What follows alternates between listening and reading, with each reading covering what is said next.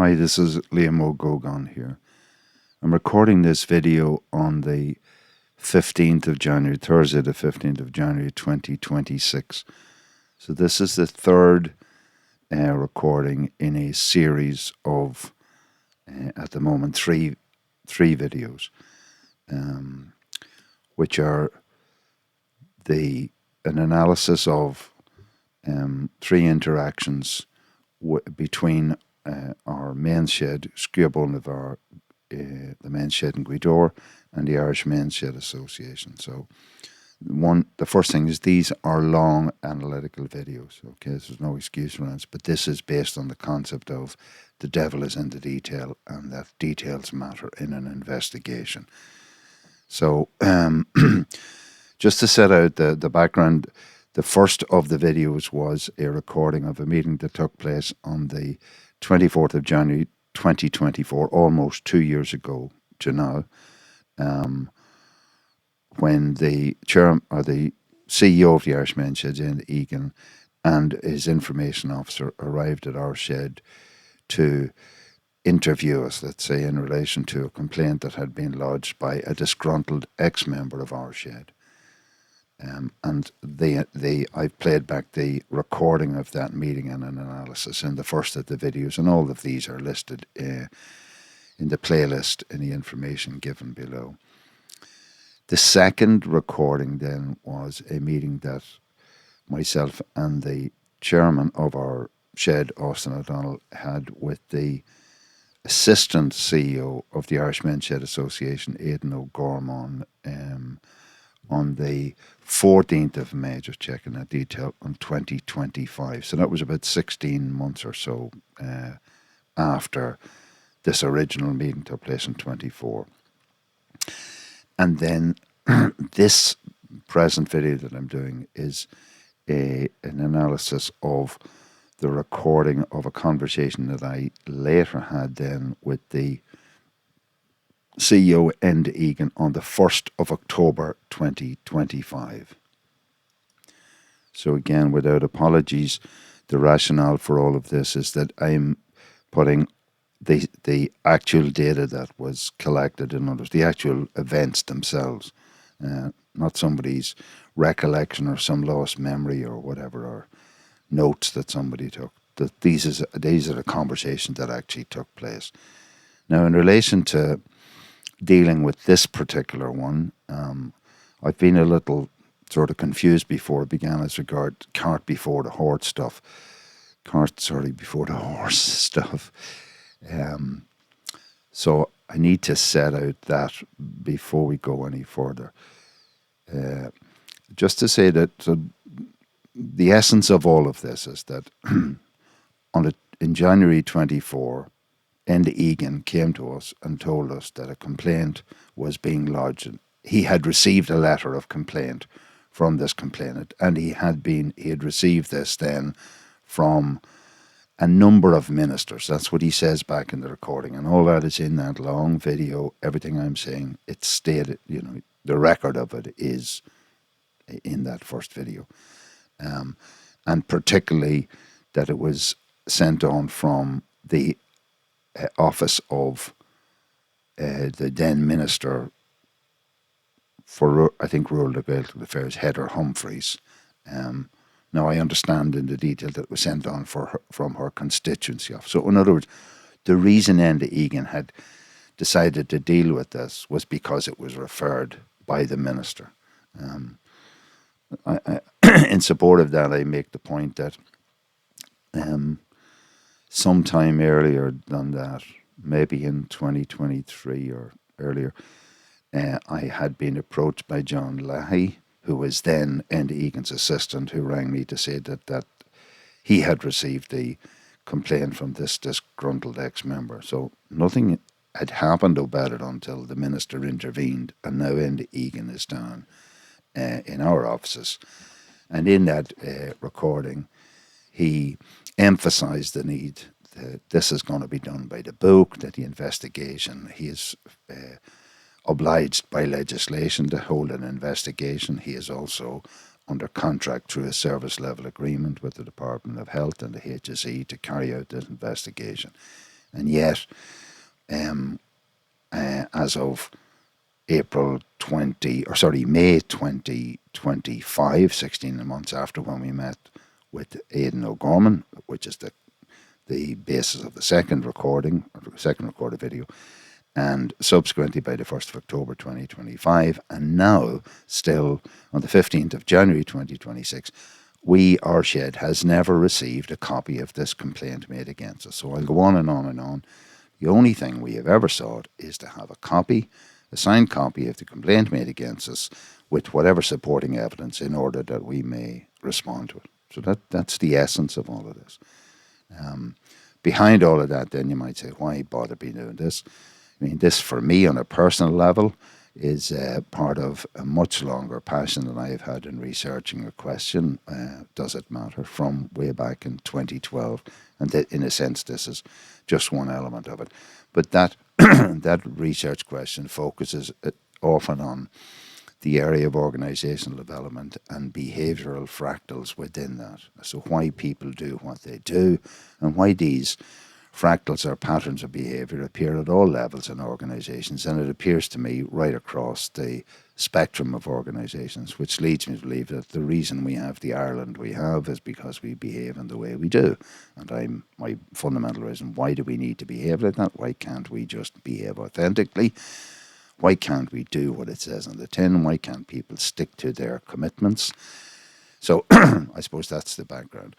Now, just to set the scene here, because this recording that I'm talking about took place on the 1st of October 2025. So why did this happen as such? So just to say that from January 2024, I had been sending endless correspondence to the IMSA, all with the same focus. Please give us the complaint, a copy of this complaint. So tell us what the process we're involved in. And incessantly, I was getting nowhere. Most of the time, I was not even getting acknowledgements of receipt of emails, etc. And I had focused on carrying my communication out with the Irish Men's Shed Association on behalf of our men's shed, in a documented and auditable, reproducible, evidential way. So everything that I discuss in the background around all of this is based on documents that were written. And part of that actually will be disclosed in this video as we discuss it, which is the selective memory of Enda, Egan and the IMSA, and their wonderful ability to disappear documents when it doesn't suit them. So it was really important for me to misremember or whatever commitments and things that they'd made in the past. So I was very focused, as I am, on documentation. And to be accused then subsequently of sending too much information only because people refuse to deal with it is a bit of a joke, to be honest with you, but a serious joke.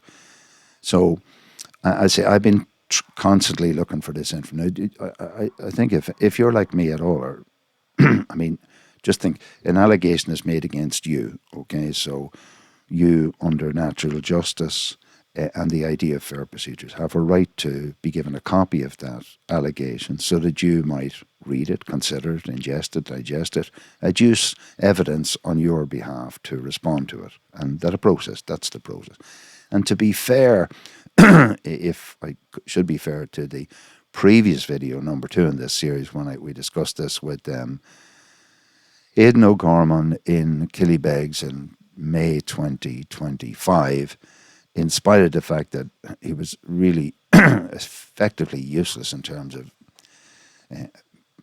dealing with any of the questions that were asked him. I mean, he did acknowledge that he personally, he said, in fact, in the recording, he said he and the IMSA accepted that we should have a copy of the complaint. And yet I'm telling you that almost 2 years later now, in January 2026, we still haven't seen this. So I was getting nowhere in terms of getting responses. Then this has all led me over the period of time to start analysing, who is the IMSA? Because, there's something like 450 sheds and men's sheds in the country. my understanding is from talking to lots of men sheds that we all assume we are members of an association, as in peer members of a peer association of equals, where we would elect our representatives, and those people, if there's a process, no, the Irish Men's Shed Association would be a member-based organisation where members have a vote in who represents them, elects their members, or elects their leadership, etc. And over the last 2 years, an evolving reality has been for me that this is completely not true. That essentially the Irish Men's Shed Association is a company limited by guarantee whose only members are the board of directors, and it turns out that these directors are not elected by the members or by the sheds themselves. The sheds have actually no say in voting on policy, on leadership, etc.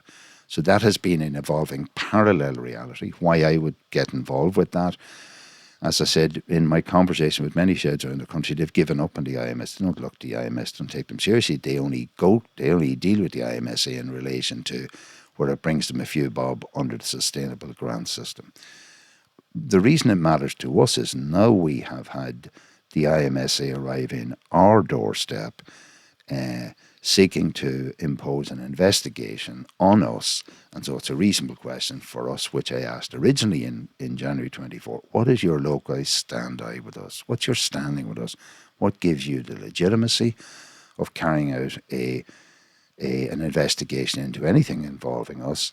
And also, what is the process for doing that? What is your process? And in asking all of those questions, there was never any answers. So just to bring you up to date, before October 21st, in the correspondence that I had with the IMSA, finally sometime I got a copy of a complaints procedure that had been approved by the board of the Irish Men's Shed Association in, I think it was July 2025. Okay. Now, just to say, the copy I got said it was a draft copy, which then was passed at a board. This information, I want to make it clear to you, as of now, today, and certainly I can absolutely say that as of the time of October 21st, you can find this information on the Irish Men's Shed website. There is no indication or no general dispersal or distribution of this complaints process to men's sheds in general around the country. So you just wonder about the process. The other thing is that what has been established in the previous record is that the Irish Men's Shed Association have had no process and procedure for dealing with complaints for years, until July. So, I mean, the other question about whether they can retrospectively apply a complaints procedure to a complaint which had been lodged 18 or almost 20 months before, well, it's 18 months if we're talking about July 25, before then.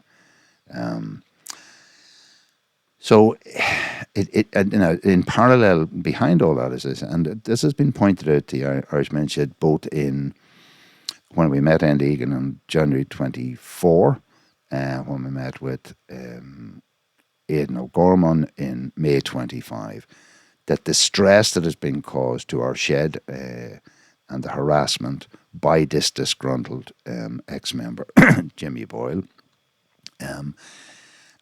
has had enormous psychological and mental health stresses for our shed in general, the hassle, and also in particular for the chairman of our shed, Austin O'Donnell, who becomes the focal point of all this, and to some degree for me, because I'm being attacked in relation to this as well.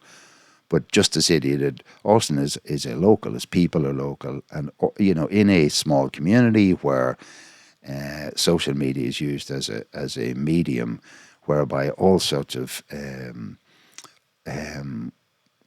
terrible things have been said by this individual about, and particularly about Austin. The sort of things that were said about him are disgraceful. But I personally have watched the stress and anxiety on Austin over the last 2 years, and I witnessed this, and what I found was disgusting was the fact that the Irish Men's Shed Association were constantly out in the public space talking about the importance about mental health and men's mental health and well-being, etc. And yet we were left in a situation that the stress for our shed was increased enormously by virtue of the fact that the Irish Men's Shed had done nothing over a period of, by October the 21st, or October 25, that was almost 20 months, had done nothing to progress this investigation. They'd never given us a copy of the complaint.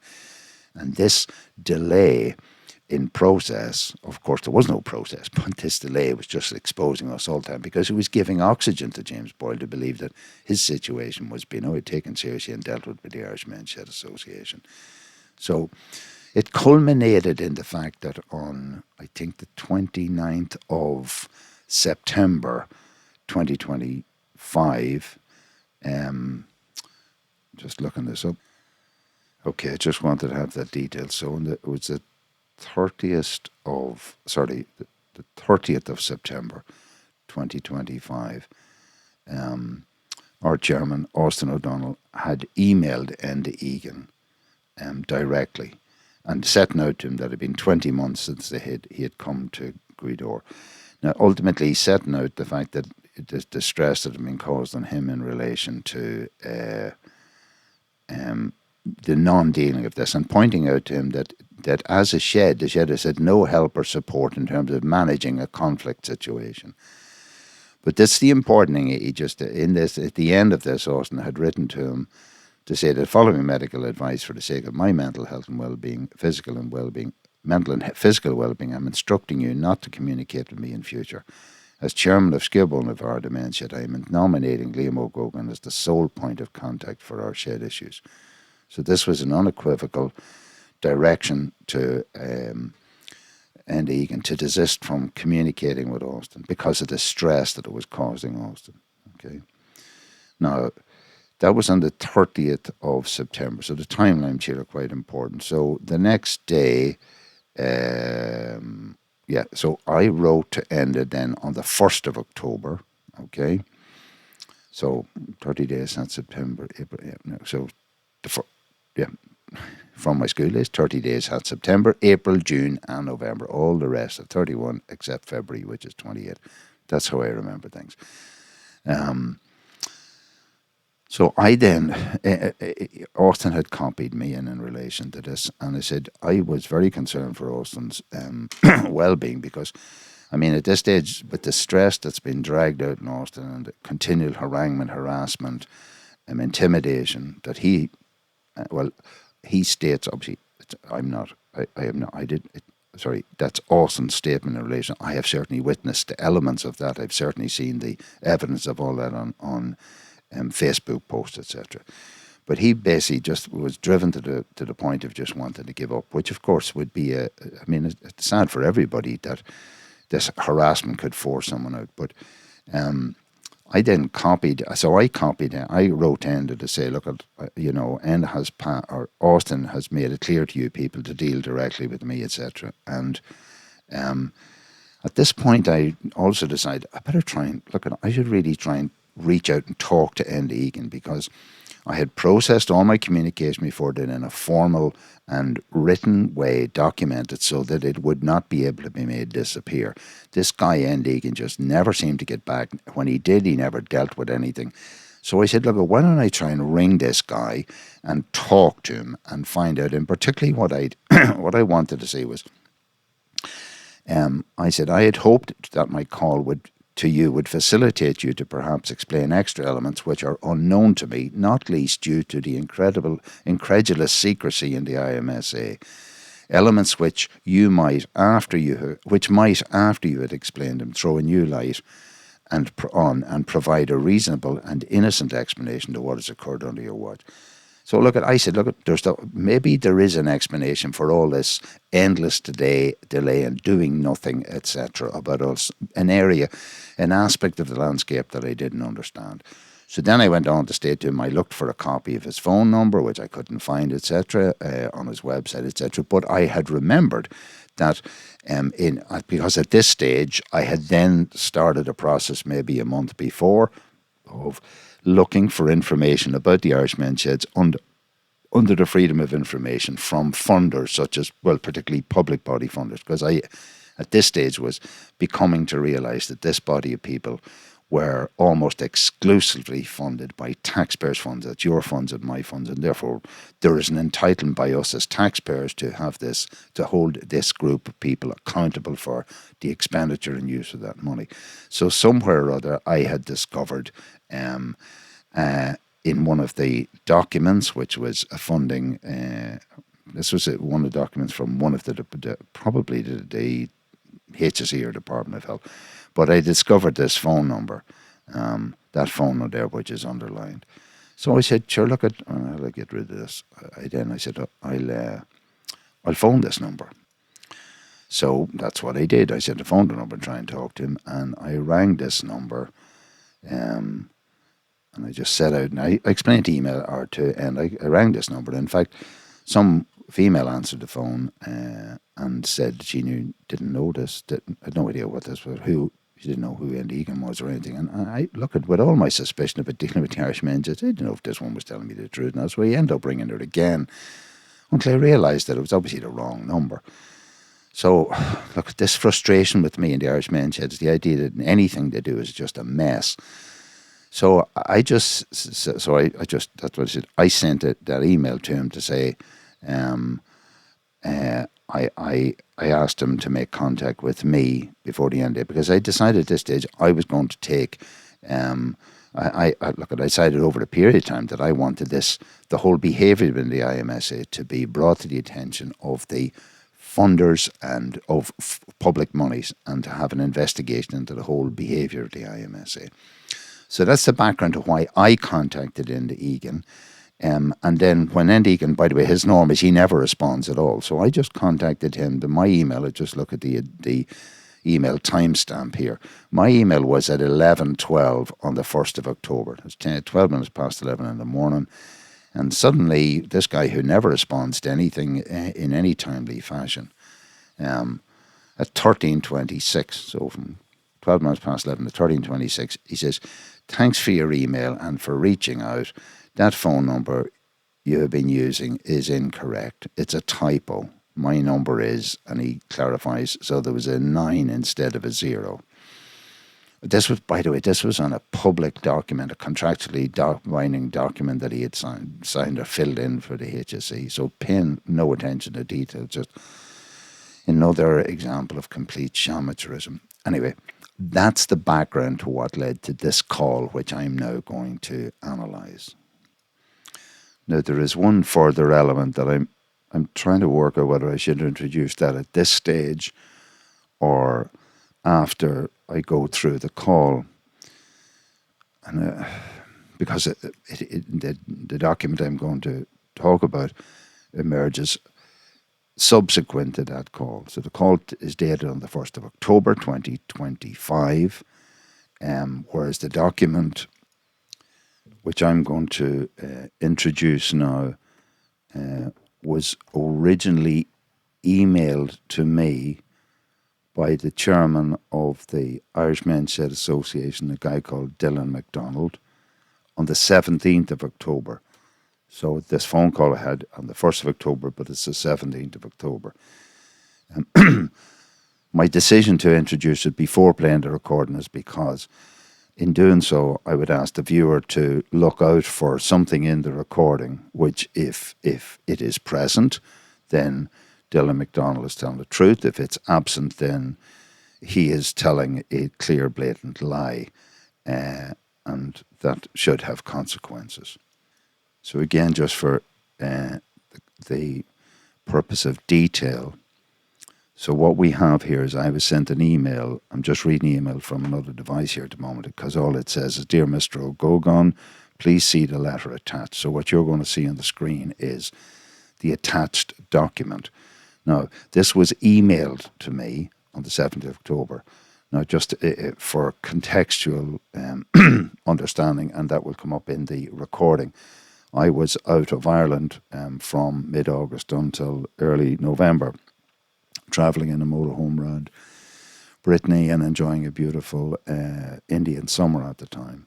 When I came home in November, I found a physical copy of this document had been also posted to my home address, to be sure. The other thing, so I've on the screen here, you'll see this letter, but it's important to understand, again, this letter is undated, okay? It's undated. So in terms of, say, governance and standards, etc., that leaves other things. That should matter to people. The other thing is just it says strictly private and confidential, and at the other hand, it's copied, so it's emailed to myself, but it's also copied to Austin O'Donnell, the chairman. This on the 17th of October. Now, just remember that as I introduced this, I pointed out that Austin O'Donnell had written specifically to Enda Egan to instruct him that the IMSA were not to contact Austin O'Donnell directly and were only to continue communication with our shed through me, specifying me as the contact.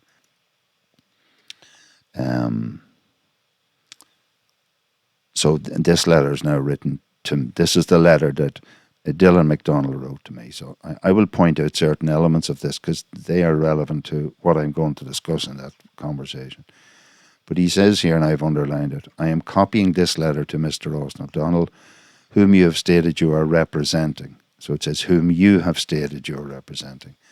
And as I understand it, Mr. O'Donnell is the current chairperson of the Gaoth Shed. So in fact, this is again another piece of misinformation, disinformation, and malinformation by Dylan McDonald. The person who stated that I was to represent the shed was Austin O'Donnell, not me. Okay? But again, and remember, this is in direct contravention to a directive given by Austin O'Donnell not to be contacted because of the mental stress that was being brought about by the behaviour of the Irish Men's Shed Association. And remember, these people are being almost exclusively funded, and the wages of their executive and staff are being paid almost exclusively out of your taxpayers' money and directed through, to a great proportion, as I understand it, the Department of Health and the HSE. And this is a health issue. And these guys, in direct contravention of Austin's attempt to protect his mental well-being, are then foisting this on him. So the part that this goes through, this document here, so I have analysed this whole document and I've done a lot of annotation on it and responded to Dylan McDonald, and of course he's just hidden the back and done nothing. But the particular part I want to draw attention to is the statement made by him in relation to what happened in the phone call that you're about to hear. Okay? So I'm just going to dig it up here. Sorry, just before I do that, this guy then go on to list the numerous communications I've had with the IMSA, and he basically saying that I'm inundating them with demands, etc. So he sets out that 74 emails, 40 WhatsApp messages, 8 posts on Facebook. So I estimate that to be about 122 things. The point I'm making about these, just as it answering just 2 as yet unaddressed requests could have avoided all of this. Like, the reason for all this constant reminders and communication by me is that the IMSA are not dealing with anything, and now I'm being blamed for reminding them. So that's just the context. And again, everything that I'm referring to here is documented detail. Now, some of it the IMSA will have selectively disappeared, as I'll discuss later on, but it's on record that these people have been sent it. Now, again, just as I read through this, it should bring attention to this part. This is the final part of this letter. So this is in relation to the IMSA setting out to sign a contract with an independent group of people who are going to supposedly address the issue in the centre of this, a complaint made against us by a disgruntled ex-member. And he says, this is important because of today's date, the 15th of January. He says, lastly, if the internal disputes within the Gaoth Shed are not resolved by the end of 2025, the IMSA will consider and take further appropriate action. So just to be clear what the ramification of that is, as you will discover when we go into the phone call, that I then discovered that the Irish Men's Shed have signed a contract for €12,000 of money, of your taxpayers' money, my taxpayers' money, to involve some external body to investigate this complaint against us. And this was all supposed to be going to happen in a short time frame. And now I'm being threatened, basically, on the 17th of October, that if this isn't all sorted out by the end of the year, 2025, the IMSA will consider and take further appropriate action. Just for the record, our shed has never heard from anybody. These people who are supposedly externally appointed, we're being told that the complainant has been met with, etc., etc. We've never even been told anything or been given any information by anybody. So to be told that if you don't solve the problem by the end of the year, we're going to do something about it, like pull the plug or something. I said, well, we're still waiting. Nobody's ever talked to us about anything. So that just gives you some background to the level of authenticity and integrity that operates within the IMSA. Now, again, just I should point is this in relation to the issues at the Guido mentioned, the IMSA has taken the exceptional step and at considerable expense. Just in the forthcoming video, you'll find that expense is €12,000 for starters, of appointing Resolve Ireland. So apparently that's the group, an independent company which specialises in the consensual resolution of disputes, to review the complaint raised by Mr. Boyle. This review is being conducted as arm's length from the IMSA with the aim of allowing the parties involved an opportunity to resolve the matter constructively. The review is intended to support a resolution where all parties engage in good faith. I just want to tell you, this guy wrote this on the 17th of October, and you're going to listen to the background of all this from the Chief Executive Officer of the IMSA. You might be wondering who that guy is, so I should probably just put his picture on the screen here. Let's see if I can just pull it down here.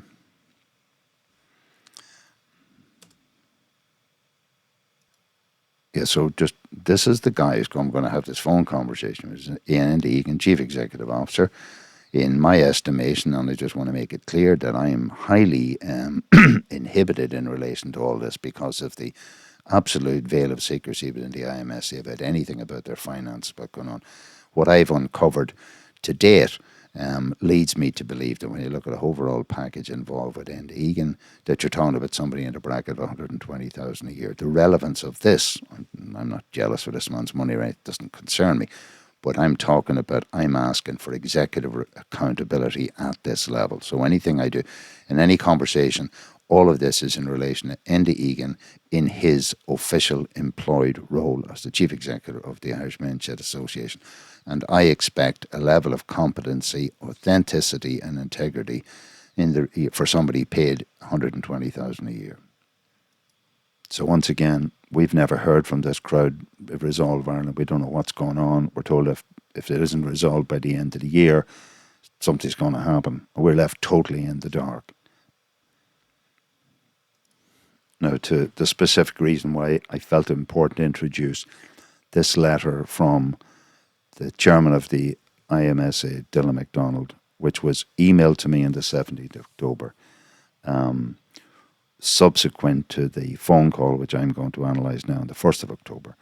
He says here, he makes an allegation that that I threatened the CEO that if he did not meet you, you would initiate this based on the email that I sent on the 1st of October, that he feels this as a threat by me, that if the CEO did not meet me, you would initiate actions that could significantly impact the IMSA, the CEO's position within the organisation, the future of the men's sheds in Ireland. So, sorry, just to be clear, it would be absolutely true. I did state that that if I couldn't get to a point where I could get clarification from Enda Egan that something was going on in the background, which was a totally innocent explanation for all of this, that I certainly would be acting in to uncover, to surface the reality of what's going on in the Men's Shed Association. And I believe that what I have uncovered in the last period of, as it now spreads over 2 years, is evidence that the IMSA are acting completely out of kilter with governance standards and do not represent with any legitimacy men's sheds in Ireland. These are a group of people who are self-elected, are not elected by the sheds in Ireland, and sheds in Ireland have no vote in what's going on.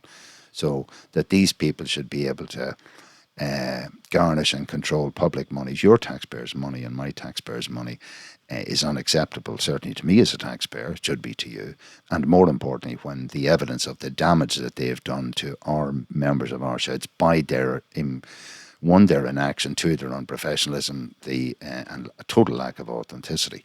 Anyway, that's how he feels this as a threat, that's fine. Anyway, this is the important statement that he subsequently makes. He makes as a statement of fact. The CEO attended with you. The CEO attended a meeting with you on that same day. So in other words, he's saying that the CEO attended a meeting with me, Liam O'Gogan, on the 1st of October, 2025. Okay. So I want to say to you just categorically, there was no meeting. I am in Northwest Donegal. And Egan resides somewhere in the Midlands. He mentions Burr a lot, so maybe it's around Burr. So I don't know where we physically could have met. So one, there was no physical meeting. The next statement he makes is that the CEO was supported at that meeting by the acting assistant CEO, who's a woman called Brenda Brady. Okay, she's Brenda Brady. As far as I know, that she was employed as a finance officer, supposedly responsible for governance in the IMSA, according to the official documents that I've uncovered under FOI, but is now acting in as assistant CEO. The reason for that being that the assistant CEO, who we met in April or May 2025, had suddenly disappeared between then and October. Only for me to discover then subsequently that he simply has resigned or disappeared, an unexplained rationale. Now, to be fair, I first discovered that in an FOI document. I hadn't seen it anywhere else because none of this is reported. Like in the idea of transparency in the IMS, you don't hear any of this. So it now appears this person, Brenda Brady, is now at least was then on the 1st of October, the acting assistant CEO. And this statement was that a meeting took place between myself and the CEO, and that the CEO was supported at that meeting by assistant CEO. He said then, now this is, these are statements of fact, by the way, and I will then obviously point out these are totally incorrect. He says, I have been informed that during that meeting, so if he was informed, the only people who could have informed him understandably would be the two people who he claims were at this meeting, given there was no meeting. That is Enda, Egan, and or Brenda Brady would have informed him. It said, you criticised the CEO and the IMSA aggressively and threatened the IMSA. So, you know, see the words, the chosen words, aggressively and threat. You know, their views of opinion. Look, you'll hear the audio, you can determine that yourself, whatever you think is threatening or otherwise. I don't in any way apologise. I said right from the start, I'm dealing with somebody who's on a remuneration package, or certainly costing the taxpayer at least in the region of 120,000 a year, from what I can uncover so far. I don't know the detail of what other, other means of funding that he gets or gets money for. I don't know that, but I can see this money through the public documents that I've uncovered after months of meticulous evaluation of these. So I don't in any way apologise for being strident and holding a strong line, because I'm expecting accountability. But he says he threatened the IMSA, including with complaints to its funders, the charities regulators, media disclosures, as well as further. So, I mean, what else do you do when you're trying to expose something? You go to their funders, you go to the people who are supposed to regulate these things, and you go to the media. So, but anyway, and also, as well as further data subject access requests and freedom of information requests. So he's not incorrect around that. But he then says, it is noted that you've already submitted numerous data subject access requests to the IMSA and FOI requests to the IMSA's further. So I have, at that point in my life, I had done 2 DSAOs. One, I think back in 2022. I think it was probably 2020. 2022, maybe 2021, and the other one in 2025. That's 2. So if he regards that as numerous, okay, and that's disingenuous, let me say. But this is the one the next one. When the CEO proposed mediation as a possible way to resolve your issues, you declined, stating it was too late to engage in such a process. So look, it is important. In normal terms, I would use the sequence first, second, third, but it was important for me to introduce this beforehand. We're going to go in, firstly, I want to make clear, I did not physically meet with Enda Egan, okay, on the 1st of October. What I did have was a phone conversation with Enda Egan. I've already said it at the start of this video. This phone conversation came about as a result of the chairman of our shed, Austin O'Donnell, sending an email to Enda Egan on the 30th of September, directing him and explaining to him the mental stress that he was under, and saying that, his advice that he had received was to just back out of all this, and he instructed the IMSA not to communicate with him directly, and he nominated me as the sole point of contact. Then I followed up with Enda Egan, pointing out that Austin had sent me this, and he copied me this. I then tried to contact Enda Egan on the phone number that he had given to the funders. This was a wrong phone number.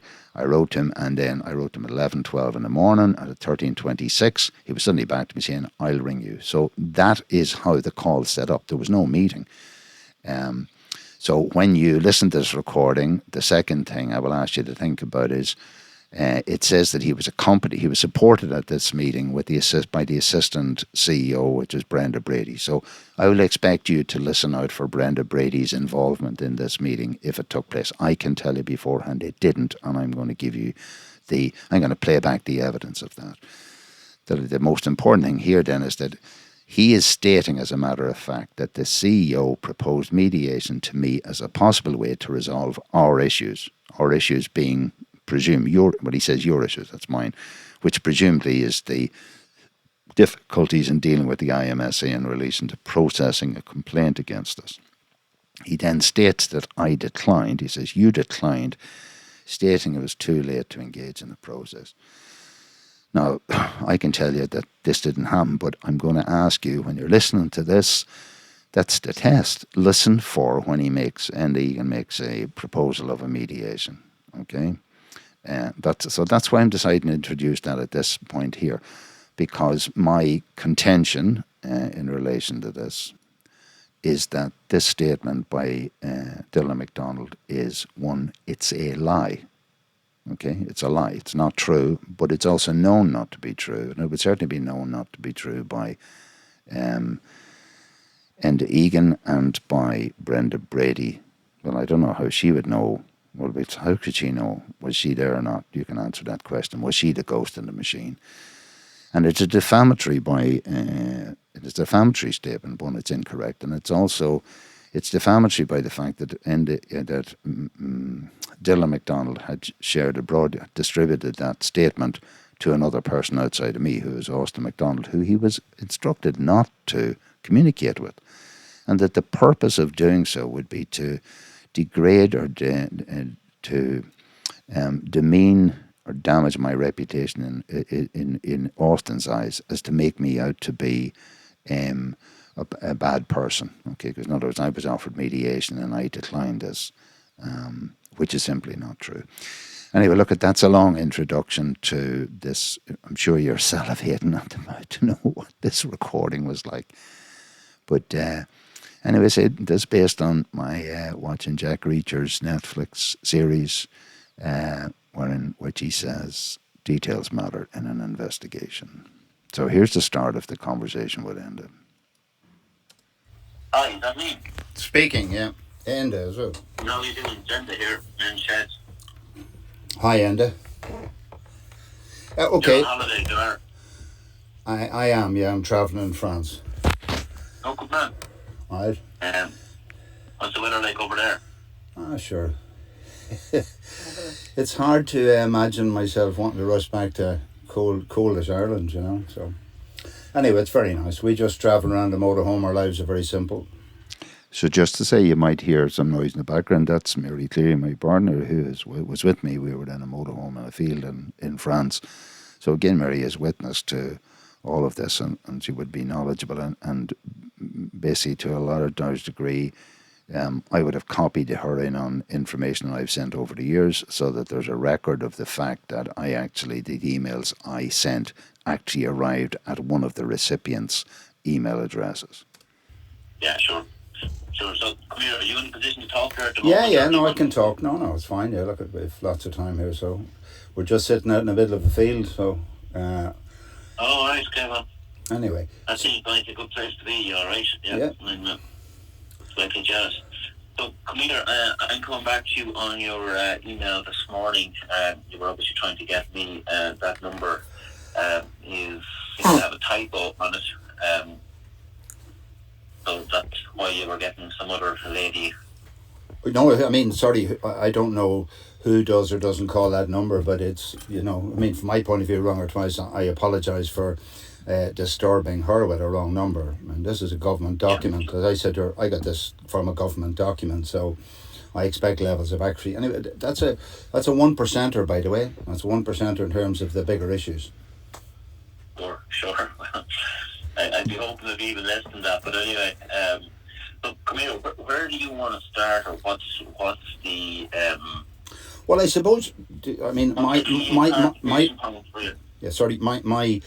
the tipping point for me was something that Enda or that Austin wrote last night, which is the very fact that you, on the salary and remuneration package which you're on, which at the moment, and I say just to say that I'm now in a flow of data that's flowing from the state that you can prevent, and nothing you've done for the last year and a half will prevent that. Nothing. So you need to understand from the very outset that because you're dealing with public monies here, everything is on the table. Do you accept that?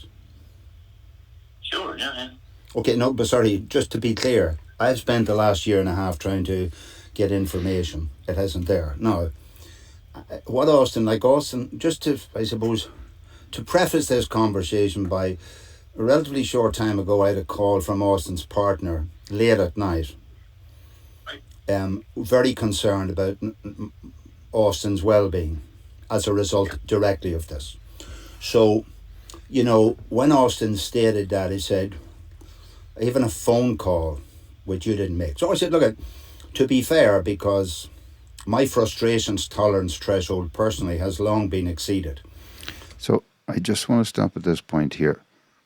As you listen to this phone call, I remember at the time of the call, I don't know the detail of what's coming next because I haven't listened to it since then, but I found myself shocked at how at no point Egan expressed any concern at all for how I've just told him about the reality of me getting a call in the middle of the night from Austin's partner talking about the stress he was under, the psychological stress that all this was putting him under. Because remember, Austin has already said that, as probably with many, many men in sheds all over the country, they do not have experience of dealing with administrative issues, struggles, legal, pseudo-legal type of things that are going on, that arise from this sort of problem.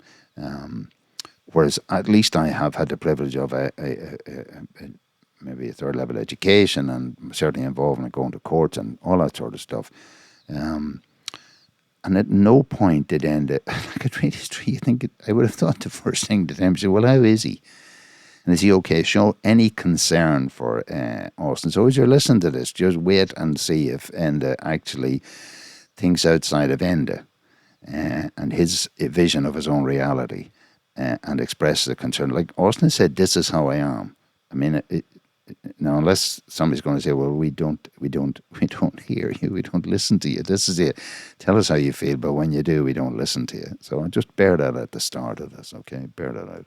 But to be fair, I said, look, I'll put the call out there. You never called me either. So I said, my phone was available. Lots of people call me. I have no idea. I had no way of, I just was fortunate to get your Yeah, just to point out, in all of this since January 24, when Egan had been just avoiding answering letters or else adding to the problem instead of contributing to a solution, he never once reached out. I mean, this guy's let's say I'm an unpaid voluntary pensioner now going into my 70th year. I'll be 70 in a month's time. Working at the coalface in Manchester, struggling to keep our sheds open. This guy is highly paid guy sitting in Borough, knowing there's a problem. He never reached out. He never once ever reached out. Some sort of authentic leadership there. Your phone number through the FOI, it's not published in any... Anyway, so I said, look, I'll leave it, So there's a space, what I call... Rumi talks about, beyond the you and I, there is a field, let's meet there. It's a quotation from Rumi. And I said, look, I'll go out there and see, is there anything at this precarious stage that would give justification for going a different direction than is only available to me now. I mean, I'm representing Austin's interest in this. He's made that clear. And I want to reiterate to you, I mean, I spoke to Austin. What happens if he calls? I don't want him to call me. I don't want him to talk. I don't want to talk to him. So I hope whatever else mistakes that have been made in the IMSA, that they don't continue to do that. Okay? So there's me reiterating what Austin had and re-emphasising what Austin had set out in his email to Enda on the night before the 30th of September, which is do not communicate directly with me. Any communications between the shed and the IMSA must be carried out through Liam O'Gogan, his representative. And I just read out for you a letter from Dylan McDonald, written Dylan McDonald, the chairman of the shed, then writing on the 17th of October, copying Austin directly in on this. I mean, you're talking about somebody who's already saying, look, and I'm experiencing mental health stresses, and you're now going to increase that stress. And I'd have to tell them that again. So, I mean, this is not, look at this, none of this is victimless stuff. This has consequences. And within Egan's behaviour and Dylan McDonald and the rest of them, there are consequences and it must be held accountable. And particularly when you think that these guys are funded almost exclusively from the Department of Health and the HSE are so concerned about your mental health and well-being. Sorry, that is me getting a bit uppity, but what do you call it? Detached subjectivity, I keep remembering Nutter Months and the Philosopher. Yeah. Okay. So really, I suppose then that, to be fair, I think the ball's in your court in relation to, is there something that I'm not understanding about the larger dynamic in everything that's going on, given that I have met a level of opacity and blankness that I suppose since 1989 I've had to deal with life seriously, and I've never met ever that level of opacity. So is there something that I'm not understanding? I've obviously, I think I've well articulated in lots of my correspondence with you the objectives that our shed has had, and that in tandem myself and Austin has had. So is there something we're not understanding, we're not aware of? Okay, I suppose there's a couple of points, and now just to warn you that this has been my experience of Egan. When we get into the couple of points business, you'll find things wandering all over the place. And in advance, I'll say to you, when Egan says I'm going to come round to that, we're still waiting for that circle to close. So I know that's cynical, but it's also my cynicism based on my lived experience. So let's continue. It's going to be probably challenging not to go around in some circles here, so I'll try and keep it as So he acknowledges this is going to be kind of a circular conversation. So just watch how these increasing cycles of circles develop. Under, I suppose, distinct kind of points, I suppose, if we can. The first one is, look, my understanding of this, right, and again, you can correct me here if I'm wrong on this. Yeah, just before we go any further, remember, I've been trying to communicate with this guy for the last 20 months, writing stuff, and it's quite unambiguous. My queries and questions are clear, they're coherent, they're unambiguous. And the answers, and let's say the responses I get, are completely discombobulating, okay? And they just add to the confusion. They never address the actual questions. Austin appointed yourself to, I suppose, represent or to deal with this issue on behalf of the shed. So I haven't contacted Austin as a result of that. No. Austin appointed you to deal with this on behalf of the shed, so I haven't appointed you. Now, Austin appointed me the night before. Austin appointed me the night before. He didn't appoint me before then. So when he's saying I didn't contact Austin, I'm going to repeat that again, because this is one, again, malinformation, misinformation. Let's listen to it again. Austin appointed yourself to, I suppose, represent or to deal with this issue on behalf of the shed. So I haven't contacted Austin as a result of that. I genuinely, and lots of people at this organisation would be of the view, because I've said it several times, if I was dealing with Austin on this issue, I don't think we would be where we are. No, I just need to pause that and bring that back, because that's kind of critical stuff. So I just want to play that section back again.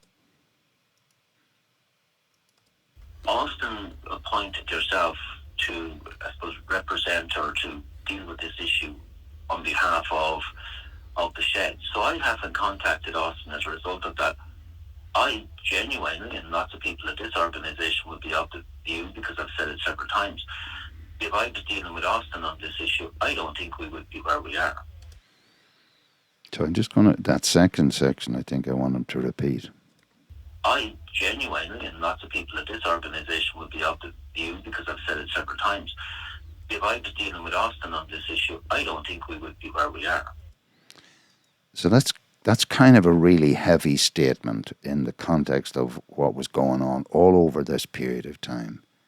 I, Enda Egan, am of the opinion, as are many others within the IMSA, that if Enda Egan was dealing solely and directly with Austin O'Donnell, our chairman, we wouldn't be where we are. I want him to repeat that again. I genuinely, and lots of people at this organisation would be of the view, because I've said it several times, if I was dealing with Austin on this issue, I don't think we would be where we are. So you have to ask yourself, well, why would somebody say something like that? Like, this is like, let's say you're a judge in a court and Johnny is there and he's representing Colette. Johnny is the solicitor representing Colette. And the judge says to Johnny, the solicitor, I am of the opinion, and so are many of my people, my friends in court here, that if you weren't here representing Colette, we wouldn't be where we are. Does that sink into anybody? It's funny, like, when after this phone call, I sent Austin a copy of this recording, and we chatted about it afterwards. He says, yeah, you know why? Because your man would have tried to run rings around me. And I just want to take you back to the content, the first conversation, the first meeting we had in January 2024, when Enda Egan went out of his way to point out that, in his experience, almost no other shed in the country would have been equipped or in a position to deal with the issue and managing the struggle and the conflict within our shed as we had in as comprehensive a manner. And he pointed at it as a positive thing. In other words, that because of essentially my involvement in this and my whatever attention and the hard work that I've been into documenting everything that I've ever done, that on one hand we were to be positively recommended in January 2024, and suddenly now I'm the kernel of the problem, and I'm the kernel of the problem, I can assure you, because I'm doing like what I'm doing now. I'm being focused, I'm being forensic, I'm being detailed, and I work on auditable, reproducible evidence. So let me just see. So how I responded, that is interesting. I just wonder how I responded now. Absolutely, 100%. I don't believe we would be at all. Why is that?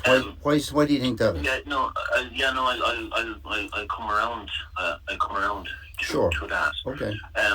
No, okay. So I suppose when I go back, this is the part that really gets to me. Just that little section there. I just want to freeze that a minute and just look at that again. Okay, so I've highlighted this section here, and I want to play this back, I think a couple of times, because to me this again is the kernel of actually a lot of what's going on in the greater picture around all of this. Okay, so just the context here. Austin has written to the IMSA. He's instructed them, directed them to contact that all correspondence or interaction between the IMSA and our shed will be carried out through me. Now, he only did this the night before.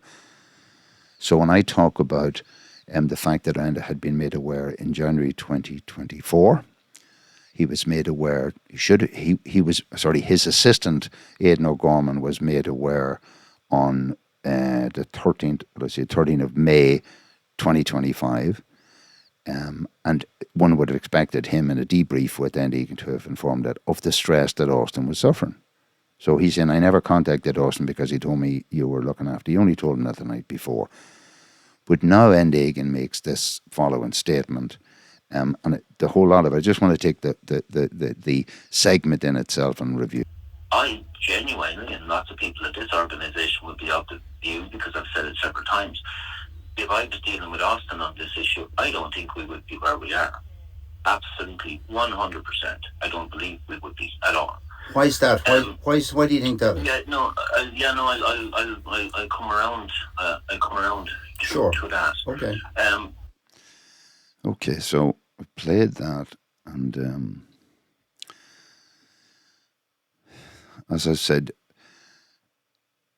Egan never comes back to that.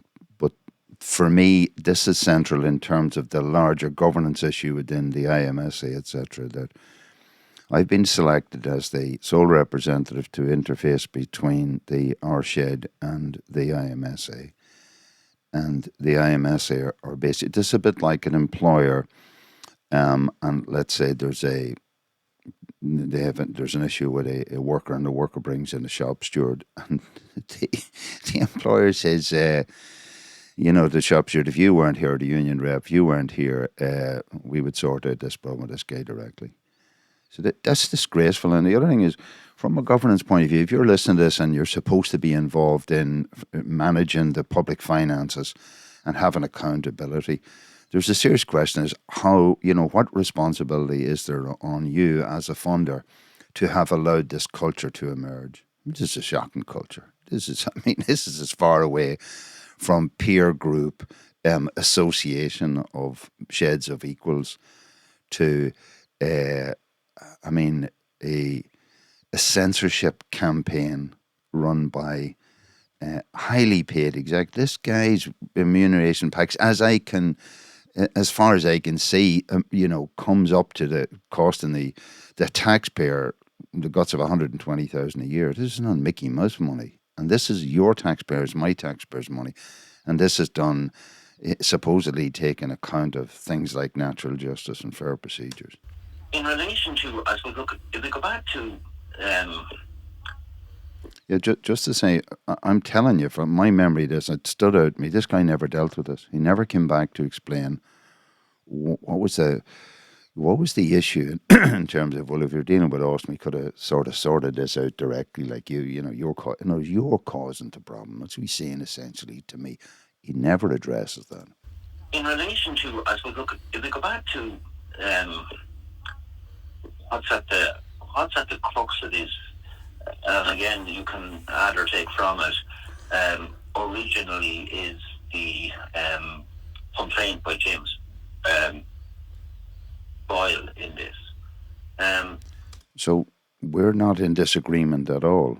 What's at the crux of all of this is that on the 24th of January 2024, which is almost 2 years ago to now, Enda Egan arrived like the new sheriff in our shed in Donegal, having driven all the way up to Donegal to give a private audience alongside the information officer for note taking of the IMSA with James Boyle.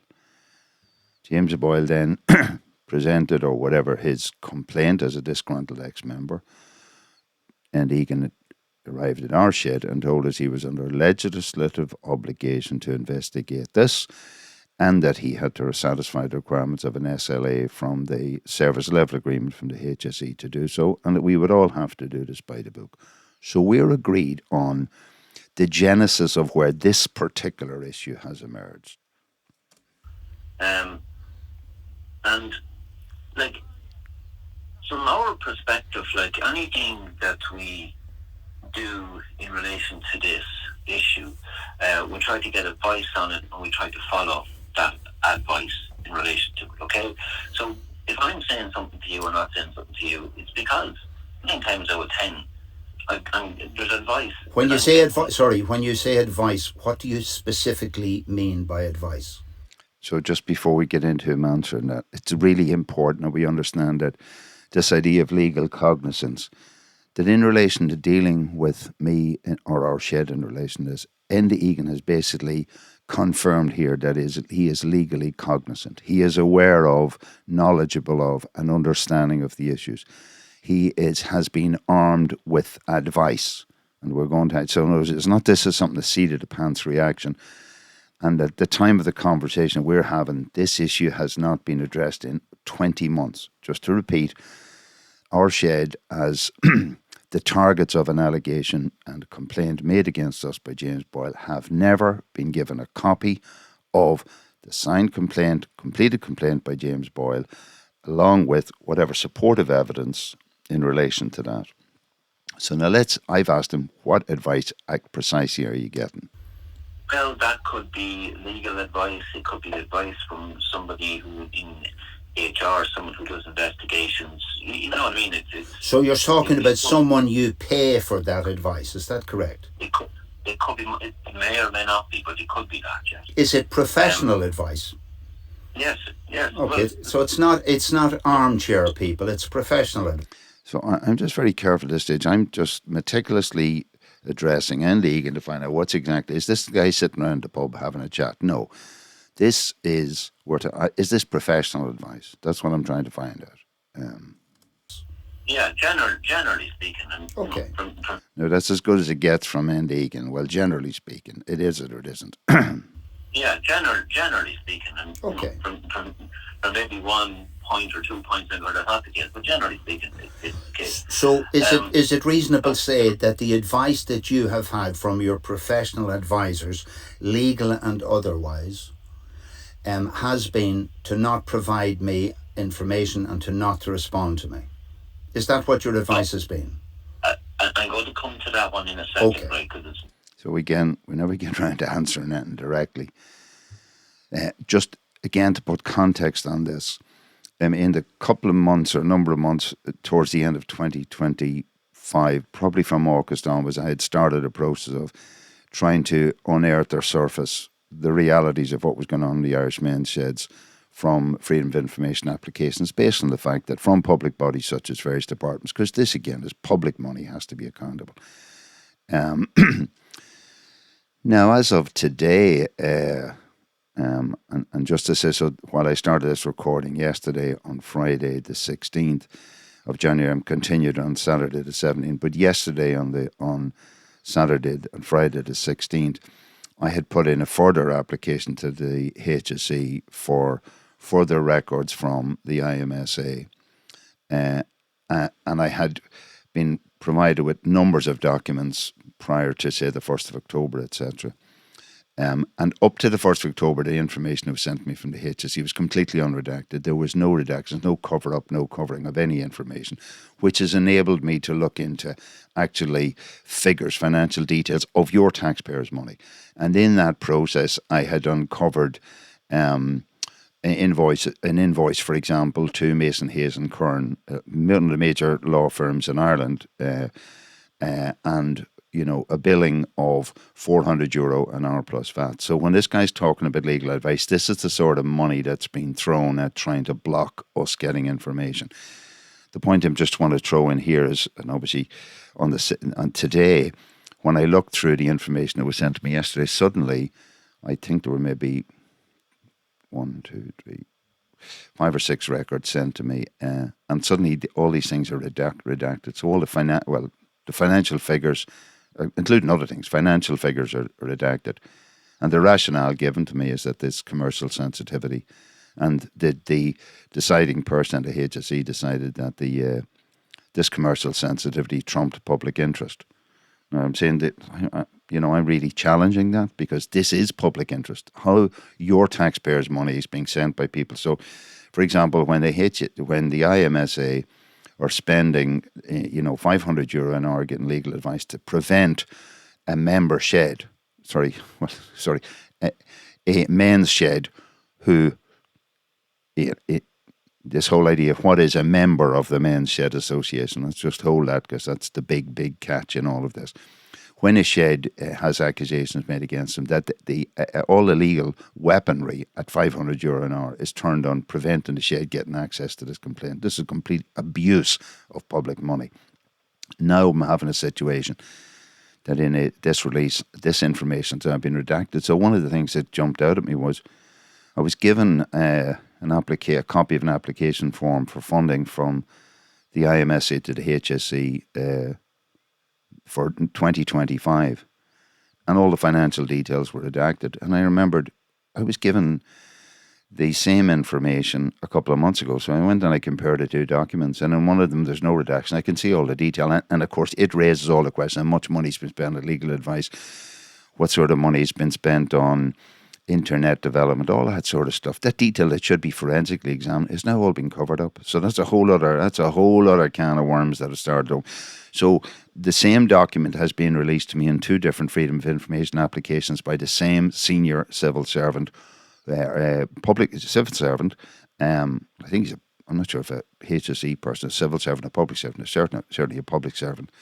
And in one case, they've redacted the very same information that they've provided me in another one. So both of these, they cannot both be right or they cannot both be wrong because they're the very same document, and that's a whole other layer of interrogation that I wish I didn't have to start going into.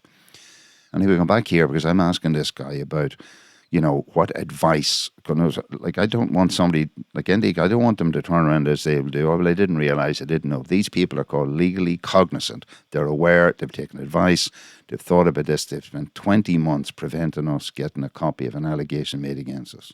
It's not as straightforward as that, but so the James Boyle thing, right, and I'm just talking about the complaint here now for a second, right? So his complaint, there's a couple of different, letters and stuff going around the place. So he's now saying there's a couple of different letters going around the place. I'm only aware of a single letter, which is a 2-page handwritten letter to Dear Minister, which was given to us by Enda Egan. A copy was given to us only because, to be honest, I never realised. I extracted it from before he realised that he shouldn't have given it to me. I'd say now he's sorry that he gave it to me at all. Suppose he's setting out this complaint, but now I'm told there's a couple of letters. So we don't know what, the couple of letters must be at least more than two, okay? So we've never seen any of this. We met with him. It was very difficult to make sense of what he was saying, okay? Okay, so we met with him. It was very difficult to make sense of what he was saying. So you got to understand here, this is the complainant that this guy, Enda Egan, is describing his experience of meeting with the complainant. It was very difficult to make sense of it. It was a scattergun thing. It was all over the place.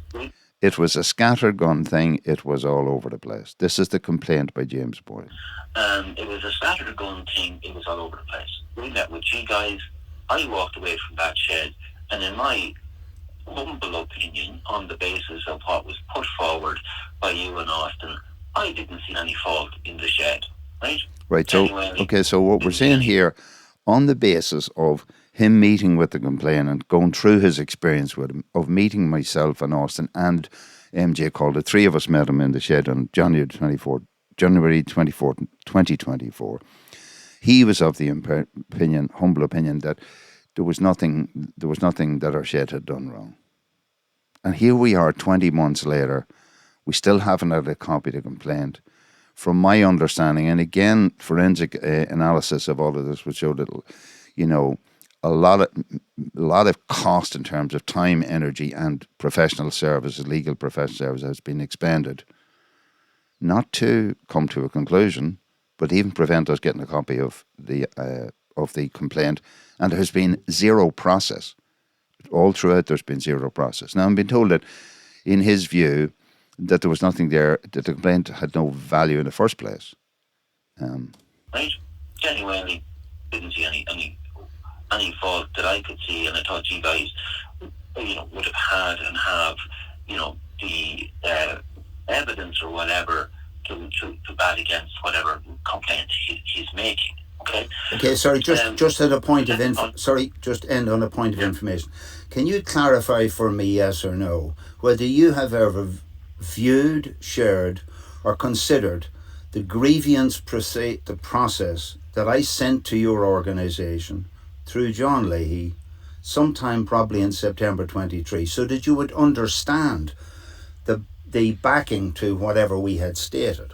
So can you clarify if you have or have not gone through that? So, Lee, you know what, there is that many emails and that many oaks over and back. I'd have to have it in front of me. And that's not giving you a smart answer or avoiding it. I honestly would have to have that in front of me, right, to be able to say to you yes or no to that. Now, I just want to say to you, look, this guy, this is 120 grand a year player we're working with. On our side, we are completely volunteer individuals in our sheds. He talks about the quantity of emails and all the correspondence going forward. That correspondence, there's two sides of this. There's the IMSA, and on our side, there's our shed, and essentially me carrying out this process on behalf of our shed. These people are paid significant money, and they're not dealing with the correspondence. The escalation of the correspondence has come from a complete avoidance of doing anything that they've said they're going to do, of actually progressing a process that they said they were obligated to do. Nothing else. I'm asking this guy about the fact that he's alluded to the fact they presume use gays would have had your systems, etc. in place. Just a history of this was sometime, maybe about mid-23, I'm not 100% that detailed, sometime around that period of time. The person who who had visited us in the shed prior to this, maybe in 2022, alongside Enda Egan, a guy called John Leahy, who was presented to me as Enda Egan's assistant, so right-hand man essentially. He had contacted me to tell me there was a phone call, a complaint lodged or made, or an approach made by James Boyle. He asked me the background. I told him background informally as I understood it, and then I emailed him confirming our phone call and also attaching a copy of the formal grievance process that we had applied in relation to expelling James Boyle on the 8th of February 2022.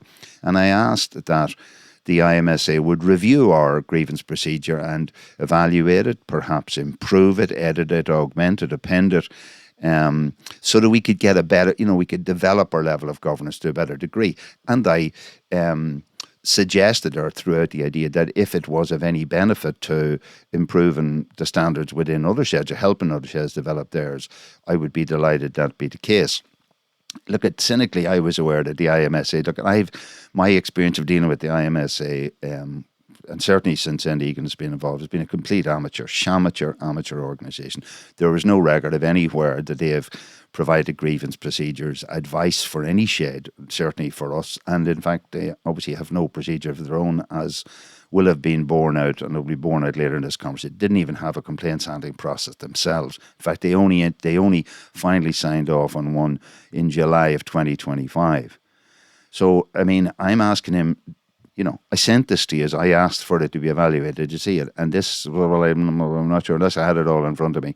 So this guy's supposed to be now talking to me after months, 20 months at this stage, supposedly paying attention to this process that he said he was obligated, legislatively obligated to carry out and compelled to do so under a service level agreement. And yet he's suggesting that he doesn't know anything about this in email and evaluation or grievance document that I sent him. And just to say, I have a record of what I said to him. I have proof that I sent this information. And later on, we'll see what he says. I think I remember him saying something about this document suddenly no longer exists. Genuinely, that would have to be in my, site right now to be able to say, look, that's a yes or that's a no. So I just want to say, why are we having this conversation if he hasn't got the stuff in front of him? Why are we wasting my time and your taxpayers' money? A guy supposedly, finally, he reached out to ring me today only because I had tried to ring him and he had provided a wrong number in a government contractually binding document.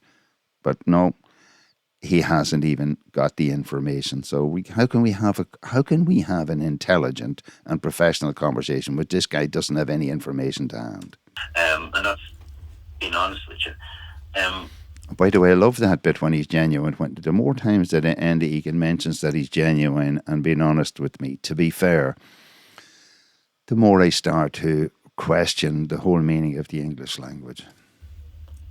The complaint thing, so anyway, James Boyle's joke is all over the place. So there we are, just from the horse's mouth. Anyway, James Boyle's joke is all over the place. Just again. Anyway, James Boyle's joke is all over the place, right? So I'm supposed to take all this stuff seriously and saying James Boyle, the complainant stuff is all over the place. Now, he repeatedly says this stuff about James Boyle stuff, and yet he told us up in January, this all is on the record, this is the third recording. The first one is of the meeting that took place in January 2024. And we're told we have to do things by the book. And yet all this energy is being invested in James Boyle, whose stuff is, well, hear what he says. And our view was, James Boyle's joke is all over the place, right? So we're supposed to deal with stuff that is a complaint that's... James Boyle's joke is all over the place, right? And our view was to try and pull that into some kind of a complaint that could be made sense of. To talking through that, to try and pull it down to something that is sensible. At no point, right? At no point, at any stage, were we in there with James Boyle trying to, in some way orchestrate or design something to either put you personally, Austin personally, or the shed in some kind of a disadvantage. That was never, ever, and wouldn't be in any situation like this, but it was trying to... Sorry, just as a point of it, once again, and as a point of it, do you think that if you were an objective person looking at what has happened, that an objective person would be inclined to believe the truth of what you said? Now, I'm not saying it's not true. I'm just saying, would an objective person faced with the facts of you doing what you did, there is an issue. You could allow the complainant to deliver their complaint. If the complaint is not of an adequate quality, it's not your job as the referee to train the opposition. Maybe you don't understand that, but I'm just saying, do you accept that an independent perspective might find your position a little bit difficult? Well, look, I'm not being the referee on it, but if I would... Sorry, I just wanted to repeat this. Well, look, I'm not being the referee on it, but... This is important. So just to go back over that little part again, okay? Enda Egan clearly here, as he did in 2020, the meeting in 2024, indicate that this role that he was playing is that their role was to work through the complaint with James Boyle, to put it into shape, to knock it into shape. And I'm basically pointing out to him, so the word referee, he mentions the word referee here. Now, I say this here because at the end of, or toward the end of the previous conversation, the previous video, that is the recorded conversation myself and Austin had with Aidan O'Gorman, the assistant CEO, which we had on the 14th of May 2025.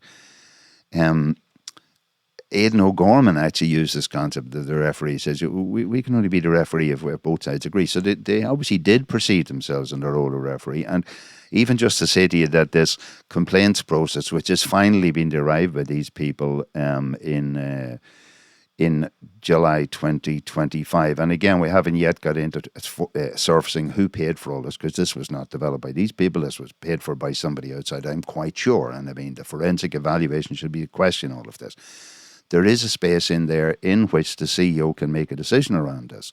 So my whole point about this is, imagine you go to a football match and let's say today Man City are playing Man United. So I'm a Man United player and I turn up in in the Etihad Stadium, and the Man City bus comes up, and the referee gets out of the bus with the Man City players, and he's wearing a Man City jersey. And he goes into the dressing room and he gives the boys a rub and he prepares them, and he goes out to the game, and then he blows the whistle and says, we're going to have a fair game here. I mean, this to me I find shocking. For example, if you go to a court case, and last Tuesday, I attended at a court case in Dunlow over a criminal charge against the same James Boyle in relation to his doing damage to the door of our shed. So he turned up, he stood up, he said he was representing himself. And the judge did inveigle upon him after a couple of reminders that, perhaps he should get representation, etc. But it would have been completely unheard of if the judge had sat there and said, look, sit down there and I'll assist you to make your complaint. Simply, I find the fact that Enda Egan doesn't find a problem with this, and the fact that somebody has undertaken to pay this guy the princely sums of money of towards 120,000 a year, that this can happen in our society, I just find this really shocking. I mean, even a child would recognise when somebody's interfering with due process. It is not the role of an evaluator of a situation to help one of the sides make their argument. That is the responsibility of the person making the argument. Well, look, I'm not being the referee on it, but if I would counter that by saying, if you were looking at what was presented, you couldn't make head nor tail of it, and nobody could make it. Okay. So look, he's now saying to me, but if you look at the complainant, you couldn't make head nor tail of the complaint by the complainant. So again, you're a referee in a pitch, you come out and there's two sides, and some people are really bedraggled. They look like they've been on the piss the night before. They're not organised. The goalkeeper isn't in the goals. Or they're running around the pitch, they're not organised. It's time to blow the whistle. You blow the whistle. You play the game. So, I mean, all of a sudden, a whole different approach has to be given to Jimmy Boyle because apparently he's put a complaint together that you can't make sense of. We're the victims of that complaint, by the way. Our shed as the victim. Not only were then in 2024, we suffered this from the 8th of February 2022. We'd already 2 years of this. And now we've had a further 2 years of stress and harassment added to us because of the failure of the IMSA to do the process and progress and investigation, which they stated, Enda Egan stated, he was legislatively obligated to do and mandated to do under a service level agreement, SLA, with the HSE Department of Health. So just for your distinct it down to a complaint, if you know what I mean. Yes, but sorry, just again with respect, Enda. I mean, if you took a case to a court and you sought adjudication by an independent person called a judge, and if having listened to you, the judge's opinion was that whatever you had presented to him was, as you have described what was presented to you by James Boyle, and the judge basically said, I'm sorry, I can't give you any relief because you've made no sense of what you want to say. Do you understand that that's the way society works? Well, look, I mean, if there's wrongdoing in it, all I can be very clear with you on it is that there most certainly was never any intent anywhere. And I would say that an objective person... So I just want to say, so what this guy is saying, if there was wrongdoing in it, well, there was no intention. So again, I'm simplifying this to my life's experience. I'm in a house, my home, a couple of guys are playing football outside, ball is kicked, breaks my window, I go out, I address the guys playing football, right? Guy comes up and said, look, I missed no harm and all the rest, but, if there was wrong to be attributed or whatever, there was no intention on us to break your window. So I'm sitting there and I'm saying, okay, let's just look at reality here. Measurable reality against intention. My window is broken. You guys broke my window. You're responsible and accountable for one, recognizing and acknowledging you broke my window. And you're responsible for fixing my window and apologising to me for the interruption and disturbance to my life. That's kind of clear to me. And Egan sitting there and said, well, if we did something wrong, if somebody get damaged, it's nothing to do with us, it's hard luck. There's been real significant damage done to the mental well-being of members of our shed, including our chairman, including our membership in general, and myself too. And this is as a result of I'm telling you, this is down to the fact that the IMSA have not progressed investigation after coming to our shed like sheriff and Egan sheriff in town saying, I'm here, I'm going to run this, you got to do this by the book, and there's going to be an investigation. And now he's saying that if somebody got hurt, something to do with me. No intention. Right? As an objective person looking at all the stuff that James Boyle has been fired around the place and looking at his signed actual complaint would say that, there's a lot less in that than there was in all the other stuff he was fired around the place. So now, Jesus, more information. So he's talking about the signed complaint by an objective person looking at the signed complaint lodged by Jimmy Boyle. So it obviously is a signed complaint. And then Egan is aware of it. And of course, what he's really saying is an objective person who hasn't seen his complaint. There's nobody else has seen his complaint. And he says, when you go through the complaint, let's see what he just says here. There's a lot less in that than there was in all the other stuff he was firing out of. So when we just said there's a lot less in that than all the other stuff he was firing all over the place. I have no idea what Enda Egan is talking about. I have no idea about what he's talking about, people firing things all over the place. Do you know what I mean? Yeah, sorry, just also to put on, with respect then, to put on record, neither Austin nor I have access to still, 18 months later, to whatever the latest version of James Boyle. Okay. It has been I'll finish and then I'll let you go. I'm saying I've laid it out clearly that it's my constitutional right as an individual under the alternate partem. So just to clarify there are two areas under which our shed would have been entitled to a copy of the complaint. One, under the complaints process itself, part of fair procedures would be that we would be entitled to a copy of the complaint lodged against us. And that should be done. There should be no reason for delay in that. And that issue was already confirmed in our earlier conversation with Aidan O'Gorman on the 14th of May 2025, which is in the second of these three videos. That recording is analysed, and in which Aidan O'Gorman said that it was his personal opinion that we should be given the complaint, and also that the IMSA agreed with that too. So apparently there's no disagreement, but we still haven't been given this complaint. The second one is that if I'm personally named in that complaint and a complaint is lodged or issues some commentary in relation to me, that I'm entitled to that information under my constitutional rights under audi alteram partem, as evidenced by the what's called the Haughey case and other court decisions, etc. from that. So I'm entitled to it in two of those fronts, and still haven't, 2 years later, still haven't seen this. To have this information. Your assistant CEO, Aidan, confirmed with us at a meeting he had with us that he also agreed with that we had a right to having this. So just to say again, what I'm saying there is the evidence for that is in the second video. Aidan O'Gorman's actually words around that. Whatever about anything else, when you're talking about this complaint, there's no point going into the detail about it. We haven't seen it. So just to be clear, whatever you're telling me about, I have no sight of it. So I can't comment on it. Is that okay? Well, I think this is where, an issue has developed out of this, that where a phone call would have been useful, because...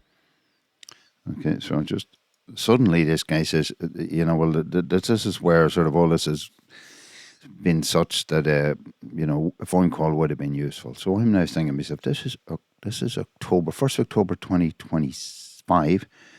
This is 20 months after this guy arrives, like the sheriff in our town, ruling the roost over us, telling I'm going to carry out an investigation because I have legislative obligation. He, at the time, alluded to a threat that there might be a criminal issue involved that this had to do with vulnerable and older persons, of which James Boyle fits into that category. And all this mess and no progress, we still haven't got a copy of it. And he says a phone call would have been useful. I'm saying, wow, this isn't you on a phone call. We're actually having, this is the phone call 20 months later. So let me just run that and let's see, run through what emerges from this part of the diatribe. That where a phone call would have been useful, because the reality is that you haven't finished. And the reality is, when we discussed it up there, there's nothing new in it. So there's nothing in this that's different than anything that you've seen. That's the facts of the matter, and there's nothing different in anything that. So this guy, the phone call would have been useful, but don't worry, the facts of the matter are all the stuff you've seen. There's nothing in this, nothing in this at all. So there's some sort of a reassurance. Well, we have no idea what's going on in this supposed process, and yet we've been reassured, like getting a nod and a wink.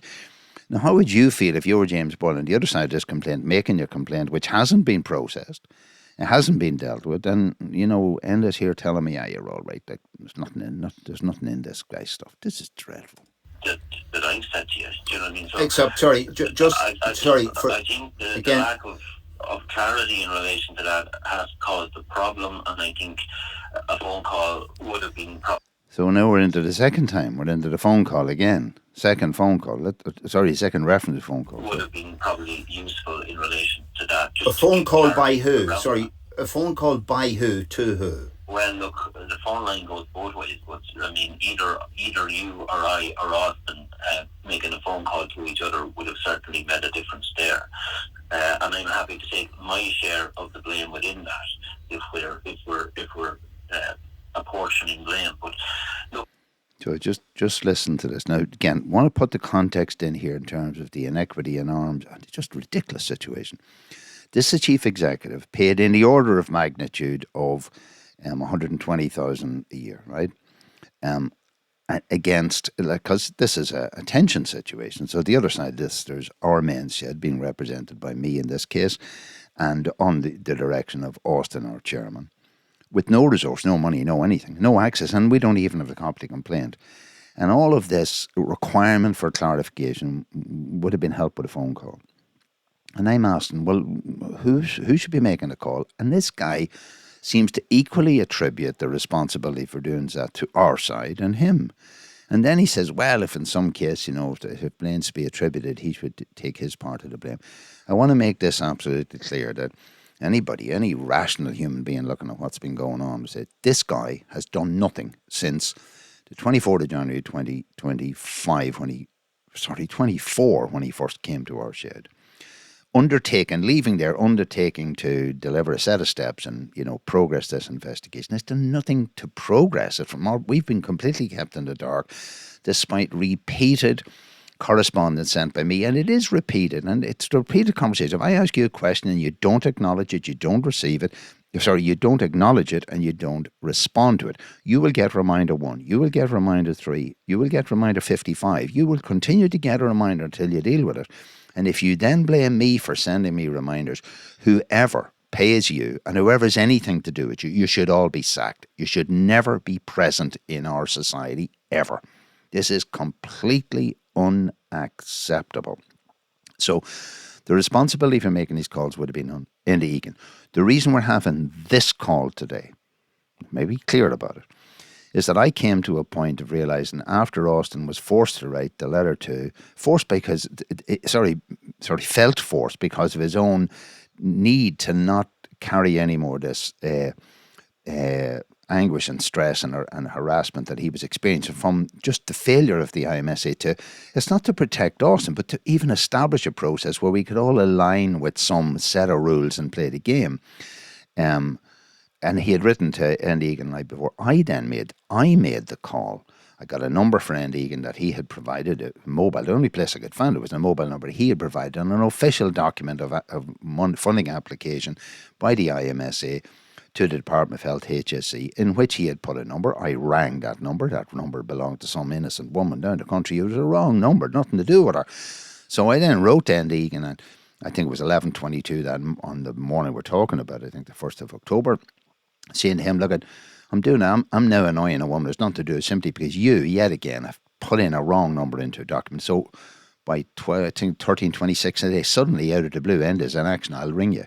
So this call came because I opened the channel. Now, when I started this conversation, I'm trying to find out if there's something going on here that is this a bigger game than me? I don't understand.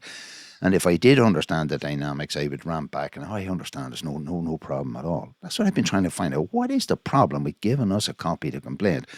This guy is now saying if blame is to be attributed, he'll take his proportion. His proportion is 100%.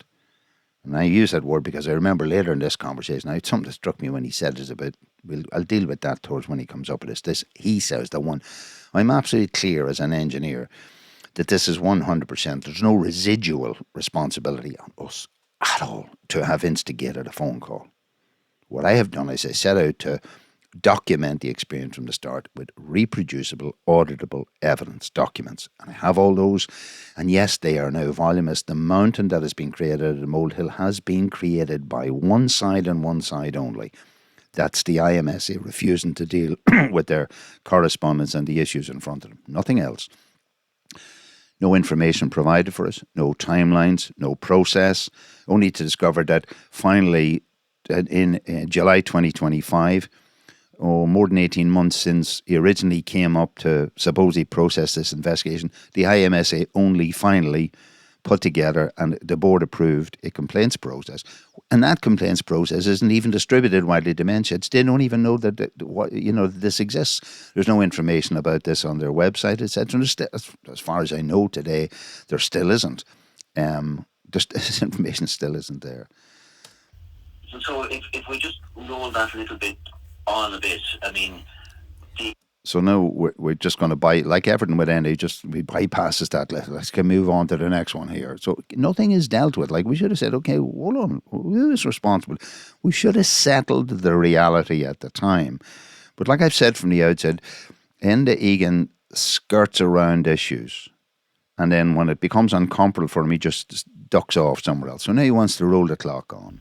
So if we just roll that a little bit on a bit, I mean, the appointment of someone externally to deal with this is because, look... Okay, so suddenly now we're talking about appointing an external person. So again, we've got to give context because there's a lot of correspondence, certainly, that's ongoing in relation to me sending stuff, not getting anywhere. A number of weeks prior to October, I discovered that the IMSA were now haven't failed to do anything about the process. And given that in the, just looking at my date, the meeting of the 14th of May 2025 that Austin and I had with Aidan O'Gorman in Killybegs, that's the assistant CEO of the IMSA, he undertook when he left there within a week that he would come back with timelines and set points and what we were all going to do and get the information, we would have our complaints, etc. And the thing would be progress. Nothing happened. Just never heard. Just disappeared into the mist like everything else. And then I saw correspondence in that the IMSA were sending out a tender for an external body to come in and evaluate this. And I'm just like, with what? With what monies? Who's going to pay for this money? I mean, it's all your taxpayers' money. The IMSA don't do their job. Now they try and bring in someone else to do their job. Now, I had no idea. We have no information about terms of reference, timelines, anything. This guy's now suddenly, the decision is made to send us to an outside agency.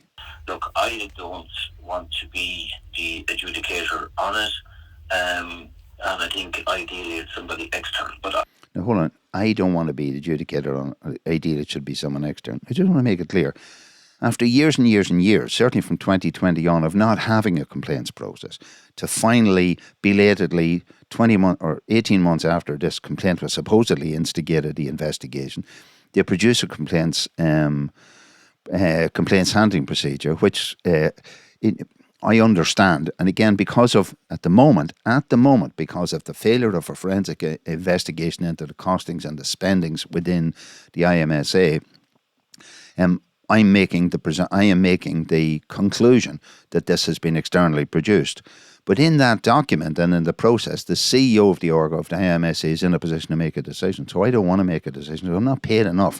The 120 grand a year is not enough for me to do my job. So now we're going to ship it out to somebody else. It may be very easy for me to say this, but I don't see it being any issue for the shed. And I think, when that particular process that there is over, I think you'll be, I don't think you'll have any issues with it. That's my... So listen to what this guy says now, okay? We're going to hand it over to somebody because I don't want to do it myself. Like, I'm not paid enough to do this. No, I mean, he could have decided that in January 24, but he could have decided this, well, today, in January 26. This could have been decided 2 years ago. But no, not only that, he went off and he's apparently gone out somewhere else, but he's given this sort of insight. Look at this. It may be very easy for me to say this, but I don't see it being any issue for the shed, and I think, when that particular process that there is over, I think you'll be. I don't think you'll have any issues with it. That's my. So, I think. Look at what I'm not saying. I think what he is saying is, in his estimation, and he's said this before, when this whole process is over, there's nothing really for us to worry about. You'll have no issues with this. So now we're going to, why don't you just do the damn process? This has been, this, I have to remember the time. This is, I have to go into this space. I'm in the 1st of October, 20 months later. There's been no progress made in this. We still haven't seen a copy of it. Now we're going to bring in an outsider, and this fellow stands in his estimation. We've nothing to worry about. So again, I have to remember, there are two protagonists in this, the complaining James Boyle and our shed. Now, if I was James Boyle and I'm listening to this guy sending this out to an external agency saying, look at boys in the shed, don't worry, there's nothing here. So I'm just going to waste money. I don't know, what is the purpose of this whole mess? Honest opinion, and we can review that when all this comes to pass. The organisation that's doing the investigation is called Resolve. So now all of a sudden, out of the blue, this guy said the organisation that's carrying out this is called Resolve. Haven't a clue, totally out of the blue, don't know anything about this. Remember, we don't know anything about what's been going on, the tender, the terms of reference, anything, the rules of the game, where the game's going to be played, who these people are, what their legitimacies are, anything, independence, professionalism, whatever. So again, this is a whole unravelling of information. So, when he talked about it would have been useful to have a phone call. Jesus Christ, it takes a phone call now to find out what's supposed to be going on. And the guy doing it is a guy called Steve Sands. Oh, no, sorry, just to take it back to where just to get that whole context. Organisation that's doing the investigation is called Resolve, and the guy doing it is a guy called Steve Sands. Sorry, his name is which? I didn't catch it. Steve Sands. Steve Sands. S-A-N-D-S. Sands, Okay, yeah. S-A-N-D-S. And look, he's met with James Boyle. He's currently trying to agree notes by post with James Boyle. Okay, so we got to break this down. So he's now revealed to me that there's going to be a game, like a court case, or it's a game. There's two sides. It's going to be a referee. So this referee is called Resolve Ireland. The game is between, well, at the moment we know one of the participants of the game is James Boyle. So we've been told that this game is already on. This guy Steve Sands, like Bobby Sands, the name Sands, he's been appointed and he's already met with James Boyle. So just like Egan did before him, he has, I have to presume, I don't imagine Jimmy Boyle drove somewhere else to meet him. So I imagine he facilitated James Boyle, like Egan did, come up, give him an audience, had his conversation with him, is agreeing notes with him. Now, this is the notes that have already been contaminated and developed by the IMSA and their involvement with James Boyle over the last year and a half or whatever. They've already met with him. Now, remember, we don't even know anything about the game. We don't know the rules of the game, the terms of reference, when it's taking place, the timelines, anything about it, but it's already halfway over. And then what happens? And as soon as he has that done, then he'll be coming to me and saying, look, I need to speak to whoever on it. So now, I think what he's saying is that he's going to reveal to Resolve Ireland who the other protagonists in this case are. So the game he envisages is a game in a stadium unknown to us. So this is a game that's going to take place in a stadium that we don't know where the game's going to take place. We don't know the name of the referee. We don't know the rules of the game. We don't even know if it's soccer, rugby, golf. We don't know what the game is. We don't know how long the game was on for. So we're going to prepare for this. And halfway through the game, when the ref's already seen the other guys play on a pitch without us there, that he's going to now go to Enda and say, who do I bring this to? In other words, who's the opposition, which is presumably our shed? You know, this sort of, this pushes the idea of credulity of any level of, well, one, the idea of independent thinking. The second thing is, Jesus Christ, in terms of professionalism, man, I haven't even got to wonder who this crowd irresolve. And I mean, I'm questioning, already I'm asked myself, what is the professional integrity and competency of any crowd who would have got involved in a process like this? And that's where that particular aspect of it, I suppose, is at currently. Yeah, sorry, I should be careful there, just in case maybe Resolve Ireland in some way seem to think they're going to sue me for reputational damage. I don't know who these people are. It may well be that these people have gone to the IMSA and say, as a professional organisation, mediation otherwise. For example, I've had experience of the idea of family mediation. So let's say in a family situation you've got an issue in your relationship and you seek mediation, which is largely a number of sessions would be provided by government support. If I contact the media and say I want mediation, they said, that's great, we'll just note that down. We will do nothing until we hear from the other person. If the other person independently contacts and say, we'll get involved in this mediation, then we will start a process. Now, I'm sorry, I'm not confused over what I understand to be the process. So I would need to tell you that Resolve Ireland never reached out to us to tell us, hi, we've been asked to involve in this process. Do you want to get involved in the process or otherwise? No. What this guy is telling, and Egan is telling me, that this crowd, Resolve Ireland, have gone on and started the process on their own without us being involved. Now, if there's an aspect where Resolve Ireland feel, oh God, or Steve Sands or whatever feels that he's been misrepresented, this is, I'm just telling, this is a phone call, this is what was said, this is the information, and on the information I have available to me, I find, I just say, what sort of operation is this crowd Resolve Ireland? And if there's a problem, you need to take that up with Enda Egan. Yeah, I hear you. Like, for me, I suppose, Liam, look, I mean, this is obviously very tiring and stressful on everybody. And I include myself in that. And I think... So, even at whatever's October 1st now, late January, almost 4 months later, a distance from this, it boils my blood to hear this guy talking about, all the stress that's there for everybody, including me. Let's make it clear. In January 2024, we had already experienced 2 years of harassment and haranguement by James Boyle in our community, in any area, and anybody with supposed influence that he could communicate with. He demeaned us. He made all sorts of wild allegations against us. But again, none of them are written down in a way that we can actually defend, address, or whatever. So it's all will-o'-the-wisp stuff. And we're still exposed to all of this 2 years later. And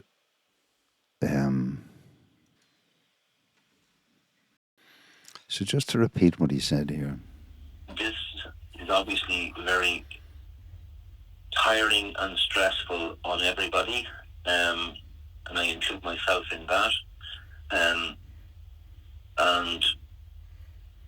I think there has to be some kind of a way of bringing some kind of solution to this whole scenario, because there's enough of wars going on in the world. So this guy's now, we're into the big philosophical stuff, the wars, the world. It's, I suppose, on a philosophical level, it's my absolute belief that the reason that these wars are going on in the world is that these little skirmishes are not dealt with properly. There has to be a way of doing things. There has to be a way of bringing this to conclusion. The way is called the process. It's not like Paulo Coelho's work, The Way. I mean, the reality is, the way is you set out a process and you deliver the process step by step by step. You get to the end, everybody signs up to the process, there's an outcome, there's a record of what happened, etc. And there's professional, independent application of the process. the reason all this mess exists, the reason the mountain exists out of the molehill, is because Enda, Egan and the IMSA have done nothing about processing this correctly in any way, shape or form. And now all of a sudden he's reflecting on the stress, including the stress on him. Like he's including me. He's important. This is really central about Enda. Never mind everybody else's. So, just by the way, I mentioned at the start here that Austin had written to Enda about saying, look, I just got to get away from this. I don't want any more communication from the IMS. Deal with it truly more because of the mental stress that it's bringing to my life. Right up to now, in this conversation into the recording, we're 17 minutes into the recording, and Egan hasn't once asked how Austin O'Donnell is. Not interested in Austin O'Donnell. It's all about Enda and him and his stress. We certainly don't need to be involved in the kind of loggerheads that's going on here. We don't need to be involved in the loggerheads that's going on here. You know, when I worked in the railway, the guys used to say, are you contributing to the solution or adding to the problem? IMSA haven't contributed any solution or resolution, and they have certainly added to the problem. Have you just realised that? Have you just suddenly realised that? Like, this my point to him is like, are you waking up to the fact that this is all really stressful? And what are you doing about it? There's nothing we can do. We, at this point, like at any point, we have our hands in our shed are completely tied by the fact is we can't respond to a complaint made against us because it has never been given to us. So we can't be...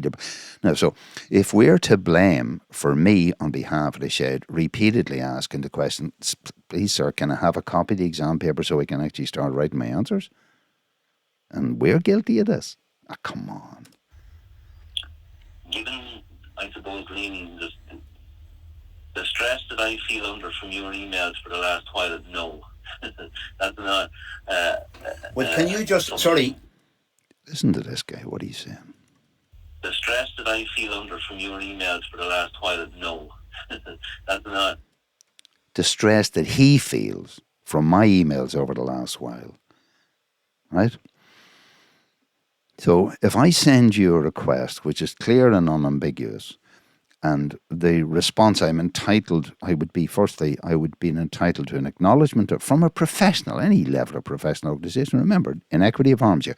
Look at the sums of money involved in the IMSA and, you know, the inequity. We are unpaid volunteers at the coalface, busy enough just trying to run our sheds.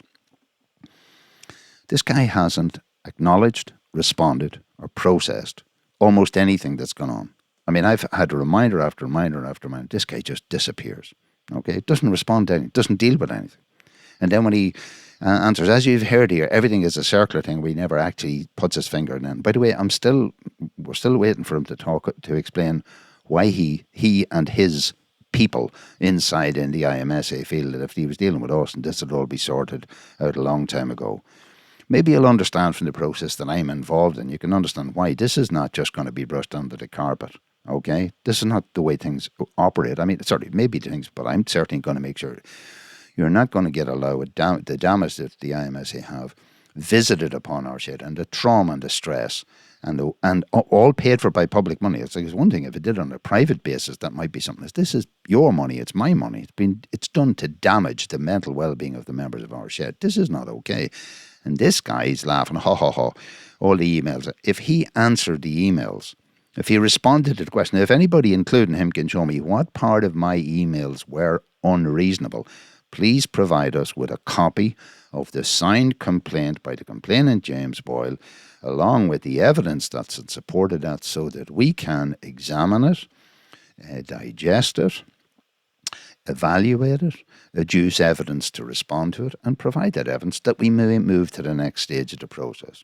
Is there something unreasonable about that? Well, can you just imagine, now, we can deal with the juxtaposition of your salary, which, as far as I can determine, because I'm analysing this stuff all the time, is probably more than the CEO of the National Women's Council. So I just stated something. I should show context there. By this time, I had started... So we're now in October the 1st. I'm in France, going around in a motorhome for 9 weeks. We're down along the beautiful beaches and shores all along northwest Brittany in Indian summer. I'm trying to pay attention to this detail, working off a single iPad, which is very restrictive in terms of unanalyzed data. I had started to receive information under FOI from different departments because this is public money. These are public bodies. This is your taxpayers' money. And from what I could ascertain, and again, I'm being blocked proactively by the IMSA, and because of the failure at this point to have the forensic questions asked to who actually is getting benefit from the monies that are spent. And this is really important. Anybody who understands expenses and the way monies are spent, there's a whole analysis here. But I have guesstimated the cost for this guy's job to the company which is, as it turns out, is the company, and the IMSA of Enda of 120,000. Around this time, I had come across, I'd done some analysis on the internet to find out what sort of the average wage packet for a CEO in this region in Ireland would be. And I had come across the National Women's Council, which is, compared to the IMSA, the National Women's Council is a significant, formidable organisation. The job of CEO of that organisation, which I think it's reasonable to assume that the CEO of the Women's Council is a woman. I don't think that'd be sexist. And if I was to tell you that certainly in the period of November, December, in 2025, the acting CEO of the Irish Main Shed was a woman, and you say, would that have been possible in the National Women's Council? And you get back to the point. The role, the CEO's job in National Women's Council advertised something in the region of 84,500. So if you compare that to 120,000, you have like a 50% higher payment to someone like Enda Egan as against the woman from the woman who would be the chair of the CEO of the National Women's Council. That's what I'm referring to here. So again, what I'm trying to focus on here, this guy's paid serious money and making a mess of everything. And we are we're like, as the shit rolls downwards, it's impacting on us in our shed. And we are inhibited and prohibited. We're prevented from, our hands are tied in this because we don't even know what we're supposed to be accused of. And probably in the region of a junior ministry. And given the fact that Sorry, just clarity to that. I mean, the salaries are the ones dictated by the HSE, by the funder. So this is sound like, God, poor me, I'm forced to take this money by the HSE. It's not that I feel this is what I should be paid or otherwise. He's sort of saying, handing over responsibility to the HSE for this money, for paying this money. This is like an excuse, an abdication of, I don't care who decides to pay this money. If you paid this money, I expect you to do a job of a certain competency. And I don't feel in any way that by being this direct and strident in relation. It's just interesting. I was listening to Pierce Doherty last night in the Dáil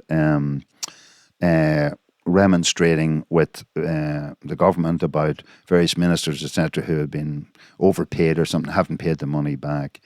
And I was just thinking, that the Taoiseach would come and cry and say, well, we've nothing to do with that, nothing to do with us, nothing to do with us. But I just noticed, I was thinking, God, I think I sound quite reasonable compared to how Pierce Doherty was rightfully remonstrating with these. So I don't apologise. This critique or commentary or conversation, the conversation with Enda Egan and my critique about it is a professional analysis. It's not about personal. Like on a personal level, it doesn't compare. I'm not interested in Enda Egan. Doesn't interest me on a personal level in terms of what he does or isn't doing. The person in the role of the CEO and his impact on our shed. That's what I'm addressing, and no apologies for that. Well, sorry, I'm not. I'll reserve my position on the fact that I am uncovering every day new detail. Little bits, and the financial accounts of the IMSA are simply opaque and they can't show anybody in. But I believe that I'd say 95% of the members of sheds will find themselves shocked with this information. I mean, just find themselves shocked. So the other thing, I suppose important. What I mean by that is that I believe that 95% of, if you take the 1st of October this year, I think 95% of people in the sheds around the country, if they were asked what they thought somebody doing the role, delivering on the role that they're experiencing would be paid, I think they would be absolutely blown away to think that somebody paid 120,000 a year for this. I mean, this is like Sunday pub football organisation. That's what that is. Now, at the coalface of sheds, to the exclusion of one person in a shed in Ireland that told me he was getting funding for paying him to be in a shed, no one else, as far as I know, gets paid in sheds in Ireland. And they're the people who are actually doing the work. They're the people who are bringing mental wellness to people in Ireland, not the Irish Men's Health Association. As in our experience, all the Irish Men's Sheds have been doing in our case here is just adding to our stress.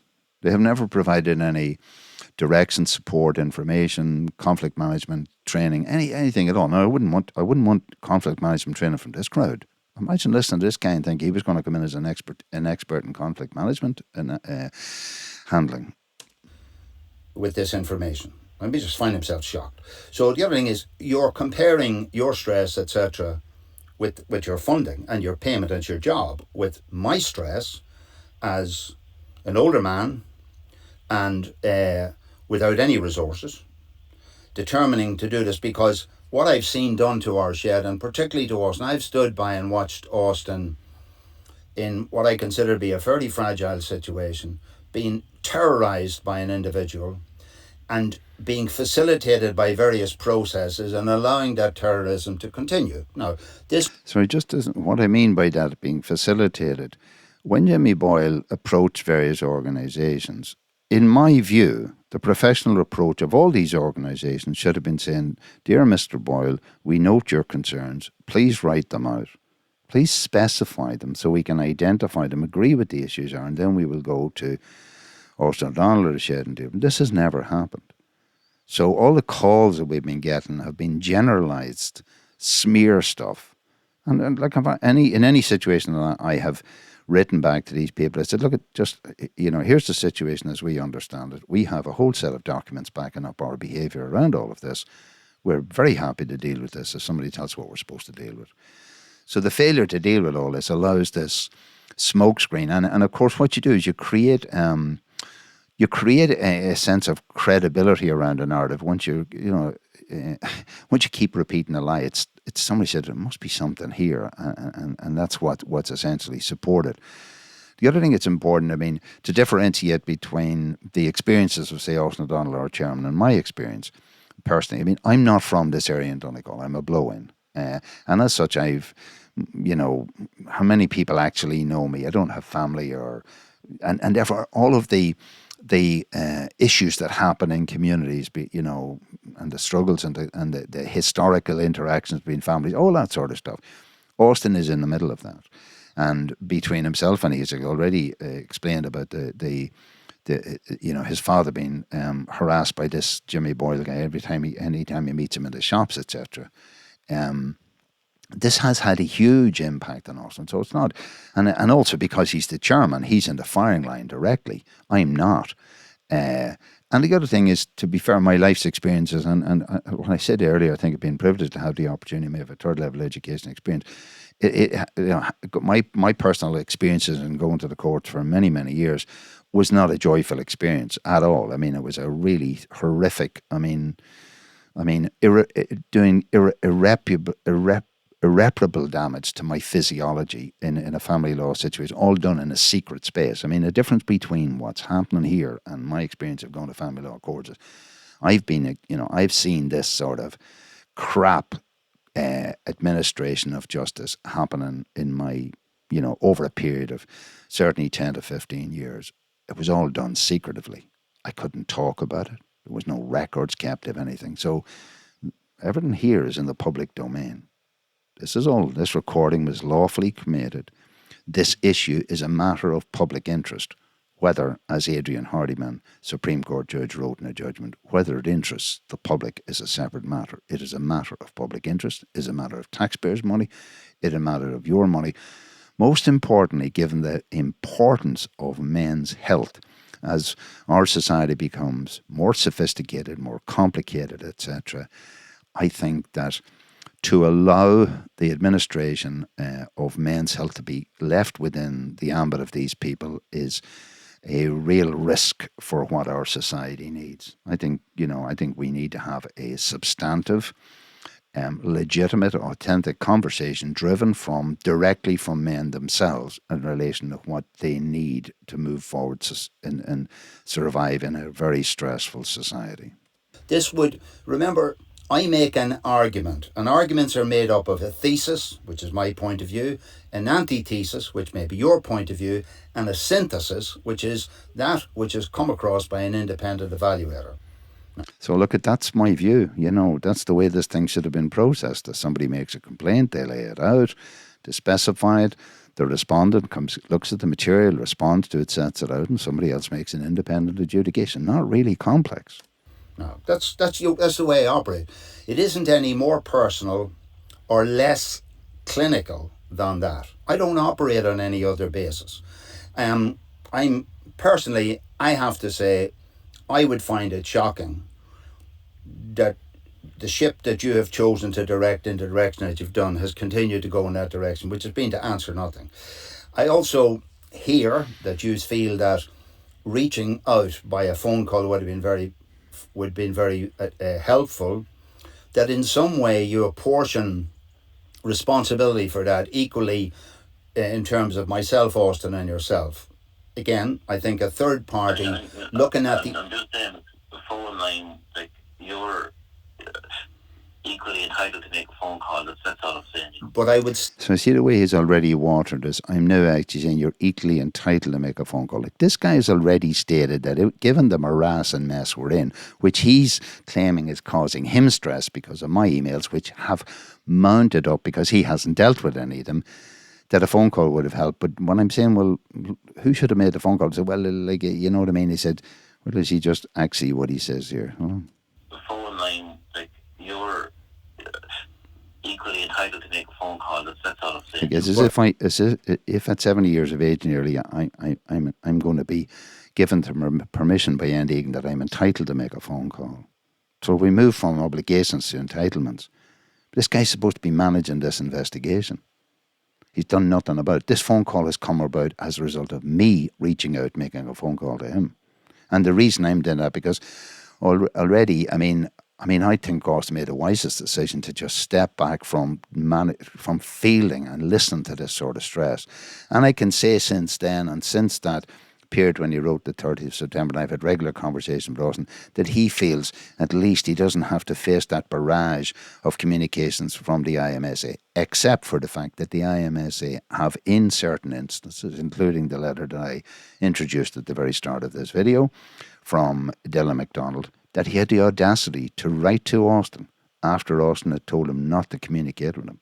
And that subsequently in November, that a person I think called Geraldine Meehan, who was organising the national conference, rang Austin rang him to try and speak to him directly, and then he just said to her, look, I've already written for you people not to contact us. And then that woman stated that, I wasn't aware of that. Now, this is important. I'm putting this into the record because I then wrote to her on behalf of Austin, copying her in on the information the IMSA had already been informed not to do so.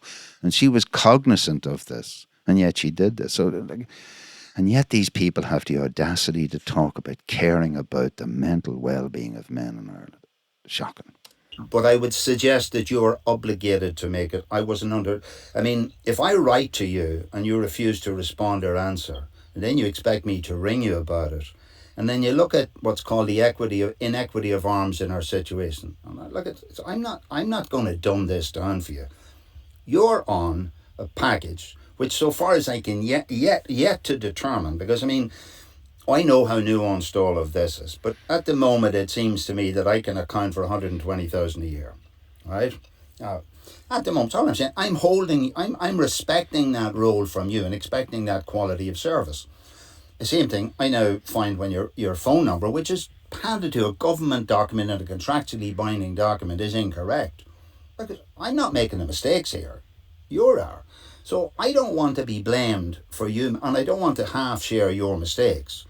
Just to say, I don't want to be blamed for your mistakes and half share your mistakes. Just be clear. I've made it clear, repeated then, Egan, the quantum of remuneration or the package he has. At no stage has Enda Egan ever addressed that except to say that the HSE determined that rate. He has never said, excuse me, you're wrong. So just be clear, I can't hand on heart, I can't put together an actual figure of what Egan is on, because whatever information I've come across, many different types of documents, hard to put them all together, but a package is made up of lots of things. There's the salary you get, there's your pension contribution, your PRSI contribution, there's mileage and expenses, there's your health benefits, there's whatever equipment that's purchased for you, there's your travel and all of the other elements. And on top of that, there are figures in there for thousands for staff and board training, etc., which are massive sums of money. I think I can't see what sort of training these people are doing in the first place. So I don't know. I simply don't know how these monies have actually, what pockets they ended up in. And I'm not inferring specifically that Egan is in at anything. That's not the point. The real question needs to be asked by the funders is every penny that ended up to the benefit of Egan, they must be extracted, forensically identified and added up. That's what we're at. Egan hasn't balked when I put that figure at 120,000. Now, this, as the fellow says, this is too important to be personal. People often, why would I be doing this? The men's shed has been my commitment for the last 10 years. I envisioned a shed map that I passed first to your predecessor and everybody in your organisation that no one has had, in my professional experience, the wit to even consider or understand. So just to point it here, I felt it important to reiterate then is, why would I be doing this? What is my interest in this? Like, I'm making nothing. There's nothing to gain for me. There's no financial benefit one way or the other. And everything I do in terms of mentions and I've done for the last 10 years, there's no financial, it's not about me making any financial gain at all. In fact, I invested thousands of pounds of my money into the development of our shed in advance. Now, I've got that money back at this stage, but there was no guarantee this money was ever going to come. And without it, we wouldn't have a shed. So, I mean, I'm letting out my legitimacy. But the other thing is that back as far as I think it was 2018 or so, I put together a comprehensive mind map about a huge potential world-based platform around a men's basically worldwide platform which could be implemented throughout the world. And I went and engaged with serious people in Ireland. I mean, they're very influential and very wise and very experienced people in relation. I bought that originally to Barry Sheridan. I arranged for him to meet some of these very relevant people. He never even followed it up. But I now realise, it took me a while to realise, sometimes in life you realise, the guy had no idea what I was talking about. I have circulated that information. I've introduced it to Egan. I said, none of these people have ever come back. With his MBA back in May last year, I sent it on to your man, Aidan O'Gorman. Again, he wrote back, it's a very interesting idea. Look, it just showed me a guy didn't know what he was talking about, didn't know what I was talking about. So, I have a measured, and, I've track record in relation to my commitment and expenditure of energy and whatever wisdom or experience I have in investing that. And our shed in Gweedore is a wonderful and fantastic exponent of what a shed can be, in spite of all the abuse that we have experienced from James Boyle in terms of trying to shut us down and damage us. I certainly, at my stage in life, looking back on my experience, I think, I don't know any other shed that would have survived this barrage. I really don't. And in fact, Egan referred to that in terms of our behaviour as a positive thing in relation to that. In the first recorded video of the meeting, of the recording of the meeting in January 2024 in our shed. I've supplied to you people a grievance procedure which we put in a lot of work and detail to. And the reason to send it at the time was obviously to give a background to what complaint was there, but also to ask for it to be reviewed so that it could be sharpened, improved, and maybe shared around the sheds. None of this ever happened. You people have put in applications to the state this year to be running conflict management programs, etc. And I'm just thinking, the most incapable people of running anything around conflict is the IMSA. Now, sorry, this is all big. The other thing, and you must remember, I do evidence. You might wonder about what I'm not Jimmy Boyle. I do evidence. You seem to find that evidence stressful. It appears to me that you've spent back in 22, you spent €5,700 getting somebody who you have redacted, and that will be defeated in the next. Like, these are all going to be defeated. It's all public money. To read 180 pages of my documentation after you spending 23 man days, which at your salary, in terms of days offset, would have cost in the region of 10,000. Doing something that a clerical officer could do. And now you tell me, unless I had it in front of me, I can't remember. So again, to put the context to that, back in 2022, as a result of my being dumped out of a men's shed, Donegal men's shed WhatsApp group by Eva Byrne, the national coordinator of the IMSA, for trying to promote Zoom. And again, myself and my partner Mary Cleary were actually training shed members both throughout Donegal and throughout the country and throughout England on the use of Zoom in that precarious period in Zoom. And after I failed to get, I wanted to lodge a complaint and have it processed the same way that Jimmy Boyle has lodged a complaint, and I fully respect his right to have it processed, etc. So I just got the runaround. Then Enda Egan arrives on the scene, and he continues to do the run and doesn't address anything. So then I say, okay, I'll apply for a digital subject access request under the Data Protection Act from the IMSA. And again, they give me the runaround, and finally produced lots of information, much of it redacted.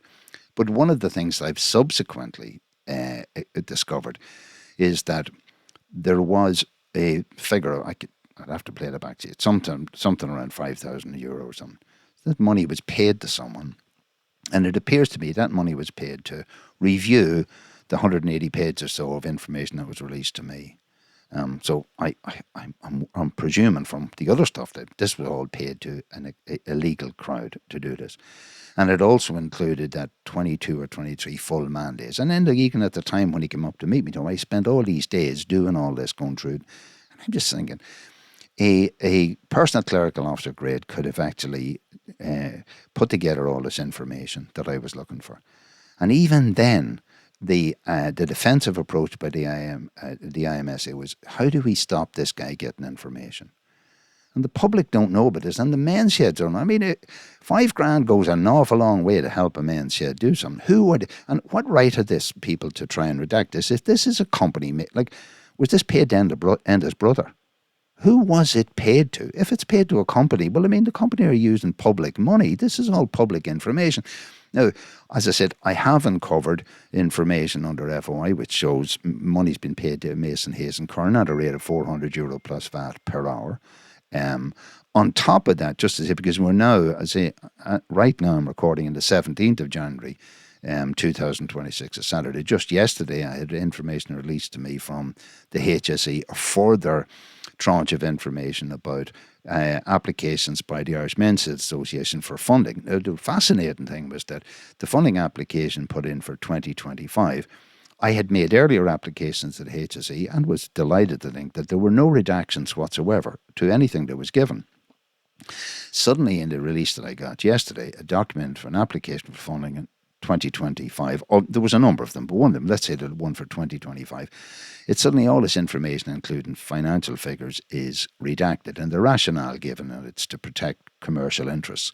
And the evaluation to be made by the deciding officer in that case was whether the public interest in knowing trumps the commercial interest of the body, for example, the IMSA. And that deciding officer decided that the public interest was not valid enough to win out. The problem was that same document was released to me a number of months ago with all the detail on it. So all of a sudden, now, some reason or other, what's happening in the HSE and the Parnell, the same request has been, the same document has been evaluated. On one hand, I'm given the information. On the other hand, I'm not given the information. And by the way, I've given all the information all year. So the little bits that I have exposed have come from the expose of the information. Now, is there somebody, what's going on in the HSE? Is this another bureaucratic cover-up within the HSE? Because it can't both be right. You can't actually, you can't redact and release information at the same time and say they're both right or they're both wrong. One of them must be right and one of them must be wrong. And the other thing is when something is released to in FOI, they're released to the world. So any information or granular detail I've managed to extract comes from the data that have been released to me so far. From my world's experience has been that I can see what I'm going to look for from now on from the state. The state are going to participate in this attempt to cover up what's actually been going on with your public money. And this isn't okay. That certainly is not okay.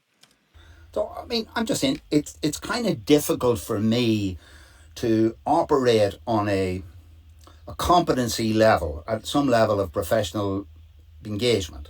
So, I mean, you need, and I mean, again, it appears to me when I ask it, if there was a third party listening to this dialogue and coming in and saying, look, guys, what's going on here?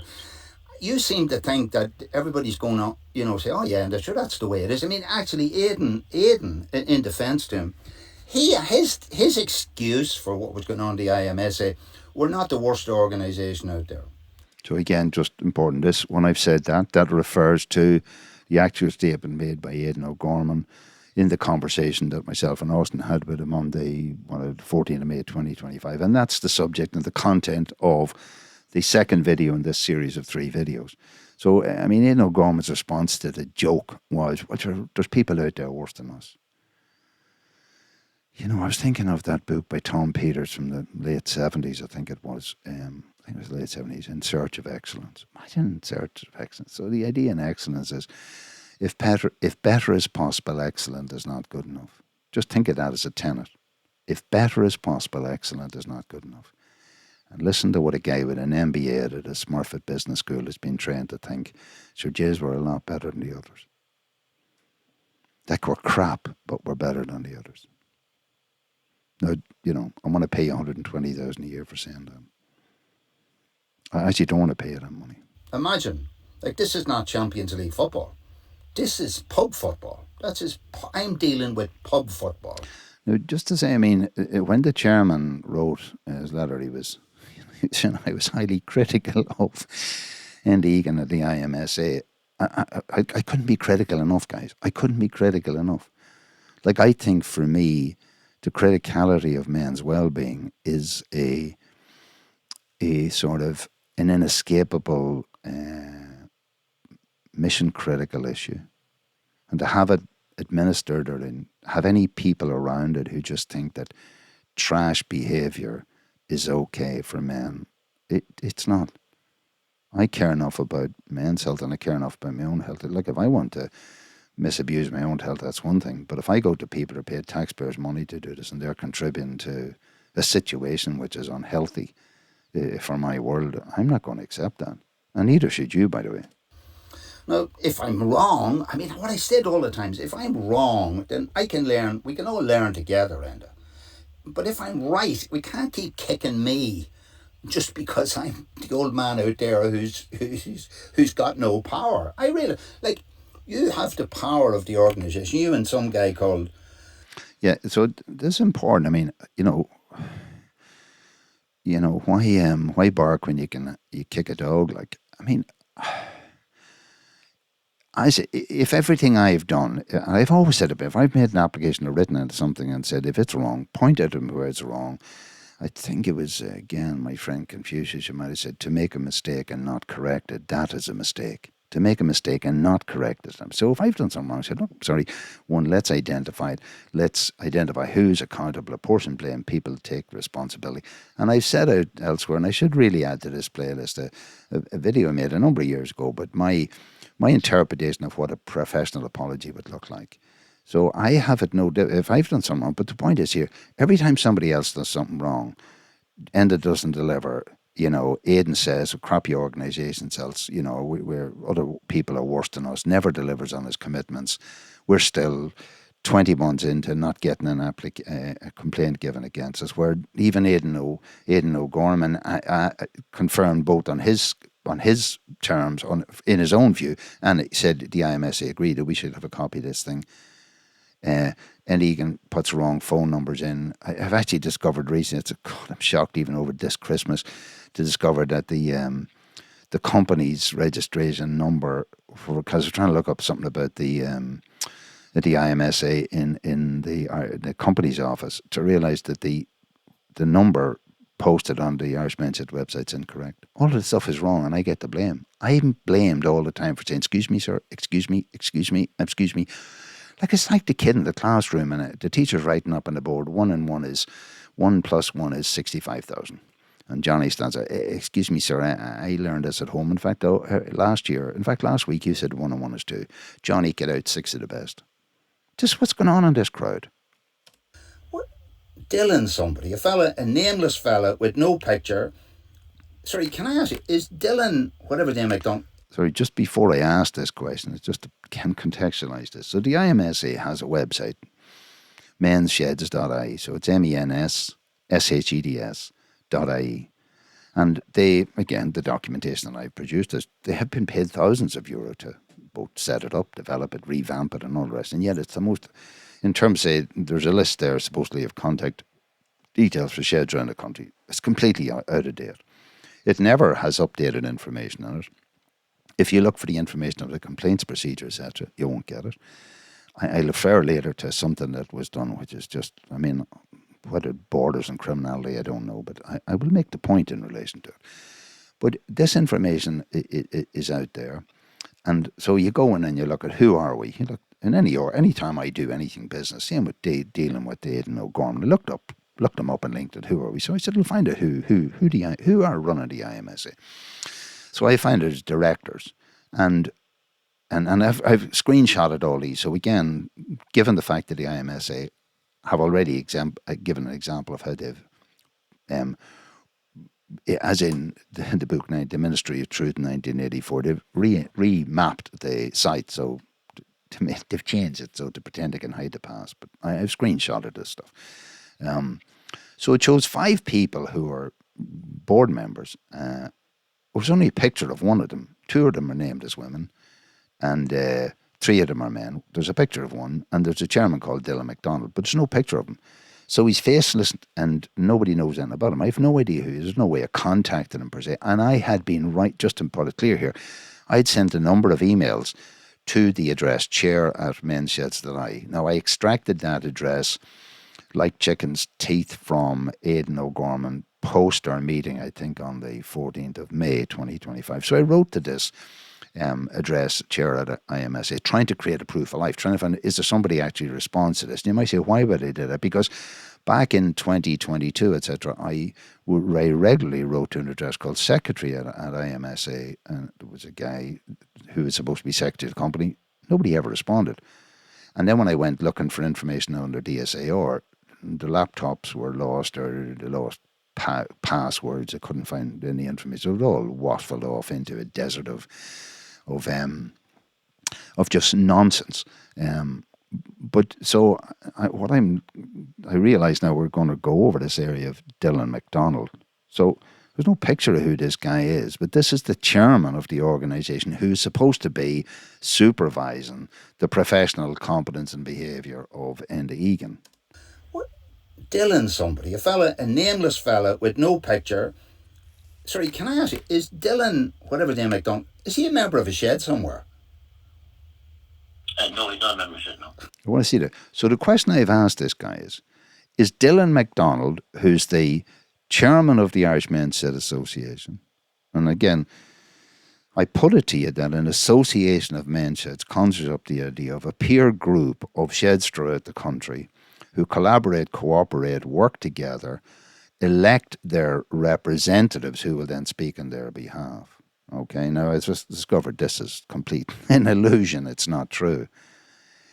But to find out that the guy who's the chairman has nothing to do with any shed, that really blew me away. So when he said this, and it sort of hit me like a ton of bricks suddenly. So Dylan somebody, a nameless fella with no picture.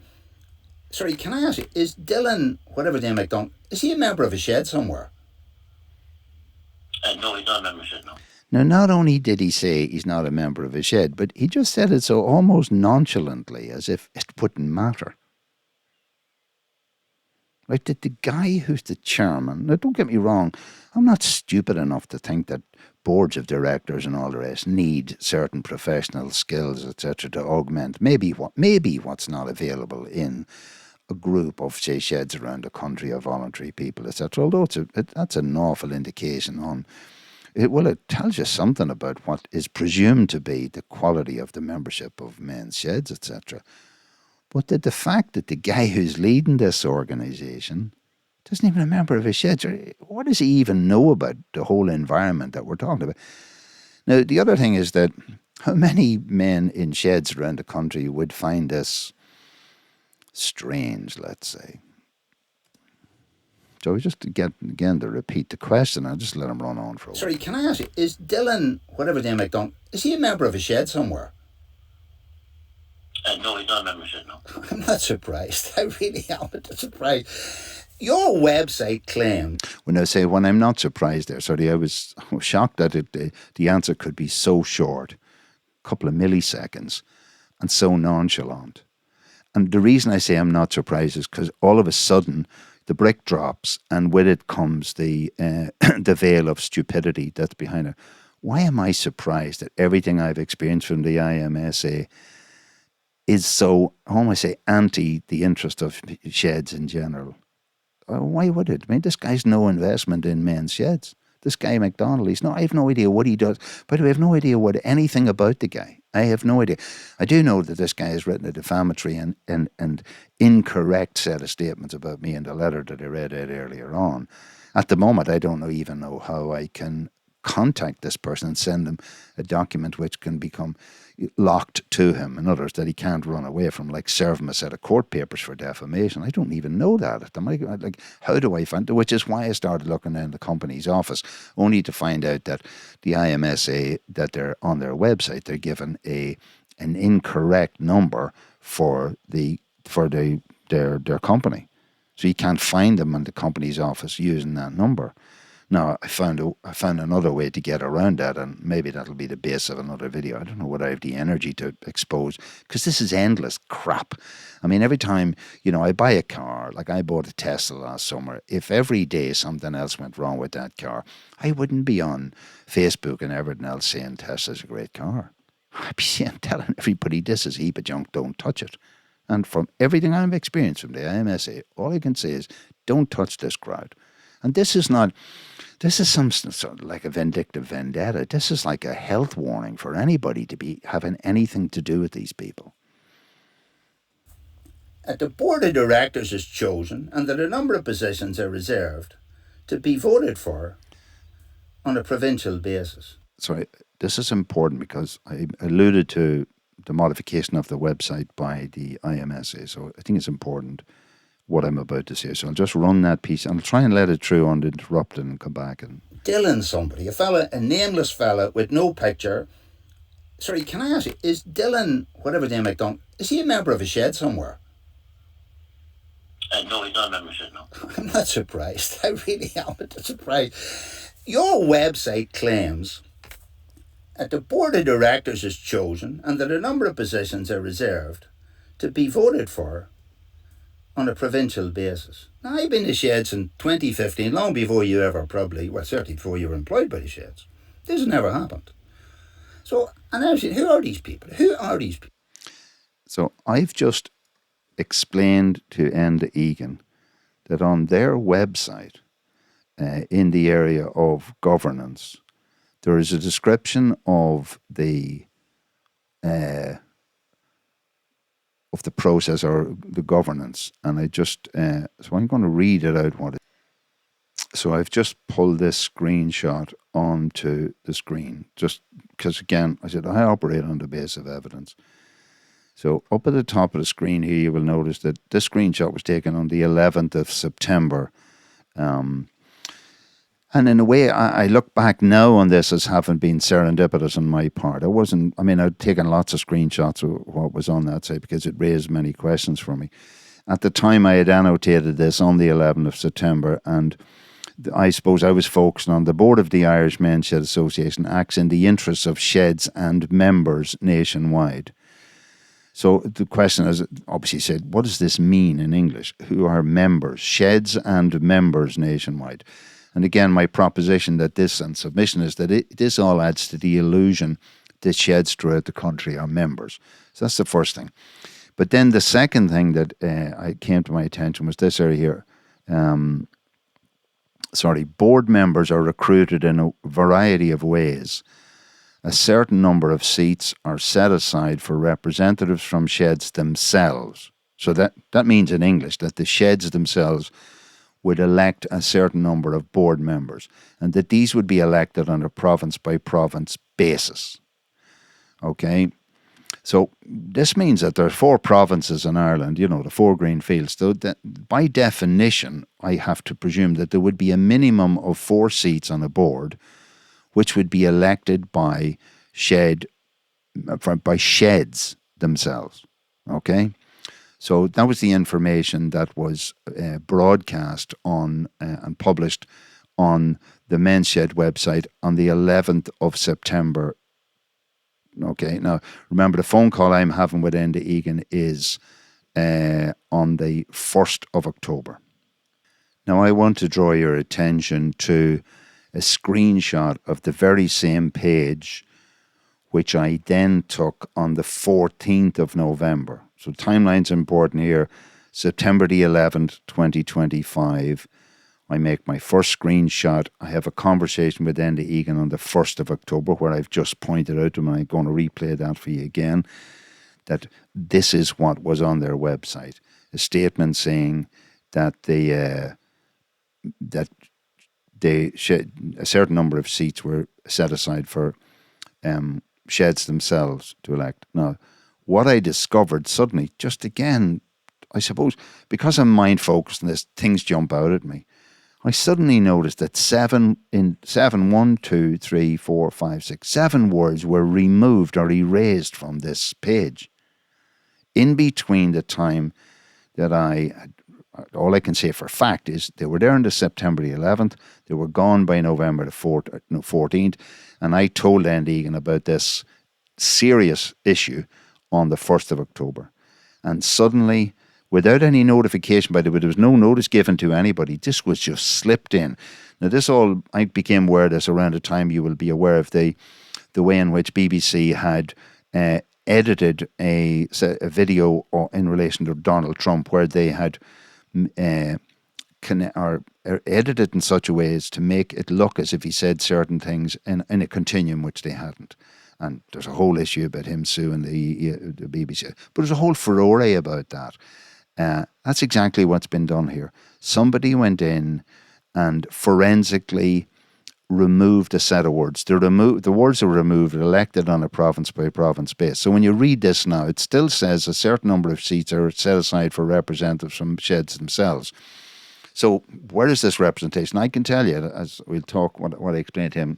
I'm in the shed in West Donegal. We've never, ever, ever, ever, ever, in the 10 years I've been around the sheds, ever had any say in the election of any of our national or board members, ever. Okay? But also, I suppose the commitment that there would be at least one elected member on a province-by-province basis. So by definition, unless Ulster is now regarded as excluding Donegal, we have never, unless our individual shed has been highlighted of 450 sheds and we're being discriminated, it has to be something. But somebody did this. Who has access to the web codes? Who has the skills to do what was done here?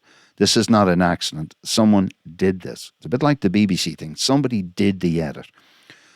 Who did it? Who made the decision to do it? Who was aware of this? Why was it done? And why are men's sheds around the country not being kept cognizant and made aware of this? So I've just taken a break from recording there. So this is now the Sunday, the 18th of January. So interesting. I stepped away from this really intense stuff of making this recording and analysing the detail to go back to the beauty of the bread and circuses world of Sky TV and watching the Premiership football. And I had the delight of watching a most magnificent football match yesterday, Saturday, the 17th of January, should be noted in time, magnificent game of football between Man United and City. So I'm a Man United fan, although they've been really terrible. And to watch an incredible game of football and energy and passion and everything else. But where's the tie into this? Because, obviously, as I'm doing these things, I'm reflecting on why I'm doing it and what's the purpose and all the rest. And there was a comment made by the pundit Gary Neville in relation to VAR, the video assistant referee. So in yesterday's game, I think there were 3 goals which were determined to be offside by VAR. And in a way, it drew an analogy between what I'm doing and what VAR is. But it was the thing he said about VAR. VAR, whether you like it or don't like it, it is consistent. It's the consistency that's brought into the game, particularly when it comes to offsides. So, a lot of noise and smoke will have been generated around this whole experience of our shed with the IMSA and what people will and won't have said behind closed doors, or as alluded to in an earlier part of this conversation by Egan, it is his opinion and of those others among the Irish Men's Sheds Association. So this little cognitively dissonant echo chamber of the IMSA got together as a cabal and suddenly decided that I'm the kernel of their problem, and if they were only dealing with Austin O'Donnell directly, this would all be sorted out. And yet when I ask him, can he explain that, he still hasn't, 23 minutes later, he hasn't got into that conversation. But the thing is that the material that I've presented in the 3 videos are recordings. One of a meeting in January 2024 with Egan and James Brophy in our shed. The second of a meeting myself and Austin O'Donnell held at the outskirts of another get-together of men's group sheds in Donegal down in Killybegs on the 14th of May 25. And the third one being the recording of this phone call, a conversation I had with the Egan on the 1st of October 2025. So this is the record of what happened. I mean, all of the other stuff about notes and people's recollections and their feelings, etc., they come down to the wire, to this, what you see on the screen here is a waveform where I can go back millisecond by millisecond and look at actually what was said. And that's what VAR does in the analysis. The line is drawn by the computer, and you either did or you didn't say this, that, or the other. So I just thought, that's something, the metaphor of the VAR. Like, suddenly the idea that facts are not siding with one group or another. Facts are at worst neutral and at best friendly, insofar as looking at the facts enables everybody who has a true independent mind to actually say, look, this is actually what was going on. Make the decision based on the merits of the data that you have in front of you. So that's it. Now, the second thing I realized, because obviously I'm reflecting on this as I'm doing it. So, so what's happened here is this is a conversation I was involved in some 4 months ago, maybe 3-4 months ago, in October 25. Now this is January 26. So in playing this back, I'm reflecting on what was going on in that conversation at the time while playing that conversation back. I also said at the start of this video, I wanted to contextualize and present a letter sent to me by the present chairman of the IMSA, a guy called Dylan McDonald, a faceless person called Dylan McDonald, who had simply refused to or failed to communicate with me when I wrote to the address chair at mensheds.ie, which was provided to me by that address as being the email address for the chairman. And he has something. It has been something confirmed that is his address, because the email then he sent to me with the letter that I brought in earlier proves that there was proof of life sent to that. But what struck me is that there's a couple of things that he had said in that letter. I want to just pull this down onto the screen here. Okay, and this was the part he said, and this is referring to the date of the 1st of October, okay? So I want to read this literally here. He said, I understand that on the 1st of October, you, that's me, demanded a meeting with the CEO, that's Egan, threatening that if the CEO did not meet you, you would initiate actions that could significantly impact the IMSA, the CEO's position within the organisation, and the future of men's sheds in Ireland. Well, actually, just to be clear, it would have severe. What I want to do is to have a severe impact on the future of men's sheds, so as to actually put the men's sheds in Ireland on the correct path, that they be an association of peers who work collaboratively and support each other and develop the really important issue of men's well-being in Ireland towards my vision of Sheds 2030, but that they do it in a truly representative way and in a truly open and transparent way. Now, he then goes on to say the CEO attended a meeting with you on the same day, and the CEO was supported at that meeting by the acting assistant CEO, who at that time was a person called Brenda Brady, who was employed for finance as financial manager, I think, and head of governance. That's important from the documentation that I have surfaced under FOI. So, and I'll explain why later, I presume it'll come up as to why she's an acting assistant CEO. But there are two things there. The claim by Dylan McDonald that I attended a meeting on the 1st of October. So just remember, on the 1st of October, I'm in northwest Brittany in a motorhome, as I had been for, as I was in a period for about 9 weeks. So I don't know where this meeting took place. I presume Egan was wherever he lives, somewhere in the middle of Ireland. So it's just not possible that there was a meeting in terms of, let's say, a physically present meeting. Okay, that's the first thing.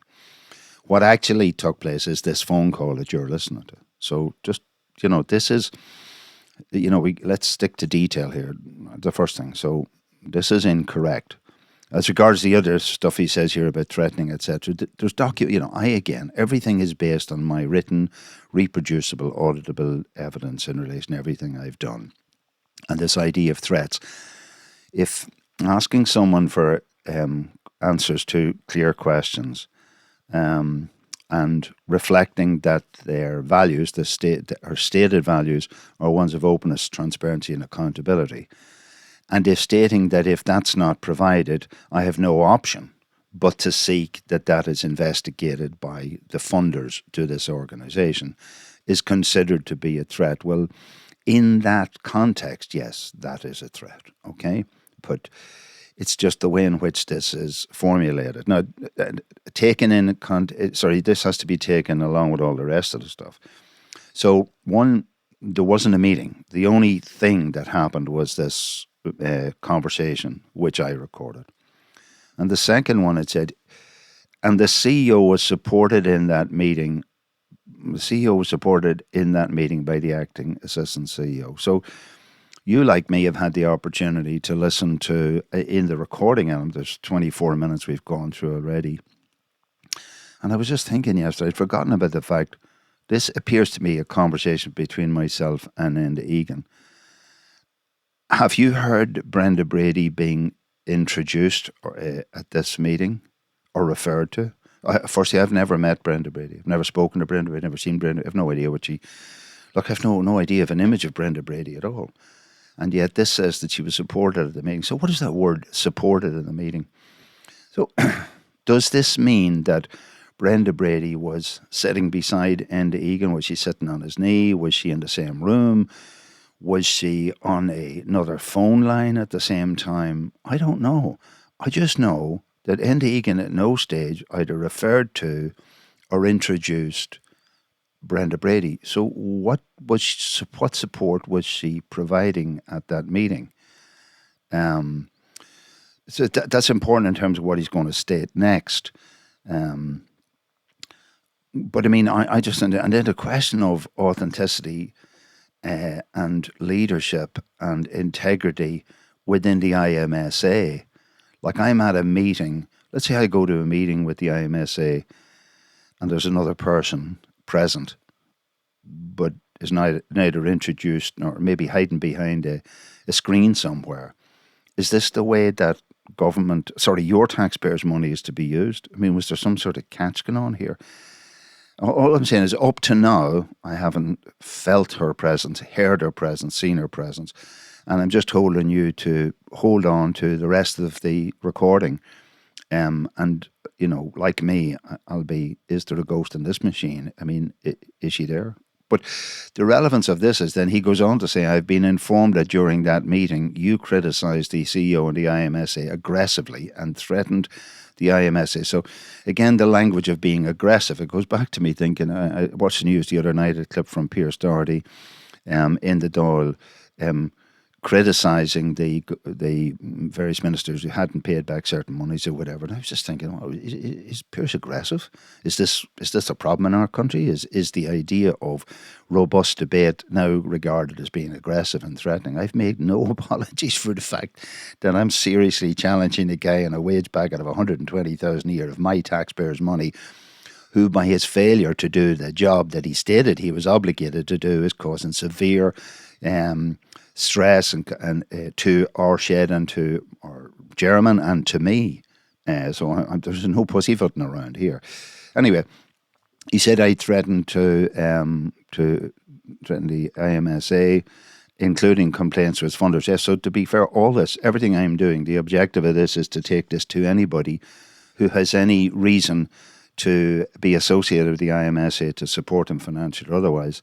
I think the boards of any company with integrity looking at this would want to be a million miles away from it, because the whole behaviour and the whole idea to think that men's sheds throughout the country have been fed the illusion that they're actually involved in a participatory way in the direction of the IMSA, when in fact this is a small cabal of people who control everything within themselves, and that it turns out in law that sheds around the country are not actually members.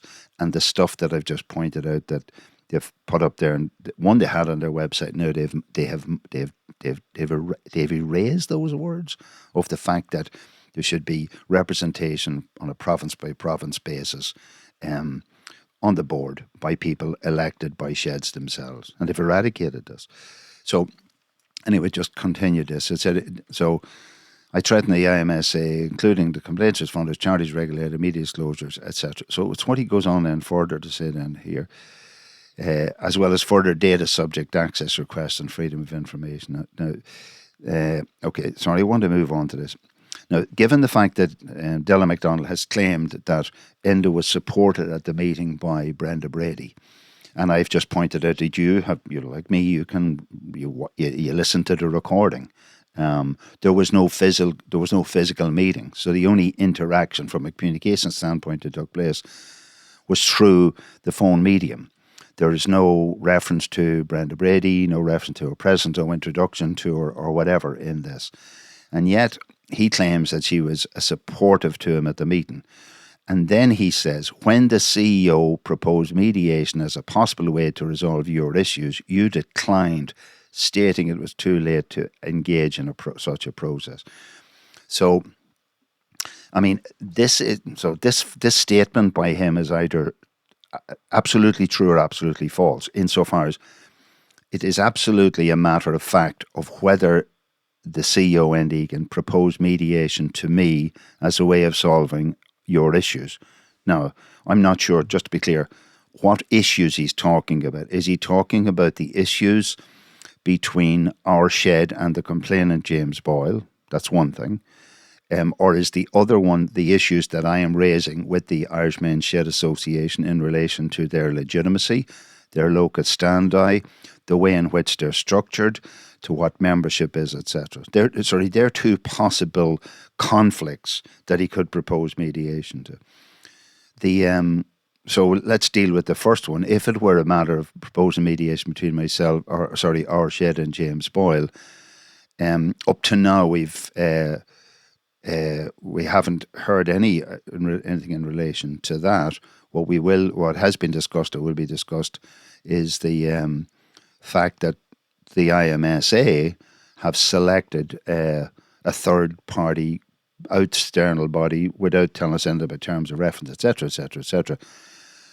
So there's no proposal as such, no offer of anything. And this is actually what's happening. And like as I've said all the time, I said, I await to be informed of what's happening before I would never make any decision on anything unless I knew what I was being offered. So the first thing, if you offered me to sell me something, I'd ask you, what are you selling me, before I just turn it down. And the second one is that it might be that he's proposing some mediation of the issues that exist between our shed and led by me and the Irish Men's Shed Association. And he said I declined it. So the depiction of me specifically by this allegation is that I'm a troublemaker who's not remotely interested in finding a solution.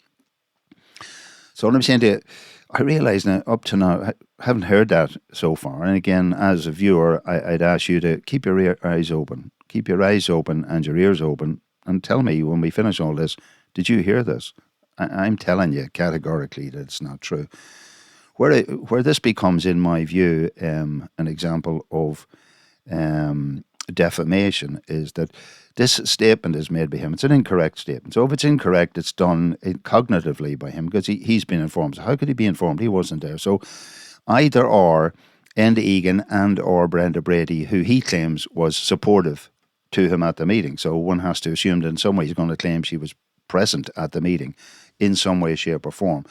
So was she sitting in the background? Was she listening to it? Was she recording? If she's recording it, she has the same recording as me. You can't, I mean, one thing we'd agree, you can't fabricate a recording out of something that wasn't there. So, between them, Dylan McDonald, Enda Egan and Brenda Brady have concocted a statement saying that I was offered mediation and I declined it. But the important thing is that this just, at the start of his letter, he says, I am copying this letter to Mr. Orson O'Donnell, whom you have stated you are representing. And as I understand it, Mr. O'Donnell is the current chairperson of the Gaoth Shed. So just to be clear, I didn't state I was representing him. Austin O'Donnell wrote to Enda Egan, directing him to communicate only to me, that the only communication between the IMSA and our shed would be through me. So it wasn't something that I took on board. This was mandated by the chairman. So this is an insult both to Austin's intelligence and integrity, and it's an insult to me, and it's quite incorrect. But more importantly, as I understand defamation, is when you say something that is incorrect and damaging to a third party. In other words, if he said it to me, it's one thing. He said it to a third party, and he has disclosed this to Austin Donald. So I need to check up on the detail of the law in relation to that, but I believe this is a case of defamation if he hasn't said it. Now, we're not finished the recording yet, so I'll leave it up to you to determine as it goes ahead whether this is true or false. So they're some of the thoughts that I had in the break that I had, and also the realisation that, look, everybody wants an easy life. Watching bread and circuses football and then maybe a bit of Netflix and evenings is a much, let's say, more enjoyable and sedated way of spending a Saturday afternoon than what I'm doing. But I do think, and again, I asked the question, does what I'm doing matter? Does the truth matter? Do facts matter? Do doing the job correctly matter? Do the correct spending of public service, of your taxpayers' money matter? And does men's well-being matter enough to take seriously? And if it does, then I submit that this forensic evaluation of this intercommunication between myself and the men's sheds in 3 distinct instances does actually matter. So your website. After that break, I just want to bring us back into context in relation to this eradication of what was on their website. Your website claims that the board of directors is chosen and that a number of positions are reserved to be voted for on a provincial basis. Now, I've been to Sheds in 2015, long before you ever certainly before you were employed by the Sheds. This has never happened. So, and I was saying, who are these people? Who are these people? This person has never responded to me. So the latest question he was asked, and I'm not asking you, I'm asking him, is our shed a member? As in the legal definition of a member and all its entitlements. So he hasn't responded. So the charities regulator are about to release to me every single document that the Irish Men's Shed have produced for the last 10 years. So just to clarify what that means, the person I'm referring to there is a guy called Dylan McDonald, the faceless person who is on their website as the chairman of the Irish Men's Shed Association. I've written to that email address, which was provided for me, a bit like drawn hen's teeth from Aidan O'Gorman after the meeting we had on 14th of May 2025. He gave me chair at mensheds.ie as the operative address for the chairman of the IMSA. I wrote numbers of emails fundamentally looking for clarification. Are you actually the chairman? He never once responded. The only time I ever heard from him was when he sent me that email, which I've just been referring to there. And I therefore set a direct question, clear, unambiguous, very yes or no. Are sheds around the country members of the Irish Men's Shed Association? And I copied in that, I believe, but blind carbon copied a guy called Aidan O'Sullivan from the HSE, who informed me in writing that he was the chair of the evaluation committee, which provides funding for the likes of the IMSA. So he would be again cognizant that I was asking a question. Aidan O'Sullivan would be cognizant of that I had asked the question whether the men's sheds around the country were members of the Irish Men's Shed Association. Membership, obviously, the epitome of membership, the fundamentality of being a member of something is that you have voting rights in terms of who represents or leads the organisation and what policies, etc., are made. This email was never acknowledged, receipt of, nor responded to. I'm then saying that part of my follow-up journey was to go to the charitable regulator in Ireland, again a public body, to seek freedom of information. And I have received partial information, because I only look for partial information. Because remember, again, I'm a voluntary, unsupported, unpaid, unresourced 70-year-old almost pensioner who with limited time and energy to get into this sort of detail. I'm getting hundreds and hundreds of pages of stuff given to me. So I have to try and make choices about how I can move forward in as effective a way as I can.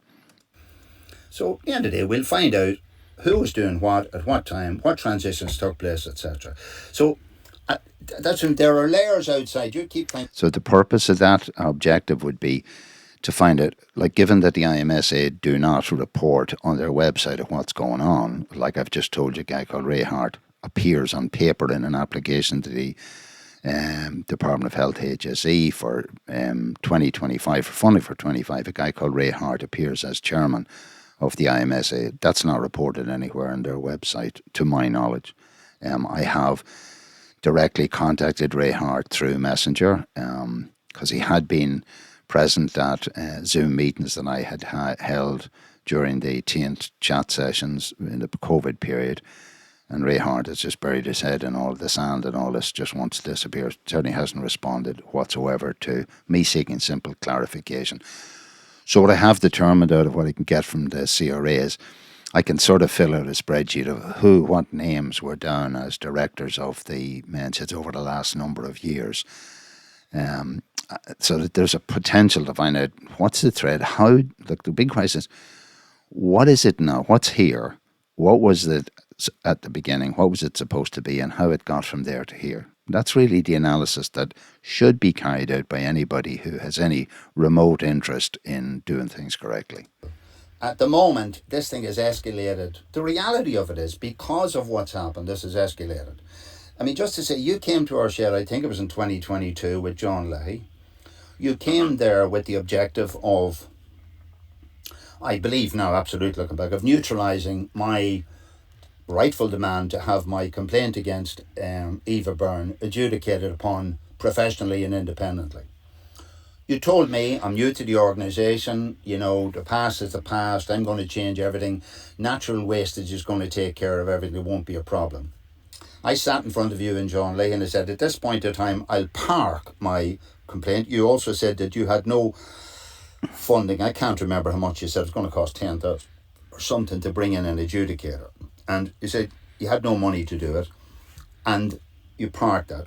When I brought this up with you in January 24 at the meeting, you said you killed that, you quenched it. I said, I'm not here to talk about that. You said, I'll talk about that separately. So this is a chance. Now, when you left, I said, well, what's the wise thing for me to do given my health constraints? So just to put a bit of context on that, I had originally sought to lodge a complaint and have an investigation into how I was mistreated by being ejected from a WhatsApp group, simply for trying to promote Zoom during the period of COVID. And Egan was not employed by the IMSA initially. He subsequently did. And he continued and persevered in the idea of blocking me, get information, seeking to get information under data subject access request. And I think I've already stated here, spending certainly a figure of 5,000 more with somebody to review 180 pages of my data. Plus, he stated 23, something like 23 man days of his time, which when I work out the sort of monies on, we're talking about in the region of 10,000. So that's about €15,000 was spent trying to block me getting information and prevent me having a proper investigation. Now, just to say to you in terms of legitimacy of, let's say, statute of limitations, and that Aidan O'Gorman had confirmed in our meeting on the 14th of May that there was no statute of limitations on investigating complaints. And therefore, rightfully, it doesn't matter whether somebody thinks I'm pedantic or not, rightfully I have a right to have my investigation treated and processed with the same level of attention to detail, support, financial commitment to, etc., as James Boyle is. I'm no better or worse than James Boyle. Surely I have the same rights as him. So that's what I'm referring to there. And so I'll tell you what, I should really concentrate on our own shed, making it the best little shed we can have wherever we are. And I watched for the last couple of years what I consider to be a charade happening with public money. A charade. So I realised what I'd been saying, that when it came to the fact that Egan had simply tried to bury my original complaint, and when I met him and he made this global promise that he was going to change everything, etc., and time, I suppose time bore out the fact that little was changing in the IMSA, I decided, as I understand from communication with many other sheds around the country, that sheds just decided, look, let's just concentrate on our own shed and do our own thing and just forget the IMSA. And that's a terrible thing, because the IMSA then goes on to claim legitimacy in terms of, reflecting the views and etc. They're not the agreed views, they're not the elected views, they're not the voted views by sheds around the country. And I just said, as I do, like what you do is you sort out your own situation, we concentrate on our own shed. And that was always my intention. So we had a problem in 2022, a complaint was I was contacted by John Leahy in 2023 about a complaint from James Boyle. I sent information to the IMSA, sent a grievance procedure, asked for it to be evaluated, as was normal. The IMSA never heard anything back. So I just put it to the back of my mind, and that's where it was for me coming up to January 2024. Should I put effort into this, or should I look after our shed? And I said, look, we look after our own shed, because at that time we were beginning to have these incredible problems from two people, one of whom is James Boyle, who probably caused the greatest continuous level of stress without having anything in his kit bag. But having anything in his kit bag. Now, what I mean? Sorry, what I mean, anything in his kit bag. What I mean by that is that in the conversations to date, both in January 2024 and earlier in this conversation with Enda and Egan, he repeatedly states that in his humble view, as he says, given the fact he has all the access to all the information, all the different letters sent by all the different ministers and all the different things that's gone out there, unspecified by Enda Egan, he's had access to all this, and yet he says that our shed really is nothing to worry about, that this stuff, your man has all essentially hot air.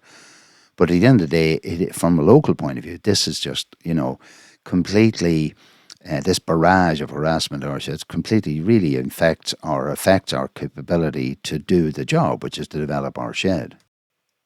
Two people, one of whom is James Boyle, who probably caused the greatest continuous level of stress without having anything in his kit bag. But having anything in his kit bag. He's managed to pull everybody along on a string. And I said, look, we'll try and deal with that. And wherever it came up with public authorities, we dealt with them, we sent them the information.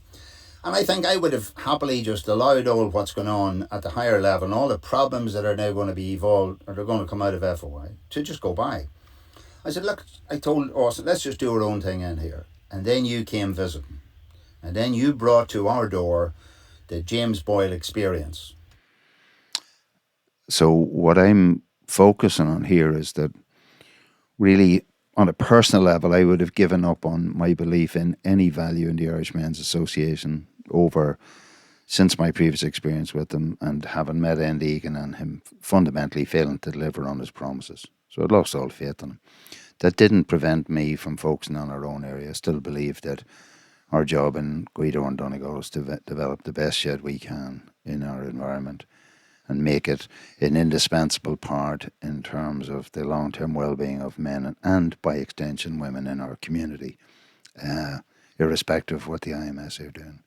And what was happening at a national level and the questions about the legitimacy, the representativeness of the IMSA, to be fair, probably like what's happening with all the other sheds in the country are just keeping their head down about this. I just went on with my life. Like, it doesn't matter to me. And in one level, the fact that these people are wasting public money. I mean, in terms of the 26 billion a year budget of the HSE and the Department of Health, I mean, 2 million a year is just what Simon Harris would have called as previous Minister for Health a rounding error up or down. However, suddenly in the 24th of January 2024, Enda Egan arrived up like the new sheriff, throwing his weight around and saying basically, I'm obligated to carry out an investigation. He instructed us everything was going to be done by the book. He alluded to the fact there could be criminal prosecutions brought about if there was issues around vulnerable people, etc., etc., etc. So we have had no option since 2024 but to face into and up to what was going on with the IMSA in terms of this complaint. So again, the questions are, what is the locus standi for the IMSA in being physically present and coming into our operation and imposing an investigation or carrying out an investigation? What is their locus standi? What are the rules of the process that we're involved in, and what are the timelines? And where is the copy of the complaint made against us? So that was the business mindset that I got into in January 2024, only because Enda Egan had started this, not us. Enda Egan had decided to bring this in. And I'm just saying, okay, you started the game, let's continue the game. It's continued forensically and sequentially in a stepped process where everything is mapped out and everything is recorded. And let's get to a destination, let's have a review, do all the learning, etc. from that point of view, but let's do it. And you have, for 20 months, as Austin has said it, you've had him on tender hooks. I mean, also, you remember, as he said it, you actually implicitly threatened in our shed that the potential of criminal action against us in relation to some healthy type of thing or something you mentioned, I have yet to find from you what legislation you were referring to. But you have Austin there saying, I can end up with criminal charges. And when Austin recognises that you guys are paying up to €500 an hour to employ Mason, Hayes and Curran, I said, Jesus, these guys are going to hang me. That's what he's saying to me. And I'm just saying, Austin, the one thing that I know about you is you're the most inoffensive person I probably have ever met. I've never once seen you raise your voice or be unfair to any human being in the world. So, I mean, I can put my hand in my heart and go into a battle knowing you're not wrong here, Austin.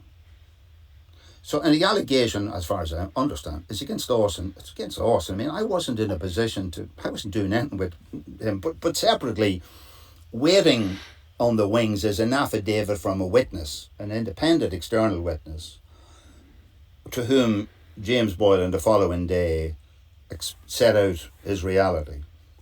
So I'm just saying, I don't have any concerns. Like I'm playing a game of cards here where we have all 52 cards. I know that. So I've watched this going on and on and on, and I still hear from you. I'm not sure. Like the most you've said today is that a phone call would have been helpful. You seem to have alluded to the fact that you're being advised in some way to be less than candid with the information you share. Am I wrong in saying that?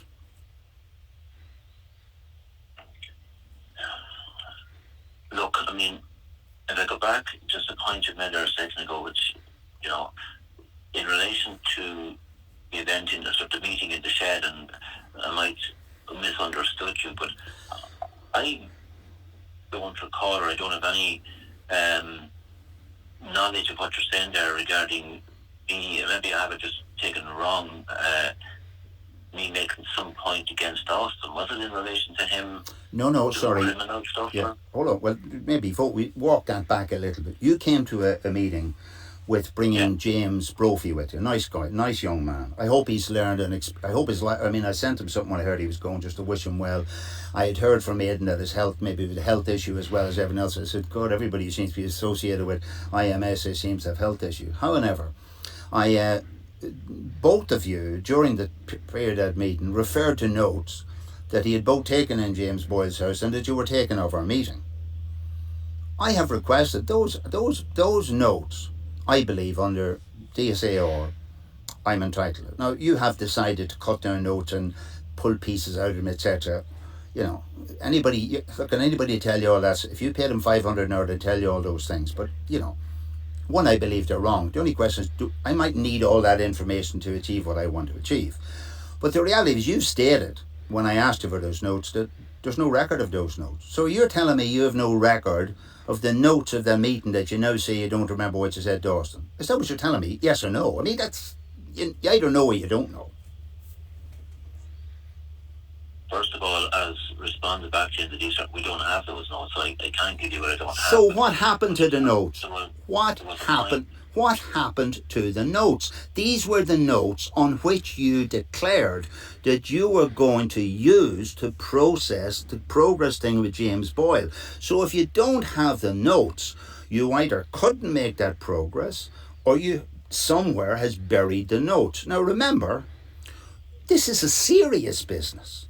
So you can't just turn around saying you're going to have investigation and bring Bobby Sands or whoever he is into the business and then say, oh, I don't have any notes. Do you accept that notes were taken by you people on the day and that you declared at the meeting that you were going to use these notes to make progress with Jimmy Boyle? The answer to that is yes or no. Well, it's not as straightforward as that, but I don't have the notes. Was there notes taken on the day? Yes, I believe there were. But to progress the thing with Jimmy Boyle is on the basis of the complaint that he's made. That's how that's improved. So that's gone on for a bit of a session here. So you start getting into the business with Egan about, well, I don't remember.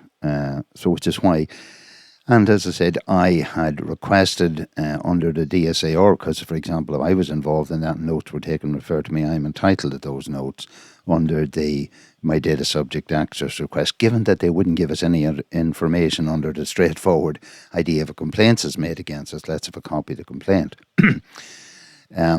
So I'm asking him, one, do you agree? So he's sort of tentatively agreed that notes were taken. He's saying now that progress or following up with James Boyle nothing to do with the notes, it's to do with complaints. And I invite you, this is a third of a series of videos. All of them are interconnected, they're sequential. The first one is the actual recording of the meeting on the January 2024. Right now, he's saying now, well, the notes don't exist. Notes don't exist. So that raises a whole other layer of all sorts of things, not least being the fact that, to my understanding, trying to understand at this stage stuff is surfaced under FOI from the HSE Department of Health service level agreements and the requirements for the IMSA to provide quarterly reports on complaints, etc., and to maintain complaints records, etc. So there's a whole area there of non-adherence to all of that. Now, at this point in time, I have yet to find out from the HSE Department of Health what all the implications all that are. But I think very logically, I think to have any level of compliance and governance standards and for the protection of everybody, if you carry out a complaints, the investigation, you would have a record and you would maintain records. And the other thing is at that meeting, these two guys, well, obviously James just taken notes, but Egan repeatedly stated that they would be using these notes to help Jimmy Boyle to put shape on his complaint. And that's a whole other layer of moving away from the idea of independent engagement or investigation. But what we're getting into is the area where Egan's selective memory kicks in. So he's saying now that, let me just go back a little bit, he's saying about the notes. Well, it's not as straightforward as that, but I don't have the notes. Was there notes taken on the day? Yes, I believe there were. But to progress the thing with Jimmy Boyle is on the basis of the complaint that he's made. So, he's saying now that Like the notes had nothing to do with it. He says, I think there were notes taken, but I don't have them. As in, the dog ate me. Homework, sir. And I'm supposed to sit there and say, this guy, hold on, what's that guy paid again? Sorry, I go on about this money as if it's meaningful. I think that 120 grand a year, that's not small money. Okay, this is not, like, I mean, look, I can guarantee if you went round to the main sheds around the country and asked everybody what they'd been earning when they were in a working phase of life, the vast majority of them will not be talking about monies like this. This would be dream money for them. And then we're talking about a guy who comes along and he can't remember. Like he's got an empty school bag. And now he's trying to say that they're going to deal with James Boyne's complaint on the basis of what? In progress. But sorry, excuse me, you couldn't, Enda, I'm sorry, but it's intellectually corrupt to imagine that you could have followed up something with James Boyle, given you stated yourself how, let's say, confusing everything was, if you didn't have notes to work from. So, like, if you go to a meeting... We're working off the letters and that he sent in. Now he's saying they're working off the letters he sent in. I invite you. Look at the reason, just like I discussed earlier here about video assistant referee. You play the video back again, you stop it frame by frame by frame by frame. You can go and listen to the recording of that meeting. And this is what he is saying now is fucking downright lies. That's all it is. It's downright lies. I mean, the whole essence of that conversation, we're taking these notes and we're going into detail, and everything is written is all over the place. You couldn't deal with that at all. So you couldn't progress any of this unless you have those notes. All right. I've been asked. I've tried to get you to be what I call authentic about the notes. So you go there. Now, the guy was, like, I've lectured for 27 years. In fact, I said at the meeting, I thought to him, and I'd said to you, man, geez, you'd have a big job taking notes of this meeting because it's all over the place. However, he read back some of the stuff in the meeting when we were talking. And now you're saying these notes don't exist. Sorry, he being James Brophy, nice guy, the information officer, doing the best he could, trying to take. So he read back references to notes that he'd taken of their previous meeting with Jimmy and stuff that they were saying at this meeting here. So these notes were physically written down. And now you're saying these notes don't exist. And you're asking us to have some trust or something in the authenticity and professionalism of your process. I'm just asking, do you accept that a third person say, I'm not really sure about this? I don't know. Do you think that you're going to say that your performance in all of this is going to be evaluated as, let's say, 6 out of 10, maybe 7 out of 10? Enda, just to say, this will be evaluated. Yeah, it's just like, his response. Listen to his response. Let's say 6 out of 10, maybe 7 out of 10. Like it's a bit of a laugh sort of thing. It's rarely of it is. I've come to the conclusion this time that this is a group of people who are taking money from taxpayers' money, your money, my money from the state, and they absolutely feel no obligation that they're under any requirement to deliver a quality standard, or that anybody's going to evaluate them. Now, the question is, how did they get to believe that? I mean, that's one of the other bigger questions. How do you get to act like this and believe that you're untouchable? Like, did you come into this as with that mindset, or was the culture that was already in the provision of funding of taxpayers' money from the HSE, HSA such that anybody getting into that space can end up thinking, sure, nobody, I'm untouchable. I'm not going to be evaluated by anybody. There are questions there, and again, if somewhere down the line somebody is reviewing any of this material from the reason, the meta reason why I'm doing this, which is a research question of what of does it matter, and fractal behaviours within organisations. Just ask yourself, how do mindsets like this develop? How are they then cultivated and cemented to be in where these people are? I mean, and because if you don't change that fractal behaviour, that pattern of behaviour at that sort of minuscule or at that core level, at the granular detail level, then don't be surprised that the whole system, as Confucius says, ends up in chaos. I mean, Aidan O'Sullivan is the chairman of the body of people who evaluate your grant application of the HSE. So, I named him to Enda at that meeting, and just if you're listening to Aidan O'Sullivan, you will be invited to listen to this in the future. It's an evaluation. So evaluations look at the specification of a job, the expectation of delivery in that job, and the matching of delivery to the expectation, and a marking system. That's what evaluation is. And, if you're handing out public money, there's a requirement that you need to take accountability for that. He also happens to be the Freedom of Information Officer who's released an enormous amount of detail to me. Obviously, there are two different roles. He is aware that in the processing of all of this, the question is going to be raised, are these people fit to be accessing public monies? In doing that, they will be asked to evaluate behaviours according to certain governance standards.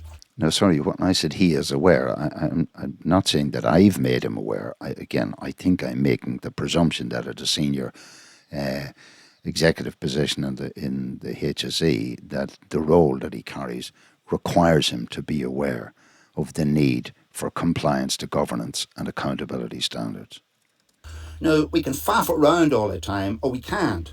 No, I'm asking you, do you believe that in terms of your performance, you're being paid public monies?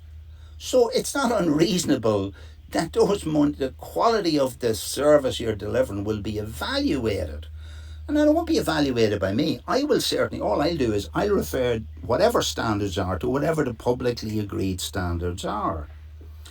And that's what I've done in my FOI. I've said to the FOI, I want everything I'm entitled to. I want nothing I'm not entitled to. And anything that I'm blocked with, I'll challenge it until I get what I'm entitled to. So sorry, that's important, just what I've said there. Like in any application that I make under data protection or FOI, I'm not trying to beat the system. I'm just saying I want what I'm entitled to on will the cadagum. In other words, do I have your permission? No, on will the cartagum. Do I have the right? So when I've made applications under FOI or DSA, I've made applications on what I'm entitled to. And that's relevant insofar as that is just, I think I might have referred to it somewhat earlier, that happened on Friday, this is the 16th, when I had a further tranche of information released to me by Aidan O'Sullivan, the deciding officer in the HSE, where he has now redacted what he calls financially or commercially sensitive information presented by the IMSA in a document which is an application for funding for this year, for 2025, whereas a couple of months ago, he provided, under a different or an earlier FOI application, he provided me the very same document with no redactions. So either I was entitled to the information that I was given, or I was not entitled to it, therefore it was redacted. But I can't be both entitled and not entitled unless for some reason or other the laws of logic have changed in the last couple of months, or the laws of FOI. So that's another whole, and of course that then requires me to stop the bus and take my whole investigation process down the road to a whole other layer.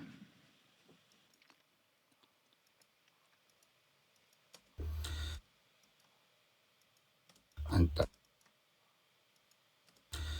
that's what I've done in my FOI. I've said to the FOI, I want everything I'm entitled to. I want nothing I'm not entitled to. And anything that I'm blocked with, I'll challenge it until I get what I'm entitled to. So I've asked you for all these things that I said I'm entitled to. According to you, you've said that you've got advice from professional people who apparently have advised you to take the route that you've taken. I'm not sure at what point you're going to realise that this isn't going to work. I don't know at what stage you realise, hey, you're going to have to give this information, Enda. You didn't realise that, do you? Do you accept you're going to have to give us a copy of this complaint? I don't mean Bobby Sands. I'm telling you, you're going to have to give it to us. Because it was in your gift. If you're speaking in relation to the complaint by James Boyle, correct. That will be given by Steve Sands. No. Yeah, sorry, Enda. I don't think you understand. I'm not asking Steve Sands for it.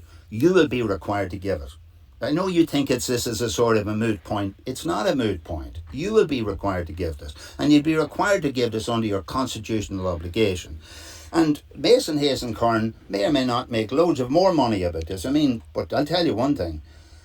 When the ground people in the sheds hear that these are people who €500 was the maximum local enhancement programme grant that could have been applied for by sheds in Donegal. Again, the relevance of this €500 here is that in my earlier FOI applications, I had surfaced an invoice from Mason Hayes and Kern identifying a charge fee of €400 plus VAT. So I'm saying when I say 500 rounded figure from Mason Hayes and Kern to the IMSA. Now it's interesting in relation to what happened last Friday, because that's now another trail I'll have to go down. Is if I were to ask the same question of Aidan O'Sullivan in the HSE now, would he have given me the same information? And by the way, he has determined that the public interest does not trump the private interest, let's say, of the IMSA in secretising this information, whereas I actually totally disagree. This is all taxpayers' money. It doesn't matter who's getting paid this money. And I would find it distinctly disturbing if I felt that legal firms could be charging this sort of money over what essentially are Mickey Mouse organisations. Like, this is a Mickey Mouse organisation in terms of size, from the HSE perspective, a turnover of €1 million within a €26 billion per annum budget. In fact, it's less than a rounding error. It wouldn't even be noticed by Simon Harris when he was Minister for Health. But my point is that in getting this information, like €500 last year, the maximum we were told we could get, because there was a whole confusion over whether it would even be a sustainability grant, would be €500. And this is like the cost of just 1 hour of Mason Hayes' time trying to block us in our shed getting information, which we're constitutionally entitled to, under the laws of natural justice we're entitled to, and the then assistant CEO of the men's sheds, Aidan O'Gorman, confirmed in his view we should get it, and he said the IMSA felt we should get it. So we're still hanging around here with Enda Egan now saying, well, you're going to get it now from Steve or Bobby Sands or whoever it is. And I'm saying the question is, our complaint was given to the IMSA. They brought it to our attention in January 2024. The information should have been given us as soon as it was signed off by Jimmy Boyle. It's nothing to do with hanging around for a year and a half to see if you'll determine to bring an outside person to see if you'll then give us the information. The very tenet of justice, delayed justice, and that is very important, because remember, a lot of our members are older members, and 2 years at this time is kind of a long time. Who knows who at our stage of life, and much older than me, how will any of us, will we even survive? Will we be alive when any of this comes to fruit? So justice, delayed justice, and it really applies in this case here.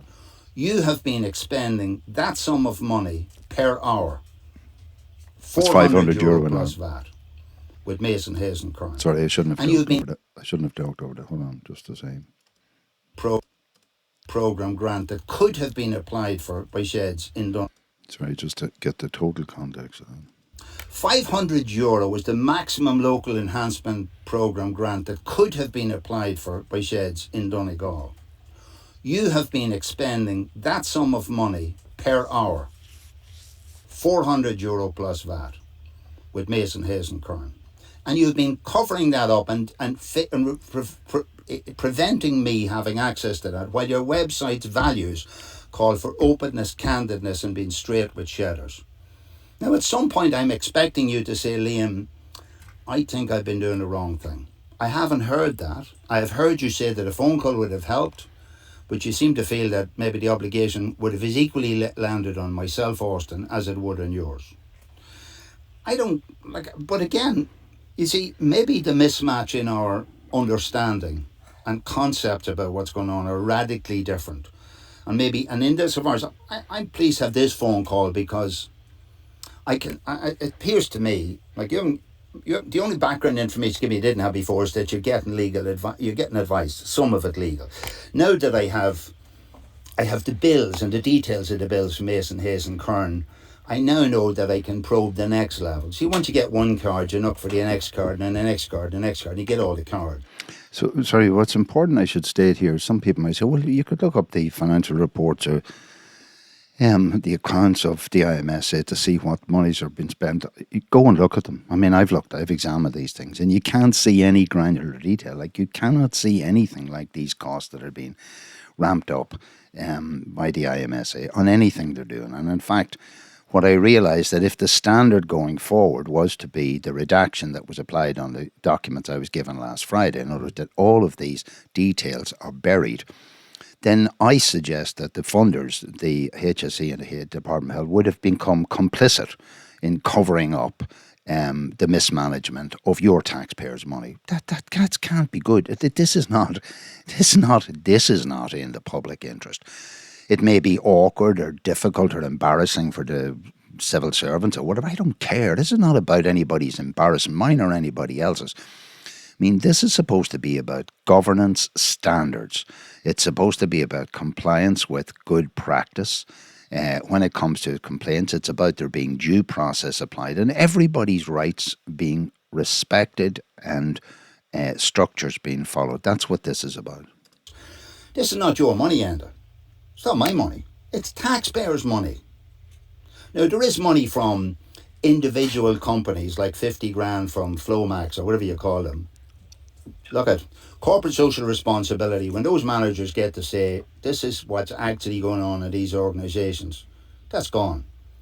Yeah, so that might be considered in the letter written to whatever you call him, Dylan McDonald, to me, as a threat about funding. Don't doubt this. I mean, my belief is that corporate social responsibility is a sort of more recent general concept where companies, I don't know whether it's to cleanse their moral souls or whatever, but, you know, they're expected to give something back into the community. And that's a good thing.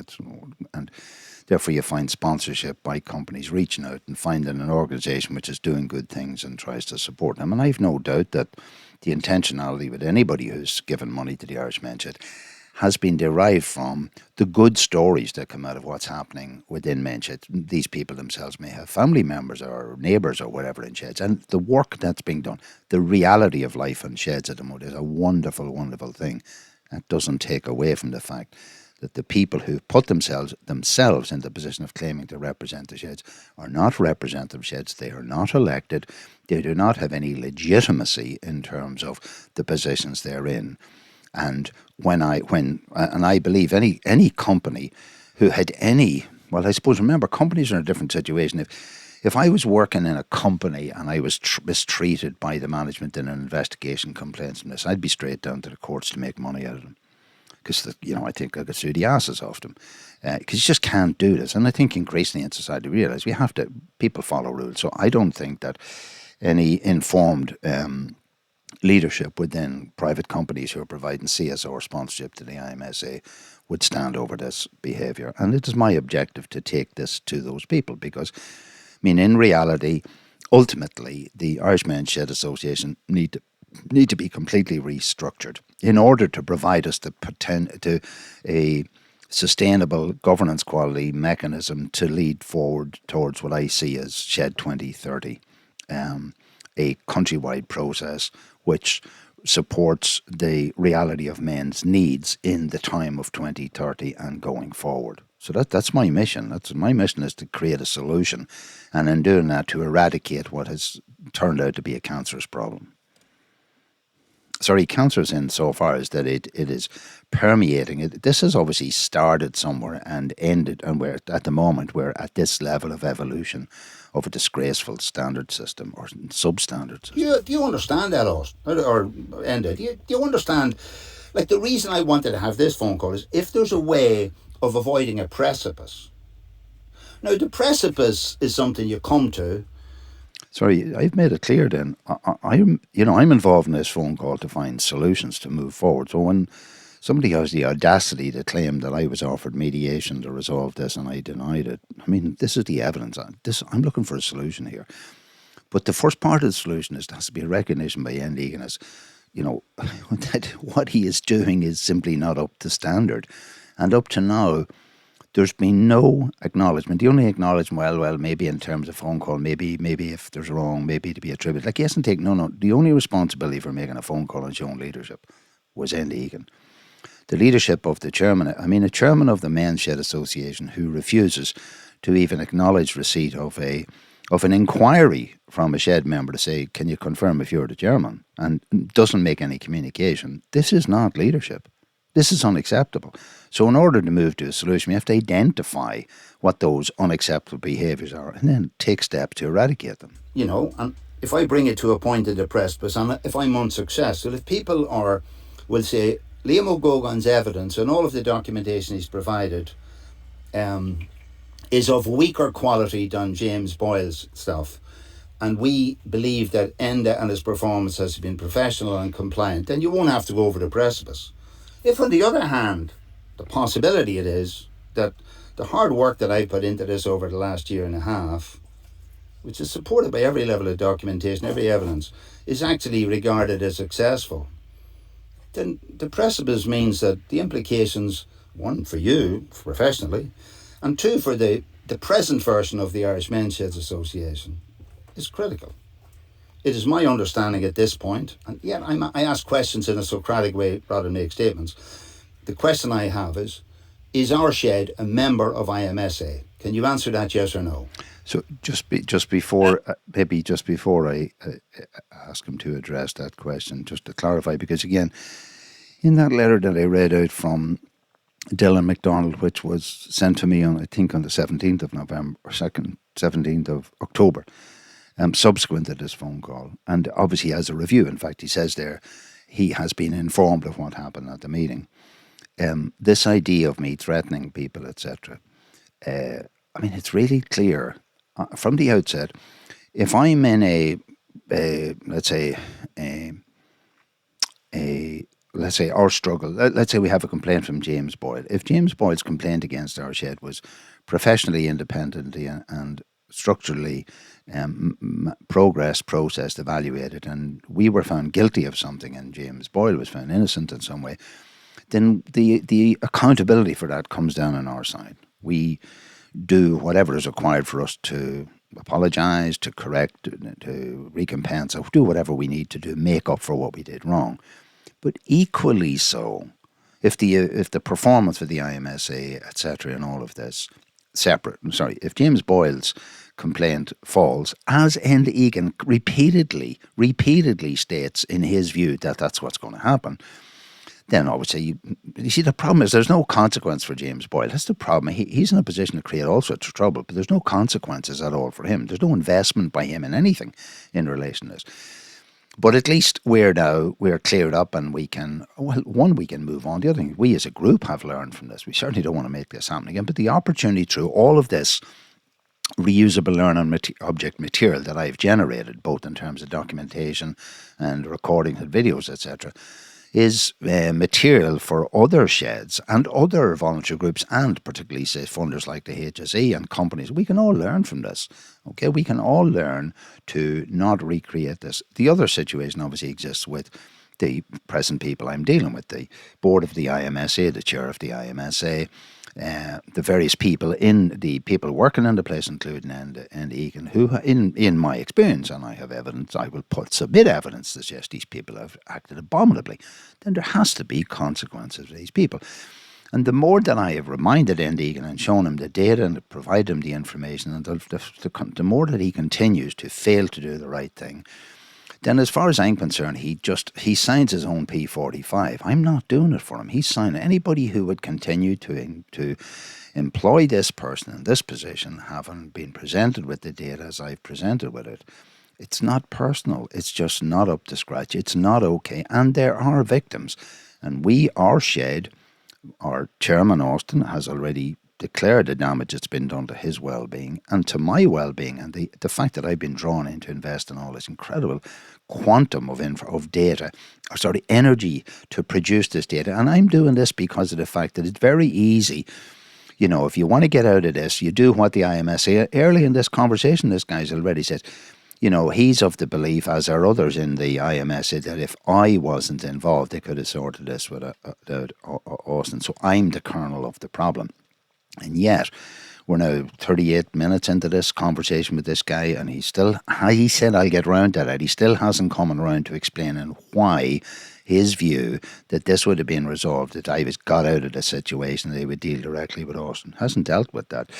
And, you know, I can tell you, He didn't deal with it and the rest of it, but the evidence is yet to be there. Listen to the rest of this and tell me if you hear it. Also tell me where you can hear Brenda Brady's voice in the background. Where can you hear him refer to Brenda Brady's voice? What sort of support is she giving him? Is she rubbing his shoulders here or something? Fondling his hair or what? What's she doing in here? And because she certainly hasn't been introduced to it. So is this corporate leadership? Where somebody, is she in a smokescreen hiding somewhere else? Did she have a recording of this? How is she going to parse out what was said in this situation? It is my understanding at this point, and yeah, I ask questions in a Socratic way rather than make statements. The question I have is our shed a member of IMSA? Can you answer that yes or no? No, so I'm asking, this is kind of, look at it, I hope everybody listens, certainly if you got to this point in this, you're bright enough to realise, you go down to play golf. Are you a member of that golf club? The answer to that is, the answer certainly can be clarified by somebody. Is that okay? You might know because you have a membership card. The person who maybe asked you the question might know because they might be the club captain, they might be the club secretary or whatever. But it is a knowable reality.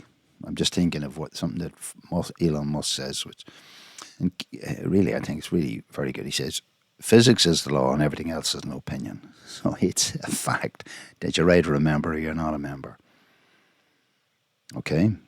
So I'm asking the question. This is the guy who's the CEO of the organisation. Now, the question you could say is, what does he know about what's known at the board, etc.? Because that throws up a whole other layer of questions. Is, somewhere I've seen that, I think someone, again, one of the many, many hundreds of documents that were released to me, there seemed to be some forms filled in to say that, members of the board turned up at various meetings and turned up and basically that there was a quorum for every meeting, etc. So a question I have is, for any reputable board with good governance standards, there should be, a CEO should only attend board meetings for the purpose of a requirement for the executive to be present during that period of time. And in order to create an independence between the board from a supervisory point of view and the CEO, it is completely unacceptable that a CEO would be present during all of the time of a board meeting. Now, previous information given to me about earlier board meetings back in maybe 2017, 18, 19, by a person who was on that board, tells me that the then CEO of the IMSA, a guy called Barry Sheridan, attended the meetings and in his view actually ran the meetings. And this person told me that he posed a question looking for to be told the salary of the then CEO, Barry Sheridan, and that the CEO refused to give him the information and that the chairman at that time refused to push the issue. Now, you could say that I'm speaking here, this is hearsay. What I recognise it, this is hearsay. The individual who told me this, if he does get around to listen to this, he has the challenges to you, and I'm speaking directly to you, the guy who told me this, to come out and speak publicly in relation to this. Like you've spoken to me privately, and you have stated your annoyance at all of this. You have accepted that perhaps you were too accepting and silent at the time. But now is the time to come out and say it. However, anyway, what I'm saying here is the forensic question needs to be asked about who attended the board meeting, who attends and attended the board meeting. Is there a section at which the CEO is not deliberately not present and that the board discuss items, including the CEO and his performance, separately when he's not there? Anyway, the question I'm asking you, so I'm asking the CEO of an organisation, he's been in there now for, 4 or 5 years, right? That's the length of time he's been in it. Are the sheds around the country members of the IMSA? So I've asked this question specifically, and I've told Enda Egan here that I wrote that question to the chairman, Della McDonald. I copied in BCC, blind carbon copy, Aidan O'Sullivan, the HSE, with that question. So Aidan O'Sullivan is cognizant that I was asking that question. That question, the email was never acknowledged nor responded to by Della McDonald. Okay, so I'm asking the question once again. The question I have is Is our shed a member of IMSA? Can you answer that, yes or no? I can't. I think it is, but I'm not able to. I'll look that up for you. But No, sorry. When you say... Listen to this guy's answer. I've just specified, again, ad nauseum. God, you think I'd have a personal interest in this guy's salary or wage. This is somebody, you're on 120 year, 20 grand, 120,000 euro a year remuneration package. You're employing a handful of people. I mean, a handful, maybe 5, 6, 7 people, half them part-timers. And there are 450 sheds around the country who are all basically running their own sheds. They're not actually relying on you to do very little, I can tell you. And you're asked a simple question, are they members or not? Listen to your answer. So listen to the question and then listen to the answer. I'm not sure, it's only a couple of seconds, right? The question I have is our shed a member of IMSA? Can you answer that, yes or no? I can't. I think it is, but I'm not able to. I'll look that up for you. So, again. I can't. I think it is, but I'm not able to. I'll look that up for you. But I can't. I think it is, but I'm not able to. I'll look that up for you. But So just listen to what this guy is. I think it is. Sorry, hold on again. I can't. I think it is, but I'm not able to. I'll look that up for you. But So he says, I can. I think it is. I'm not able to tell you, but I can look it up for you. Do you swear this guy was in a wet day and that he was a clerical officer? Right? This question is, two questions I've been posing from the outset of all of this. So the outset being, say, January 2024. What is the locus stand? 3 questions probably. What is the locus standi of the IMSA, okay, in investigating us? And part of that is, who are members of the IMSA? If we're not a member of the IMSA, what locus standi do they have to do anything with us in the first place? So if we're not members, what have we signed up in terms of rights and responsibility? And the second thing is, where's the copy, the complaint by James Boyle made against us? They're the 2 things. Very easy. It's not. Should there be a mountain of administration around us? This is the first time these questions have ever been asked on the planet. And remember, the chairman, what do you call him? McDonald. This question has been posed clearly to him. So this guy sounds like it's the first time he's ever asked a question. Listen again. I can't. I think it is, but I'm not able to. I'll look that up for you. But No, sorry. When you say, my sorry, understanding of this question has been asked again and again and again and again. So he says, my understanding of it is that it is. That's what he says in this crosstalk here. No, sorry. When you say, sorry, this question So he says, my understanding is that you are, that men's sheds are members. has been asked again and again and again and again. And you, at your elevated package of 120,000 a year, is telling me, I think it is. This is fundamental. It's fundamental. Now, Dylan McDonald, so I presume you work under his guidance. He's the board director, he's the chairman. He's been asked this question. And the HSE have been blind carbon copy in watching this guy doing nothing. And there's a reason for that. So I'm informing Egan that the HSE have been informed about this. So I can't be saying, he can't pretend in some way he's been kept in the dark about this.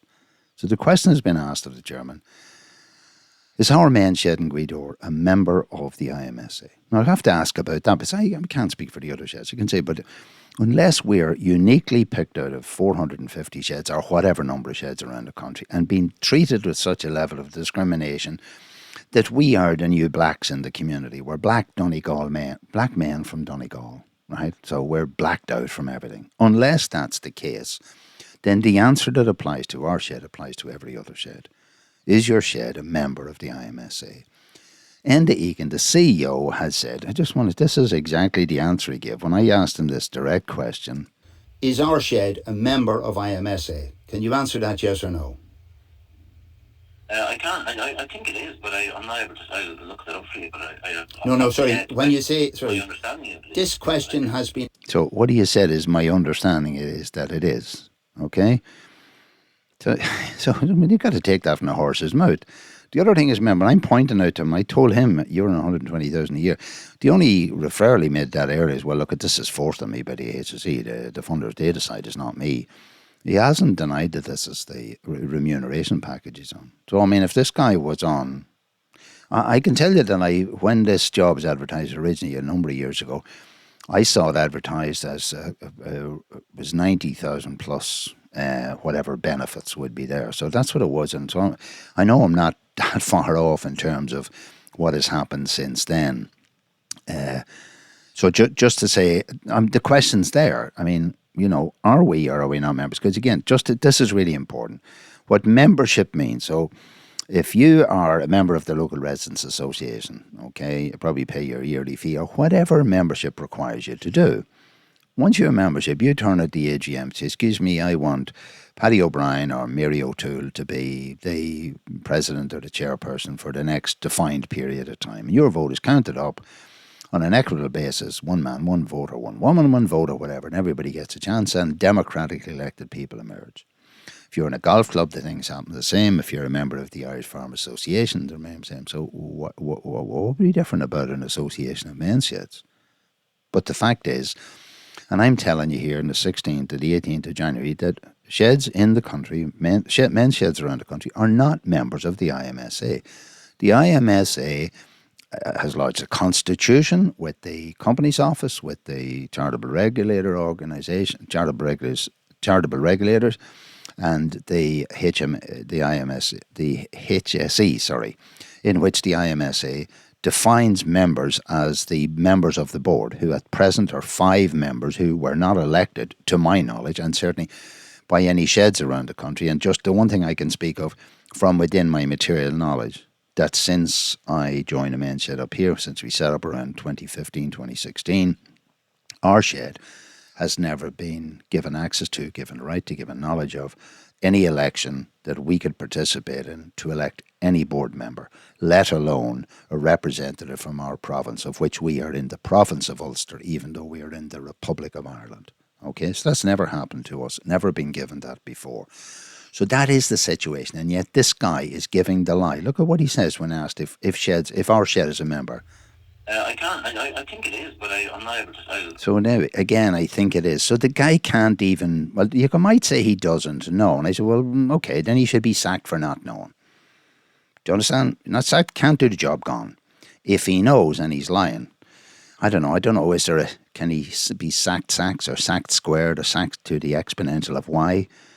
But I mean, there's on lots of levels, this is intellectually insulting to any human being, and I found it personally insulting he would treat me like this. I found it really, really insulting that in some way, Andy, given the fact that he says he's under stress from all these emails, does he think I'm not capable of forensically repeating to him what he just said? But did Enda think anybody was ever going to hear this? No, he didn't. That's the whole point of this thing. Cover-ups, doing stuff behind closed doors, talking to his buddies about saying Liam O'Gógáín is the problem. If we got rid of him, we could deal with Austin. This is the greatest insult here is to the well-being of men and the importance of men's sheds and the wellness of men in Ireland going forward, that is left in the hands of people like this. He's been asked this question. And the HSE have been blind carbon copy in watching this guy doing nothing. And there's a reason for that. Because I'd be saying these people have no authenticity in using public money and claiming to be representative people when they're not. Now, in the meantime, men in sheds are only frightened. Right now, there's a shed in Manor in Donegal, and a poor fellow going around trying to fill in forms and coming across all sort of technical problems on your website when you people were paid €50,000 to administer something. So just again, I've mentioned Manor Site, so I mean, just to say to you that this refers to the Men's Shed Sustainability Grants for 2025, which were supposed to be for monies that were spent between, I think, the 1st of May 24 and the 30th of April 25. Okay, so the men's sheds were now trying to start looking for this money. Maybe it's around August. This is finally when the IMSA get around to getting this information out. Sometime in that period. Don't hold me to that particular date.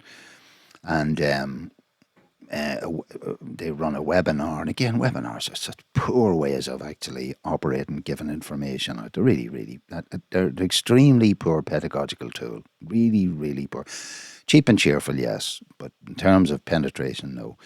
So within the Donegal Men's Sheds WhatsApp network group, which had finally been brought back into open dialogue between the members, simply because I insisted on this when the DLDC, I think, naively got involved in, let's say, taking over running this WhatsApp group, when in fact the Donegal main shed themselves have failed as a body, and began because of zero support or developmental input from the Irish main shed that the main shed in Donegal should run their own organisation, should run their own thing, and the support got from the DLC should be defined by the sheds themselves and brought on board in that base. Anyway, in that conversation that was taking place, various sheds were thrown out. They were finding it really difficult to fill in these forms, etc. And that gave him manner.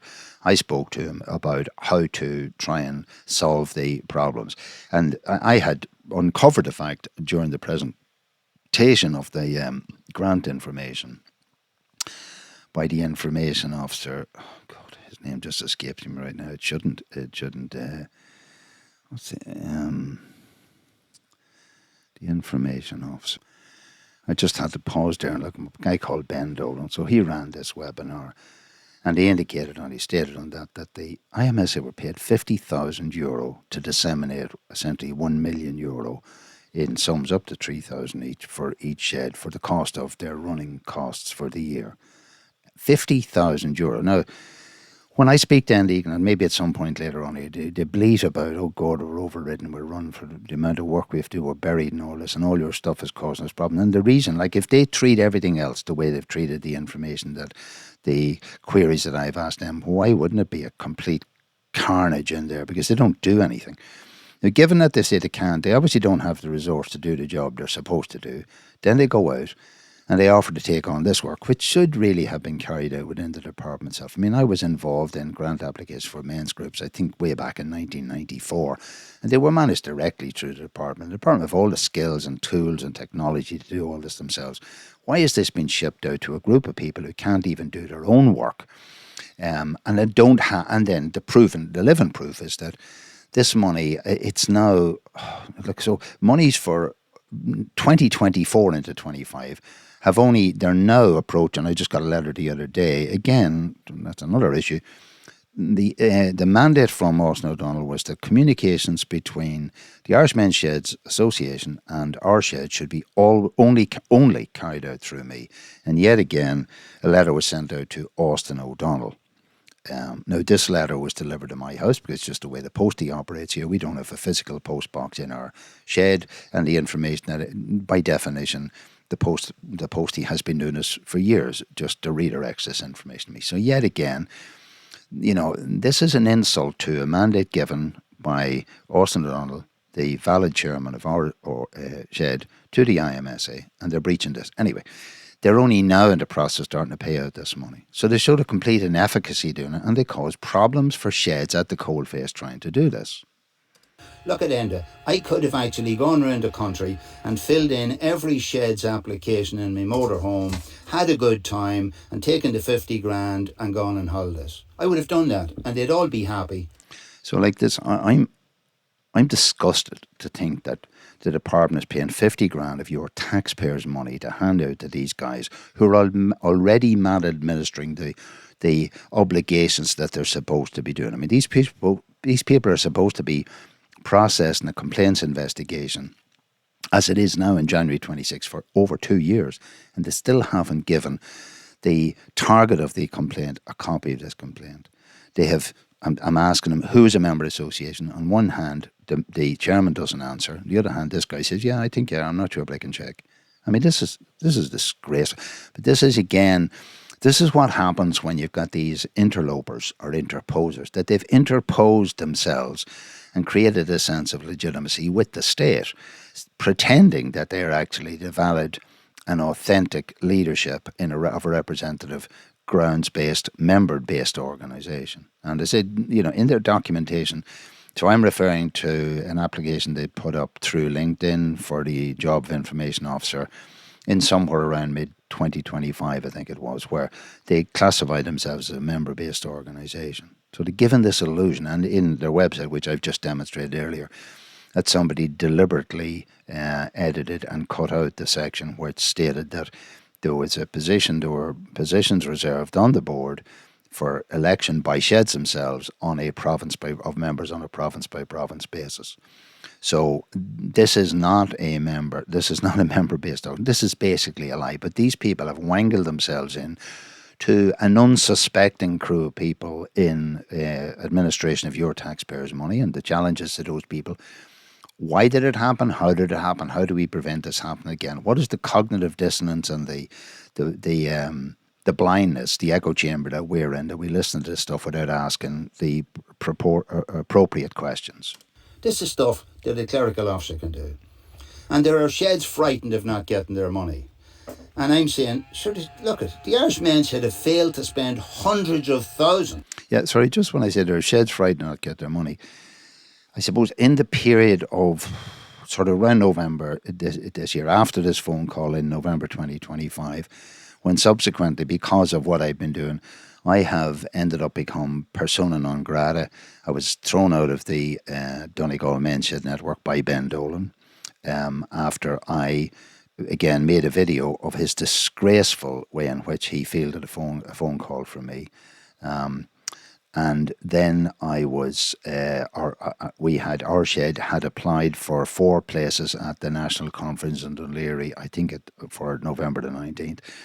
And we were basically barred from that conference because the person running the event, Geraldine Meehan, refused repeatedly to contact me.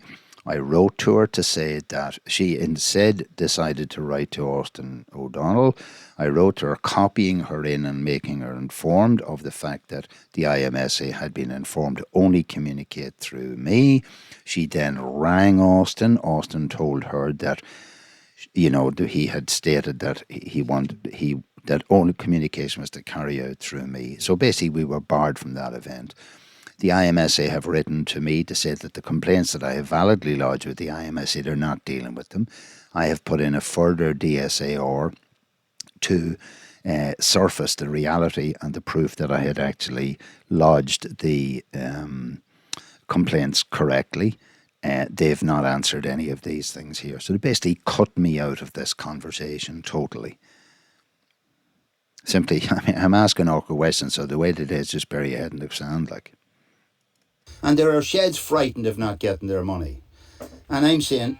So, sorry, I'd lost my train of thought there. Yeah, as a result of that, I put up some videos. Now, again, they've blocked me from posting onto the Irish Men's Shed's official website, so I have been sending what I could to the Irish Men's Shed's Facebook group.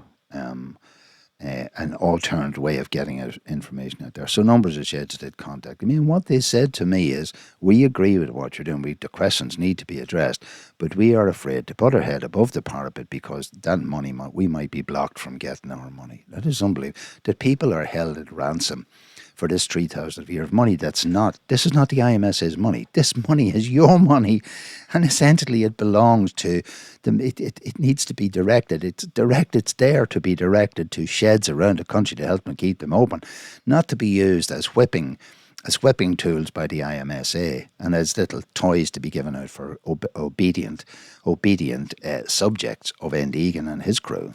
Look, the Irish Men's Head have failed to spend hundreds of thousands of money. Yeah, so just what this is, I had uncovered that in both 23 and 24, the IMSA had significantly under-distributed the monies that they sought. And in 24, I mean, to the degree of, look, it's not in front of me right here now because this is all detail, but it's certainly 100 and something thousand, maybe 120, 130, 140,000 in 23. So they hadn't spent that money. So then obviously I have to tell the department we didn't spend the money. Now, any fool who's ever been around public service in Ireland realises that, and you will notice that coming up to the end of the financial year, people get calls, look, we have to spend this, we have to spend our budget, because if you don't spend your budget, then next year it's going to be reduced. You can't be going bleating looking for money and then not be able to spend it. So what I realised from the information I've surfaced is that the department, and this suits everybody as part of the cover-up, they said, look, keep it inside your account, don't come back with this and we'll roll it over till next year. In other words, now what should have happened is they should have come back and said, look, you obviously didn't need this money, so you're getting less next year. So instead, the sum of money was added. So in the next year, it might have been 1.1 million was available rather than 1 million. And again, in the second year, that's 2024, because these things straddle years, they underspent again by more than 200,000. So, and they're given 50,000 to distribute this money. Now, it's not as if every shed got the money, got their maximum sum money. They didn't, because to a large degree, a lot of sheds many sheds don't even have the competency to know how to manage all these things. And why would that be? Because for the last number of years, despite all their mouthing and their webinars, the IMSA have not achieved very little in terms of developing the digital literacy skills around sheds, developing the administration competencies at chairman level, at secretary level, at treasurer level within sheds. So sheds are lucky if they have somebody there in their sheds who's competent enough to do the paperwork, etc. And if they're not, they just struggle. So sheds are there pulling their hair, if they have any hair left. Not I have no hair left, but I mean the reality. See, I have no hair left, but you know they're struggling just to do all this, and these boys are sitting up here, and somebody's paying 50,000 for this. So where's all this money going? For example, who got paid this 50,000? Where was it spent? Was one person paid 50,000 to do this? Or had other people's got their monies, the other monies they were getting? So Ben Dolan gets paid some money. I haven't yet ascertained how he gets paid or what he gets paid. Are there top-ups for a little extra the guys do? Or do their buddies get monies on the side for them? Sorry, these are forensic questions which need to be asked. And you can't ask these questions based on the financial accounts that are provided by the IMSA because they're all buried within that. And now when I see what the HSE are doing to me and that they're now redacting information, claim it's commercial information. Well, they've already given me the same document earlier. So there's something going on here that, you know, there's something wrong in the state of Denmark, as Mary Harney once stated.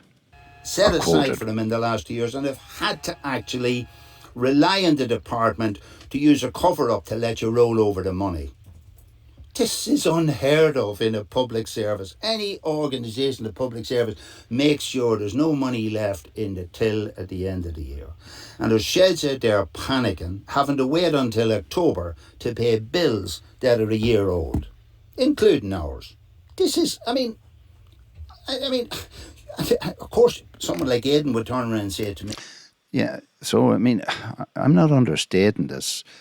You know, I've been meeting with men's sheds at different events since 2015.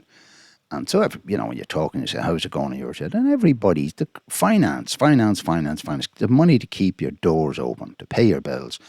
Never mind develop your shed. It's a critic. It's on the tip of the tongue of everybody in sheds. And like small monies, 500 is a huge sum of money.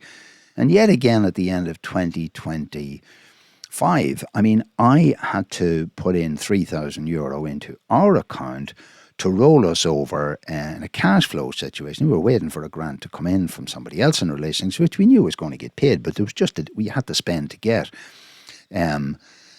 So I mean, this is how fragile sheds are in a financial situation, and yet we've these guys there not doing the job. And in fact, you know, the mess that has been created for us by this mismanagement of everything by the Irish Men's Sheds Association completely distracts us, both myself and Austin, in our shed from trying to get on with trying to secure the funding. To secure the funding that we need to go, and tend to develop our own sheds and maybe to develop internally skills for succession management, etc. And these guys are paid an extra 50,000 for messing with this. And they can't even get the money distributed properly. Sorry, you should confirm for me at this stage, simply because I got it in writing, that Aidan is no longer in your company or something. Is that correct? Yeah, so, because, you know, just have to have timelines involved here. We met with Enda Egan on 24th of January 2024. He's the CEO. On the 14th of May 2025, he sent his emissary to meet with myself and Austin. Simply, I mean, it seems to me he just didn't want to face us, so he sent Aidan up there, briefed him beforehand to meet us in Killybegs. Aidan, you know, and that's the subject of the recording of the second video in this series. You can listen to the performance of somebody with an MBA from the Smurfit Business School, whose highest contribution at that would to say, well, there's a lot more worse organisations around the IMSA in terms of being sloppy.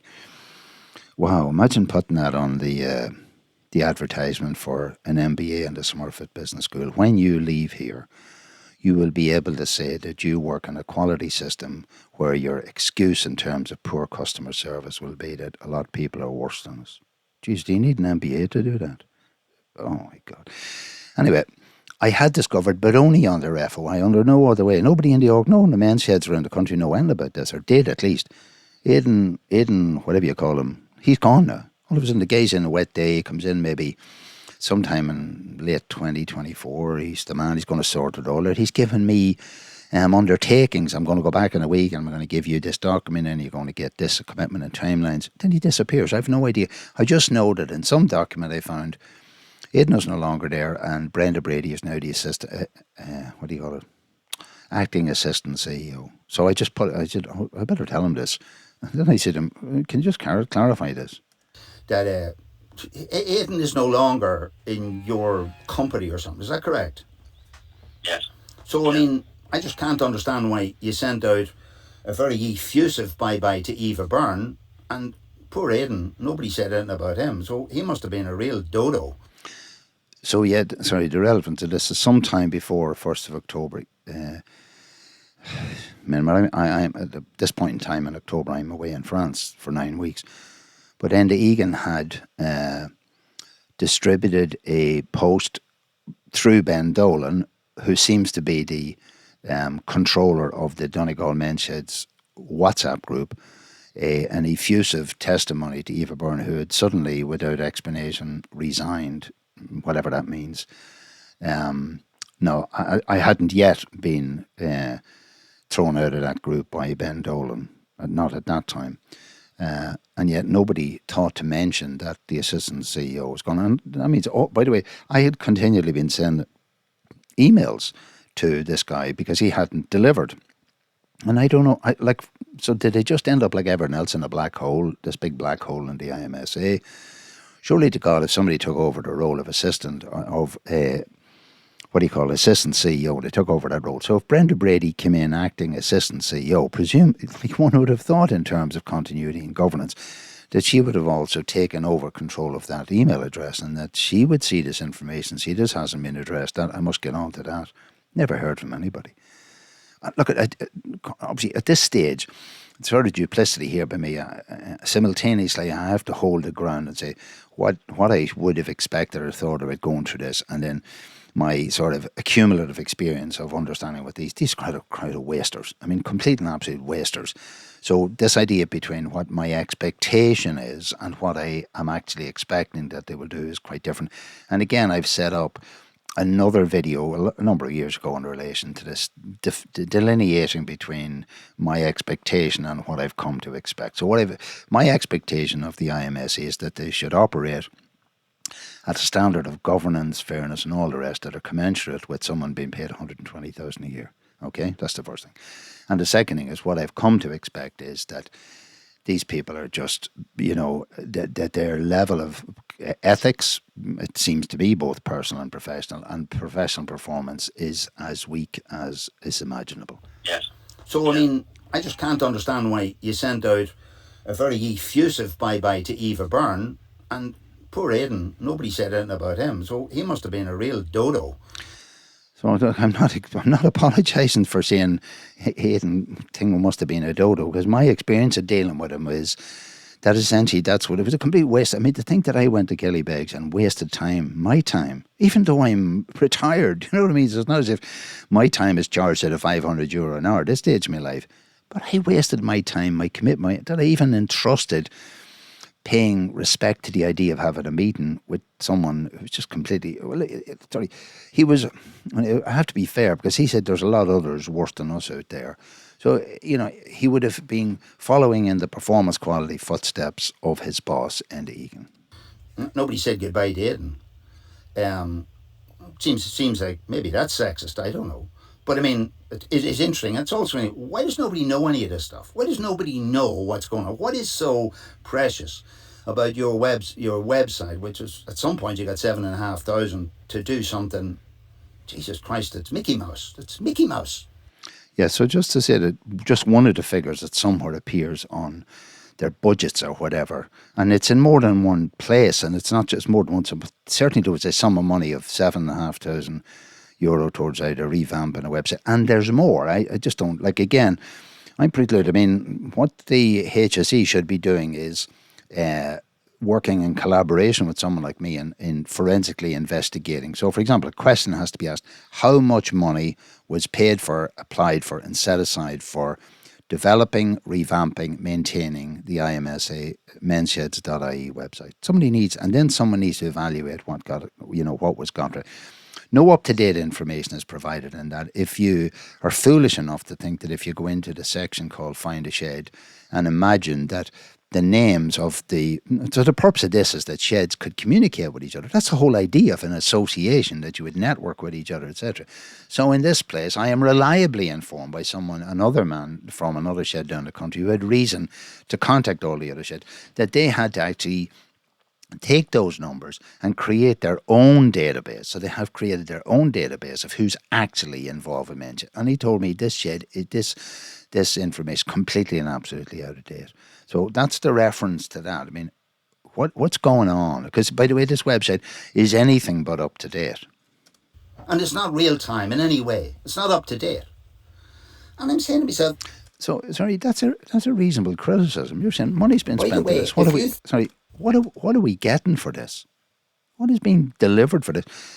I mean, in a modern website, to maintain a modern website once it's set up is a relatively short exercise and can be done by a clerical person.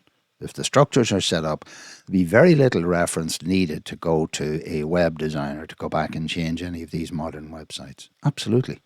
All the pages, the templates are all preset, so it's simply a matter of entering data. I know that personally from having run and fed and updated websites in the past, and that was a long time ago. Things are a lot easier than that now.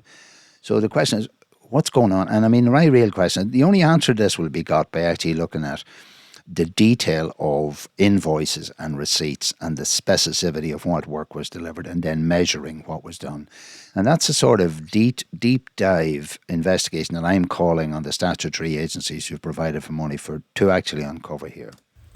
By the way, if you think these are criticisms, these are points 1 to 200. So the error in providing an incorrect number to the HSE, which could only lead to a disturbance for some poor woman down the country, and it not being corrected.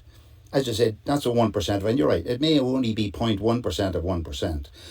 So just like there is a larger concept. So what started once you brought Jimmy Boyle into our conversation, you brought Jimmy Boyle into our shed when you visited in January 24.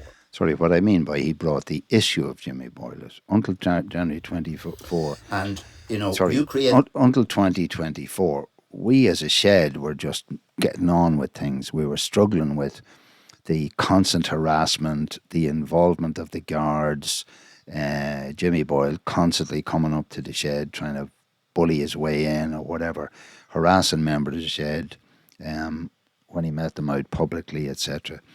That was a local fracas. And now we had this organisation coming in with a top-down sheriff badge on saying, we're going to carry out an investigation, and implying, and I said, go back to the first thing, went back to the first meeting when Enda talked about a vulnerable person's element, and James Boyle was in the age group. He must be in his 80s now. He said then he was 79.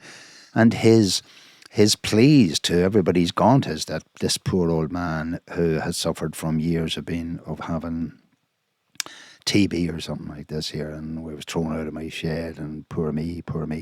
So he is acting a vulnerable man. And him and Enda Egan, making us feel, and as Austin discussed that with me, the sense we could end up criminalised over this. And of course, Enda said, well, I have no memory of this. But I mean, the memory, the good thing is that's why these recordings are so important. And, you created a situation because of your subsequent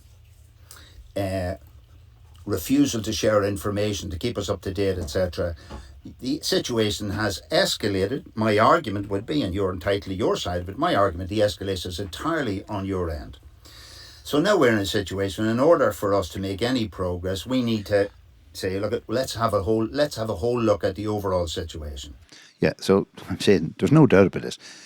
If Enda Egan had did what he said he would do in January 2024, gone away, even though I totally disagree with the idea that he would be supporting and facilitating Jimmy Boyle and helping him right up helping write up his exam paper before it be marked. I mean, it's crazy stuff. Even if he'd done that and then given us a copy of the allegation, we'd have a chance to look at it. We go to a process, whatever the process, to be a timeline, we would have an outcome. All of this. This is just on the IMSs, on no one else. To try and turn around and says, I have to be very careful. I can't but say I was the nigger in the woodpile. I'm sorry, I was born in an age when people said that to make a point. So whatever the modern idiom of that is, but I was the kernel of the problem, that I was causing all this because I keep asking the very clear question, are we a member of the shed? This isn't, it's not that I don't think it's okay. If this was okay, then all the wrongs that are going on in the world, like the whole idea of justice, structure, systems, law, in fact, anything other than chaos and anarchy would be established by these guys. Letting these people away with this is simply not okay, because there are more global, again, this is the concept of fractals. If you look at these fractals repeating at higher levels within organizations, is it a wonder that the world is in the mess that it's in? I was told by, in fact, Aidan told Austin during our conversation with him, that with Aidan, that we were being used as guinea pigs on this new grievance process. Yeah, so you need to go back if you want to. I mean, we did discuss this idea. We were the first person. So let me say, when they came to us in January 24, there was no process. There was no structure. There was no process, no complaints management procedure, handling procedure. One was finally cobbled together or put together, and I believe by external consultants. I believe external people were paid to do this. And again, a forensic evaluation should find exactly who was paid, how much, for what. This is finally developed in 2025. July 2025. And according to your man Aidan, because remember we spoke to him in May, and he told us no one had ever been. He said he had a draft of that process at the time, but no one had ever been processed through it. So we're the first through the machine. Okay, so we're in the sausage factory, and that's what, like guinea pigs, we've just been fed through this machine as a first off. And that's what you do. You prototype things, you try them out, and some of them crash, some of them fail. So we are being played with. We are being toyed with. Our personal lives are being toyed with. Our stress, the mental anguish to our shed is being played around with by people who don't have no empathy or sympathy for our reality at all, because they're not involved in sheds. That's the point. They're not part of sheds themselves. We're the first to be put through this process, so all the learning is happening as everybody waddles along. I have said to you that Austin's partner rang me short time ago in the middle of the night to talk about her concerns for his welfare, his safety. While you're sitting there saying Bobby Sands or whatever he is running around there, going up to visit Jimmy. But remember, this process that you talk about is now already in play while we don't even know who these people are. Until today, you've refused to name these people. You've refused to share the terms of reference. Tell me how much money has been agreed in contract with these people. Now, so we start into another question that's important, just to review what I've just been saying. That as of the 1st of October, we in our shed in Gweedore are not cognizant, knowledgeable of who this external body who've been addressed, tender sent out to now take over the investigation of this, because Egan says he doesn't want to, even though the complaints handling procedure allows him to do this. And even though he has already said that, in his estimation, Jimmy Boyle has nothing to complain about, that his complaint will not be upheld. That's what he said. He said that on a number of occasions through all these through the meeting in January 2024, and he has confirmed that earlier on here, right? And so we know nothing. So as I said before, there's in football terms, there's a game on somewhere. We don't know what stadium. No, so we're supposed to be one of the teams. The other team is Jimmy Boyle. The referee, well, they're changing referees. 1 minute it's the IMSA. Now all of a sudden they're saying, we're going to appoint another referee. Some Bobby Sands or Steve Sands or somebody else. We don't know who they are. We don't know what their terms of references. We don't know who's paying them. We know nothing about this. We know nothing about it. We find that the game's already halfway over because they've already met with Jimmy Boyle. They're sharing notes.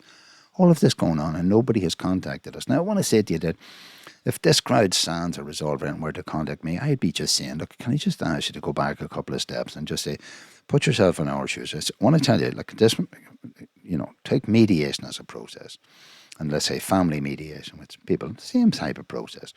I contacted Government Mediation Services. I want to go to mediation. They said, that's grand, Mr. Gógáín. Great, we'll put it down here that you want to go. Now, here's the situation. When the other party in your relationship or whatever contact us and say that they themselves independently want to avail of this mediation, we will then come back to you and we'll move forward. That's the way it happens. We now have a situation where the game is halfway played. These guys are already in the game, playing the game, and nobody has informed us, asked us whether we want to be involved. So, I mean, this joke of this guy saying in this letter, Liam O'Gogan was offered mediation and declined it. I mean, nobody's offering us anything. Nobody's even told us what the process is. Anyway, so what does he say to this? Tell me how much money has been agreed in contract with these people. Now, the answer I want you to give me is the right answer. It doesn't matter. I'm going to get the answer anyway. So you need to say to yourself, do I believe Liam O'Gogan will extract the answer through the public money medium, the state? And will I put him through the hell of not telling him and just delay it and further add to the escalation? So the answer to the question is, how much money has been contracted to Bobby Sands and company, or whoever you call them, Resolve, to deal with this?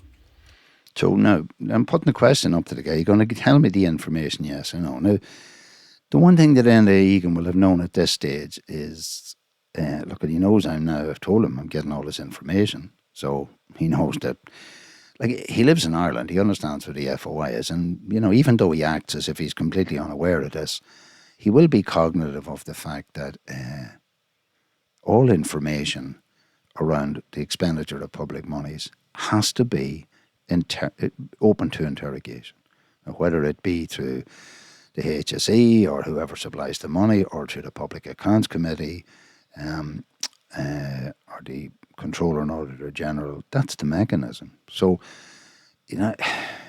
so his choices. What does he tell me? Okay. So, like, some of your commentary there, like, in relation to not getting your hands on. So again, I asked him to answer a question, so he's off now in his little circles again. Just remember, if you can remember as far back as, we'll take the circle when he said that he and those in the IMSA had, they were 100% behind the idea that if I had not been involved in this whole process, they could have sorted this out much easier with Enda. And then I asked him, can you please explain that? I said, I'll get back to that. He hasn't got back to it yet, so we're now off into another little diversionary tactic. So, like, some of your commentary there, like, in relation to not getting your hands on, yes, I suppose the terms of reference. Sorry, this is either true or false. Sorry, Enda. What I've said is either true or false. If I've said something false, say, oh, Liam, you're wrong here. Help me, will you? Yeah, no, I don't apologise at all for getting frustrated with this guy here. Do you know what I mean? I'm asking guys, how much are you paying these guys? That's what I'm asking you. Terms of reference. What are the terms of reference? I mean, if you say we're not entitled to them, then we know the argument is about whether we're entitled to them. But we're in this circular business of running away from everything. Well, there was a couple of points that I certainly questioned in relation to some of the things you said. Sure. Most of it, let them roll on. But in relation to Resolve, I mean, the cost of Resolve is €12,000. That's the cost. Is that a fixed price cost? So he's now divulged this information. Now, we should have been given this information much earlier. And by the way, nobody out in the men's sheds in Ireland would have ever known about this. You would never, ever, ever, ever get to hear about this. You wouldn't get it. This would all be buried. This is your money. Like, it's not because the money was given to your sheds, your taxpayers' money. I don't know what I can say about the sheds are in the north. I don't know, we haven't ever resolved that. What's the role of sheds in Northern Ireland, in Southern Ireland money, etc. Anyway, the point is that you will never hear about this. It'll all be buried. So whose 12 grand is this? Where did it come from? Was it budgeted for? Is this available for everybody in the audience? Is everybody who makes a complaint, are they entitled to have 12 grand spent on them just because the IMSA can't do their job, or because you're a complainant who sends in information which is so woolly, etc., that you have to have assistance in terms of putting it together? Yeah.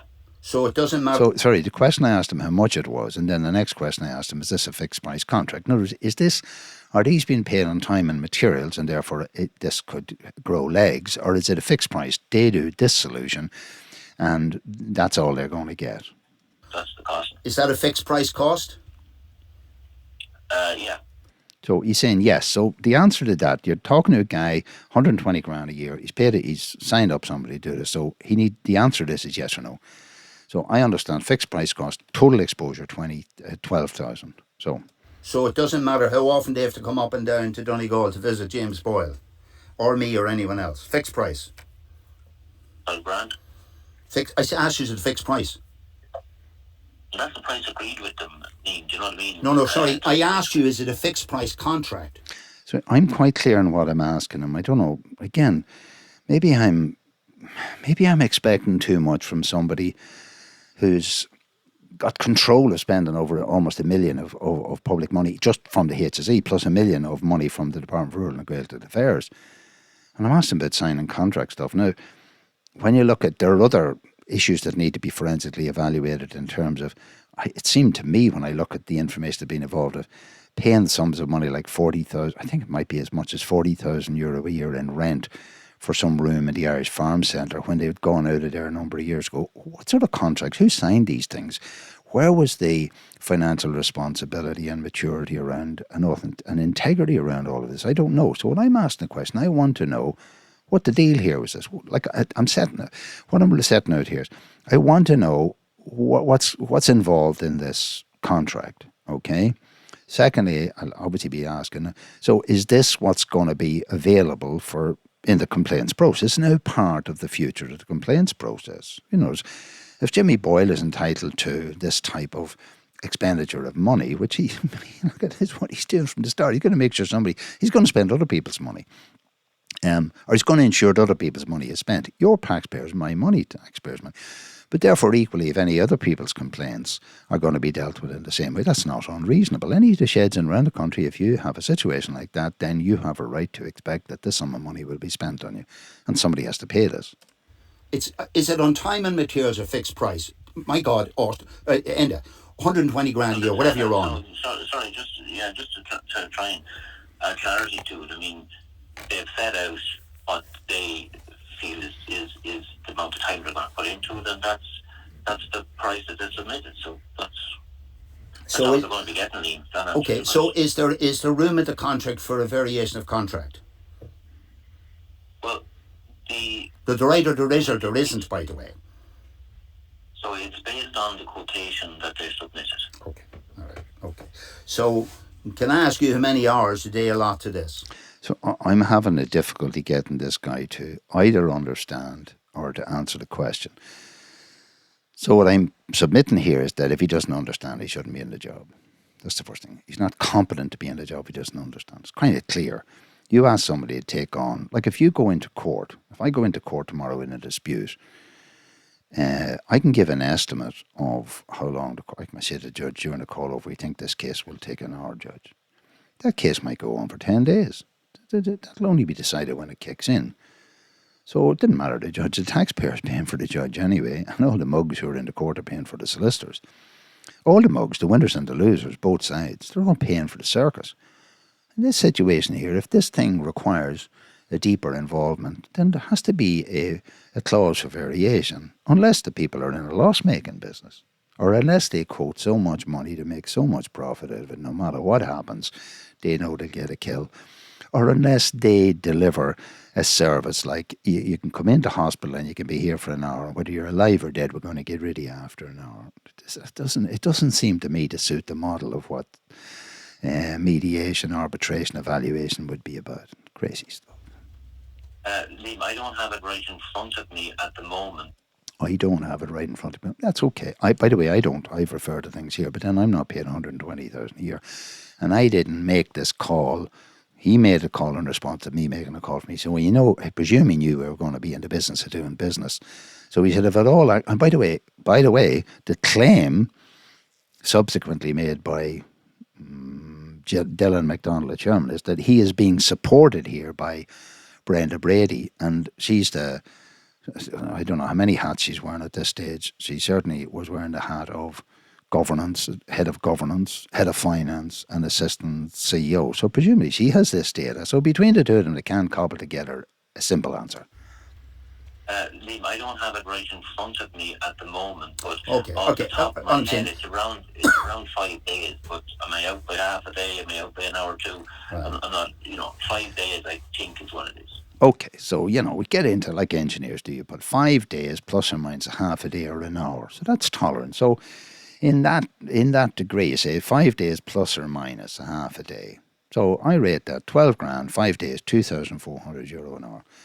So now Jimmy Boyle has brought around a situation where he's expending now €2,400 a day of your taxpayers' money and my taxpayers' money on a complaint that Enda Egan says that even after all of the manipulation and rewriting, etc., that they have assisted him in doing, he says to me, I don't think you've anything to worry about.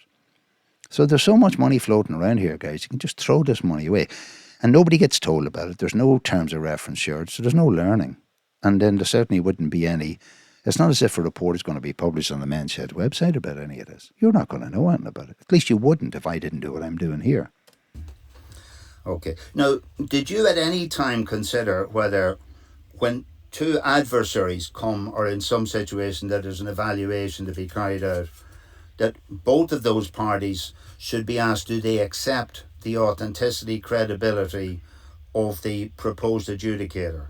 So, for example, let's say you and I are in some sort of a tense situation or an argument, and we go to arbitration. We both have to accept the arbitration, and that's a process you do before you go there. Has this crossed your mind?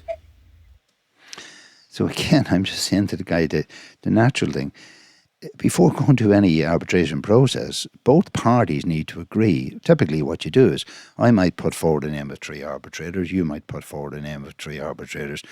If we find some commonality, we go that direction. And we come to an agreement about the process before we ever start a process. So what I'm asking this guy, this game is halfway over.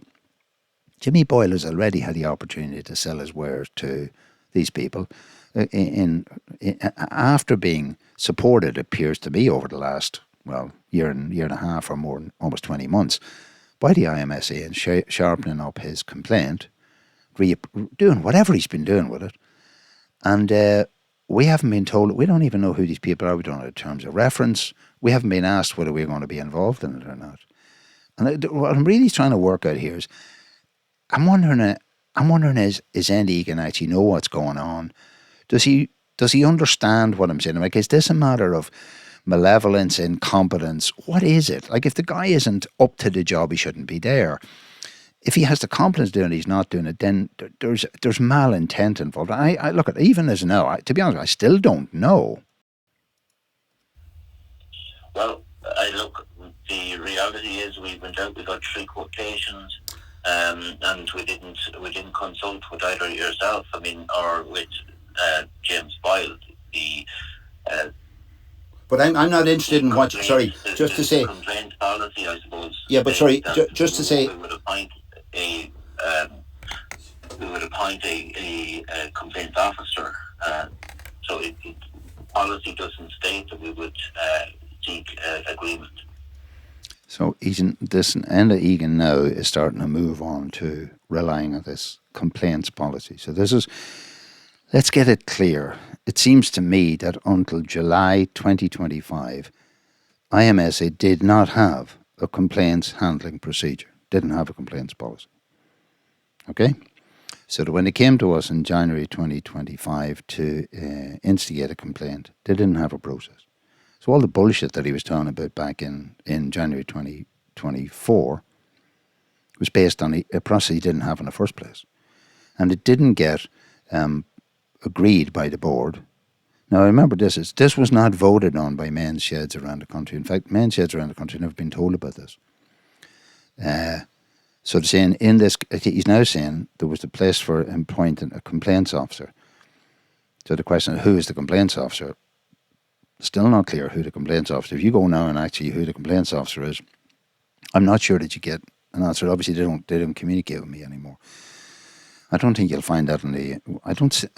Now, I haven't looked at the website since say the end of the year 2025, but I've no reason to believe that any of this is set out in the on their website. Now, funny enough, I did just do some forensic trolling, and I got inside some sort of a page which talks about some sort of procedure, not this policy. And then I discovered later that I couldn't get it through the linear mechanism of going through the front door. So, like in terms of disseminating or letting the sheds know what's going on, this is it's just not. It's not true. It's not happening. So, but he's saying it's not written in the complaints policy that you would have to seek approval from the parties involved as to who you might nominate. So I would suggest, I don't know who produced this complaints policy. My understanding, although I haven't yet. I only not because it's not there, but I haven't managed to forensically surface this.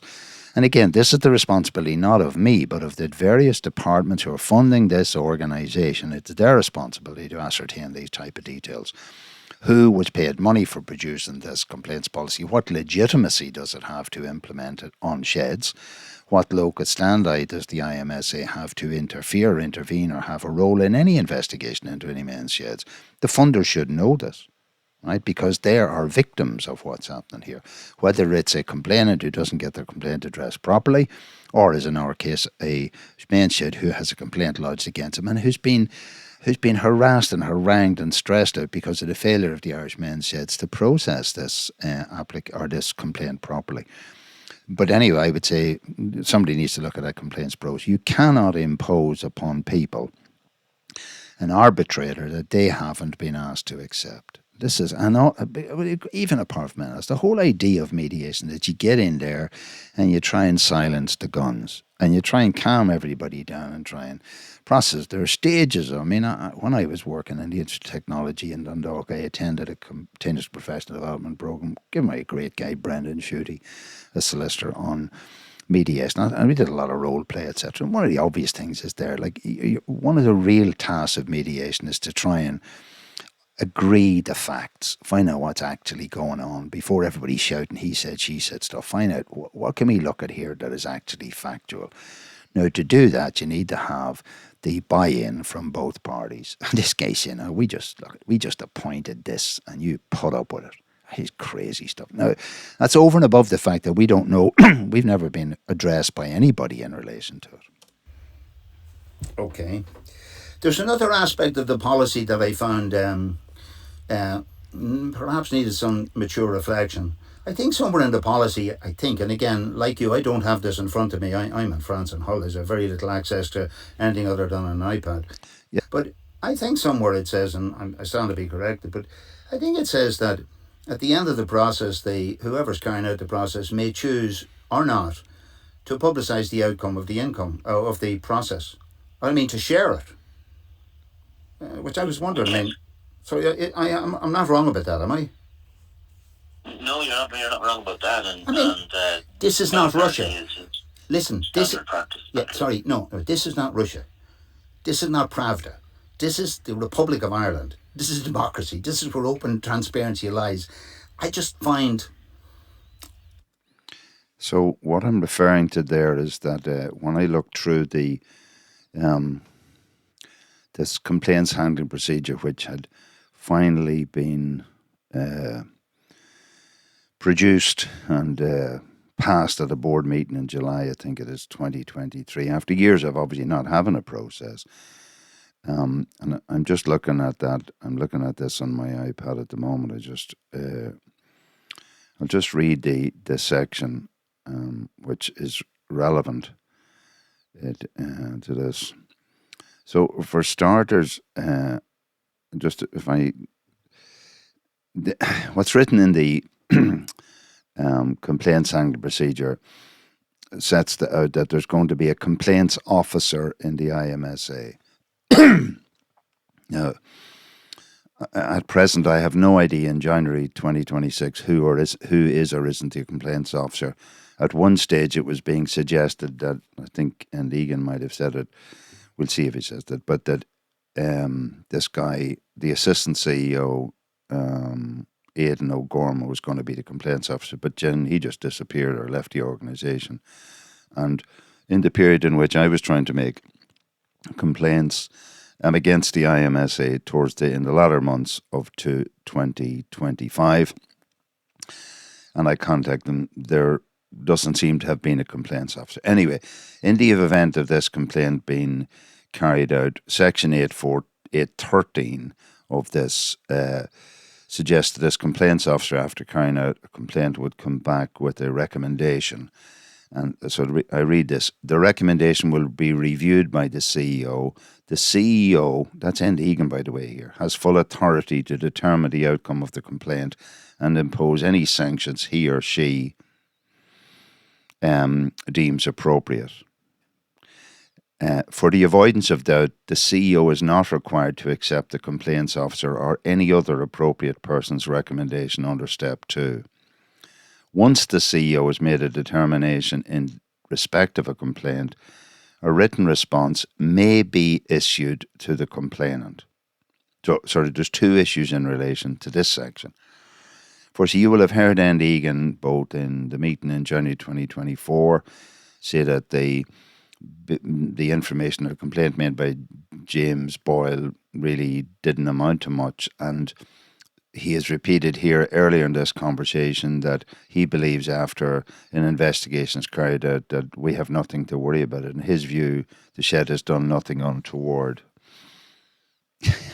So he's going to go around in circles and supposedly carry out an investigation. At the end of the day, he's in a position to decide. So from the outset, I don't know. I mean, he said in his humble opinion, whatever humility means to him, and given the fact that he's had access to all these documents and all interactions with James Boyle for now the last 2 years, and certainly 20 months up to the 1st of October, why don't he just, if he believes there's no basis, why don't he just decide that this newly developed complaints procedure fully empowers him to do that? But the most important thing, the issue I raised with him there is, once the CEO has made a determination in respect of a complaint, a written response may be issued to the complainant. And the minute I saw this, I said, what do you mean may be issued to complainant? Like, if I made a complaint against somebody, my God, the least I'm entitled to is a copy of the judgment made against me, made in the situation. The very idea that it may be given to the complainant suggests that it may not be given to the complainant. It goes on there in 814 to say, if a complaint relates to a local shed, which in this case it is, an individual member of a local shed or an individual employee or officer of the IMSA, the complaints officer or other appropriate person may notify them of the outcome of the complaint. Once the CEO or the board or subcommittee, if a complaint relates to the CEO, has made a determination. So the difficulty I have here is that there's a suggestion here that it's an optional thing for the IMSA to share the outcome of an investigation or a complaint, both with the complainant and the person who's complained against. As I say, this smacks of a sort of Russian Pravda type of secrecy. Again, all this is public taxpayers' money upholding governance standards. So if complaints are made, and it pertains particularly, say, in our situation where our shed is the subject of harassment, continued harassment and haranguing by a complainant, not only among the community and misusing social media, etc., but all sorts of bodies who might have influence and, bad-mouthing us. So if the outcome of a complaint is such that the complaint is upheld, then obviously he will be seen to have been justified in sort of making his complaint. However, if it's not upheld, how is the world going to know what he did was wrong? There was a false allegation. How's the world going to know that? And to think that but it just shows you to think within the IMSA that it seems to me that they see themselves as some sort of a dominion or a kingdom where they determine the rules, even though it's not a private company. It's your taxpayer money and my taxpayers' money. I just find I find there's a gap somewhere. Now, obviously, look at your dealing, your advice has been. Can I agree that Mason, Hayes, and Kearns are your go-to for your advice? Generally speaking, yeah, not always, but generally speaking, yeah. So again, he's confirmed here that Mason, Hayes, and Kern, who I have uncovered invoices for 500, the guts of €500 an hour, including VAT. For advice. Now, these are the people he's going to for advice. Now, at the moment, I don't know who's produced this complaints procedure, but it seems to me that aspect of complaints procedure is completely inadequate.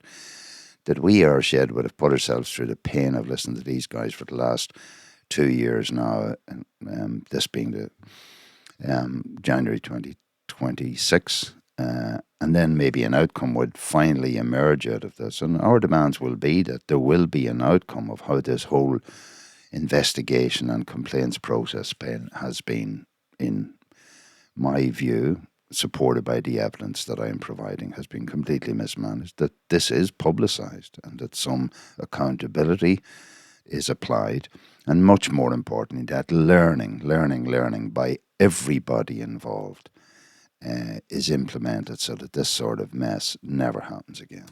So I think I've asked a couple of people around and said, when you're going looking for advice and they're in business, would you be starting with 500 an hour at Mason, Hayes and Kern? And they say, oh, that'd be at the top level stuff, you know. So I just want to say, anyway, like you've decided. I don't know who gives the IMSA the power to take public monies and just throw it around like that. I can tell you one thing. I think the Controller and Auditor General will have major problems in relation to that. Just reading an article with them this morning on monies expended by the Gardaí during the UEFA Cup final. And yeah, they come down hard and said, no, not good use of public money. So I'm questioning that. But you've had the best. Like, you could not say that you haven't had the best advice possible in Ireland. Would you agree with that? Sorry, that references to a report I'd seen in the media just around that about the Controller and Auditor General's review of monies expended by the Gardaí to provide security around a European Cup final or something that was held in Dublin. I presume maybe it was in 2025, can't remember the detail. But the Controller and Auditor General was highly critical of the sort of monies that were expended in terms of people staying in hotels and all that sort of stuff. So what I'm saying to you, public money, your taxpayers' money, my taxpayers' money, has to be accountability for that. Now, the Irish Mentioned is supposed to be just a group of sheds getting together, doing things, help each other, etc. This quagmire that has arisen is all to do with maladministration and misadministration by the IMSA and particularly Egan. I mean, and again, I set out at the start of this phone call to ask Egan, were there things in the background in the landscape that would justify or give reason to or rationale to the fact that 20 months into an investigation, we had still not been given a copy of the complaint and there was no procedure in place from the beginning, that we had never been updated, kept in mind. And he has never given me any reason to suggest there's any basis for any of this. And now what I now have discovered is that they're then expending your taxpayers' money, my taxpayers' money, to cover up for their own maladministration and to prevent our shed and me as representing that shed at this point in accessing information which we're both on the basis of due process and our constitutional rights entitled to. This must be addressed. You can't just... And the other thing is really important here to remember, it's not possible for you or me or anyone else to look at the financial accounts of the IMSA and to uncover this type of detail. This is all just buried. And from what I can see happen as of last Friday, if the HSE take on the approach now of redacting these kind of details going forward, then effectively the questions are, do they become part of the cover-up of the abuse of public funds? That's a bigger question. And remember, when I talk about organisation fractals, what would that say about a culture within an organisation like the HSE or Department of Health where you have a 26 billion a year budget? So what does it say in general about the whole idea of openness and transparency? In reality, when I raise a question of this nature with the HSE and other government funders, it's in the public interest that as long as I give a a reasonable and rational basis for investigating these. The questions I ask are reasonable, rational. What these should be doing is a forensic trawl into the financial behaviours of the IMSA, not with the presumption that they are totally clean, with the independent view that they may not be. And, well, it's yet to be seen whether people will live, people in civil servants will live up to their public responsibility. Well, sorry, in relation to Mason, Hayes and Curran, is it? Correct. Sorry, I'm saying, in taking advice from Mason, Hayes and Curran, would you accept that you are supported by the highest quality of legal advice in Ireland? Well, look, one would be hoping so. Mason, Hayes and Curran are the only organisation that have a specific internal department on charity law and stuff like that. So that's how most charities use them. So he has made a statement here that Mason, Hayes and Curran are the only legal firm who have an internal department which specialises in charity law. Now, I've had a barrister who I spoke to separately from this when I reported this, when I discussed this with a senior barrister, said this is simply not true. So I don't know if it's true or not. All I know is the question is what Enda Egan says true, that Mason, Hayes and Curran are the only legal firm in Ireland who have a specialised department to deal with charity law. And now he's justifying that's why charities go to. Now, charities by definition, well, I suppose it conjures up the idea of people trying to do things on a shoestring. You know what I mean? You're struggling because on any money you get, you're trying to spend it on the delivery of a service of a charity to the needy users.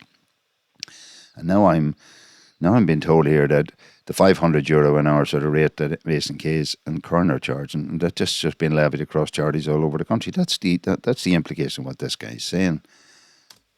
Mm-hmm. Okay, so you just said there was a couple of other points that you felt, I think you may have suggested that I was incorrect in them. Maybe you... look. So, sorry, again, I think it's important because right throughout this whole conversation, and going back to the statement Enda Egan made that he and his buddies or whatever inside the IMSA firmly believe, to the 100% certainty in his case, that if I wasn't involved in this and the shed were dealing with the Austin themselves, that all this thing would have been sorted out a long time ago. When I asked him to explain, I said, I'll get round to that. Now, he never gets round to anything. So it's actually me pulling him back on. He had said just a short time ago there were a number of points that come up there. So I just want to pull him back and say, let's deal with you. I have no difficulty. What we should be doing is taking every single granular item and say, yep, taking them off and moving on. We agree on so many points. We disagree on so many points, and there are another number of points which have to be further clarified so we find out. That's how I, not just as an engineer, but I think as any rational thinking person, that's the only way I know of making progress. Mm-hmm. Okay, so you just said there was a couple of other points that you felt, I think you may have suggested that I was incorrect in them. Maybe you... look, if I'm wrong, just this the way I play. If you were playing cards and you play a card and I play a card, the better card wins that round. That's the way I play. So if I've said something you think is incorrect, I'd like you to tell me what it is, and then I can say I was wrong, or maybe I'll repeat it, and then maybe you'll say maybe I wasn't wrong. Okay? Well, I think in some of what you were saying there, like from where I sit looking at this, and it's not just in relation to the conversation, but like there seems to be an automatic sort of, automatically we're blamed for doing something wrong. You know what I mean? You automatically kind of think that, this organisation is trying to in some way... This is like a victim's charter for those who won't do a day's work. I mean, this guy is saying there's an automatic assumption that we, the IMSA, are doing something wrong with this. These are not automatic assumptions. These are conclusions that I'm drawing from the facts. That's what they are, okay?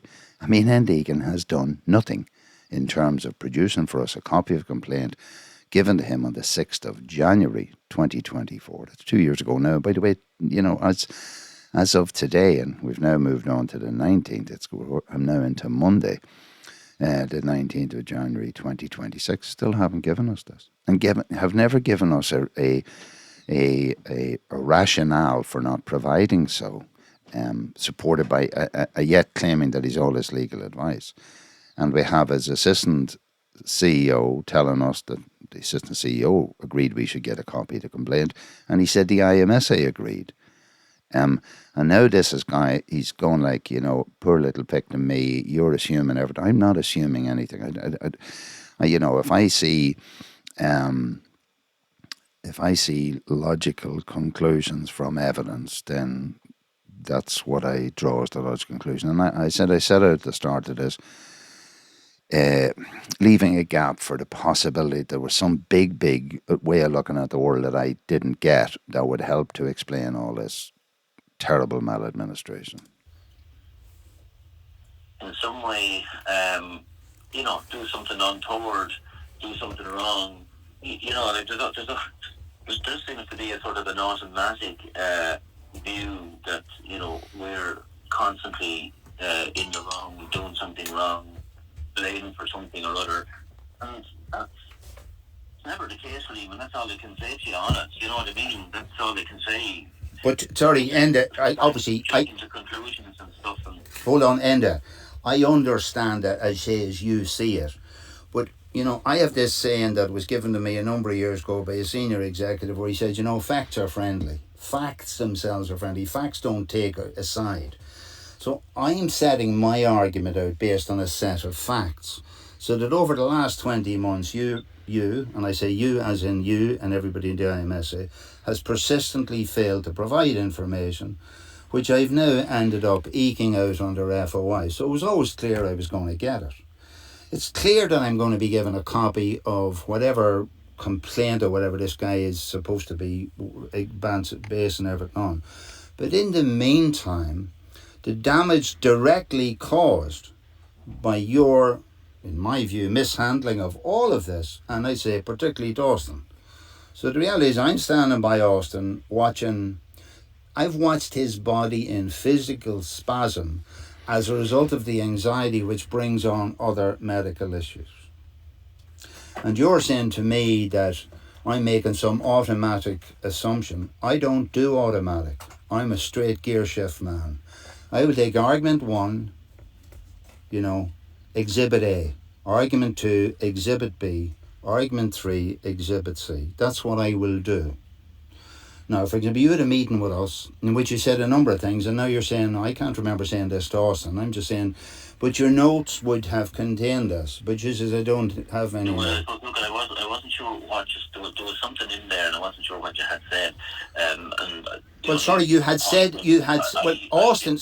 Austin has picked up on this. He said that you had said at the meeting that there was a potential of criminal action being taken against Austin in our shed, relating, my memory of this was relating to some reference you made to some health implication in relation to vulnerable older people. And I believe you said that on a 3-monthly basis, you have to write in a report and fill in on complaints and all that sort of stuff. Now, as of yet, none of that has been disclosed to me. So either you don't do this, but one thing, just to make it clear, when it comes to the HSE and the Department of Health, not one single item that they provided me is redacted. So your plethora of redactions under DSAO would be called not normal. Now at the moment, and I'm sharing it with you because that's the way it is, Pobble have redacted certain information like the identity of, I don't know, breed of somebody or whatever, but different members of functionaries of the IMSA. Their argument or understanding would be that you're in some way protected as a result of GDPR, etc. However, I've been sending them copies of what was given to me by other departments and just say, look, can we all line up here and use a common standard? So I just want to explain the context of that there. I made FOI applications from different bodies, including Pobble were one group, Department of Rural and Gaeltacht Affairs, Department of Health, HSE, Charities Regulator Organ. So just taking the HSE, everything given to me by the HSE in the first tranche of FOI applications there was nothing redacted, nothing at all. And as I believe was correct, functionaries in an organisation who are taking public money. I don't believe there should be any cover-up for who they are. The expenditures of money, public monies, in relation to the IMSA, I think that should be publicly disclosed at all. That seems normal to me. And where at the same time Pobal had taken the view that the GDPR, etc., required these people's names, etc., to be kept, to be redacted. So I simply sent Pobal, I sent them information. I said, well, look, at the HSE are giving me this information. That's their standard. Now you're giving me this information. This is another standard. I thought in Ireland that FOI should be operated under the same standard. Seems to me to be a dilemma and a contradiction that needs to be resolved. To be fair to the guy in Pobal, I think he's come back and said, well, look, and I'm applying my thinking in relation. This is up to someone else to apply their thinking. I think from a public parent point of view, I don't think that's good enough. I think there should be clear standards on what you're entitled and what you're not entitled. And it shouldn't be entitled to a certain level of openness from one crowd, a public body, and a different level of openness from a different public body. However, I mean, again, I'm limited in my resources. I could be spending even more time than I've already committed to this, to challenging these things, to go down the route of appeals to the Freedom of Information Commissioner. And that's a whole other can of worms. I mean, in another world, I've done that, and that's another 2 years delay of, that crowd not even doing their job right. And at the end of the day, then you have the possibility of going to court and spending all these sorts of money. Remember, I'm 70 shortly, so I mean, do I have the resource or time to do it? Why should I have to do this? Why should the ordinary Joe public have to do what's the role of our public servants and elected representatives? That's your job to do. That's why we pay our taxes. But the other thing is, I didn't need to go any further. I already have plenty of exposition of questionable activities and financial issues, etc., and of named individuals within the IMSA. I already have that from the HSE, so I don't need to don't need to go any further. So that's the context within which I've just said that. So we're all going to end up, but I have these documents. So I say, you were told this and this day, such and such a person signed it. I will know who was on the board at what time. Minutes of your board should be kept. I do not know who turned up at the meetings, who made decisions to support or to underpin what you did. I do not know what board members are representing sheds around the country. I don't know that yet. And I've put an awful lot of work into this. I mean, just to imagine, I'm putting 10 times the amount of work into this that you are, because you're telling me you don't know the detail. Yeah, again, just to say that what I'm pointing out is, I believe then, and I still believe that if I keep probing, I can expose everything, all the history, the reality of what's supposed to be going on in the Irish Men's Shed Association. I mean, governance requires certain things.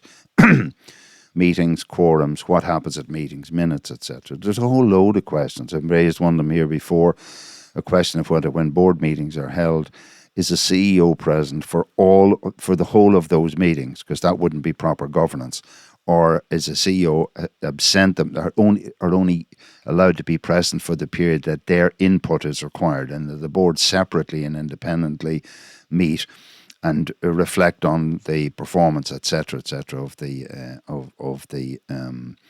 CEO. There's no information, and again, this is important. One is public money. The second thing is the values stated by the IMSA on their website talk about openness, transparency, and accountability in all matters to sheds. So I mean, I'm saying nobody can get to know it. You ask a question, and suddenly you are, as in my case, I'm turned into persona non grata and just basically blocked out of everything. So, and I'm doing this for nothing. I mean, there's nobody paying me to do it. And I'm doing it because I have watched an innocent person getting fucking destroyed. Yeah, so just said, why would I be doing this? Well, in this particular case, I mean, the part that I suppose that passionately resonates with me is I've seen in our particular situation, I've seen our shed held back enormously by the misconduct and misbehaviour of James Boyle in the way in which he's harassed us publicly and in every way. But I've also seen the personal toll that it's taken off Austin. And in fact, this conversation taking place on the 1st of October happened as a result of an email that Austin had sent the day before, where he was at his wit's end with this.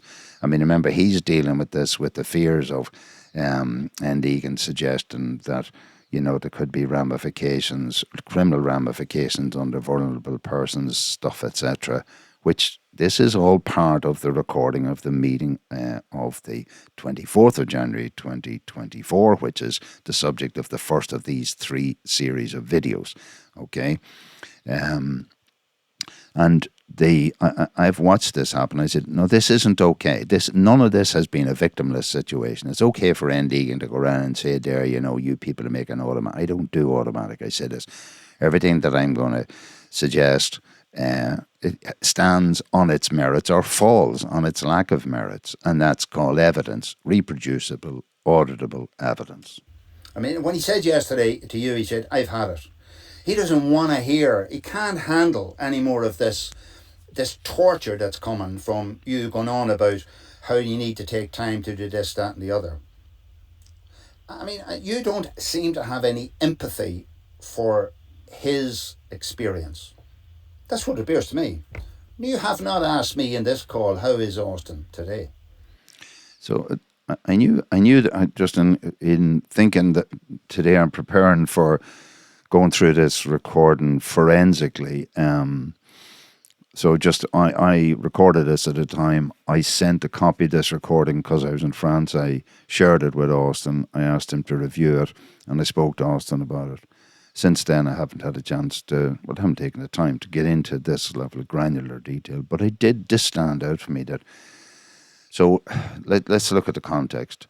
Enda Egan gets told on the 30th of September by Austin about the stress that it's causing him. And he pointed that on advice, medically, Austin says, don't ever contact me, only make contact with our shed from the only contact that should take place between a communication between the IMSA and the men's shed in Gaoth would be through Liam O'Goga. That was a mandate signed and given by Austin. So as a result of this, I wrote to Enda on the following day, which is the 1st of October, the day this call was recorded on. And I decided that, look, this has gone on too long. I need to contact this guy and make contact because I could see the damage being done to Austin.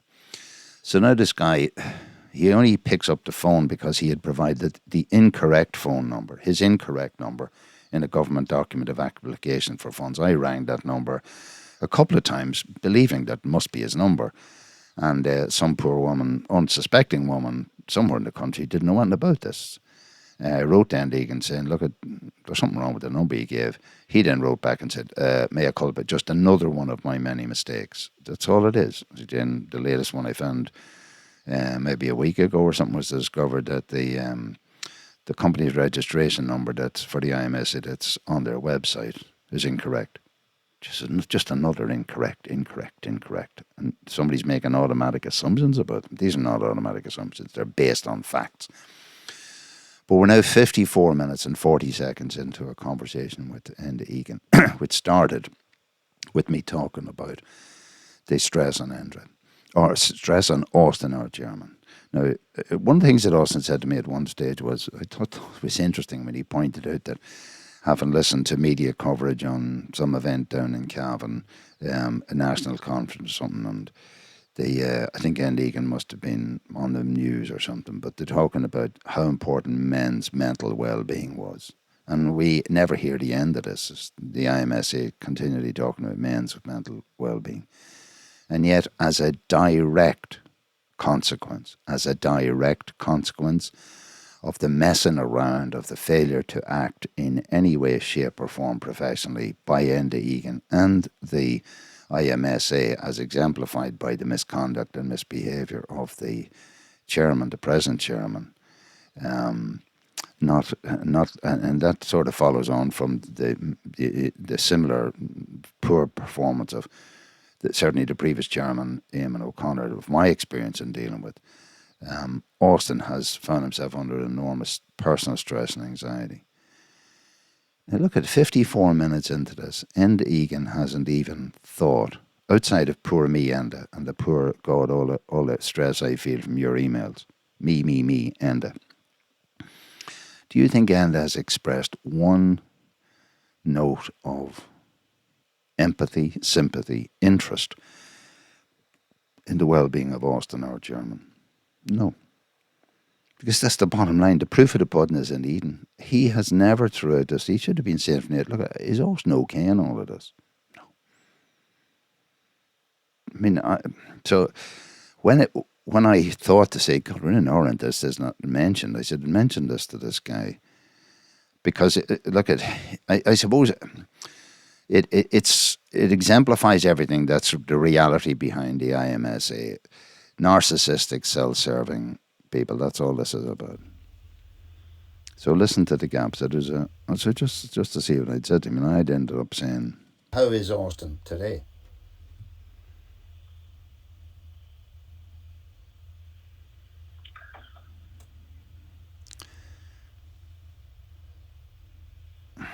So just look at that gap there. I asked a question, why have you not even asked where's Austin today? So I just want to, so I can probably measure that stretch. So that's from 54 seconds to 54:38. It's 10 seconds. So just listen, I asked this guy, you've never even asked how Austin is. So just this silence is golden. Listen. How is Austin today?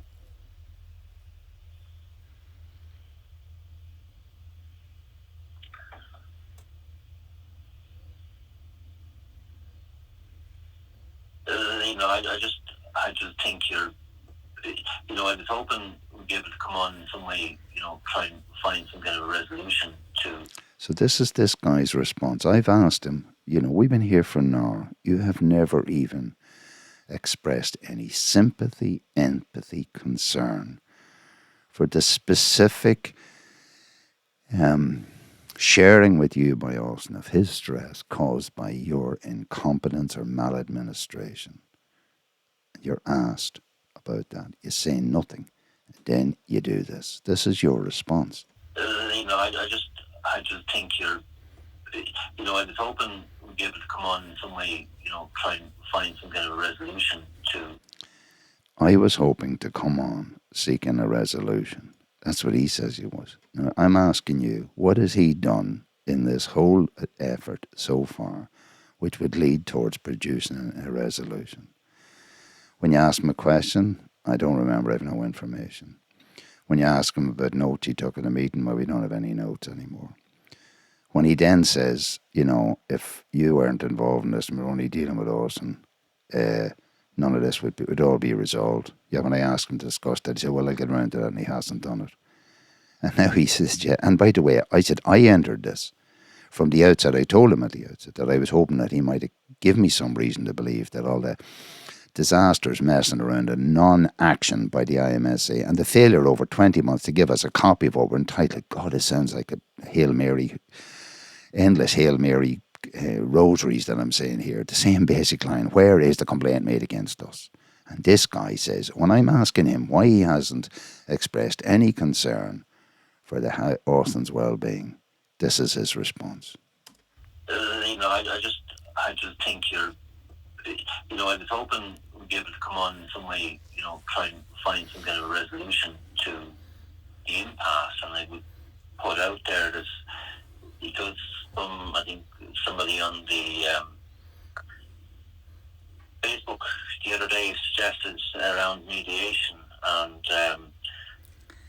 what Facebook? Sorry, where was this in? What Facebook? So actually, this, John, I didn't know when this was going to come up, this issue, the word mediation. So at the outset of this video, I had chosen to read into the record a letter sent to me on the 17th of October. Obviously, this recording is of the 1st of October from the chairman of the IMSA, in which he stated, as a matter of fact, that he had been informed that during this meeting, he said a meeting took place between myself and Egan in which meeting Enda was supported by the then acting Assistant Chief Executive Officer, Brenda Brady. Now, that didn't happen. I was in northern France. I presume Enda was in Ireland. I don't know Enda, but Brenda Brady, I've never met or heard or anything like that there. And you yourself have listened to this. If you've got it to any of this, you realise there is no mention of a Brenda Brady. She's never introduced into this. You don't hear her voice. I have no idea what this means whatsoever. But he has stated that Enda Egan offered me mediation and that I declined it. So just let me just go to where this is the start of something. Let's hear what he says. The impasse, and I would put out there that because I think somebody on the Facebook the other day suggested around mediation and. What Facebook? Sorry, where was this in what Facebook? So sorry, this guy is. I want to put to you, like, I don't think I'm a bloody idiot. Is somebody suggesting to me that this is an offer of mediation? No, so by Enda Egan to me, and the question is, what mediation are we talking about? Are we mediating an issue between the complaint of James Boyle against our shed? Because he's already told me that now there's some crowd, Resolve Ireland, involved in some way in which we have known nothing about in relation to doing something, whether that's a mediation or a complaints investigation. God, I haven't a clue. Is that what we're talking about? Or are we talking about some mediation to make sense of the way in which the IMSA have mistreated us as a shed and made a mockery of the suggestion that they were carrying out an investigation for which they were legislatively bound to carry out, according to Enda Egan, as per the recording of the meeting of January 24. I'm going to play that again because I'm certainly not confused about what was said there. Put out there that. Sorry, just go to be fair to him. Hold on. Let's go back to the start of what he says. I just. Now, sorry, the question I had asked him to address was the fact that he had not even shown any empathy, sympathy, or recognition of us and stress for over an hour in this conversation. As Enda Egan does, he didn't deal with that. He did not deal with that. Shift the ball somewhere else. So let's see how he does that. I just think you're. I was hoping we'd be able to come on in some way, try and find some kind of a resolution to the impasse, and I would put out there that because I think somebody on the. So it jumped out at me, trying a bit looking for resolution to the impasse. He is somewhere earlier in this thing admitted, in all this mess, an old phone call would have been useful. And I asked him the obvious question: a phone call from whom? By whom? To whom? And he then suggested, well, the phone goes both ways. And as equally he felt that myself and Orson were obliged to ring him as he was to ring us. And this is his idea of a leadership approach towards solution. Oh my God. The impasse, and I would put out there that because I think somebody on the Facebook the other day suggested around mediation, and so now we're talking about somebody out there somewhere, maybe on the Facebook, suggested mediation. I mean, this. So I just want to tell you need to focus on this. This is, I don't know what's going to happen next. I can't remember the detail of this. I just want to say to you, I never heard Enda Egan offer me mediation. I certainly never heard me rejecting it. So let's play it through anyway. Put out there that because I think somebody on the Facebook the other day suggested around mediation, and what Facebook? Sorry, where was this in what Facebook? It was some post or something that you put up around Eva Byrne, and somebody had come back and other commentary I think that was in there in relation to the Irish Men's Shed Association, and somebody, I think it might have been Sean Dalton or somebody, who said, is there not some kind of mediation or something that can be done here too? So this is all pretty confusing stuff. There are two possible places in Facebook There's an Irish Men's Shed official that seems to be moderated or controlled by the Irish Men's Shed. There's a Facebook group. There's another Facebook group which is not controlled by the IMSA, the Irish Men's Shed group. And certainly I would have posted various information in exposes in relation to the reality behind Eva Byrne, who was the national coordinator, her sudden disappearance, etc. And there are a couple of people. Now, he has named one, a guy called Sean Dalton. I have no personal knowledge of Sean Dalton. I think he operates at a Limerick, does great stuff around playing music with his group, etc. Great, wonderful videos and life-affirming stuff, great stuff. And so there's a lot of toing and froing in conversation around there. And John Dalton may have mentioned mediation in relation, but I'm not sure in relation to what was in relation to Eva Byrne, etc. But I have no further detail than that. So I'm obviously trying to ask Egan, can he clarify what he's talking about? To bring some kind of a position on this. And like, for example, I expected, in fact, if I remember correctly, in January 24, part of the discussion about how a conflict would be managed would be maybe at the second level, one would approach mediation. And if that failed, then you would go for some external evaluation. So what I'm referring to there is in the beginning of 2024, the issue we're talking about there is the complaint made by James Boyle against our shed and how it might be managed. And absolutely my recognition, absolutely, that in a process of conflict resolution, you may go on before you get to a determination situation, you might seek to apply mediation. So that's what I'm talking to him about here. To bring some kind of a position on this. Because he said on this, whatever this is. So I'm assuming what he means by this is, because at this point, all of this is about us trying to get clarity on the complaints process involving the investigation of a complaint by James Boyle. That's what we're talking about.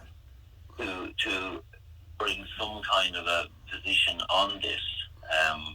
And like, for example, I expected, in fact, if I remember correctly, in January 24, part of the discussion about how a conflict would be managed would be maybe at the second level, one would approach mediation.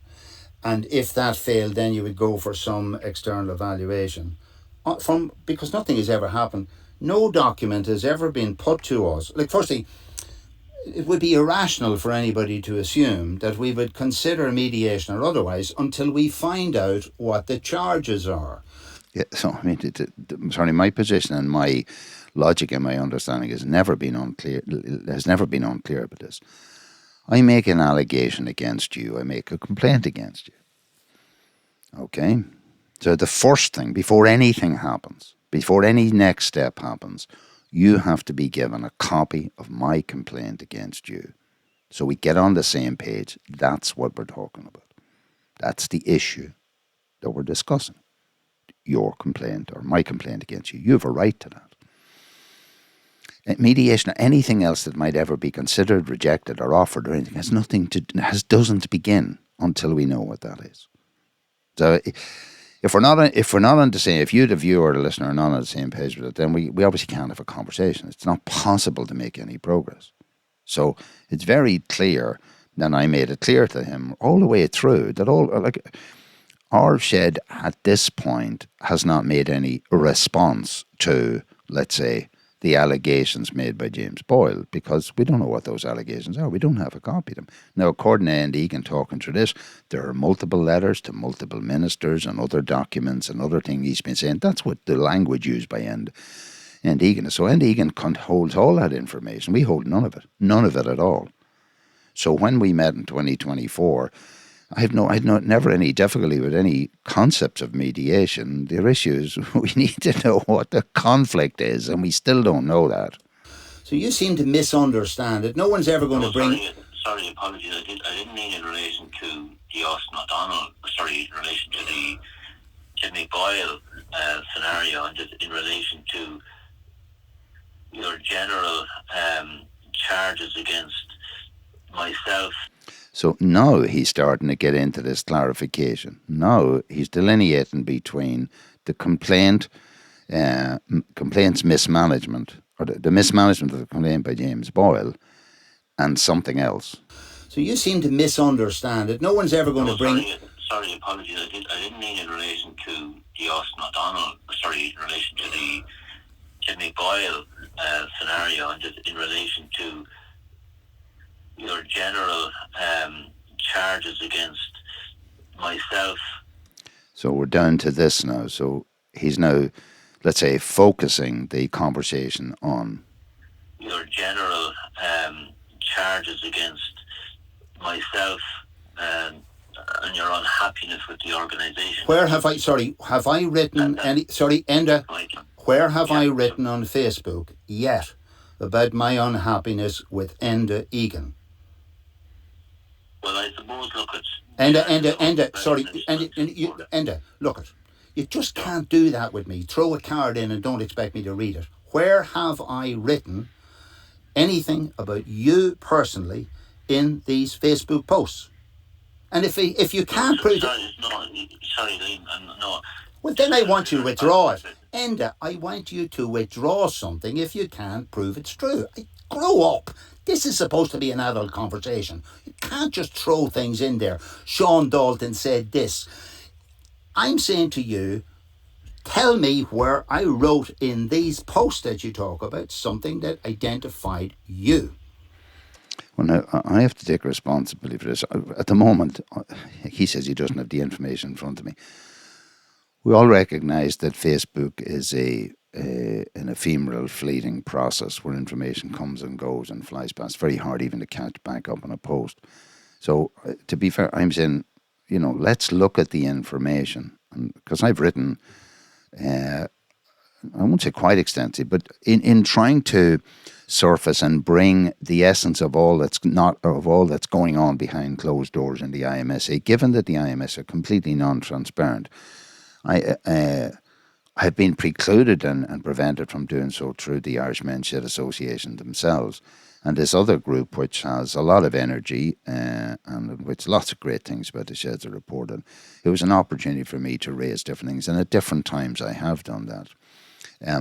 So until I would have something in front of me saying, for example, this guy's lumping up a whole lot of things about my attitude, etc., to the association. And he's referring in a generalised sense to Facebook posts. Right? So, I mean, I'm frustrated here because this guy's thrown this stuff out. He should be just saying, here's exactly what you wrote to me, so we can deal with it. Put it out there. And if I've gone OTT in certain ways, I can say, okay, I was wrong in that, or I was right in that, or here's my rationale for saying it, etc. But he's not doing that. This is just all woolly stuff. This is in fact an exemplification and an amplification of the behaviour of Jimmy Boyle. Throw all sorts of shit at people and not have to stand over it. And this is on 120 grand a year. And this guy's supposed to prepare for the conversation with me. And he's supposed to have read himself into it because he's been supposedly on top of this for the last 20 months. So I'm talking about emails and that were sent over. So now he moves on to talking about emails and that were sent over. So 1 minute we're talking about a guy called Sean Dalton, who I don't know. Now maybe Egan has business with him, I don't know. And some intervention that he might have made about something that he knows very little. Well, he certainly doesn't know anything from me about it. And now this guy's gone on at emails. He's talking about emails. How would John Dalton know anything about emails? So I'm talking about emails and that were sent over. Enda, I'm talking about what...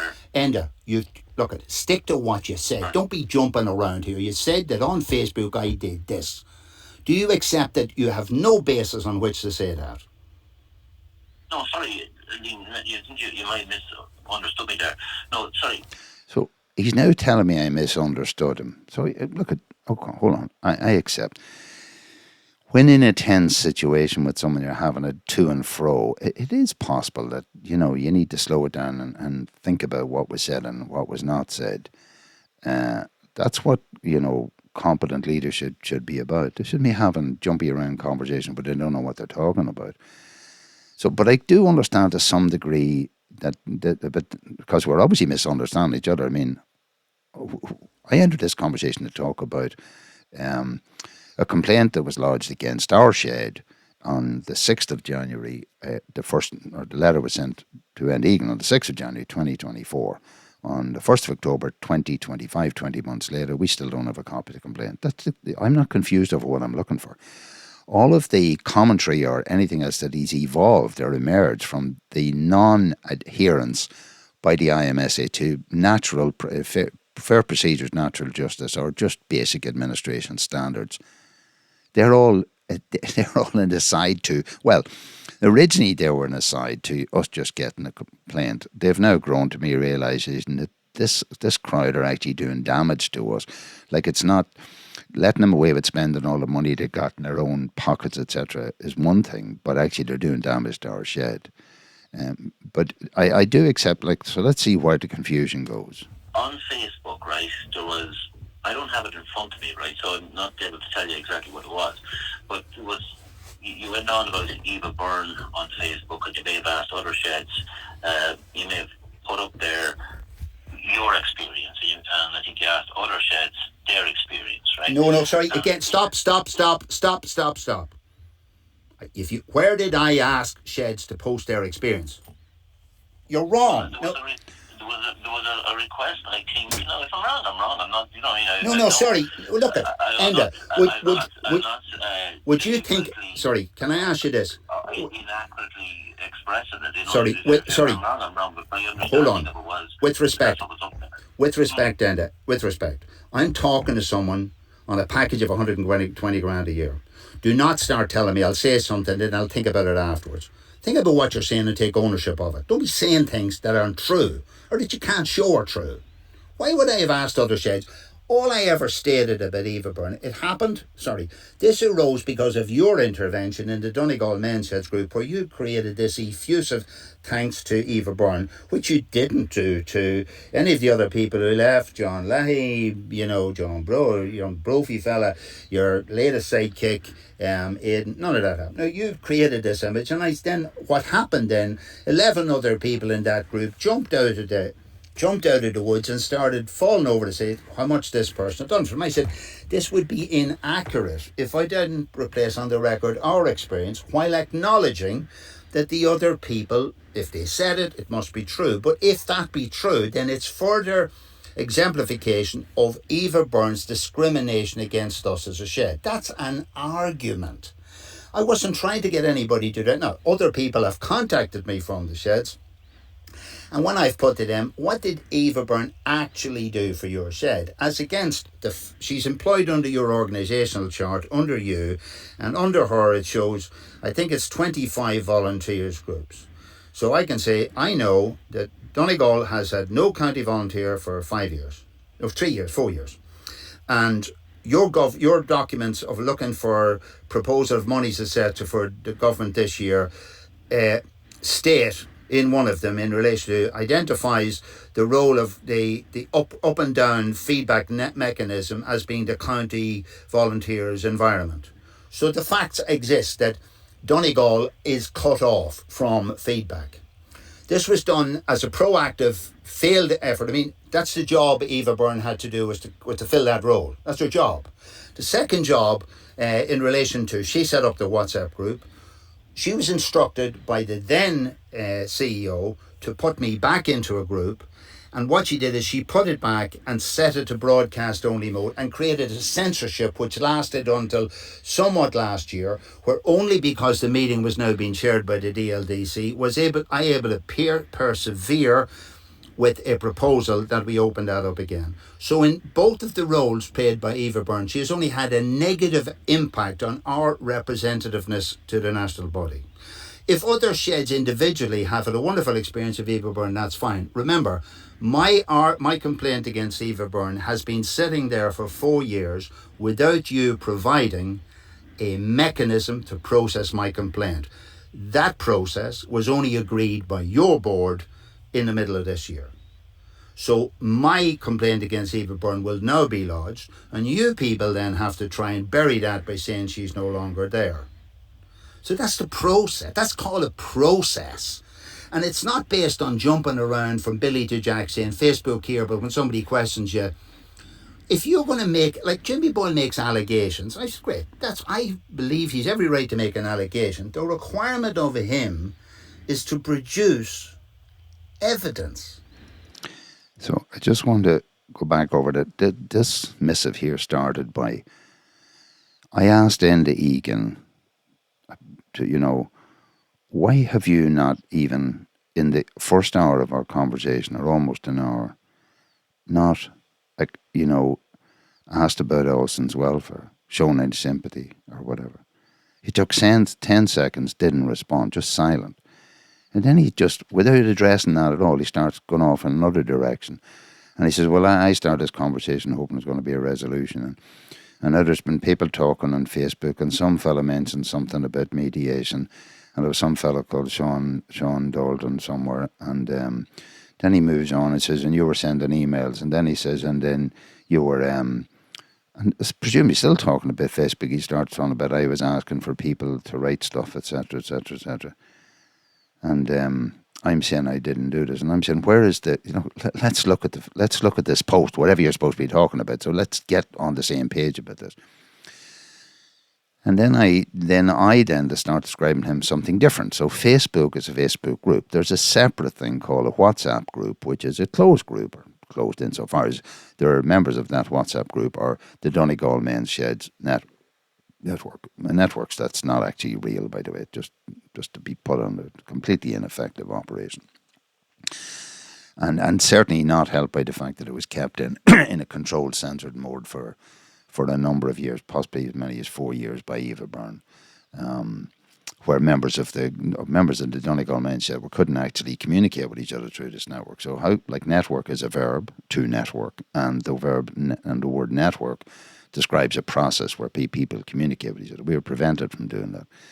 Now, in that network, which as I understand now is controlled, well, it was controlled, I believe, by Eva Byrne and by this guy, Ben Dolan, in that group, I raised the opportunity for people. I simply said, look, a lot of people have given testimonies to Eva Byrne, effusive testimonies to her, how the fundamental difference they made to her, their shed, etc. And I said, one, it would be incomplete if I allowed that to be continued to be truth without sharing our real experience of the failure of the national coordinator for the men's sheds of Ireland to do absolutely anything constructive, and a lot of destructive things, in fact, to our shed. And I said I fully acknowledged and recognised other people's experience if that was theirs, and invited them then, but maybe to share those experiences.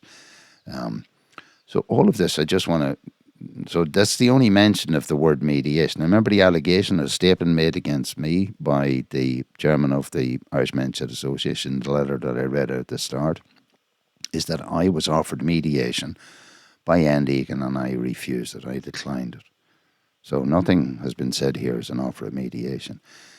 In fact, all of this is an escalation of insanity. That's all that's going on with this guy. I mean, if Enda Egan had any professionalism, he would have been sitting down with a set of information in front of him. Every time you ask him anything, well, I don't have that in front of me. So he then bobbles off into social media. So you said stuff about me there,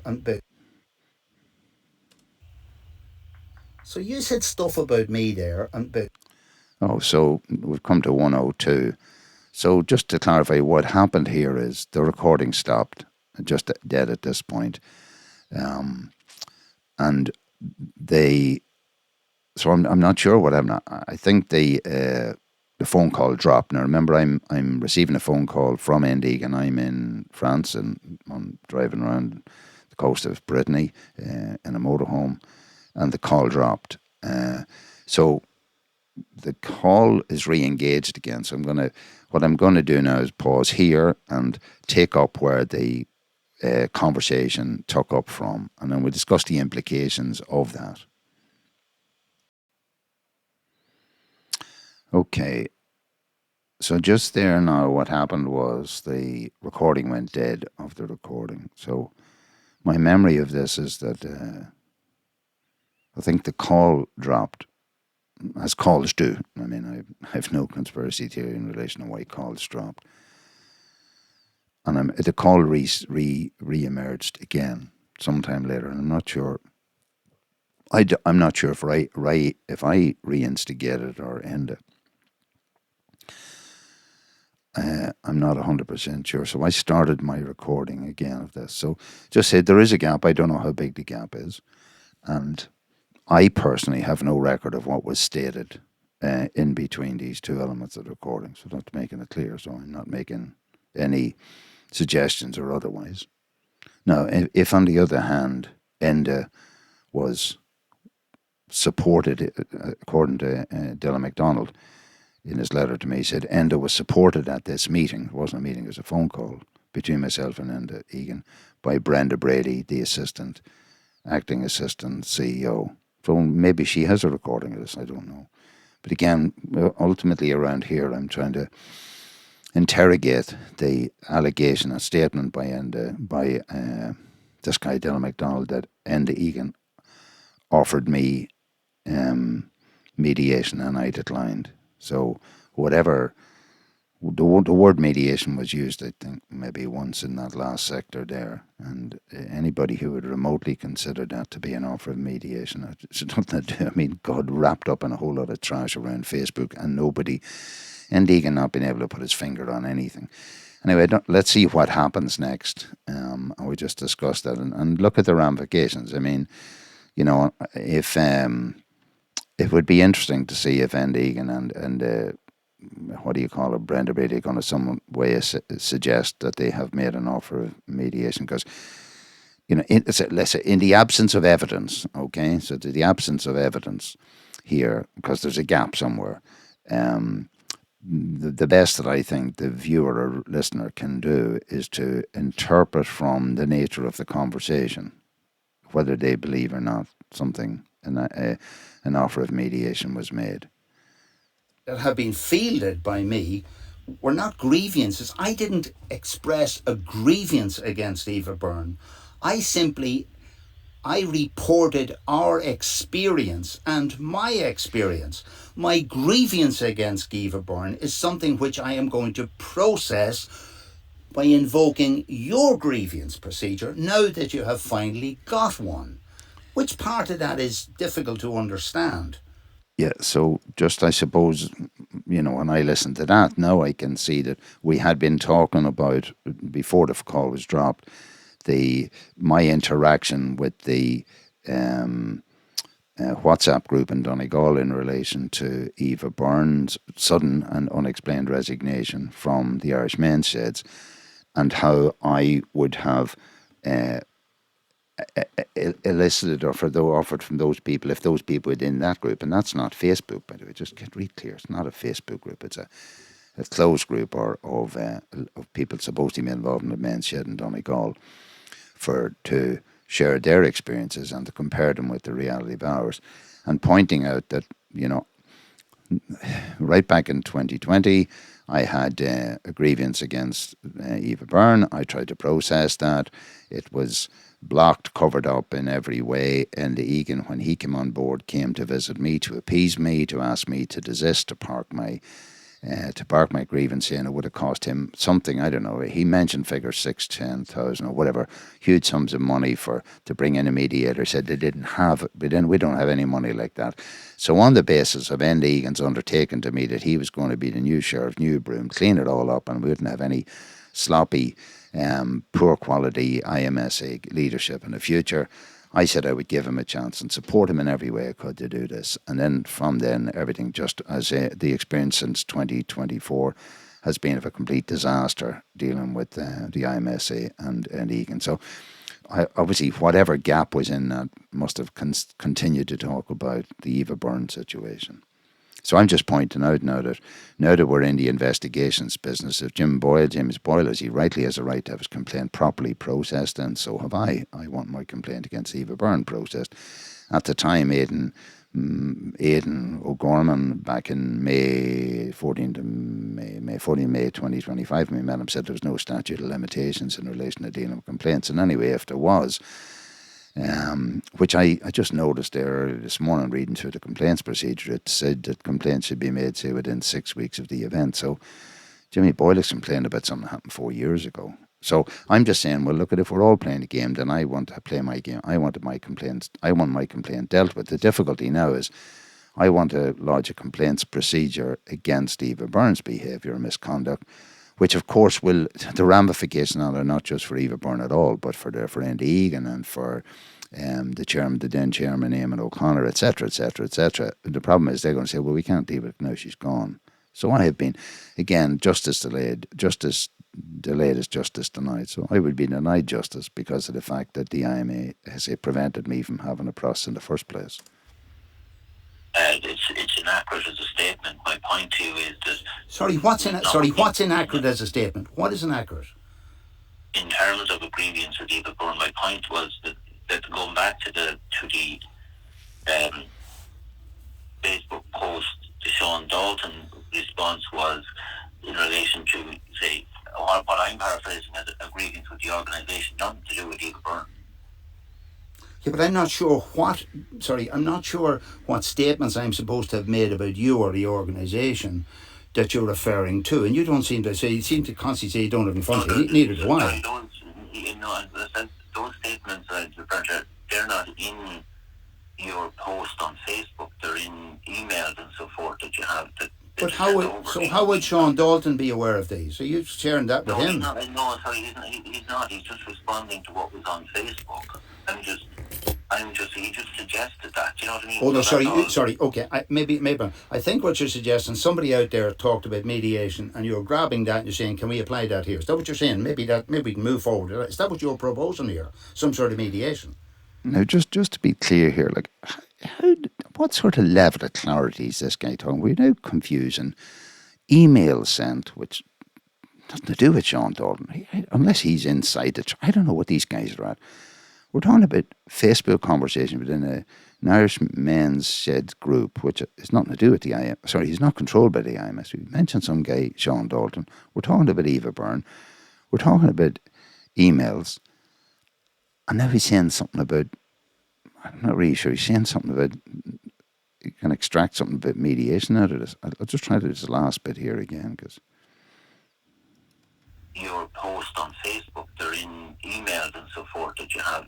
But how would Sean Dalton be aware of these? Are you sharing that with him? He's not. He's just responding to what was on Facebook. He just suggested that. Do you know what I mean? Oh no, sorry. Okay, maybe. I think what you're suggesting, somebody out there talked about mediation, and you're grabbing that and you're saying, "Can we apply that here?" Is that what you're saying? Maybe we can move forward. Is that what you're proposing here? Some sort of mediation? Well, not grabbing it. I mean, it's a. Well, it's got nothing to do with what we're talking about. I mean, it's not based on what we're... Hold on, I need to take that back in, because I'm actually the one who asks him, is he proposing mediation? Let me just take this again. I picked up on it. So this was 2 minutes or so. I think I believe what he says here. Well, it's got nothing to do with what we're talking about. I mean, it's not based on what we like. You seem. Look, what do I know about Sean Dalton? Nothing except I like what he's doing with his music. Sorry, just want to take that back a little bit further. Sorry, I need to move it back. So just bear with me, because again, like VAR, we got to roll the clock back here and see exactly. Your post on Facebook, they're in emails and so forth that you have. But how would Sean Dalton be aware of these? Are you sharing that with him? He's not. He's just responding to what was on Facebook. He just suggested that. Do you know what I mean? Oh no, sorry. Okay, maybe. I think what you're suggesting, somebody out there talked about mediation, and you're grabbing that and you're saying, "Can we apply that here?" Is that what you're saying? Maybe we can move forward. Is that what you're proposing here? Some sort of mediation? So I'm asking him, are you proposing mediation? So just the first thing is, it's really fascinating how Enda Egan seems to know everything that's going on Facebook. Like, maybe that's what the guy does all day. Maybe he just scrolls with his different device on his phone. They're all probably paid for by you, the taxpayer. Does he just scroll through Facebook? Is that what he does? Is his connection with reality, his idea of administration, to go off and pick up ideas from Facebook? But I've asked him this question, so hold on. I'm the one who says, what you're proposing here, some sort of mediation. He says, is that what you're proposing here, some sort of mediation? So if it's true that this guy proposed mediation to me, so yes, I am proposing mediation, da-da-da-da-da-da. That's the answer to that. What does he say? Well, not grabbing it. I mean, it's a... Well, it's got nothing to do with what we're talking about. I mean, it's not based on what we like. You seem look. What do I know about Sean Dalton? Nothing except I like what he's doing with his music. No, look, there's no analysis with Sean Dalton. It's just a suggestion he had. That's all I'm saying. It's not. No, but I mean, any wise person would suggest. By the way, just to say to you, in the background, there are numbers of people have contacted. Sorry, just hold on. The word mediation has been mentioned on Facebook about something, all discombobulated, and your man's saying, I heard this word on Facebook. It's an interesting word. Listen to this again. It's just a suggestion he had. That's all I'm saying. It's not. No, but so this is 120 grand a year, CEO of an organisation it's being claimed by the chairman offered me mediation, and this is the sort of oh God. No, but I mean, any wise person would suggest. By the way, just to say to you, in the background, there are numbers of people have contacted me. I suppose wiser people have contacted me off the record who I don't know. And I say, look, I was watching this, and some of them from England who were involved in, let's say, proper positions in men's sheds in England said, look, I don't want to cross the river here, but just looking at this, I'm wondering what's going on. I said, look, at this is what's going on. At the end of the day, I'm a Cartesian trained engineer. I take one and one and one and one and one, I add them up and I get a line, then I cross check and I add them up and I add them down. It says, does this relate to facts? That's how I operate, Enda. It's not on some other haphazard basis, gap in the ditch stuff. I don't operate like that. And I mean, that seems to have been a difficulty for you. When I ask you a clear question, I expect you to come back and say, would you just clarify this bit or that bit or the other bit? Then I want you to say, I'm not giving you the answer based on this argument, or I'm giving you the answer based on this argument. And then we move forward to the next thing. This has been a complete disaster in terms of, for me, in getting any progress with you. So when I then decided I'll go the DSAR route, and then I found you trying to block me on DSAR. So you treated Austin's DSAR differently than mine. Then you started making up a story of that. So then you introduced me to the more recent documentation that came out of European advice around the GDPR, which I now understand. You said as you can probably say, well, you don't have it in front of you. You probably never read it, but you relied on your legal advice. And so I read all this stuff, and I can read English like someone else can read English. And I realise this is just makey uppy stuff, and it's only defended by you throwing enough money. But it's not your money; it's public money. And sheds down the country are starving and fucking having doors closed because they don't have money. What you're doing? Now, this is interesting. Obviously, I'm getting frustrated. There's no question about this. And you, maybe the listener, will be saying, what's he talking about all these other bits? These are all parts of details of correspondence that I've been carrying out and processing with the Irish Men's Shed Association from January the 2024 right through to October 25. And then the Egan either deals with none of these or starts putting up all these, as I now discover, legally supported or advised blockers to prevent me getting access to a copy of the complaint made against us. And huge sums of money at a cost of €500 an hour from Mason, Hayes and Kearns, which I have, surfaced an invoice for from the Irish, from an FOI request, and I got that information, and so, like I'm saying, in the whole context of this, like in this whole conversation, I accept it has been impossible to actually nail down point 1, point 2, point 3, point 4. The obligation to do that, I suggest, doesn't depend on an unresourced pensioner, individual voluntary shed member like me.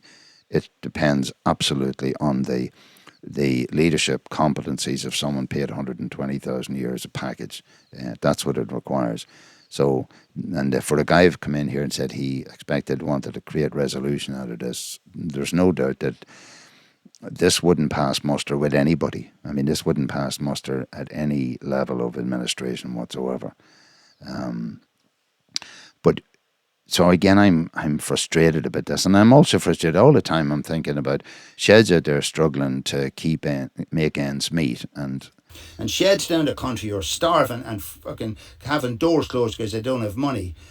What you're doing? Now this is the interesting. So I said sheds down the country are starving and trying to, closing the doors, trying to make. That's a broad sweeping statement. I totally accept that, right? in relation, and I don't have people that I can say, would you come on air and state this? Because people have said to me, we're afraid to put our head above the parapet. But the interesting part of this is not that I might have made a swipe at a ball here that I haven't the evidence for. That's not the issue. It's the issue that suddenly Enda Egan says, can you back that up? So throughout all of our conversation to date, going back to what he said about if you weren't here, we could have solved this problem with Enda if you weren't in the thing. And I asked him to deal with that, and he never deals. Anytime I deal with something, he moved from Facebook into emails, into WhatsApp. And now he turns around and he says to me, can you back that up? So he shows the ability that when it suits him, he can say, oh, let's get back, let's get with the program, let's stick by the book when it suits him. So he doesn't know what he says. So... And sheds down the country are starving and fucking having doors closed because they don't have money. What more money you're doing? Can you back that up? Can I back what up? The comment you're after making. The sheds down the country are worried about... Making comments you can't yeah. make up. Okay, sorry, hold on. Sorry, let me go back. I didn't say... I said sheds in fear of closing their doors. Sorry? I said sheds... So listen to this. I'm willing to, I think this is interesting. This is the VAR stuff, okay? So just listen to the last bit he said. So watch this. Sorry, I said shit. So he's really clever here. So he said, look and put in the word fear here. So listen to what he's saying. And sheds down the country are starving and fucking having doors closed because they don't have money. What more money you're doing? Can you back that up? Can I back what up? So he's right. I didn't say, I originally hadn't said in fear. He's absolutely right about it. No question about that. Okay? So let me see what goes on. The sheds down the country are worried about... Yeah. Okay, sorry, hold on. Sorry, let me go back. I didn't say... I said sheds in fear of closing their doors. Sorry? I said shit... So you see, he's absolutely, no doubt, he's right about it, because this record, like VAR, shows us. Okay? I didn't put in the word fear. And again, I am hot-headed in relation, no question about that, because I am really frustrated. Let me explain this in context, you might understand it. These guys are spending your taxpayers' money. You can't get told about it. It's buried in their accounts. And they're relying on the secrecy that might be contained in the redaction process of the FOI applications, which, that's another conversation. I said, this information was provided to me unredacted. Last Friday, a further application for me for information drew redactions, and I now have the same document released to me twice, one redacted and one unredacted. Why? Why is this? And the information that is shown unredacted shows massive sums of money being wasted on, or spent or dispersed on legal advice to prevent us getting information which we're entitled in the first place. At the same time, I know from in our shed, I had to put €3,000 of my money into our shed to help a cash flow situation coming up to the end of 25, because of the fact that the Irish Men's Shed had failed to administer the Men's Shed Sustainability Grant in time, which was for €3,000. Because they didn't do the job for which they were paid the grand sum of €50,000 by the Department of Rural and Gaoth Dobhair Students, because they hadn't done it. And this was for expenditures from I think it was the 1st of May 24 into the end of April 25. And by the end of 25, these guys still hadn't dispersed this money. So I was left in a situation of covering a shortfall for our shed. So sorry, I'm withstanding over that, but we're into, I remember in the railway during the DART project, a wonderful, just having a conversation around safety and with the signalling people, and a Welsh guy saying, we're arguing over a midget stick here, the length of a midget stick. And this guy's saying you didn't put in the word fear. And he's right. I'd say, yep, great, that's a point. You're absolutely right. Let me correct the record in relation to that. Now, can we now start looking at the big stuff, the stuff that you have not been dealing with? Okay, I mean, you can take that position if you want. I put it like this. I would leave it to the general population of men in sheds to see, they keep thinking, look at poor Enda, who's up there probably working like the rest, but they're all under the illusion in some way you're a volunteer doing something. They're probably in the illusion this guy Dylan has something to do with men's sheds. And these things, those facts are untrue. And I'm not holding that against you. Look at Enda. I just expected you to do a job that someone at your level of remuneration should do. When I interacted with you, Ian, there's a point in all of this which, from where I sit, if you go on a remuneration, so that's your remuneration, the HSE, the level that they set for that. So again, this is the second time he's going to respond to the level of remuneration. Okay, this is the second time. Earlier he said that this was decided by the funders. He's not, this is what he's going to say here. He's talking about again. It's set by. Okay. From where I sit, if you go on a remuneration, so that's your remuneration, the HSE, the level that they set for that. So I do want to say to you, just to be clear, at no stage I've repeated that the quantum of cost to the Irish mention, in fact, the quantum cost to you, the taxpayer, for Enda Egan's position is in the region of 120,000 a year. I've repeated that. This guy has never, ever challenged that. So, I mean, I take that as a tacit acceptance that I'm in the right ballpark here. But now he's saying that this is determined by the HSE. The HSE, the level that they set for that. So no, sorry. Excuse me. With respect, someone made an argument as to why you should be paid that sum of money. It wasn't the HSE. Someone from the IMSA should have made a request. And if that's not the case, then the Controller General will be even more interested. So I don't need you to tell me that you don't decide yourselves. I'm not concerned with that. So again, just to clarify this, I may be completely dumb, stupid here, but I think it's unreasonable for me or anybody else to either accept or be expected to accept the fact that the HSE contacted the IMS. They say, "Oh no, that's a serious job you guys are doing. All that would require 120 grand a year recovery to get anybody half decent for that job." I mean, the guy's almost making himself feel, God, I wish I didn't have to take all this money. It's being forced on me. I would like to hear it. I would like to see what discussions took place as to how somebody would have pitched that job, and looking at the performance of the job of this sort of money. This guy's almost sound like he feels guilty for taking this money. This is not Mickey Mouse money, guys. Unless I'm in a real poor part of the world that doesn't understand what everybody's at. Maybe everybody in HSE makes this money. I don't know. Maybe 120 grand a year is the norm, is it? I'm just saying the state has a right for value for money. Now, one thing you could do right now is, before the close of business right now, you could say, I tell you, as a sign of goodwill, Liam, I will send you the final complaint statement by James Boyle, which you have. Okay, so, your man talks about making progress and a resolution and all of this. And I'm saying, well, look, we can move the ball forward. Because at the end of the day, and I've repeatedly had this conversation in our shed and with Austin, what we're looking for is a copy of the signed complaint made by James Boyle against us.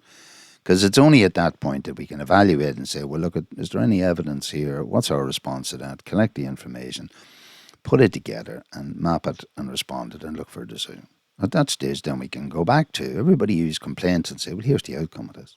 So all we're saying, now 20 months later, guys, remember, just put yourself, you have a complaint made against you, and for 20 months, no one will give you a copy of that complaint. And you have to suffer from all of the slings and arrows that are thrown out there by this other complainant all over your local area, in a community, small community, lots of gossip, and they all are interested in get hearing some negative stuff, and there must be no smoke without fire, da-da-da-da-da-da-da-da. So I'm asking the guy, just give us the complaint. That's something you can do today. But look, here's the point. Why can't you do that? Why won't you do that?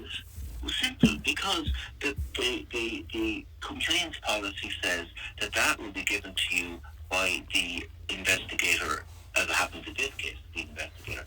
Well, now, as far as I can see, the complaints policy doesn't actually go into that detail. Not that I can see. Anyway, let's see what I respond to.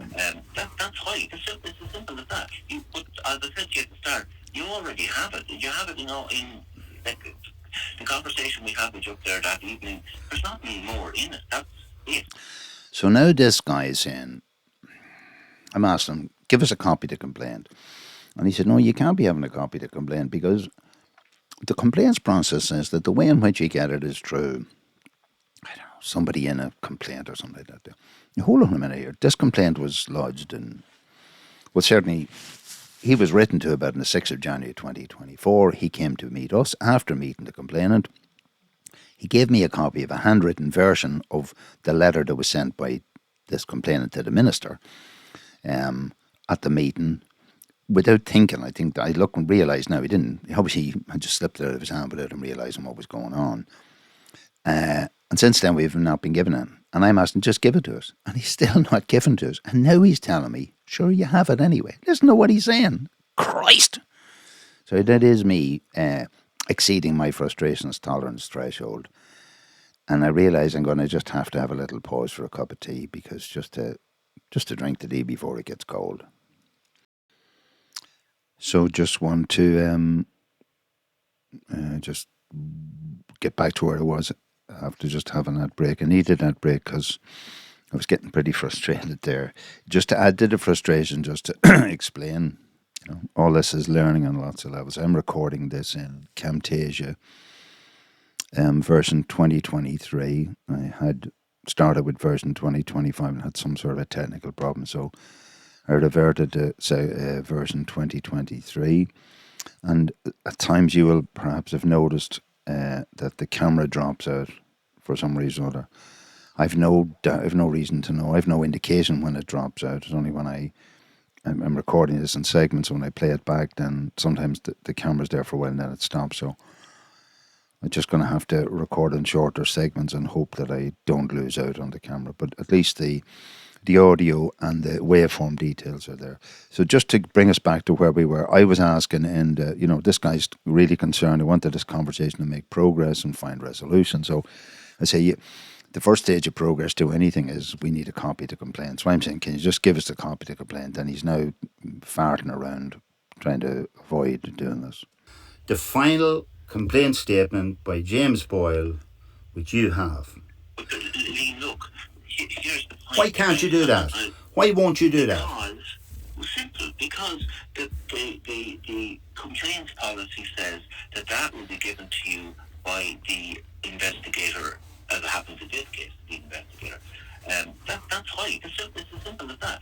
But as I said to you at the start, you already have it. You have it, in the conversation we had with you up there that evening. There's nothing more in it. That's it. So can I say it to you, this is the kind of obvious thing you'd play, rolling this out in a proper, rational world. This guy's saying, you already have it. You already have to come to this. That's what he says. That's why. It's as simple as that. But as I said to you at the start, you already have it. You have it, in the conversation we had with you up there that evening. There's nothing more in it. That's it.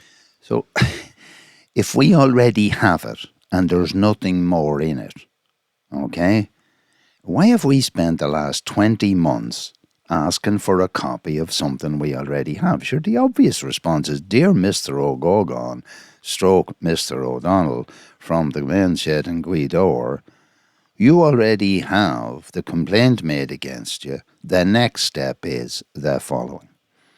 But actually what happened, if you go back and take the time to listen to the recording of that one, we were told that notes were being taken. We're going to go back to Dublin. They were going to assist Mr. Boyle in putting sense around his complaint, to put it into a shape, as they describe it, where it could be addressed. And we've now been told told earlier in this conversation that now a new party, Resolve of Ireland or something, have been brought on board, and they've already met with Mr. Boyle again to agree notes on his complaint. So we're supposed to already had it in January 2024, and this thing is still being developed. Like, when is the movie going to be released? How would we be in this conflict situation if we already have this thing? This is insane stuff.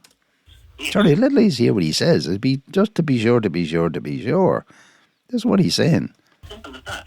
But as I said to you at the start, you already have it. You have it, in the conversation we had with you up there that evening. There's nothing more in it. That's it.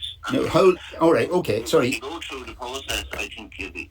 I don't think you'll be unhappy with the process. Yeah. So just within the time it takes, that's fair enough. Sorry, just to say to you. Sorry, hold on. I think you're after telling me in this conversation that the essence of the complaint by Jimmy Boyle, as it now stands, has no further detail or extra dimensions than it originally had, and that you see, looking at it again, you're not the independent evaluator, but from you see it, you think that we shouldn't have anything to worry about. No.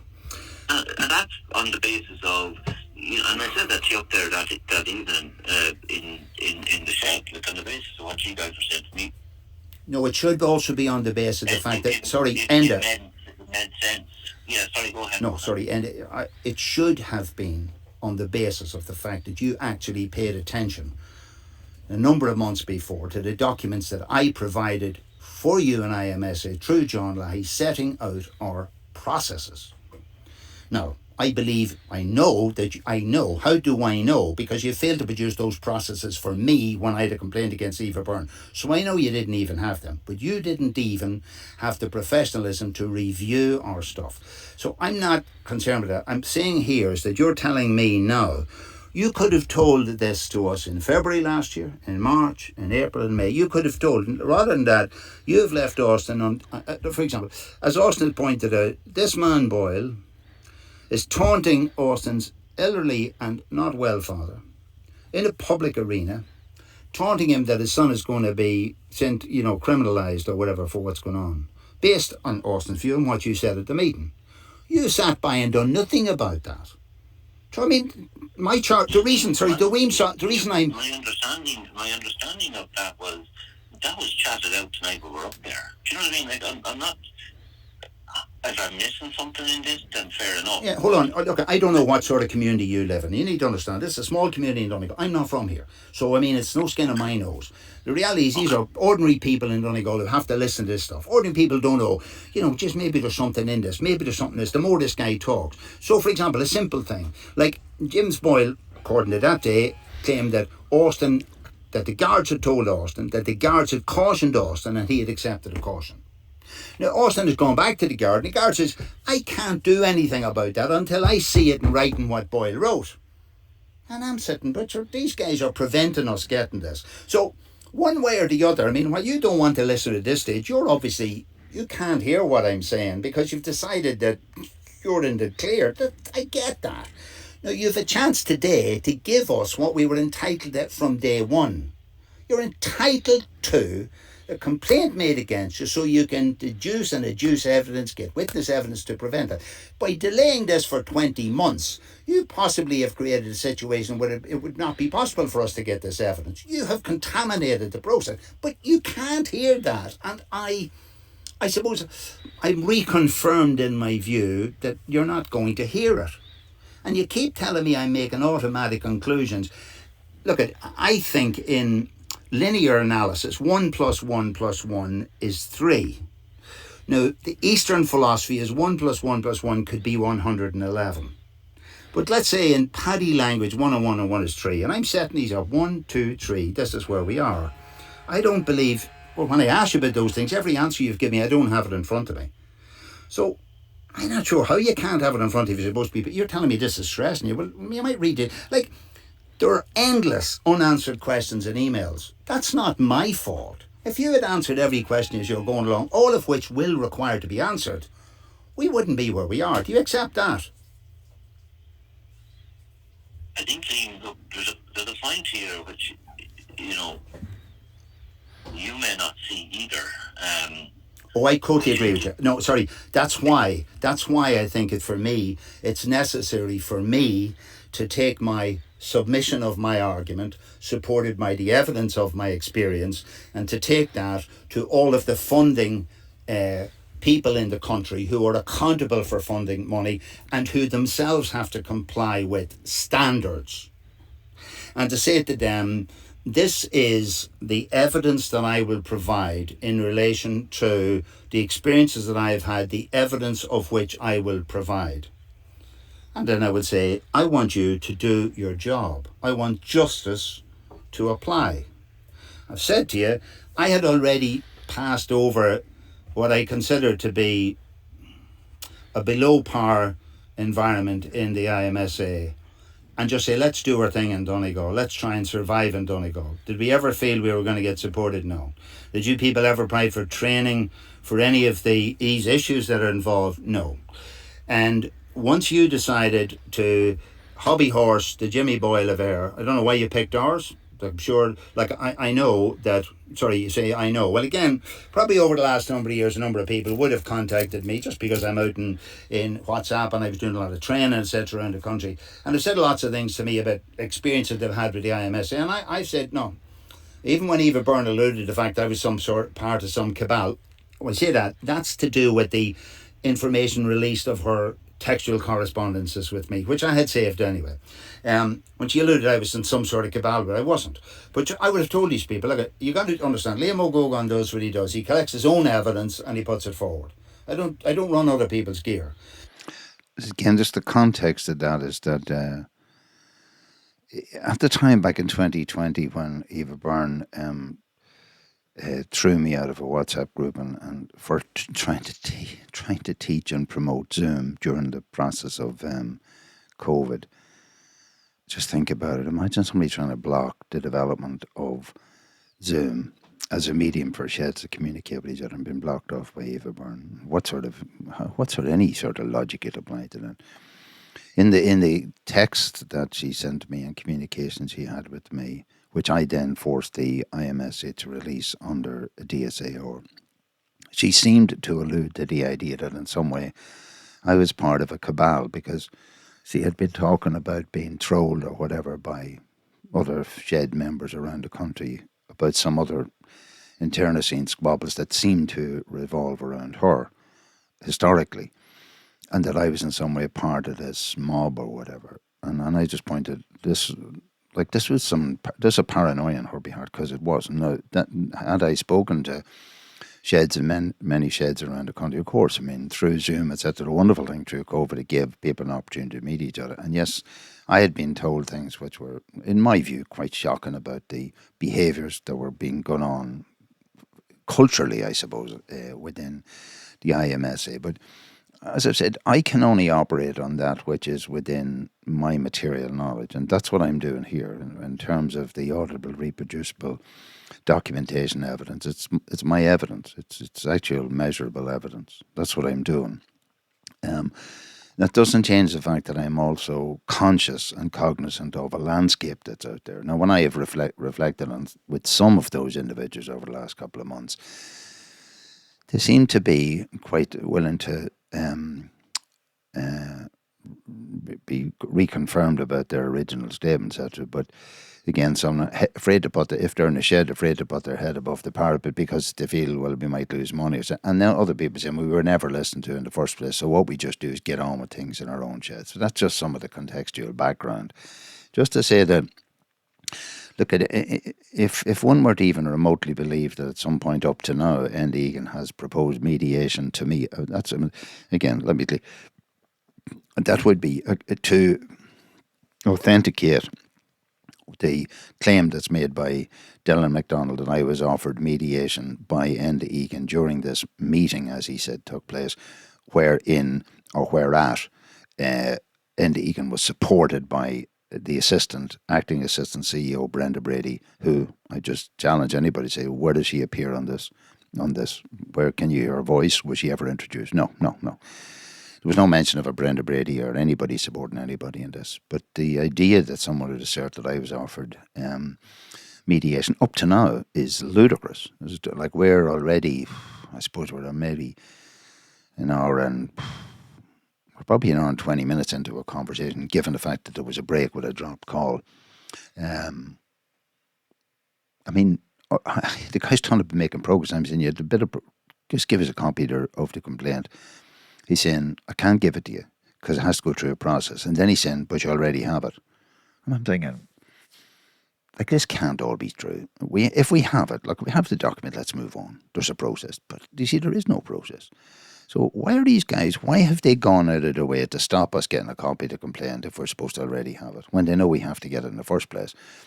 And is this just belligerence that we're going to teach these guys up in Donegal, we're going to teach them a lesson, we're certainly going to teach this Gógáín guy a lesson? I mean, why does Gógáín have to be the learner in all this? We can all learn together here.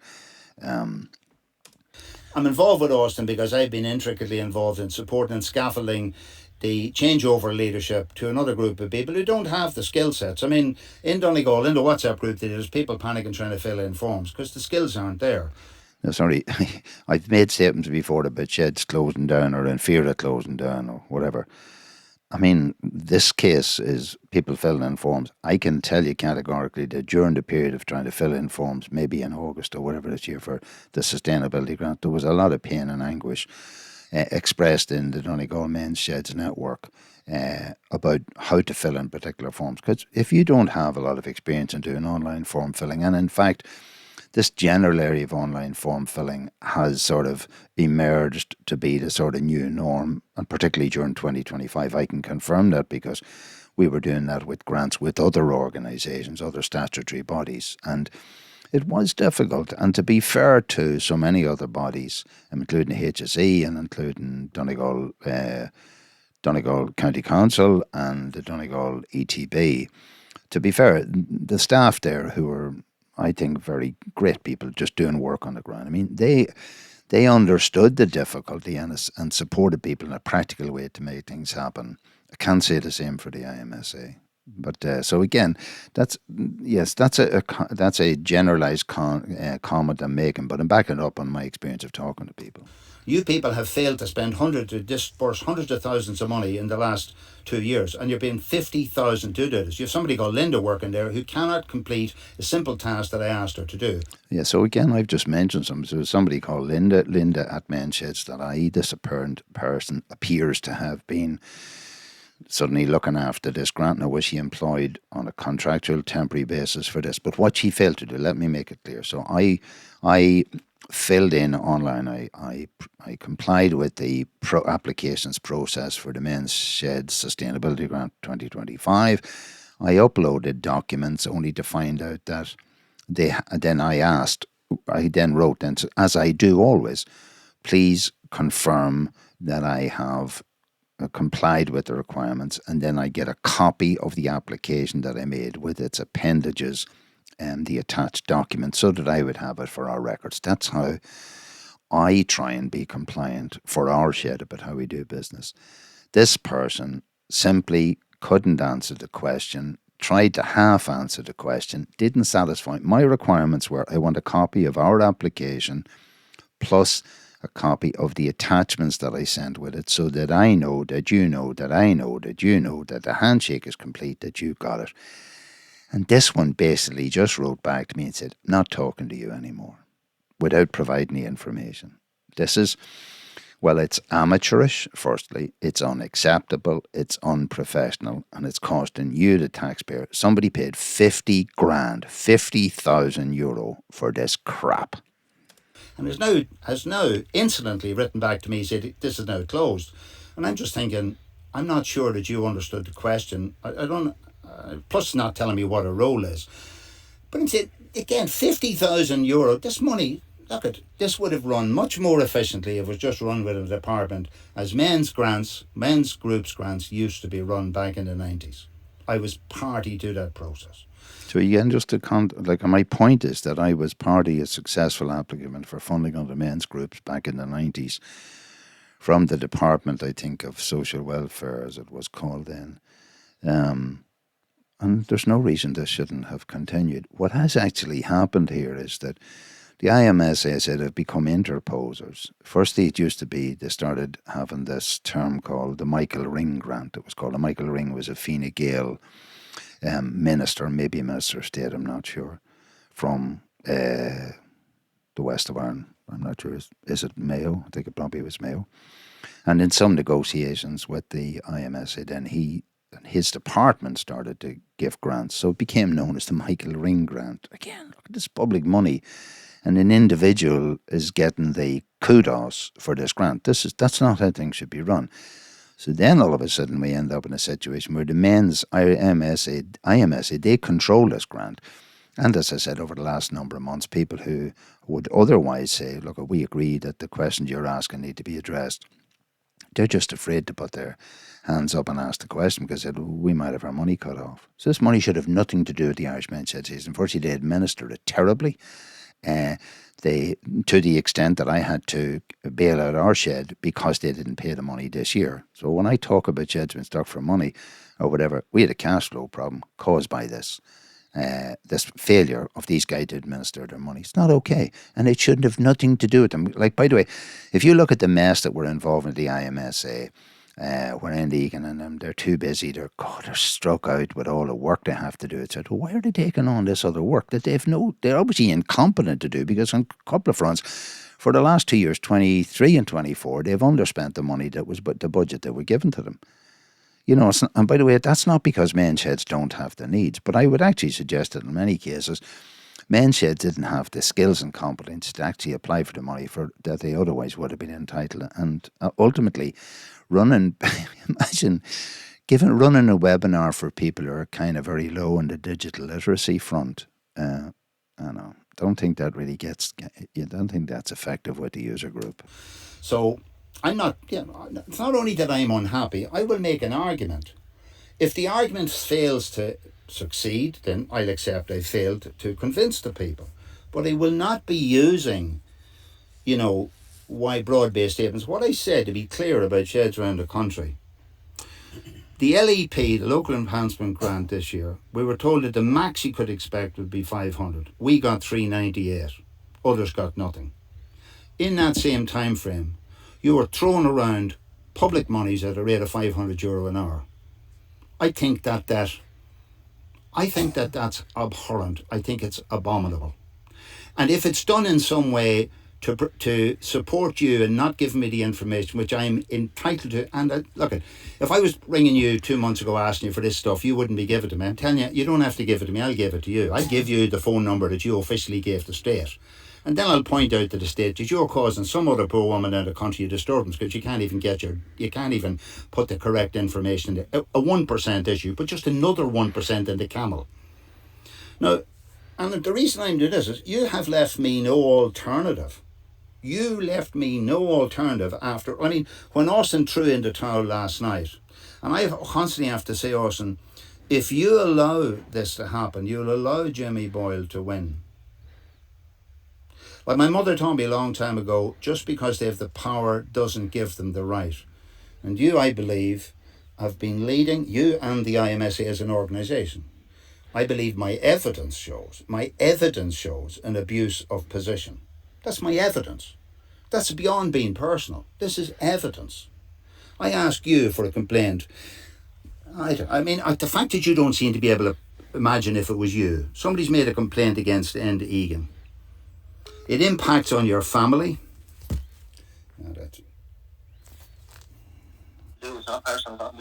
Okay, Enda, sorry. When did you agree? When was this grievance process agreed? Okay, I'll help you. Maybe it was June or May or June. Okay, so that's 15 months after you were given this complaint against us. Sorry, what I'm referring to there is the complaints handling procedure that was finally passed or approved by the board of the IMSA. I think it was in July 2025. So this is, and the whole question of whether this can be retrospectively applied to a complaint which was actually initiated on the 6th of January 2024. That's over 18, it's 20 months before the 1st of October 2025. And if you go back to the original, the recording of that meeting, which is video 1 in a series of 3, and Egan talked about the timeline as being normally in a period of 30 days. So 30 days from January 2024, you can add another 6 months delay and you only get to the middle of 2024. And by the time October 25 happens, we still even haven't had a copy of the complaint. So, it makes a laugh, the whole idea of grievance procedures in the first place. So during that time, you were not in any way precluded from giving us that complaint. Do you agree? Yeah, so the point I'm making here, he's now claiming that this grievance process, which is now in place, demands that we can only get the complaint through the investigating officer of the complaint. But I'm saying the complaint was given a year and a half before this process was even set up. So how can they be using rules from the future to control the behaviour of the past? This is really metaphysical stuff, yeah. Kind of metaphysical with the Egan. I understood, Liam, that you guys understood that everybody, like, there's nothing new in this thing. So no, we didn't understand. Sorry, we had no. You know, that's fair enough. That's no, fair. we. No, say I understood that you guys understood. I understood that you guys understood. Listen. I understood, Liam, that you guys understood that. So I understood. I understood, Liam, that you guys understood that. Again, I like this. I understood, Liam, that you guys understood that everybody, like, there's nothing new in this thing. So this is how he finished. I understood that you guys understood that there's what did he say? Everybody, like, there's nothing new in this. That everybody like there's nothing new. Everybody, like, there's nothing new in this thing. So no, we didn't understand. Sorry, we had no. You know, that's fair enough. That's no, fair we had enough. no. Sorry, you need to take Sorry, Enda, you need to take ownership of this. The only information we had was the information you gave us on the day. You did never followed up with us. So don't be alluding to the fact that we knew something. Information that's there, do you know what I mean? It's not. There's nobody trying to, you know, put somebody in an offside position or anything like that. That is, you know what I mean?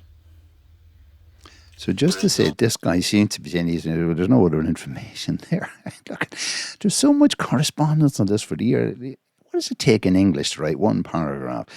Dear Mr. Gógáín and Mr. O'Donnell, you know, after scouring all the records, etc., etc., etc., the only information that exists to support the complaint of Jimmy Boyle is the letter that you were handed over on such and such a day. Now we're going to move forward. But in fact, the guy's already mentioned all these other letters from ministers and other things he was saying about us, and the fact that the IMSA were going to help shape his complaint, and now we have an external investigator who we've never been introduced to. We're working along with him to agree notes on his complaint, etc.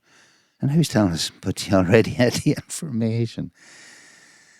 And somebody would think that I'm one-eyed or drawing automatic conclusions, or that would anybody suggest to me why I think this should be normal behaviour from, you know, again, do I have to mention the salary again? Because it sounds like I'm coveting. Is it that I'm coveting his wages? I'm not. I'm not at all. There is no additional information there. So there's no additional information there. So why doesn't somebody in the IMSA, what are they trying to do? Like, what row are they trying to escalate themselves? There is no additional information there. My understanding of it was. Okay. Did you? Understood. Like we chatted about it the night we were there. There's nothing. Did you follow up with James? There's nothing additional to it. Okay. Did you follow up with James Boyle following our meeting? Sorry, did he follow up with James Boyle following our meeting? Sorry, I'm asking this because in the recording of that meeting, you'll hear him clearly say that that's what he's going to do. The meeting up in January 24, you left us telling us you were going to go up, write up your notes, get back to James Boyle. Did you follow up with him? To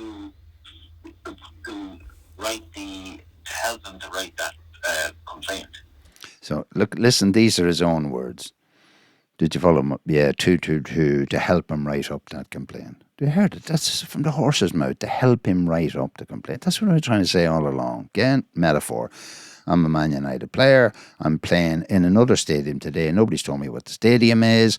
We're playing in opposition. The referee that's in the Egan, the IMSA, whoever they're going to appoint, they then spend their efforts and time and your taxpayers' money helping one of the teams get ready for the game. They're helping James Boyle make his complaint. The meeting up in January 24, you left us telling us you were going to go up, write up your notes, get back to James Boyle. Did you follow up with him? To help them to write that complaint. So listen again. To help them to write that complaint. So is that kind of evidence? Is that evidence? Enda Egan, the CEO, has just said, referring to the undertaken, the statement they made leaving us that they were going to follow up with James Boyle, and this is what he said, that was going to be the case. To help them to write that complaint. So first he was in the process to write the complaint to help him, right? Again, once more. Because unfortunately in the VAR sense of things, this is the line, like this is the offside line, there's the computer line. Which side of the line is this guy on? Is it partisan or impartial behaviour? To help them to write that complaint. Yes, I'm asking you, did you follow up with him, yes or no? Well, on that occasion, yes, and it was James who followed up with it, not me. So on that occasion, they did follow up on him, James, and not him. So now he's dumping it on to James Brophy to help him write up his complaint. James Brophy, unfortunately, good guy, young guy, again on a salary level, maybe in the mid-30,000s. Okay, so don't be too harsh on this guy. Enda doesn't touch. Don't sweat the small stuff, Enda. Just make the problem worse. Okay, so therefore you have correspondence showing you continuing interaction with this guy, right? Well, no, there's no continuing interaction with him, Liam. That's not the case. Hey, come here. If you're of the belief that somebody can throw in a complaint with no detail and have it still valid and be assessed nearly almost 2 years later, I just think, this would be thrown out of any court in the land on the basis of, inactivity on it. Now, it seems to me we're being used as a guinea pig for a process. The direct experience No, Liam, absolutely not. No way, absolutely not. I mean, there's a process there. There's no guinea pigs in anything. I mean, sorry, have you implemented this procedure have you put anybody else through this process?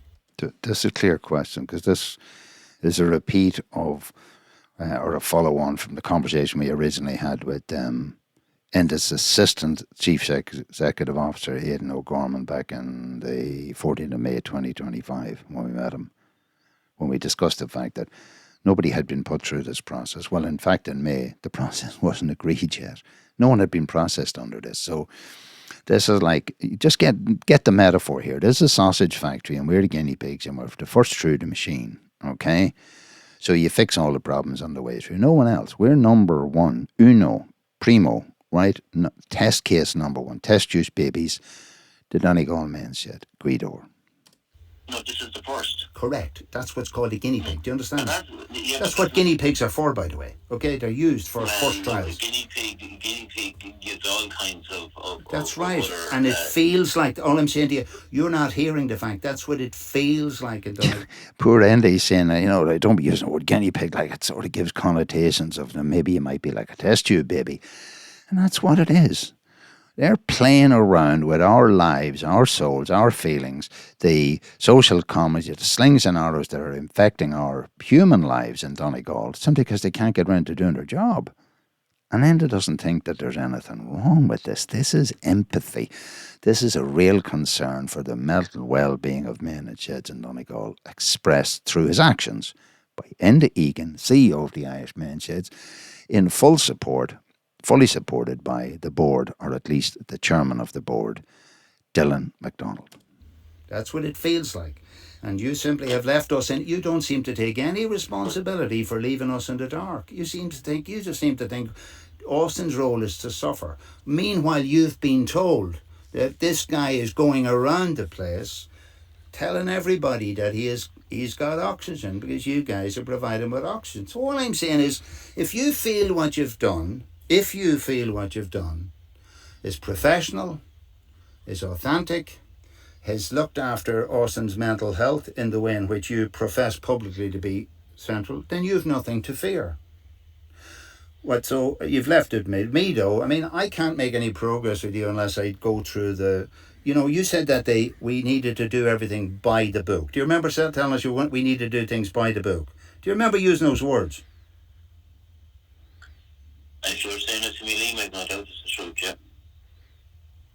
I didn't ask you that. I asked you, did you remember using those words? That's what I asked you. So you see this cop-out by Andy, like this is the behaviour of an absolute child. This guy turns up at a meeting. You've heard, like, if you take the time to listen to the video recording of the first meeting that took place, this guy insisted to us he was under legislative obligation to carry out an investigation. They had a signed SLA, service level agreement, with the HSE, the basis of which is what provides all the money to paying him and all these other guys there in the IMSA to carry out an investigation. And he told us, guys, like the sheriff, this is going to be done by the book. Now all of a sudden he's, if you said I said it. I said, take responsibility for what you said.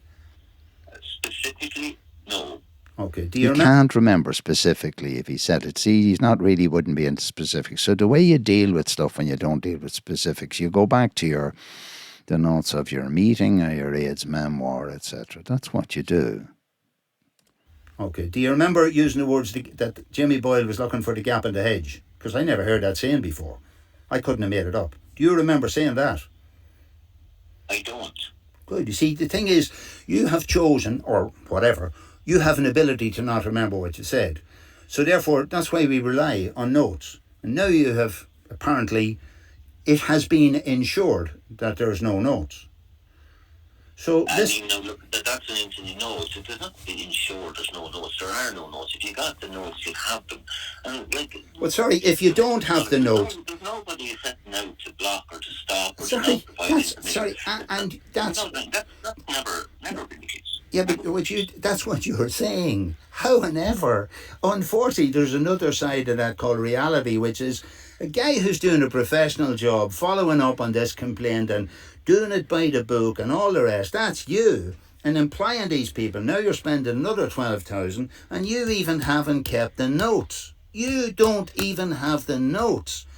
I'm saying that means you're incompetent. If you don't have the notes, I'm sorry. If you don't have the notes, you're incompetent. No, so is that a harsh decision to tell someone? Like, okay, I'm employing a new centre forward in Man United. At the moment, it's a guy called Sesko. God help us. God help that chap. And you employ him and you sit down and say, I want you to score, let's say, okay, be easy. I'm going to get you to score 5 goals this season. And this season your man scored no goals. And you bring him and say, I employed you and you didn't score any goals, you're sacked. Right? You're incompetent. Okay. Now, it's a little bit like that. This guy is supposed to be running an investigation. The complaints process, which they finally produced a year and a half after the complaint was supposedly the investigation was initially instigated, it self-specifies that when, the protocols for an investigation, or you go along to a meeting and you have a note taker there. So even though there's no process, they actually came along and James Brophy took the notes and they constantly discussed these notes. And then they talked about the fact they were going to use these notes to follow up with James Boyle. And then when I ask about these notes, the notes are not there. And that he might take umbrage at the fact that I'm calling this incompetent. And the worst still, Dylan McDonald might think that this is unfair. I don't know what sort of illusion. Is this the new wokeism? That you can fuck up on everything and nobody expects you to be held responsible? The problem is, this is my taxpayers' money. It's your taxpayers' money. This isn't okay. If you had the notes and made them disappear, that's malfeasance or misfeasance. These are not easy words and they're not easy thoughts, but unfortunately, they reflect the measured reality. Yeah, so it's just important. So what happened to these notes? I know these notes existed because I saw the guy writing. So unless he was scribbling stuff, but he wasn't scribbling stuff because he actually referred. James Brophy read back notes. So he obviously written something down related to the sort of things we've been said, both at our meeting and the previous meeting I had with James Boyle. So what happened with these notes? And then the next level is, before we ask the question what actually happened to the notes, what would be the process of administering and managing notes when you take them? Okay? So, for example, if I take a note, I store it somewhere. And why? Because it's part of a process. That's what I do. So I do what I do.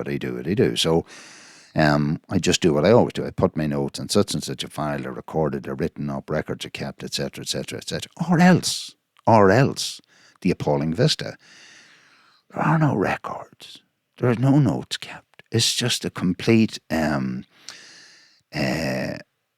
Wild West. That's all it is. Now, what I've already previously established is that when I had sent information to John Lahey when he was Enda's assistant in sometime in August, maybe 2023, asking for our grievance processes to be evaluated, as I've gone through already in these recordings. Now I'm told that information doesn't exist. So is there any administration of it? And remember, these guys are administering €1 million of taxpayers' money in terms of giving them out to men's sheds and paid 50 grand to do it. It's not unreasonable for me to ask, sorry, where's the information? And the other thing is, for any of the funders who've listened to any of this or are aware of any of this, you have a responsibility as a public servant, and in terms of the insurance of proper spending and accounting for public money, to check these things out. What are the processes? So how did these notes get lost? So where, and then does it, because it suits, I mean, IMSA said, well, there's no information, we can't look into it because there's no information. And it's true. I can't, under freedom of information, be given a copy of a record that doesn't exist. But the question is, why does it not exist? You know, who, like if the notes were somewhere, for them to be not present anymore, someone has to destroy them. Someone has to throw them out, destroy them, not put them, not register them, whatever. Somebody has to do that. And somebody has to supervise the competency and behaviour of that body who is supposed to do it. Who is this? So, I mean, if you think you can walk into a room and say, well, I think there was sort of notes, but then there was a fella called James, and sure, look, you never did that, and James followed up, but sure, I never talked to him about it again. And then at the same time, you're going to tell me how much stress you're under from these emails. I'm sorry, that won't wash. But just I want to jump back. You'll have heard so short time ago, this guy said to me when I incorrectly said that sheds were in fear of closing down. I hadn't used the word fear the first time, and I added in the second time. And it's interesting, did I do that intentionally or otherwise? But this guy picked up on that. Jesus, on that microscopic granular, he picked up on that deal. And yet this whole massive landscape of data that he's supposed to have, he knows nothing about it. He was hands off all of this. He's up here, the sheriff is in our shed in January 24. I'm going to sort this out. Then he seems to wander off, said, look at James followed up on us. James, don't spell the horses.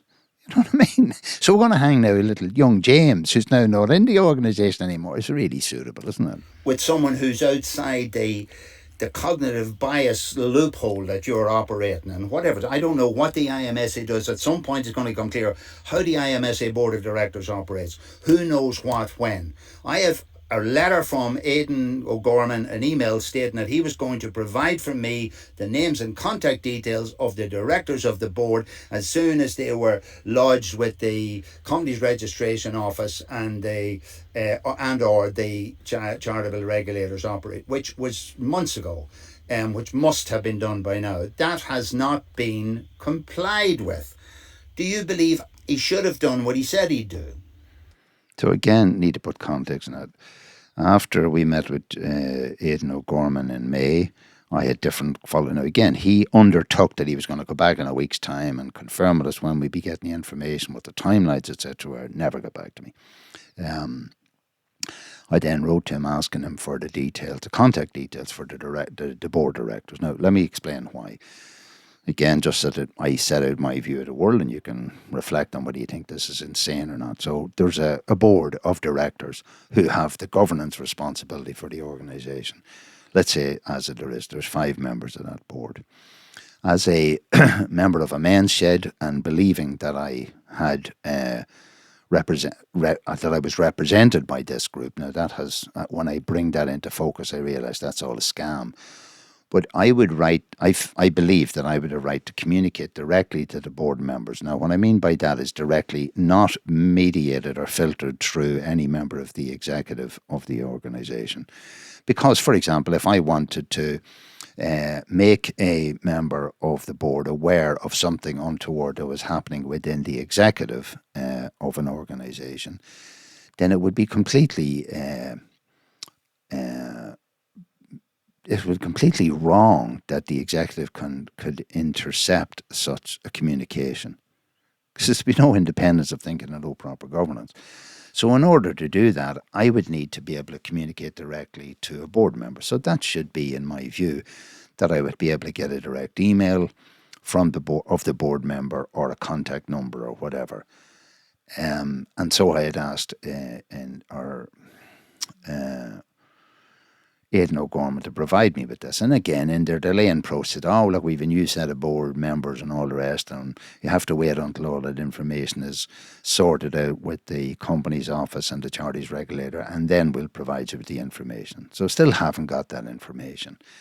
So I'm asking Egan now, what I'm asking him here is, do you believe he should have done what he said he'd do? In other words, should he have given us this information, or given me this information? I'm not coming on here to put on the stand and ask okay, all right. Well, no, but so listen to his response again. I'm not coming on here to be put on the stand. Like, I'm asking him a question. See, if I ask Enda Egan a direct question, he tends to try and avoid it. Unless, like, for example, I asked him, is our shed a member of the mention? Well, I think so, but I'll have to check. In fact, I think, there's two things he answered directly, like almost amygdalically, without thinking and processing it. The one was Stella McDonald a member of Mention? No. The second one is, how much are these guys, the resolved people, been paid? €12,000. Outside of that, it's just defensive, avoid stuff. I'm not coming on here to put on the stand and ask okay, all right. Well, no, but a resolution to it. That stuff is I don't know. So I just want to say to you, I'm not coming here to answer any questions. So where do you think the questions are going to be asked? And again, anybody who's funding the IMSA, these questions need to be asked. They're reasonable questions need to be asked. If the Assistant Chief Executive Officer writes to me and tells me I'm going to send you the names and the contact details of the directors when they are properly established within the report mechanism the company's office, and then doesn't do so, I mean, is this okay or is it not okay? That's a question that needs to be addressed. Then Egan says, I'm not here to answer any of your questions. But somebody needs to ask the question. That stuff is I don't know what he said or didn't say, to be honest with you. Well, he must have reported back to you. Look, you sent him down? He did report back, yeah. So what did he tell you? So again, like this, on one hand, he's saying, I have no idea what my assistant CEO is doing. I know I'm not, don't hold me responsible for that, and he's doing. I'm saying, but you're supposed to be his boss.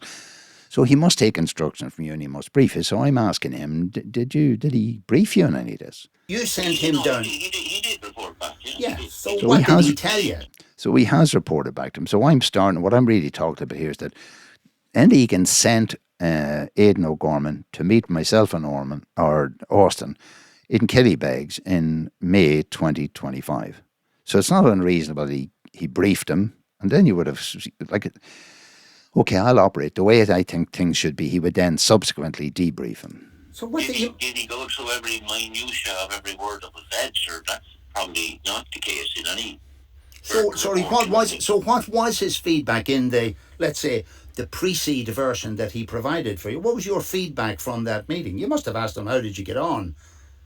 Of course I asked him how I got on. What did he say? Can you remember even that? Look, he went up, he met with you guys, he's trying to move it on to have the investigation take place. That was it. The plan was Aidan was going to do it. Aidan's no longer here, so we went external. That's it. Simple. So see the way this is just, we package all this, right?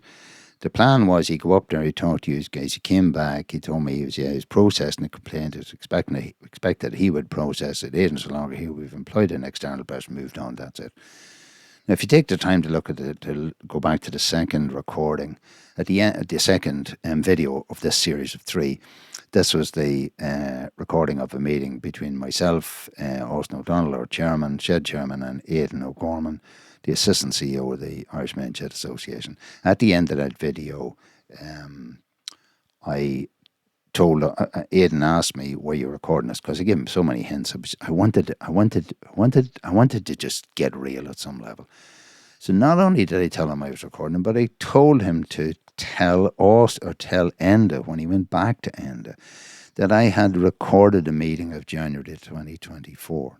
So in this conversation I'm having with Enda, I am asking myself, if Enda debriefed Aidan O'Gorman after the meeting, Kelly begs, do you think that in one of the things Aidan might have told him, given that I'd sent Aidan a copy of the recording of the meeting that I'd had, myself and Austin had with Enda, do you think he might have mentioned it to Enda? By the way, these guys told me they recorded that meeting, just for your information.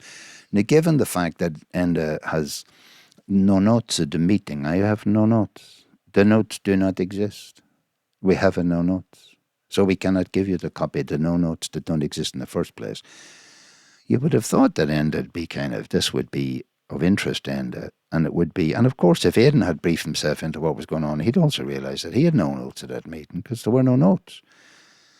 So why didn't Aidan did Aidan inform Enda? Did he fail to inform him?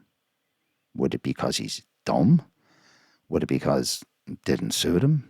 Why did Aidan leave the organisation? What was actually going on inside that organisation? That's the sort of questions this all raises. But it's not unreasonable for me to assume that I had left the IMSA as they were presented to us. The emissary of Enda Egan came to us. I told him, tell your boss this meeting has been recorded, in the hope that Enda might get real, get with the programme and say, let's get on and do something. All of this was everything I've ever done has been to stimulate Enda Egan to get off his arse, do the job, give us the complaint. That's the first thing. Whatever happens next is very secondary. In fact, once we get a complaint, then we'll put it up on the wall and say, this is the evidence presented against us as an organisation, and then we'll move on from there. But we haven't got that information. And when I asked Egan about the debrief, and I said, look, I just had a bit of a debrief, and then we just moved on. So here we are now. Simple. There's no big mystery about it whatsoever. But there is a big mystery. Everything's a mystery with the IMSA. How do we know that? Because of the opacity of every type of, and they can't give any information. When you ask them a question, can't clarity it in. Anything extracted from the IMSA is extracted like hen's teeth. Forcibly. Okay. I mean, look, I think the plan was he was going to do the investigation. That was the plan. To be fair, come on, I want to say to you, to put forward the suggestion that there was a competency within Aidan O'Gorman to carry this out, I would I would find that I've done investigations like that before. That's all I can say to you in relation to that. So, what he's offering me, that a guy who on LinkedIn shows himself as an MBA from the Smurfit Business School, whose evaluation of the competency and quality of the behaviours and performance in the IMSA amounts to saying, well, there's other people out there worse than us, is going to be put forward, when you listen back to the conversation that I had, as a competent, independent individual who would be capable of managing a complaint as exists from James Boyle to us. I mean, it's shocking. And then his excuse, well, he had carried out these before, and I'm just wondering he obviously didn't carry them out in the IMSA because we're the first. So where did he carry them? Did anybody in the IMSA do due diligence on this guy at all? No harm to Aidan O'Gorman, I wouldn't never want them to, let's say, I'm not employing anybody now, but I wouldn't feel comfortable working alongside a guy like this if my reputation was at risk, and I certainly wouldn't ever allow any pros anybody I was involved in, let this guy near. Let's say it was refereeing a game. Would I play a game? This guy was a referee. No, sorry. Based on what I've experienced, nothing personal. This is professional. Competency really poor. Well, I must say, I make evaluations of people as I meet them. I researched them before I met them. I told them I'd read them up. I'd researched all his MBAs and all the stuff, etc. The guy I met on the pitch didn't have the boots. Couldn't answer a question. Couldn't clarify anything. And, he left, and now he seems to be gone. Why he's gone, I don't know. Why did Eva Byrne resign? Why did he leave? It doesn't sound to me that the IMSA is the bees and knees of everything that's there. I'm not really interested in answering the detail, except that it as in how it affects our experience of our relationship. All of this emerges re-emerges from the fact that when you come up in January 24, you kicked in a process which has caused enormous stress. And I say, I cannot stress enough to you the personal stress that you have visited upon, that your behaviour has visited upon Austin. Yeah, so again, no holds barred in this. The personal stress that Enda Egan's behaviour in relation to all this, in his role as chief executive of the Irish Men's Shed, paid for by your taxpayers' money in a quantum of in the region of 120,000 a year, and the malperformance and the abuse of us as individuals and as a shed has caused all this stress. So there's no holds barred by me in making that statement. That's his experience, and he will speak with truth to that. I will reserve my position separately. My stress is in a different, but no less. Don't. I mean, I'm looking at the time. I'm 70, nearly 70, and why am I putting this energy into people who, they're not worth it. But the process of the importance of men's sheds, way beyond you and your thinking, in 2030, is so critical to the survival of our society that it cannot be left in the hands of your operation. That's my view. And I mean, you don't have to accept that. This argument is not made to you. I mean, here's what, I'm listening to this, and I thought maybe that you would reach out a hand, like you didn't ask me how Austin was today. That's the first thing. So disappointed that. Number two, you have talked about things that I've said in Facebook which are simply unsustainable. Now, when I asked you about them, you talked about emails, but Sean Dalton couldn't have seen the emails, so I don't know what you were on about. And then the third thing is that I had said, well, look, he can make one thing right. So what's relevant up to there is that, I mean, the part that's missing in this recording is the section of the phone dropout. So, obviously there's no recording of that, and all I can say to you is that you therefore must, if you want to interpolate between the two segments as to what may or may not have been said, the claim made by Dylan McDonald is that during this, what he terms a meeting, which he states was at that meeting, Enda was supported by Brenda Brady, the acting assistant chief executive officer. My God, what an acronym. Of which there's no evidence this person was involved at all. This, and if there was, that Enda Egan certainly never made me mindful or cognizant of the fact that she was involved or otherwise. There's no mention of an offer by Enda Egan up to this point of offering me mediation, which I declined.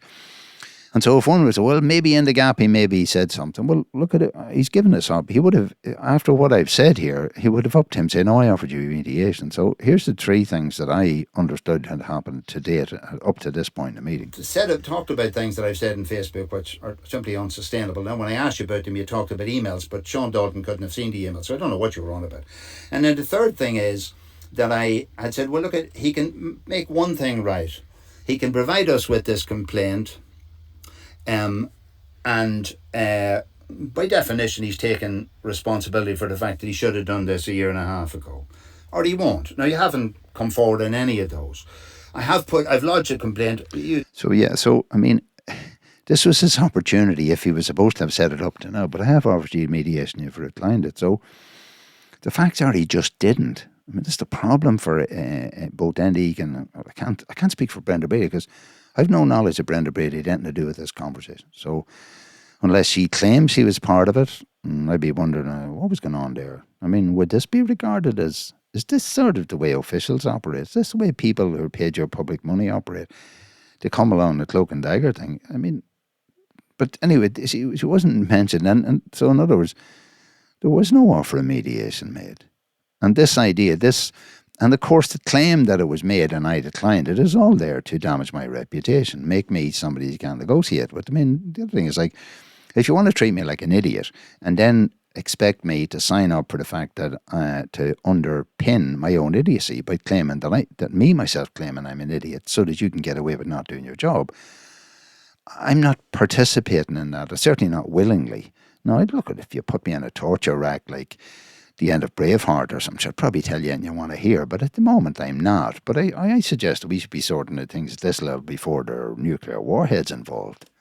I've lodged a complaint. You still have or Ben, you, the IMSA, still have Eva Byrne as not only a member but an admin on a WhatsApp group when she's an ex-employee.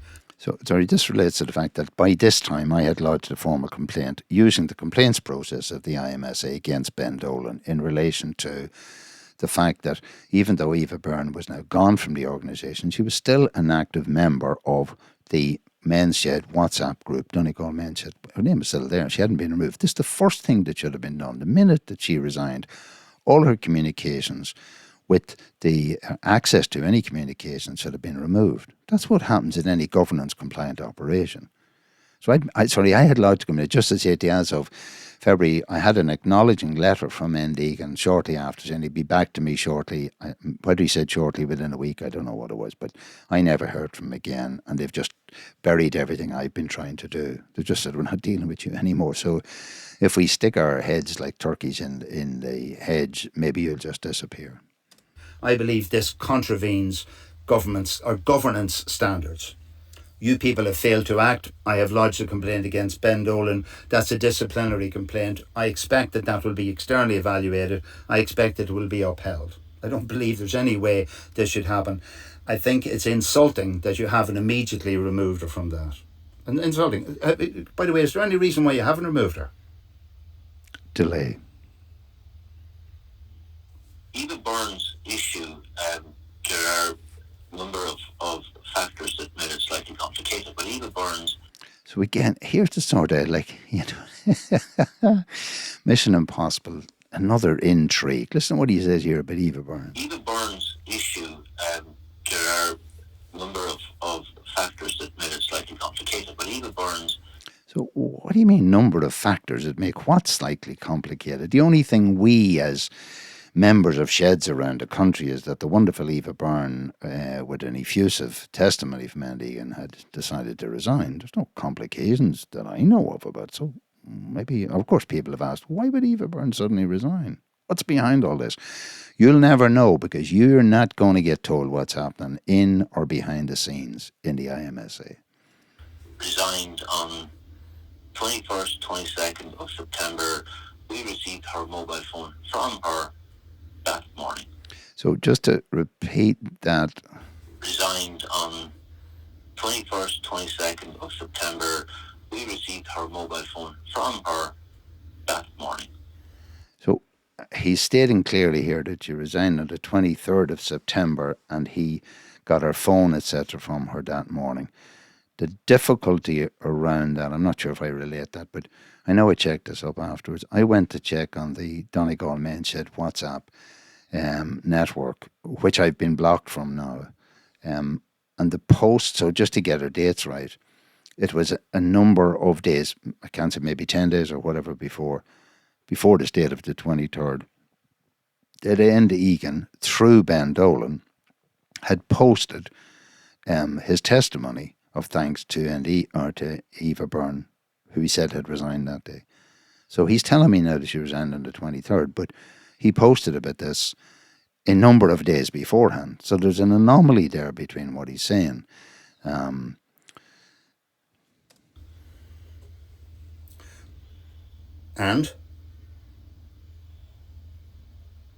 we have it in our possession. Eva Byrne has not had access at any point to any digital mobile phone, laptop outside of the period of which she was employed with us.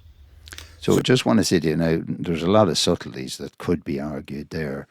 That when, just to tell you, so what happens is sometime I think in an afternoon on a particular day, Enda Egan posts through Ben Dolan a notice to the men's sheds in Donegal and presumably all over the country that Eva Byrne had resigned. Okay? So I then presume at that stage she has now resigned. Now this guy's after saying here that she resigned on the 23rd of September, which is a number of days, maybe 10 days later. And he said that she handed over her stuff and she had no access to, let's say, IMSA stuff after the point at which she resigned. But in fact, after he posted on the WhatsApp group, Eva Byrne then subsequently, a couple of hours later, she then posted on it. So if she had no access to and had hand over her phone, how could she have posted this? So there's a whole lot of anomalies. Now, again, you might say, God, this is a little minority distraction. I know it is, but this is just another granular example of the complete chaotic and unauthentic sharing of data and truth by Enda Egan. So that's all this is. This is at best a confusion caused by him. The overarching essence of this video and this analysis is really about. Firstly, I'm setting out. There was a complaint made against. I want to copy that complaint. I'm happy that there's a process. That there should be a process. That the process should be stepped out, timelined, etc. And everybody who's involved in it should know what the rules, etc. are. None of this has been complied with. The bigger question is why any of this should matter is how does this reflect on a pattern point of view on all sorts of organisations, whether they be voluntary and community, whether they be statutory, or whether they're paid for by the taxpayer, etc. And why does someone in a leadership position at a quantum of 120,000 a year behave like this? Is this, by the way, if you're surprised at why the world is falling apart, or if you're surprised that, say, when you hear of money wastages in the public administration, etc., if you took this as the operational standard, the accepted norms, then don't be surprised. As the film Thelma and Louise says, you get what you settle for. So if you've settled for this, then, if you find yourself in a hospital queue or in a trolley or, being run around the system, in whatever aspect of the system it is, this is the system that you have allowed to happen. So I'm saying, no, I don't accept this. I want something done about this, and I want the people who I'll report this to do their job. This isn't okay. There has to be accountability for this comment. If what I've said is wrong, it isn't wrong. God, I'm now going to doubt my own stupidity. This is not wrong. If a complaint is made against it, you're entitled to get a copy of that complaint. If there's supposed to be a process, you're entitled to know what the process is. This arson around has gone on for the last 2 years by Enda Egan and the Irish Men's Heads. This isn't okay. This is not a pass grade. So that's a confirmation I didn't have before. That would have helped. Secondly, I'm asking you, why is she not removed from her role why is that name not removed from administrator and that role? Yeah, so and why has that not been explained to me when I asked? Why have you escalated this tension unnecessarily when you could have told me what you've told me? I think that's a core issue there. I ask a rational question at a fairly calm level. Nobody gives me an answer. They give me the runaround. So the situation becomes an iteration of the question asked with increasingly strident attitude, mine on my half. And suddenly we get an escalation, an unnecessary escalation of tension, all because the highly paid administrators don't answer the simple question. And I found that to be a fractal of organisational behaviour within the IMSA. Don't ask, don't acknowledge, don't respond, defensive, try and block, try and obfuscate, and then put your hands up and say, poor us, why are you attacking us? You're making assumptions about us. Trilling, you put in a complaint on us. No, sorry, excuse me. Now he's saying because I put in a complaint. I complained about this failure to remove Eva Byrne from this process because she shouldn't be involved in this. Once you're gone, you're gone. She shouldn't be. The reality of it is, he says, because you made a complaint. I only made a complaint after the failure to even respond to me, tell me what's going on. So it's real chicken and egg stuff here. Well, sorry, it's not chicken and egg stuff. It's the fact is, I asked reasonable questions. I wasn't responded to, acknowledge the answers weren't provided. I've lodged a complaint about it. And now I'm the bad guy.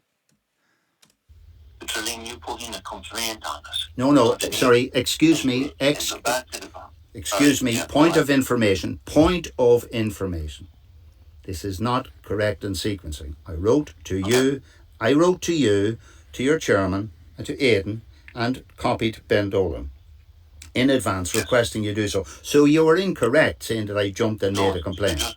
Just to clarify that, I had not seen that email. The number of emails coming in, the amount of time it takes to read them, the impact it's having on resources, the impact it's having on our ability to try and deliver stuff for SHED is absolutely incredulous. Now, listen to this. this is now the next version of fucking self-victimization, right? I didn't get to see this email. The number of emails that have been coming in, there's such an impact on resources. We can't manage to do anything here.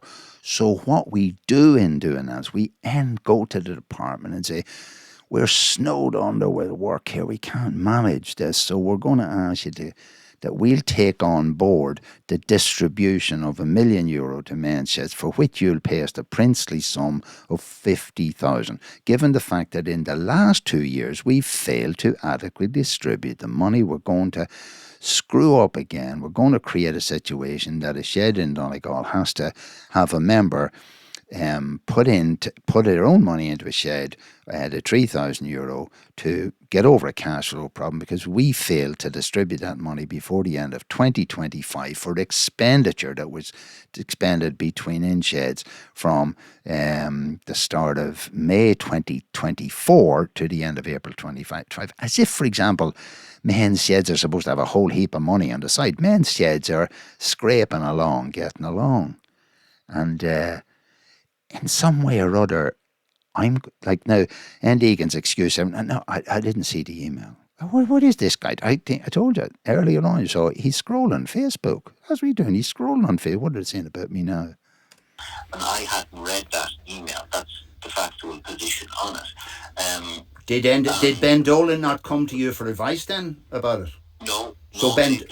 So what's Ben Dolan's excuse for not doing it? Because, I mean, Ben Dolan is information officer. He is an admin on that group. I hold him primarily responsible. He should have done it. I made a complaint against him. I want that process. It's either going to be held or upheld. So I make a complaint against the information officer. You'd have thought an information officer's job is to give information. So when I contact the information officer and say, look, this person's name is in this WhatsApp group. They shouldn't be. They've left the organisation. This person doesn't come back to me. And Ben Dolan. I then write to I copy Egan in on this information, and he said, well, I never saw it. And I said, well, Ben Dolan, who's going to take responsibilities? Is there anybody responsible? More or less, is there anybody accountable in the IMSA? That's the first thing. The second thing is, my argument is that none of you people can get vote. You need to recuse yourself. The next stage of events is... Yeah, sorry. What I mean by that is in managing any complaint that I've made at this stage, or I'd only made one complaint at this stage against Ben Dolan, these people are also intricately interlocked. And going back to the early on here when and Egan and earlier in this conversation, the first part of it said that their belief within the IMSA was that if I was not involved in this and they were dealing with Austin himself directly, then this would all have been resolved. So these people are, they have material interest. They're all interconnected in this, and any consideration of my complaint should not be anywhere near these people. There's no level of independence among them. And that's what that references to. The next stage of events is I'm now going to lodge complaints against Eva Byrne, you, Aidan, the chairman. There are 4 different complaints. I'm going to lodge them on behalf of myself, on behalf of Austin. I'm going to invoke your process, and I'm going to demand the same equality of opportunity and treatment as you people have afforded to James Boyle. So I'm setting out to end Egan. This is like if somebody wants to regard this as a threat or whatever, you can. I regard it as me telling somebody what I'm going to do. It comes from, I remember in my change management program, I was involved in Sheffield University back at the turn of the last millennium. God, that seems a long time ago. A book that I read about it was mentioned a guy called, I think it was Vince Lombardi, an American baseball or football coach. But he was been asked about his success and his strategy success, and he said, we tell the opposition what we're going to do, so they know what we're going to do. We tell them our strategy, and then we execute, and then we're successful. So I've always believed that if I know what I'm going to do, I tell you, this is what I'm going to do. These are the steps. So I'm not trying to trick you. I'm telling you, this is what I'm going to do. Now, if you provide me this information, I won't need to do this. If you don't, I will do it. That's all I'm setting out. That I set out to execute a series of actions. So, I mean, by this stage, and this is October 20, the 1st of October 2025, I have, in my view, enough experience of maladministration and really unacceptable forms from a number of different individuals. And I said, well, I want to lodge complaints about each of those individuals separately and severally within respect of the interdependence of their actions and behaviours in respect of each other. So they're both separate and they're interdependent. And so that's what I'm setting out to do. Now, I said, since then, the letter written on the 17th of October to me by the chairman, Della McDonald, and the defamatory statement, an incorrect defamatory statement, saying that Enda Egan, supported by Brenda Brady, offered me mediation in this conversation, and I declined. And then copying that to a third person, which is Norm Austin O'Donnell, in spite of the fact that Austin O'Donnell had specifically written to the IMSA to tell him to desist from communicating with him directly, and that all communications between the IMSA and our shed should be through me. They will add to the quantum of my complaints. And, I have the same right to have my complaint processed as James Boyle did. Now, James Boyle has managed to entertain, or to be entertained, by the Irish Men's Shed Association of Ireland for the last 2 years. He has now got them to run up and down to Donegal to meet him. He's now got tied up their attention. He's now have them in tension with us. So there's a struggle between our shed and the Irish Men's Shed Association, all initiated by the action of James Boyle and then facilitated by Enda Egan and the Irish Men's Shed Association. And now he's getting the IMSA to fork out 12 grand to a company called Revolve, who then have travelled up and down to Donegal to meet him.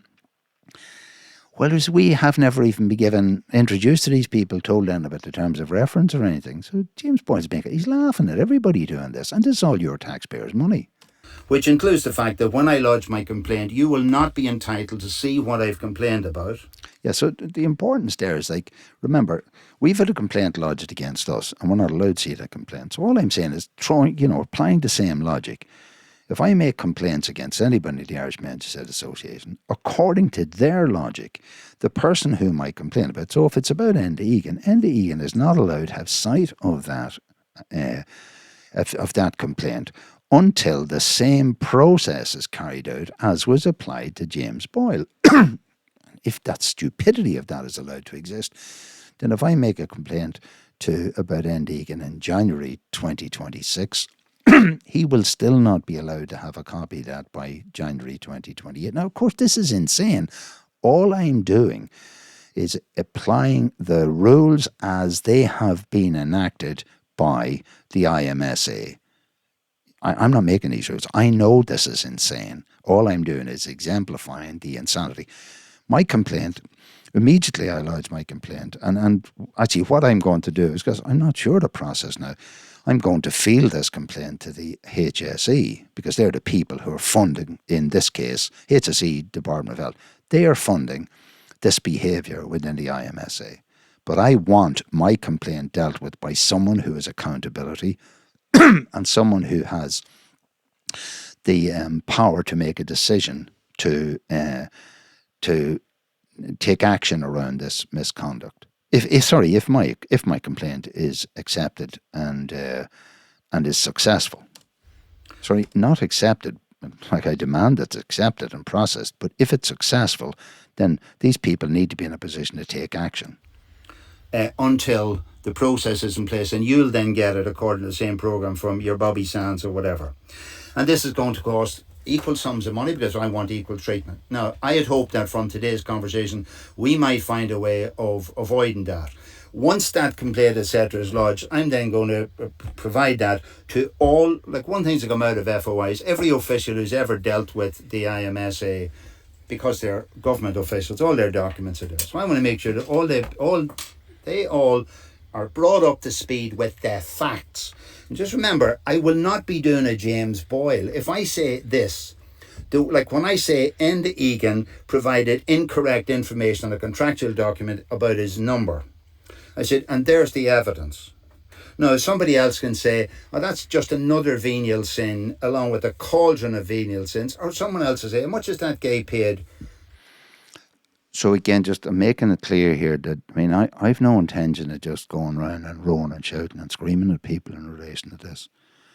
I'm relying on the merits of the arguments I made based on a proper, professional evaluation of the auditable, reproducible evidence that I present. And then that the right thing should be done as a result of that. I'm not really interested in the fact of whether people find that embarrassing for themselves. Like, I don't care if the senior officials in the HSE or anybody else who's given money to the IMSA are shown not to have done due diligence. That's not my concern. Like, that isn't my concern at all. That's not the taxpayer's concern. I can't be making these mistakes. I want that detail.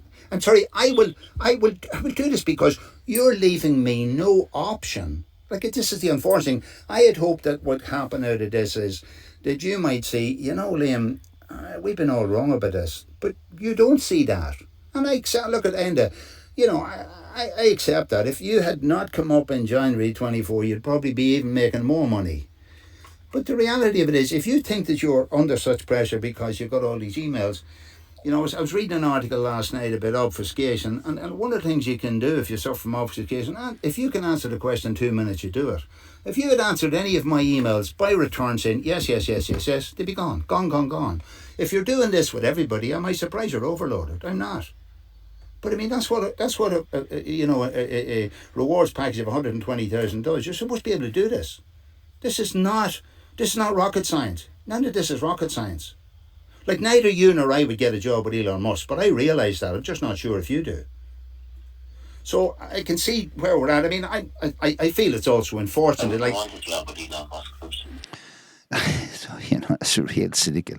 I wouldn't want a job with Elon Musk. Well, I see, you know, maybe in some way or other that probably sort of totalizes our different perspective of the world.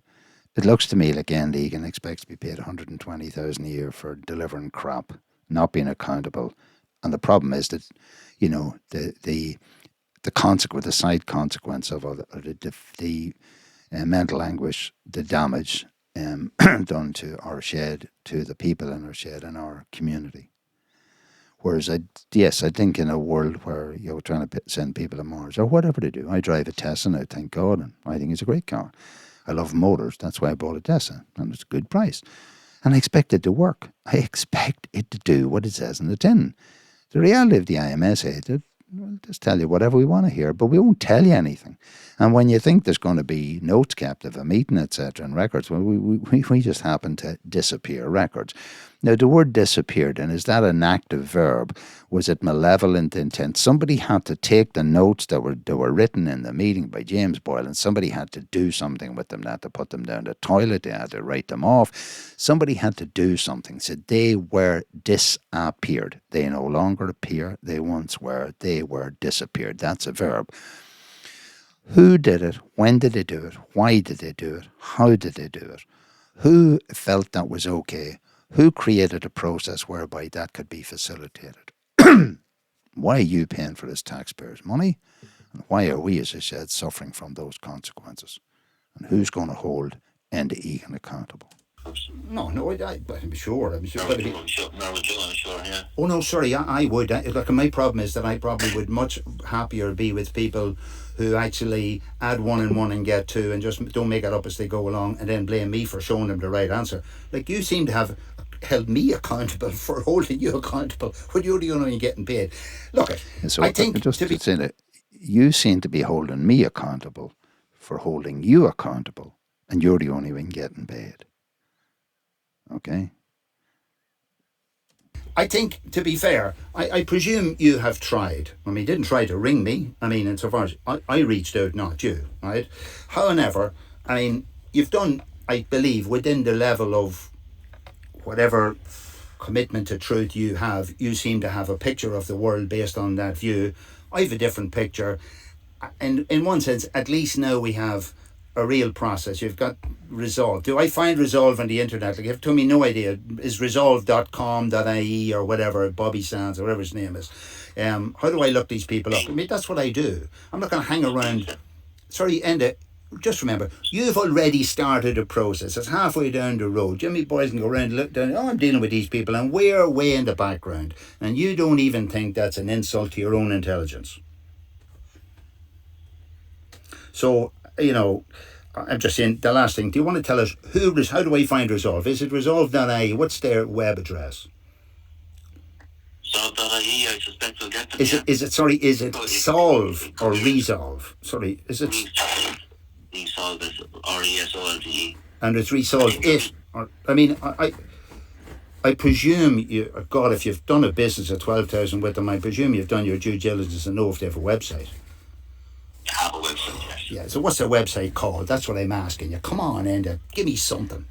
Look, he's really frustrating me here, If I ask you how to contact somebody who just signed a €12,000 contract with in a modern era, just you should be able to say, yes, it's resolve, RESOLVE.ie or resolveit.ie. Now, I know we're on a phone line at a long distance, but remember, this guy's able to pick up on a little minute, you said the word fear now, I didn't say it earlier. So he tends to be able to listen when it suits him.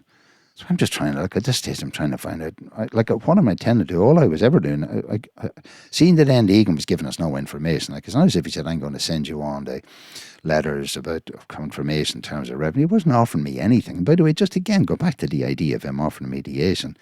At any stage, he could have stepped in here and said, look at him, I'll tell you what, I'm offering a weekend. We can offer a third-party mediation independence. That's because the obvious thing, and then to suggest that I would just decline it without saying, sure, tell me all about it. Look, this is... Liam, come on now, just keep it together there. Liam, now, keep it together there. This guy is giving me the runaround, giving nothing. I mean, and all about this guy is on big money. He's been paid for this conversation. I'm getting a pain in the neck from it. I'm supposed to be on holidays in France enjoying myself. Come on now, just keep it together there. It's Resolve. I'm assuming it's Resolve.ie. It could be Resolve Ireland. I'm not 100%. So he says it could be this and it could be that. I'm not 100% sure. This is what I'm so busy with me times throwing away 12,000 when I don't even know who I'm dealing with. 100% sir. That I will try and look it up for you here straight away and see if I can get you details in the next minute or so. Well, no, actually, I tell you, when it's finished, you might text it to me. That wouldn't be putting you under too much pressure. You might need to look it up for a while. Anyway, look, I leave it to you. But I mean, at this stage, I needed to know who these people were because I was going to look at them. Because remember now, these people are going off, listen to the one-sided story of James Boyle. They're way down the game with everybody else, and we're not known. I mean, I need to know, because I had no idea, and I still don't have any idea of the integrity, the professional competency or end of this group, and I'm not making a judgment of it now. But if I ever end up getting in contact with them, the first thing I'll be asking is, how could you get involved in some sort of investigation and mediation process without first getting clarity that both sides and both parties, one, knew what they were getting into, what the terms of reference were, and had agreed to involve themselves? And I would expect a competent answer from these people.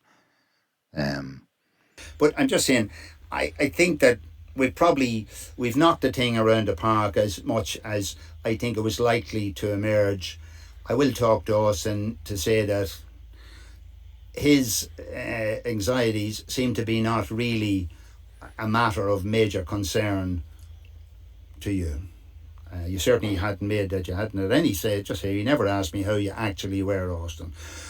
I think that Austin will probably be disappointed but not surprised. Yeah, look, Liam, look. Of course I'm concerned about Austin, but I think there's also a point here that you're missing in all of this. So listen, imagine this insult. Of course I'm concerned about Austin, but let me tell you, that's about the level of concern this fella has for Austin. He hasn't wanted to ask me, how is Austin? What effect does it actually have on him? He's not interested. He's interested in Enda. That's all he's interested in. But now he's going to tell me, let's see what he's going to tell me.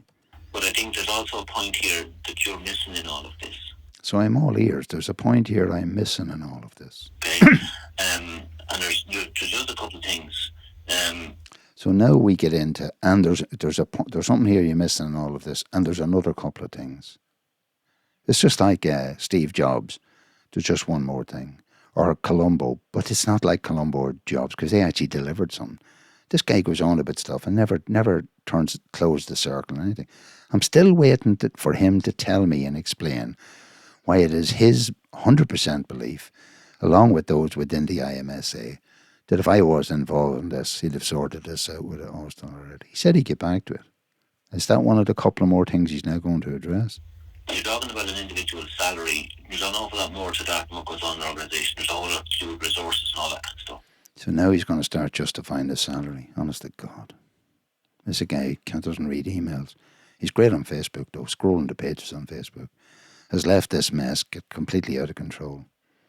Listen to You're talking about an individual's salary. There's an awful lot more to that than what goes on in the organisation. There's a whole lot to do with resources and all that kind of stuff. You may not have that experience. You may not know all the components that's involved in providing the level of professionalism and all that. It just has come down to that I might know what's involved in providing the levels of professionalism. Listen, this operation the Irish mentioned, there's a handful of people working on it. I don't even know if they turn up for work. I know nothing about them. All I know is that when it comes to what happens in men's sheds around the country, 450 euro sheds, do not confuse yourself at all with thinking that any of these people in the IMSA actually make a difference to what happens in the sheds themselves. Our shed in Donegal does what it does without a single iota of practical support from the Irish Men's Shed Association. That the national coordinator of men's sheds, Enda Byrne, never visited our shed and never made contact with our chairman, Austin O'Donnell. And when I was chairman, she never made contact with me except to block me from a WhatsApp group. And then when she was forced to put me back in, she wrote me a text saying, "Do never contact me again." When the contact I made was requested by Eamon O'Connor, the then chairman, that I would reach out to Enda Byrne to try and resolve the issues that she had caused amicably. So I did that. And then she wrote, "Don't write back to me again." And this was done in the height of the Me Too movement stuff. And I'm too long in the game to realise that I was going to go out communicate with this one again, and then her say threatening me that I was trolling her or something. So that's the involvement. That's as good as it gets. And then this guy's telling me how much they're doing in the centre. To an individual. Also, in relation to myself and a whole raft of health issues, this is absolutely horrendous and it's an outrageous process, I think, in terms of some of the stuff that's gone on in emails and stuff like that. So now this guy starts bringing in something about his health. I have no idea of Enda Egan's health.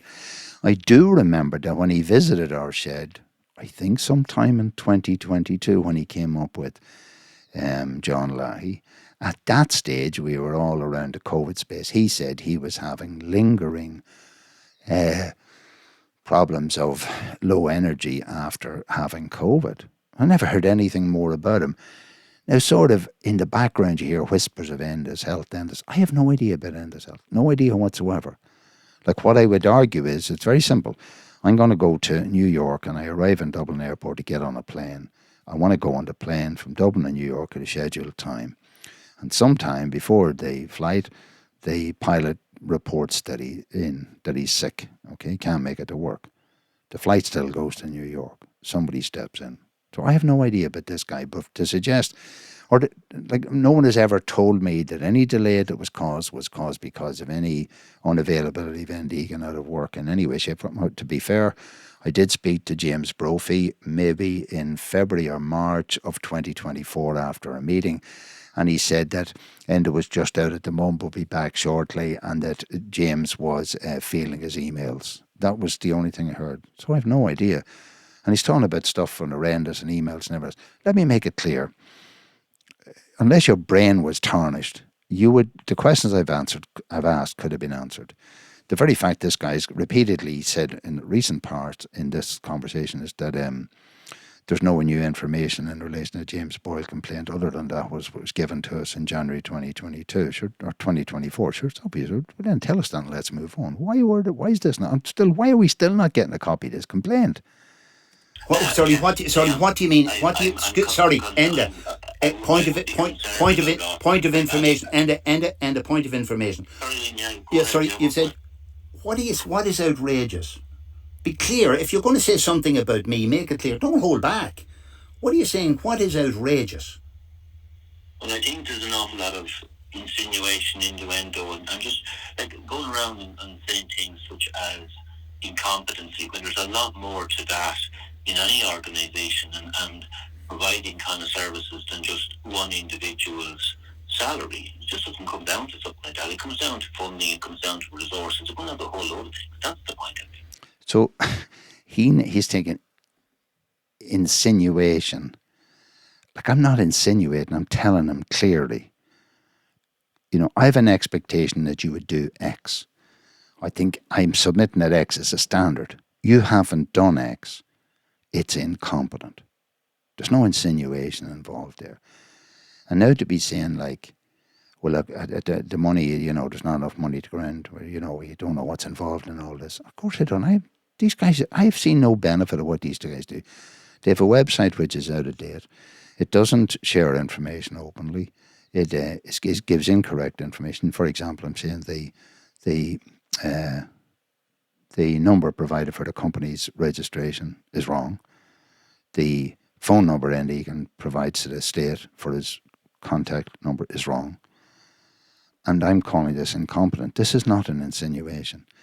And this now he's bleating about well, we don't have enough money for this, and the other. I want to tell you, the work that you hear of good stuff done around the men's sheds, because men's sheds are doing good work. In fact, there's more benefit probably developed by the Men's Sheds Facebook group, if nothing to do with the Irish Men's Sheds Association, than the IMSA themselves are doing anywhere. So, I mean, it would be embarrassing, except again, somebody has to be held accountable for this.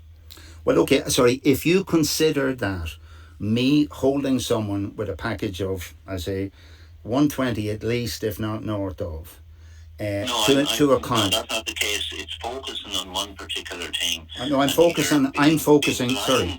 Lying to all the other, or it just doesn't suit your agenda, so I'm not sure, but that's just the point, that's all simple. Sorry, it says, of course I'm focusing on the fact that we're a shed, we're in West Donegal, volunteers, unpaid. A complaint has been made against us. The effects of that complaint are damaging to our shed and our community. The fact that it's been given oxygen and sustenance by the fact that the IMSA are not processing any of this and are now expending. If I was James Bond, I said, look, this is a serious issue now, to have to bring in an outsider of €12,000 being spent to investigate my complaint because it's that serious. That's the story that he can tell. All because the IMSA are doing nothing. And he's saying to me, no, you need to think about all the other things we're doing. What are the other things that are involved in? I'll tell you what they're doing.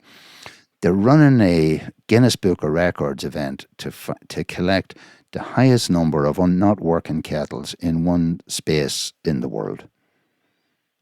Okay? That's what they're doing. That's what's occupying these guys' time.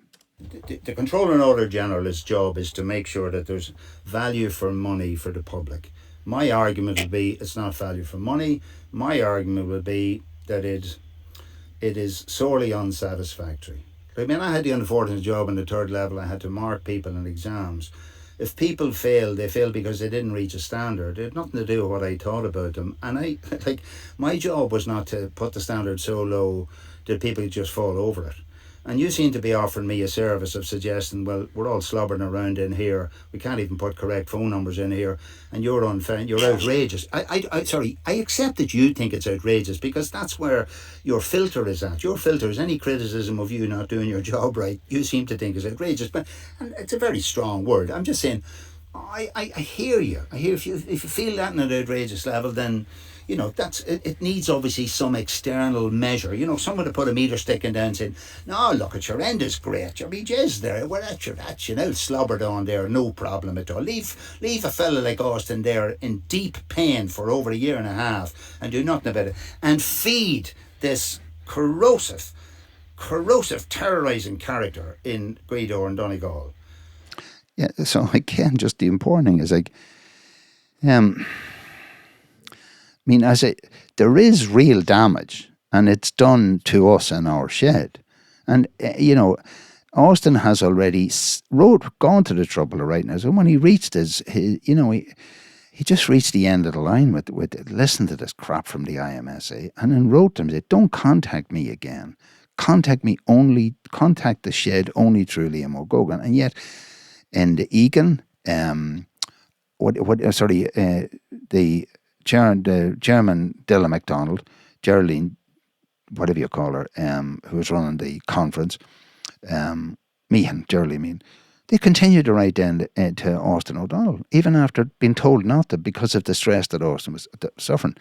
So Austin has real stress happening, and this guy's going on bleating about, all the work that's been done by us, and you're not paying attention and all the rest, and it's not fair. I mean, I'm sorry, there's no excuse at all for me. Like, this is quite a frustrating conversation I'm involved in. A guy, this is a guy who's then suggesting afterwards that he offered me mediation, and there's nothing. I've asked him, I give him one thing, you can make one bit of progress. Give us a copy just give us a copy to complain. I'm not sure if we would ever bother speaking to the IMSA. Once we have a copy of the complaint, this is my belief based on what I'd seen, and my belief because we've been through it, we've documented what we've been through with James Boyle, that once we have this, that we can show this to be basically a big ball of smoke. That's all. And we'll have it.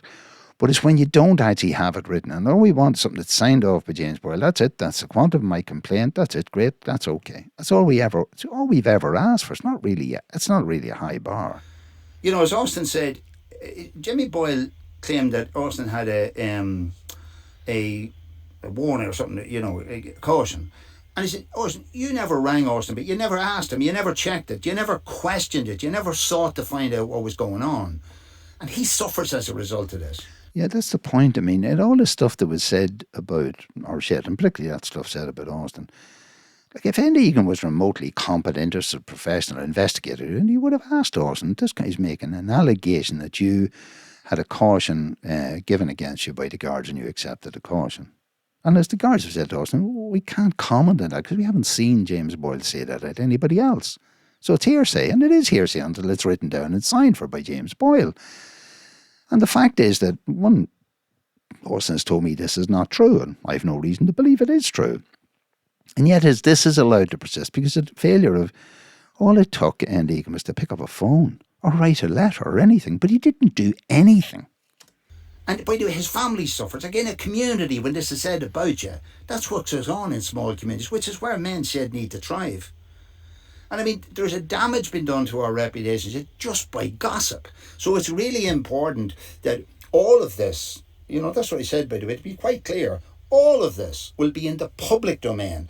And again, you probably don't remember, but at the meeting in January 24, I said that the only real long-term value of me putting my effort into any of this, if something can be learned, having completed this loop, what went well, what went wrong, what would be better.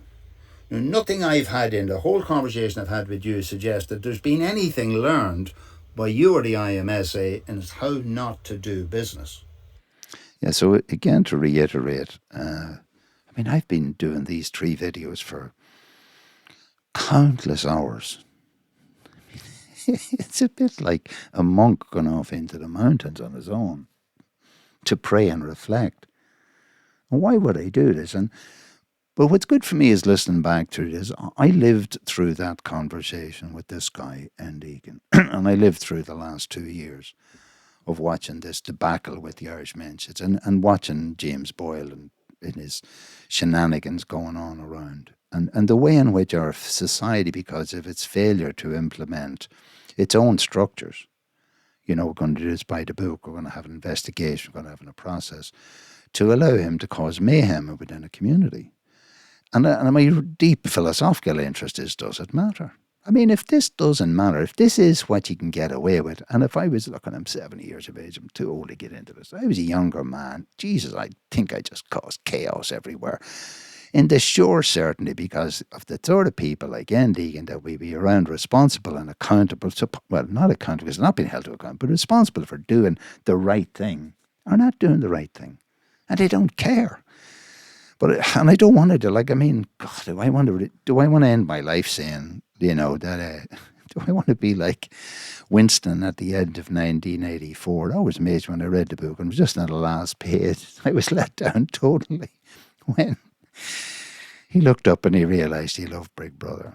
So Enda, am I going to end up saying that, Enda, I love you, Big Brother. Everything you've been doing, your whole behaviour is what I should have tried to aspire to be my whole life. And that's what I would wish for. What should a man do? The question asked by Socrates. Do the sort of stuff that Enda Egan, Dylan McDonald and the Irish Men's Association, that would what we should aspire to. And if we do it well, like Aidan O'Gorman, we get an MBA from the Smurfit Business School, so that we could go around and tell other people, well, if you think we're bad, there's a lot of people out there, a lot of organisations worse than us. That's unfortunate.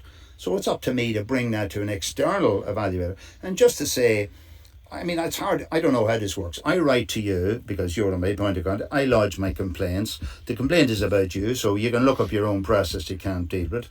You'll be required, obviously, by any natural justice to recuse yourself for it. But it'd be my contention that you should have to step down in your role at this time while that investigation is being carried out, as I believe would be a normal governance standard. And well, let's see how that rolls out. But I won't be asking you to evaluate that. The people who, like, you work for essentially the state because they pay your wages. And when it's not them, it's your private contributors from CSR. And they will have a say in what's going on. They will not be happy. If you think that people out there would be happy to see how your handling of this has caused the stress for Austin O'Donnell, an innocent person in all this that has happened, I am afraid maybe you think I'm misguided and we're all going to find out about reality. But I beg to differ. I don't think the world out there will stand over that behaviour. I don't think it will. No, I have to say that there's someone who I respect greatly who works in the Institute of Technology in Dundalk. Coming from a feminist perspective, and she and I would have had very meaningful, deep, engaged arguments around feminism and men and fatherhood, etc. over the years. But she constantly tells me, Liam, you're like a lover. You're like a man looking for love in a whorehouse. So I have to say, I am absolutely guilty of that, and I hope I die still loving for that love in a whorehouse, because I think if I accepted the reality that the harshness of experiences taught me, I think I would lose all sorts of sense of purpose. I still believe that somebody out there has the authenticity and the integrity to take on board all of this experience and to do the right thing, not to cover it up, not to hide from it, not to look and examine the facts, but also to consider the larger implications from this fractal pattern behaviour within organisations, within structures, and to look at how those fractals then replicate themselves at increasing levels as we zoom out. And then to say, maybe if we got into the algorithm, the coding at the core of the fractal and changed it. So the simple change would be, if what is said is not what is meant and what is meant is not what is said, the quotation from Confucius, then we all stand around in chaos. So chaos ensues from the mayhem of not doing what you say you'll do and not saying what you're doing. That's what it emerges. So if we want to avoid chaos, then my proposition from a change management point of view is that if you change the coding at the basic fractal, so do your job, identify your job, ask the questions, work with the other party to identify what the issue is, and then commit to a process and deliver on it and action that.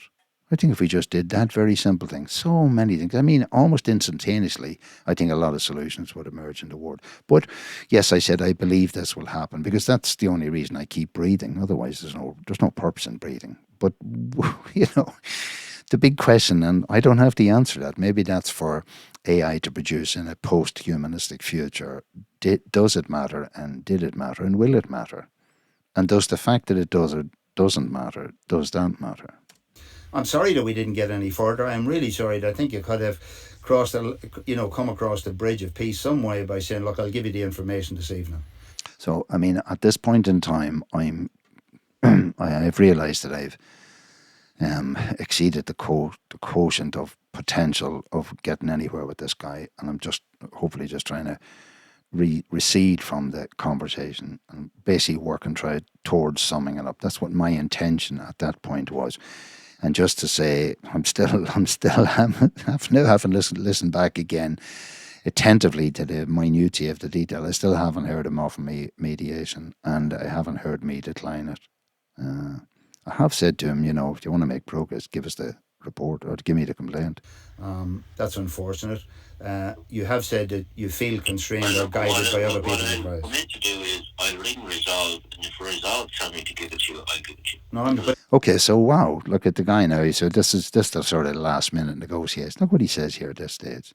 I want you to listen carefully to it, because before I get him to say it, he said this on the 1st of October 2025. It's now the 19th. That's Monday the 19th of January 2026. I neither have a copy of the complaint, nor have I ever heard from Resolve. But listen to what he's going to do. This is my name is Enda, the check's in the post, Egan. I hope you get that, the check's in the post one. You have said that you feel constrained or guided by other people's advice. What I'm meant to do is I'll ring Resolve, and if Resolve tell me to give it to you, I'll give it to you. So what he says, I'll commit. So do you understand? I'll commit. Check's in the post. What I'm meant to do is I'll ring Resolve, and if Resolve tell me to give it to you, I'll give it to you. No. What I'm meant to do is I'll ring Resolve, and if Resolve tell me to give it to you, I'll give it to you. No.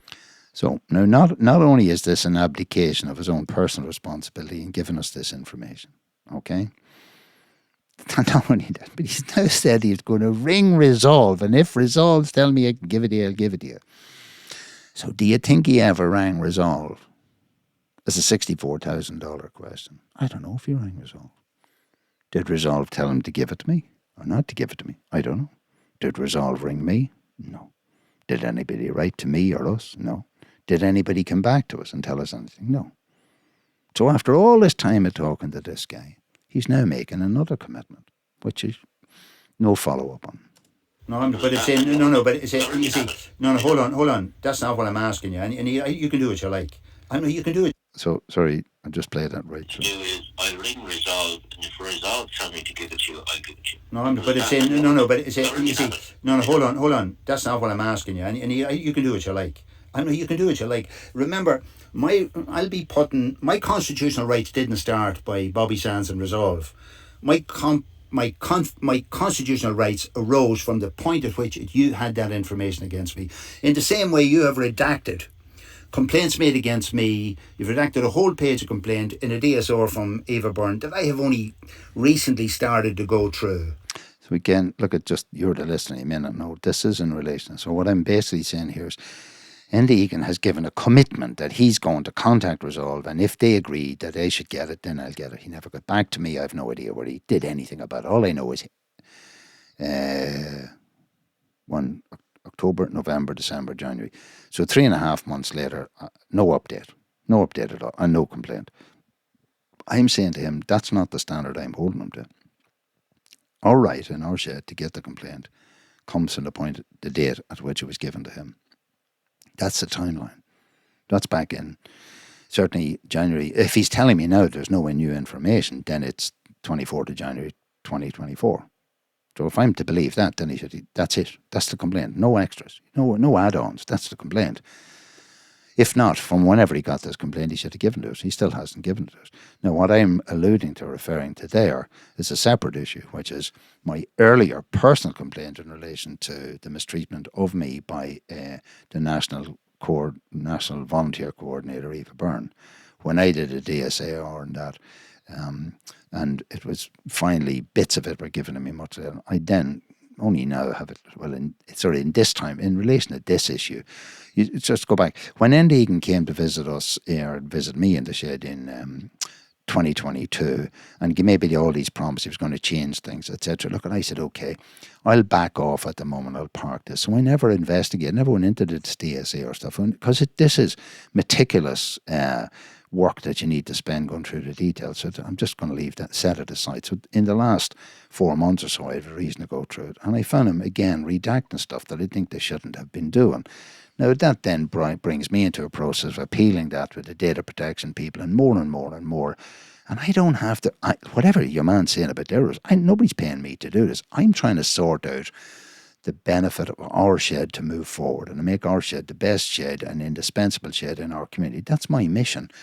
Not to be wasting my time at Enda Egan. I mean, we're forced to deal with this because Enda Egan and the IMSA visited this on our shed. It's not that we started this. And I believe that information is quite relevant to the group of people in Donegal. And I believe, it's going to take time to wind its way. And I think there'll be no basis at all in which you will find that someone's right to their privacy trumps another person's right to their good name. Yeah, so I mean, part of the stuff that comes out of the responses under legal advice that Enda Egan sends to me, and I don't even know if he reads the stuff himself, the tension here between a person's right to privacy and a person's right to their good name. Let's say that was supposed to be the monumental struggle that we're dealing with. I certainly don't think that, I don't believe that someone's right to privacy trumps someone else's right to protect their good name. And there's lots of material in it, but this issue had nothing to do with that. We were entitled to a copy of a complaint made against us as soon as it was lodged with the IMSA. All this other stuff's just smokescreen stuff, and you're paying for it, and I'm paying for it as taxpayer, and we as a shed are paying for it by the harassment and continuing mental anguish that's caused because the IMSA are not progressing this. Unless there are issues of, say, childcare, etc. involved, I think you will find that, and I think what will happen is the people who you pay a lot of money to will upgrade their skill sets as a result of this learning, and the public will be asked to pay, and I'll be saying that's not it. I don't think that you should be able to spend this money in the public just to keep us in the dark. I don't think that. I think that's horrible. I'll tell you one thing: if it's your own money, you wouldn't be doing this. Yeah, so that's really the essence of what I'm saying. The idea that a company, whoever they are, whether it's Mason, Hayes and Corner, anybody, that any crowd of solicitors would be paid public money to help people who are being paid public money to try and keep the truth from the public. That's shocking. Like in any sort of half-wit of a society, we're saying that's not acceptable. You would have actually acted with authenticity and integrity long before now. And I'm sorry that that's the way you feel how I'm saying, but this conversation is not about trying to be friendly. The conversation is about trying to be honest, to find a set of values. And those values are written on your website: honesty, openness, transparency. Do you believe that your behaviour and dealings with me have been honest, open and transparent over the last year and a half? 100%. Okay. Well, I suppose that's... I think it's really important that I nail this down, because I think this is central. That your behaviour... So I just want to just pull it back and so we can just catch the whole of that utterance and question.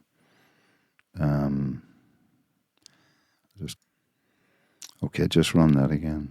Do you believe that your behaviour and dealings with me have been honest, open and transparent over the last year and a half? 100%. So I just replay that again. Do you believe that your behaviour and dealings with me have been honest, open and transparent over the last year and a half? 100%. So, if you have been a listener and followed along with these 3 videos, I'm asking the question, has this guy been open, honest and transparent with me in the last year and a half? In other words, going back to January 2024. His answer is unequivocal and it's amygdalic and there's almost no delay. Let me just look at the delay. Almost... 100%. So this isn't leaving any room for doubt. Enda Egan is hand in his heart 100% saying, I'm up for it. I've been open, honest and transparent in my dealings. So, obviously, I have an opposing view supported by the data that I've presented in these 3 videos, and also the massive accumulation of written material. Okay. And so so I'm asking myself, is what this man said, is it true? I mean, is it objectively true? Is it subjectively true from his point of view? I mean, does he believe what he says? Does he believe this, that he's been open, honest and transparent with me? Is there any way to reconcile such a statement with the actuality of what I've presented? Okay. I think not. I don't think there is. So is the man a liar? Is it necessary to be, you think about the old Catholic upbringing I had in terms of what is false and what's a lie and what's a mortal sin and a venial sin, and with knowledge and consent. So is he mindful of what's on? Is he actually cognizant of what he's saying? Or is this simple incompetence? Does Enda Egan, is he truly a believer that he's operated at a competent, open, transparent, professional level? Or does he know he's a con? I don't know that. Look, I'm not here to judge Enda Egan. I'm here to get a copy of the complaint that's made against us by James Boyle. That's really what it now. The second I'm here is to say is that I object to the idea that, well, one thing, I've discovered that the Irish Men's Shed are not a representative organisation, that what they have presented in the public domain and into the funders is that they are an organisation of peers, a member-based organisation from the ground up, that have elections that include, on a province-by-province basis, board members who are elected directly from sheds. And the sheds have a say in the decision-making of the Irish Men's Shed Association. I've discovered that's not true. And I think that's, one, it's unacceptable, and certainly unacceptable that should be funded by public money. It's unacceptable that I think that those delusions are sold on to decent companies who are trying to make a corporate social responsibility sponsorship and giving something back. And I also think separately from that the need of Irish men in general, of men's well-being and the need of men's sheds throughout the country, particularly facing towards, what I said, the image of Shed 2030, requires a completely organisation, a recalibration, like a phoenix-like imagination of what sheds and the representation of the organisation and the interaction of sheds and their intercollaboration needs to be different. So over and above the James, what we started off with, our primary objective is to sort out the reputation of our shed, to put the complaints of James Boyle to bed for once and for all, to do learning on our own behalf in relation to that, to offer that learning to any other sheds and any other organisation or anybody who's interested in corporate governance or organisational development. I think there's a meat in this VAR type of detail for you to learn from, for us all to learn from. That's our primary issue. And the secondary issue is, I think that the Irish Men's Sheds, what's going on needs to be stopped. I think funding for the Irish Men's Shed, as it presently is structured, needs to be totally stopped. I think the board of the Irish Men's Shed should all stand down. I think the structure and the constitution of the Irish Men's Shed needs to be revisited totally.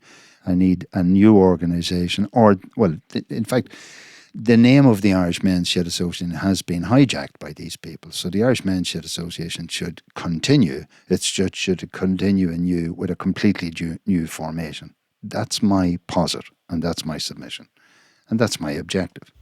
Okay. Well, I suppose that's what that was really good about that is you've played that card. You've stated that you believe your dealings with me have been 100% transparent, open and honest over the last year and a half. Okay. So again, I've reiterated that just in case the guy didn't understand what he said himself and listening. Okay. Yep. So he confirms that, yes. All right, look, I suppose we can leave it there. I will send you this information tomorrow. Again, the one thing you've done is you have acknowledged very quickly my complaint to Ben Dolan. You haven't sat on that. I don't care what other emails are coming your way. You know, my complaints will be lodged from the date they're lodged. Whether you bother reading them or not, that's your decision. So we just want to tidy up stuff. To clarify with him, I had lodged a complaint against Ben Dolan.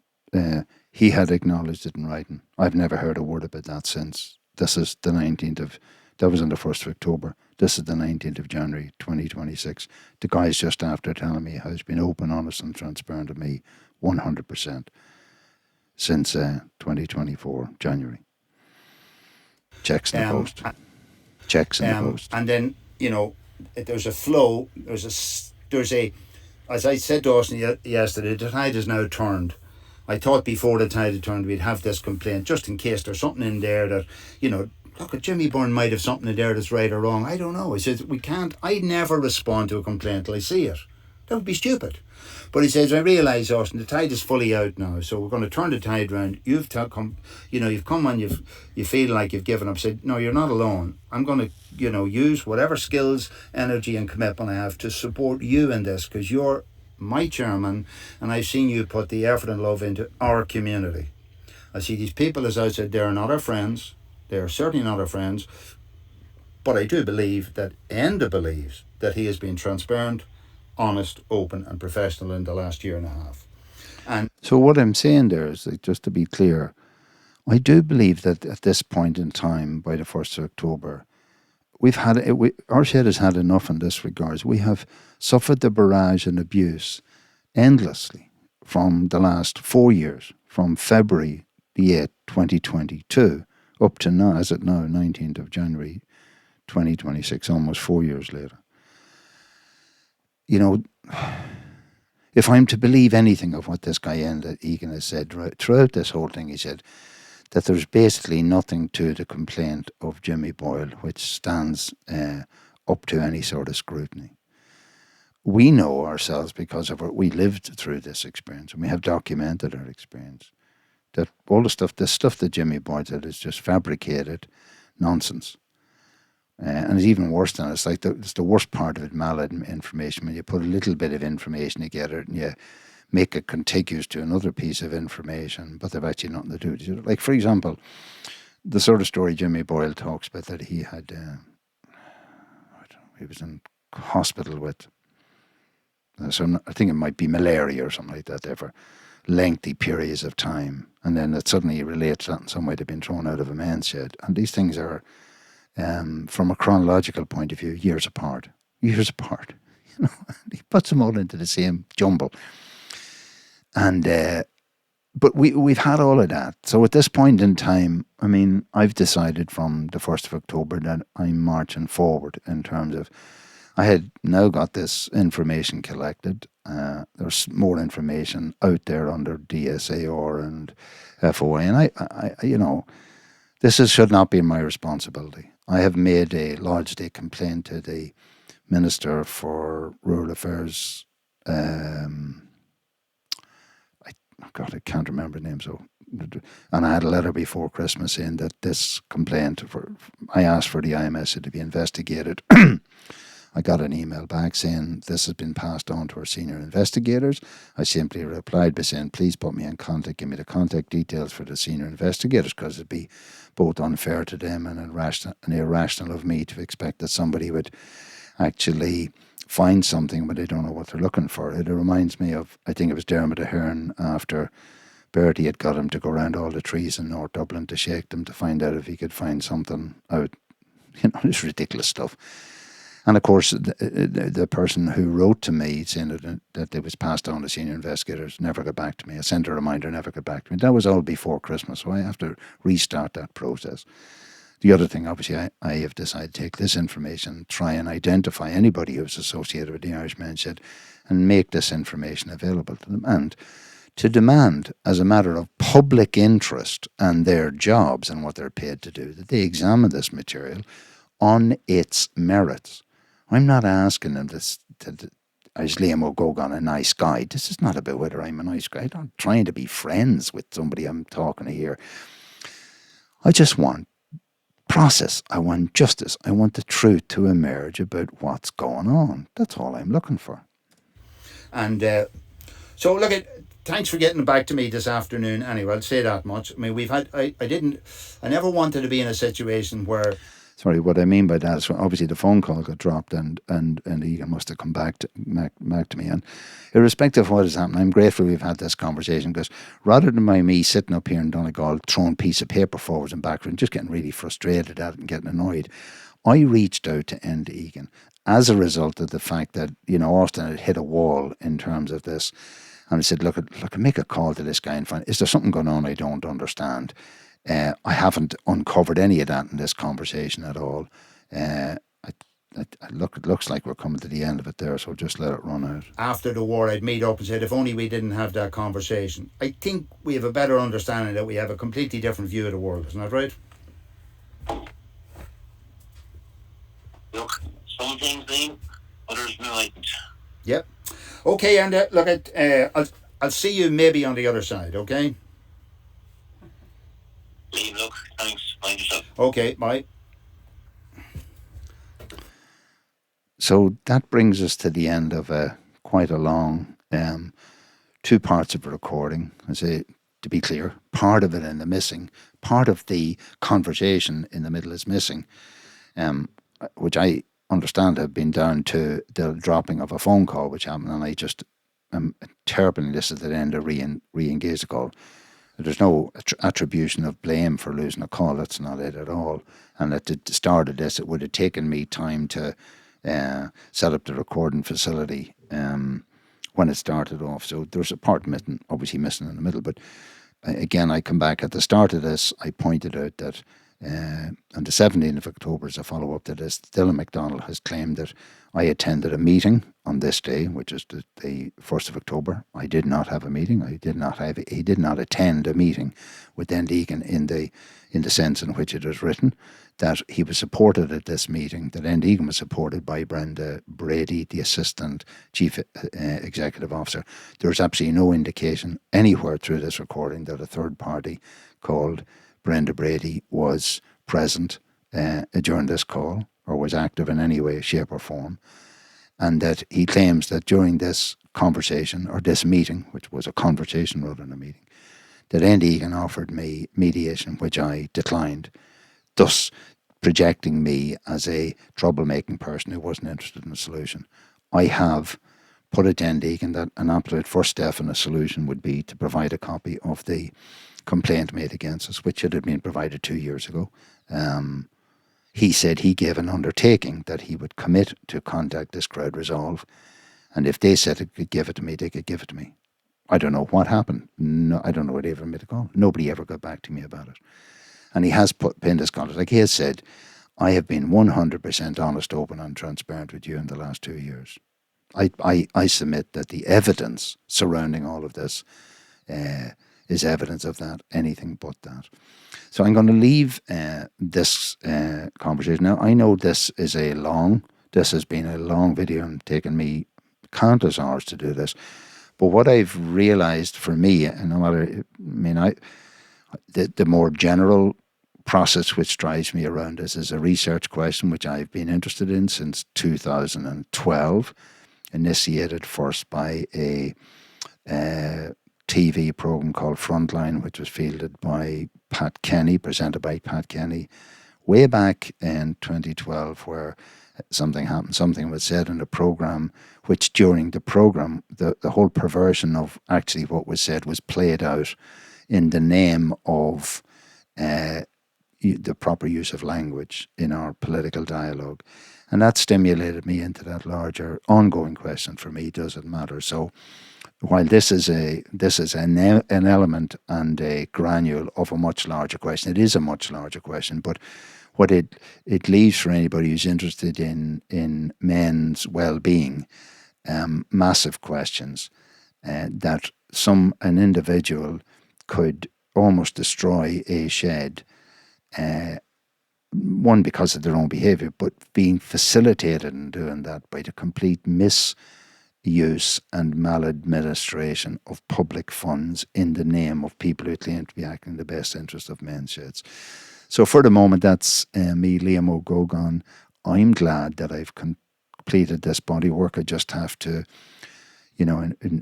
tidy it up and post-produce it and edit it. Edit in terms of, there's a couple of things I introduced onto the screen, make sure they're seen properly. Outside of that, I've shared with you the exact, like in VAR video systems directory, the exact footage, if you call it that, the audio link of everything that was involved in the 3 elements. The first element being the meeting on the 24th of January 2024 with Enda, Egan, James Brophy, myself, Austin O'Donnell and MJ Call for our shed.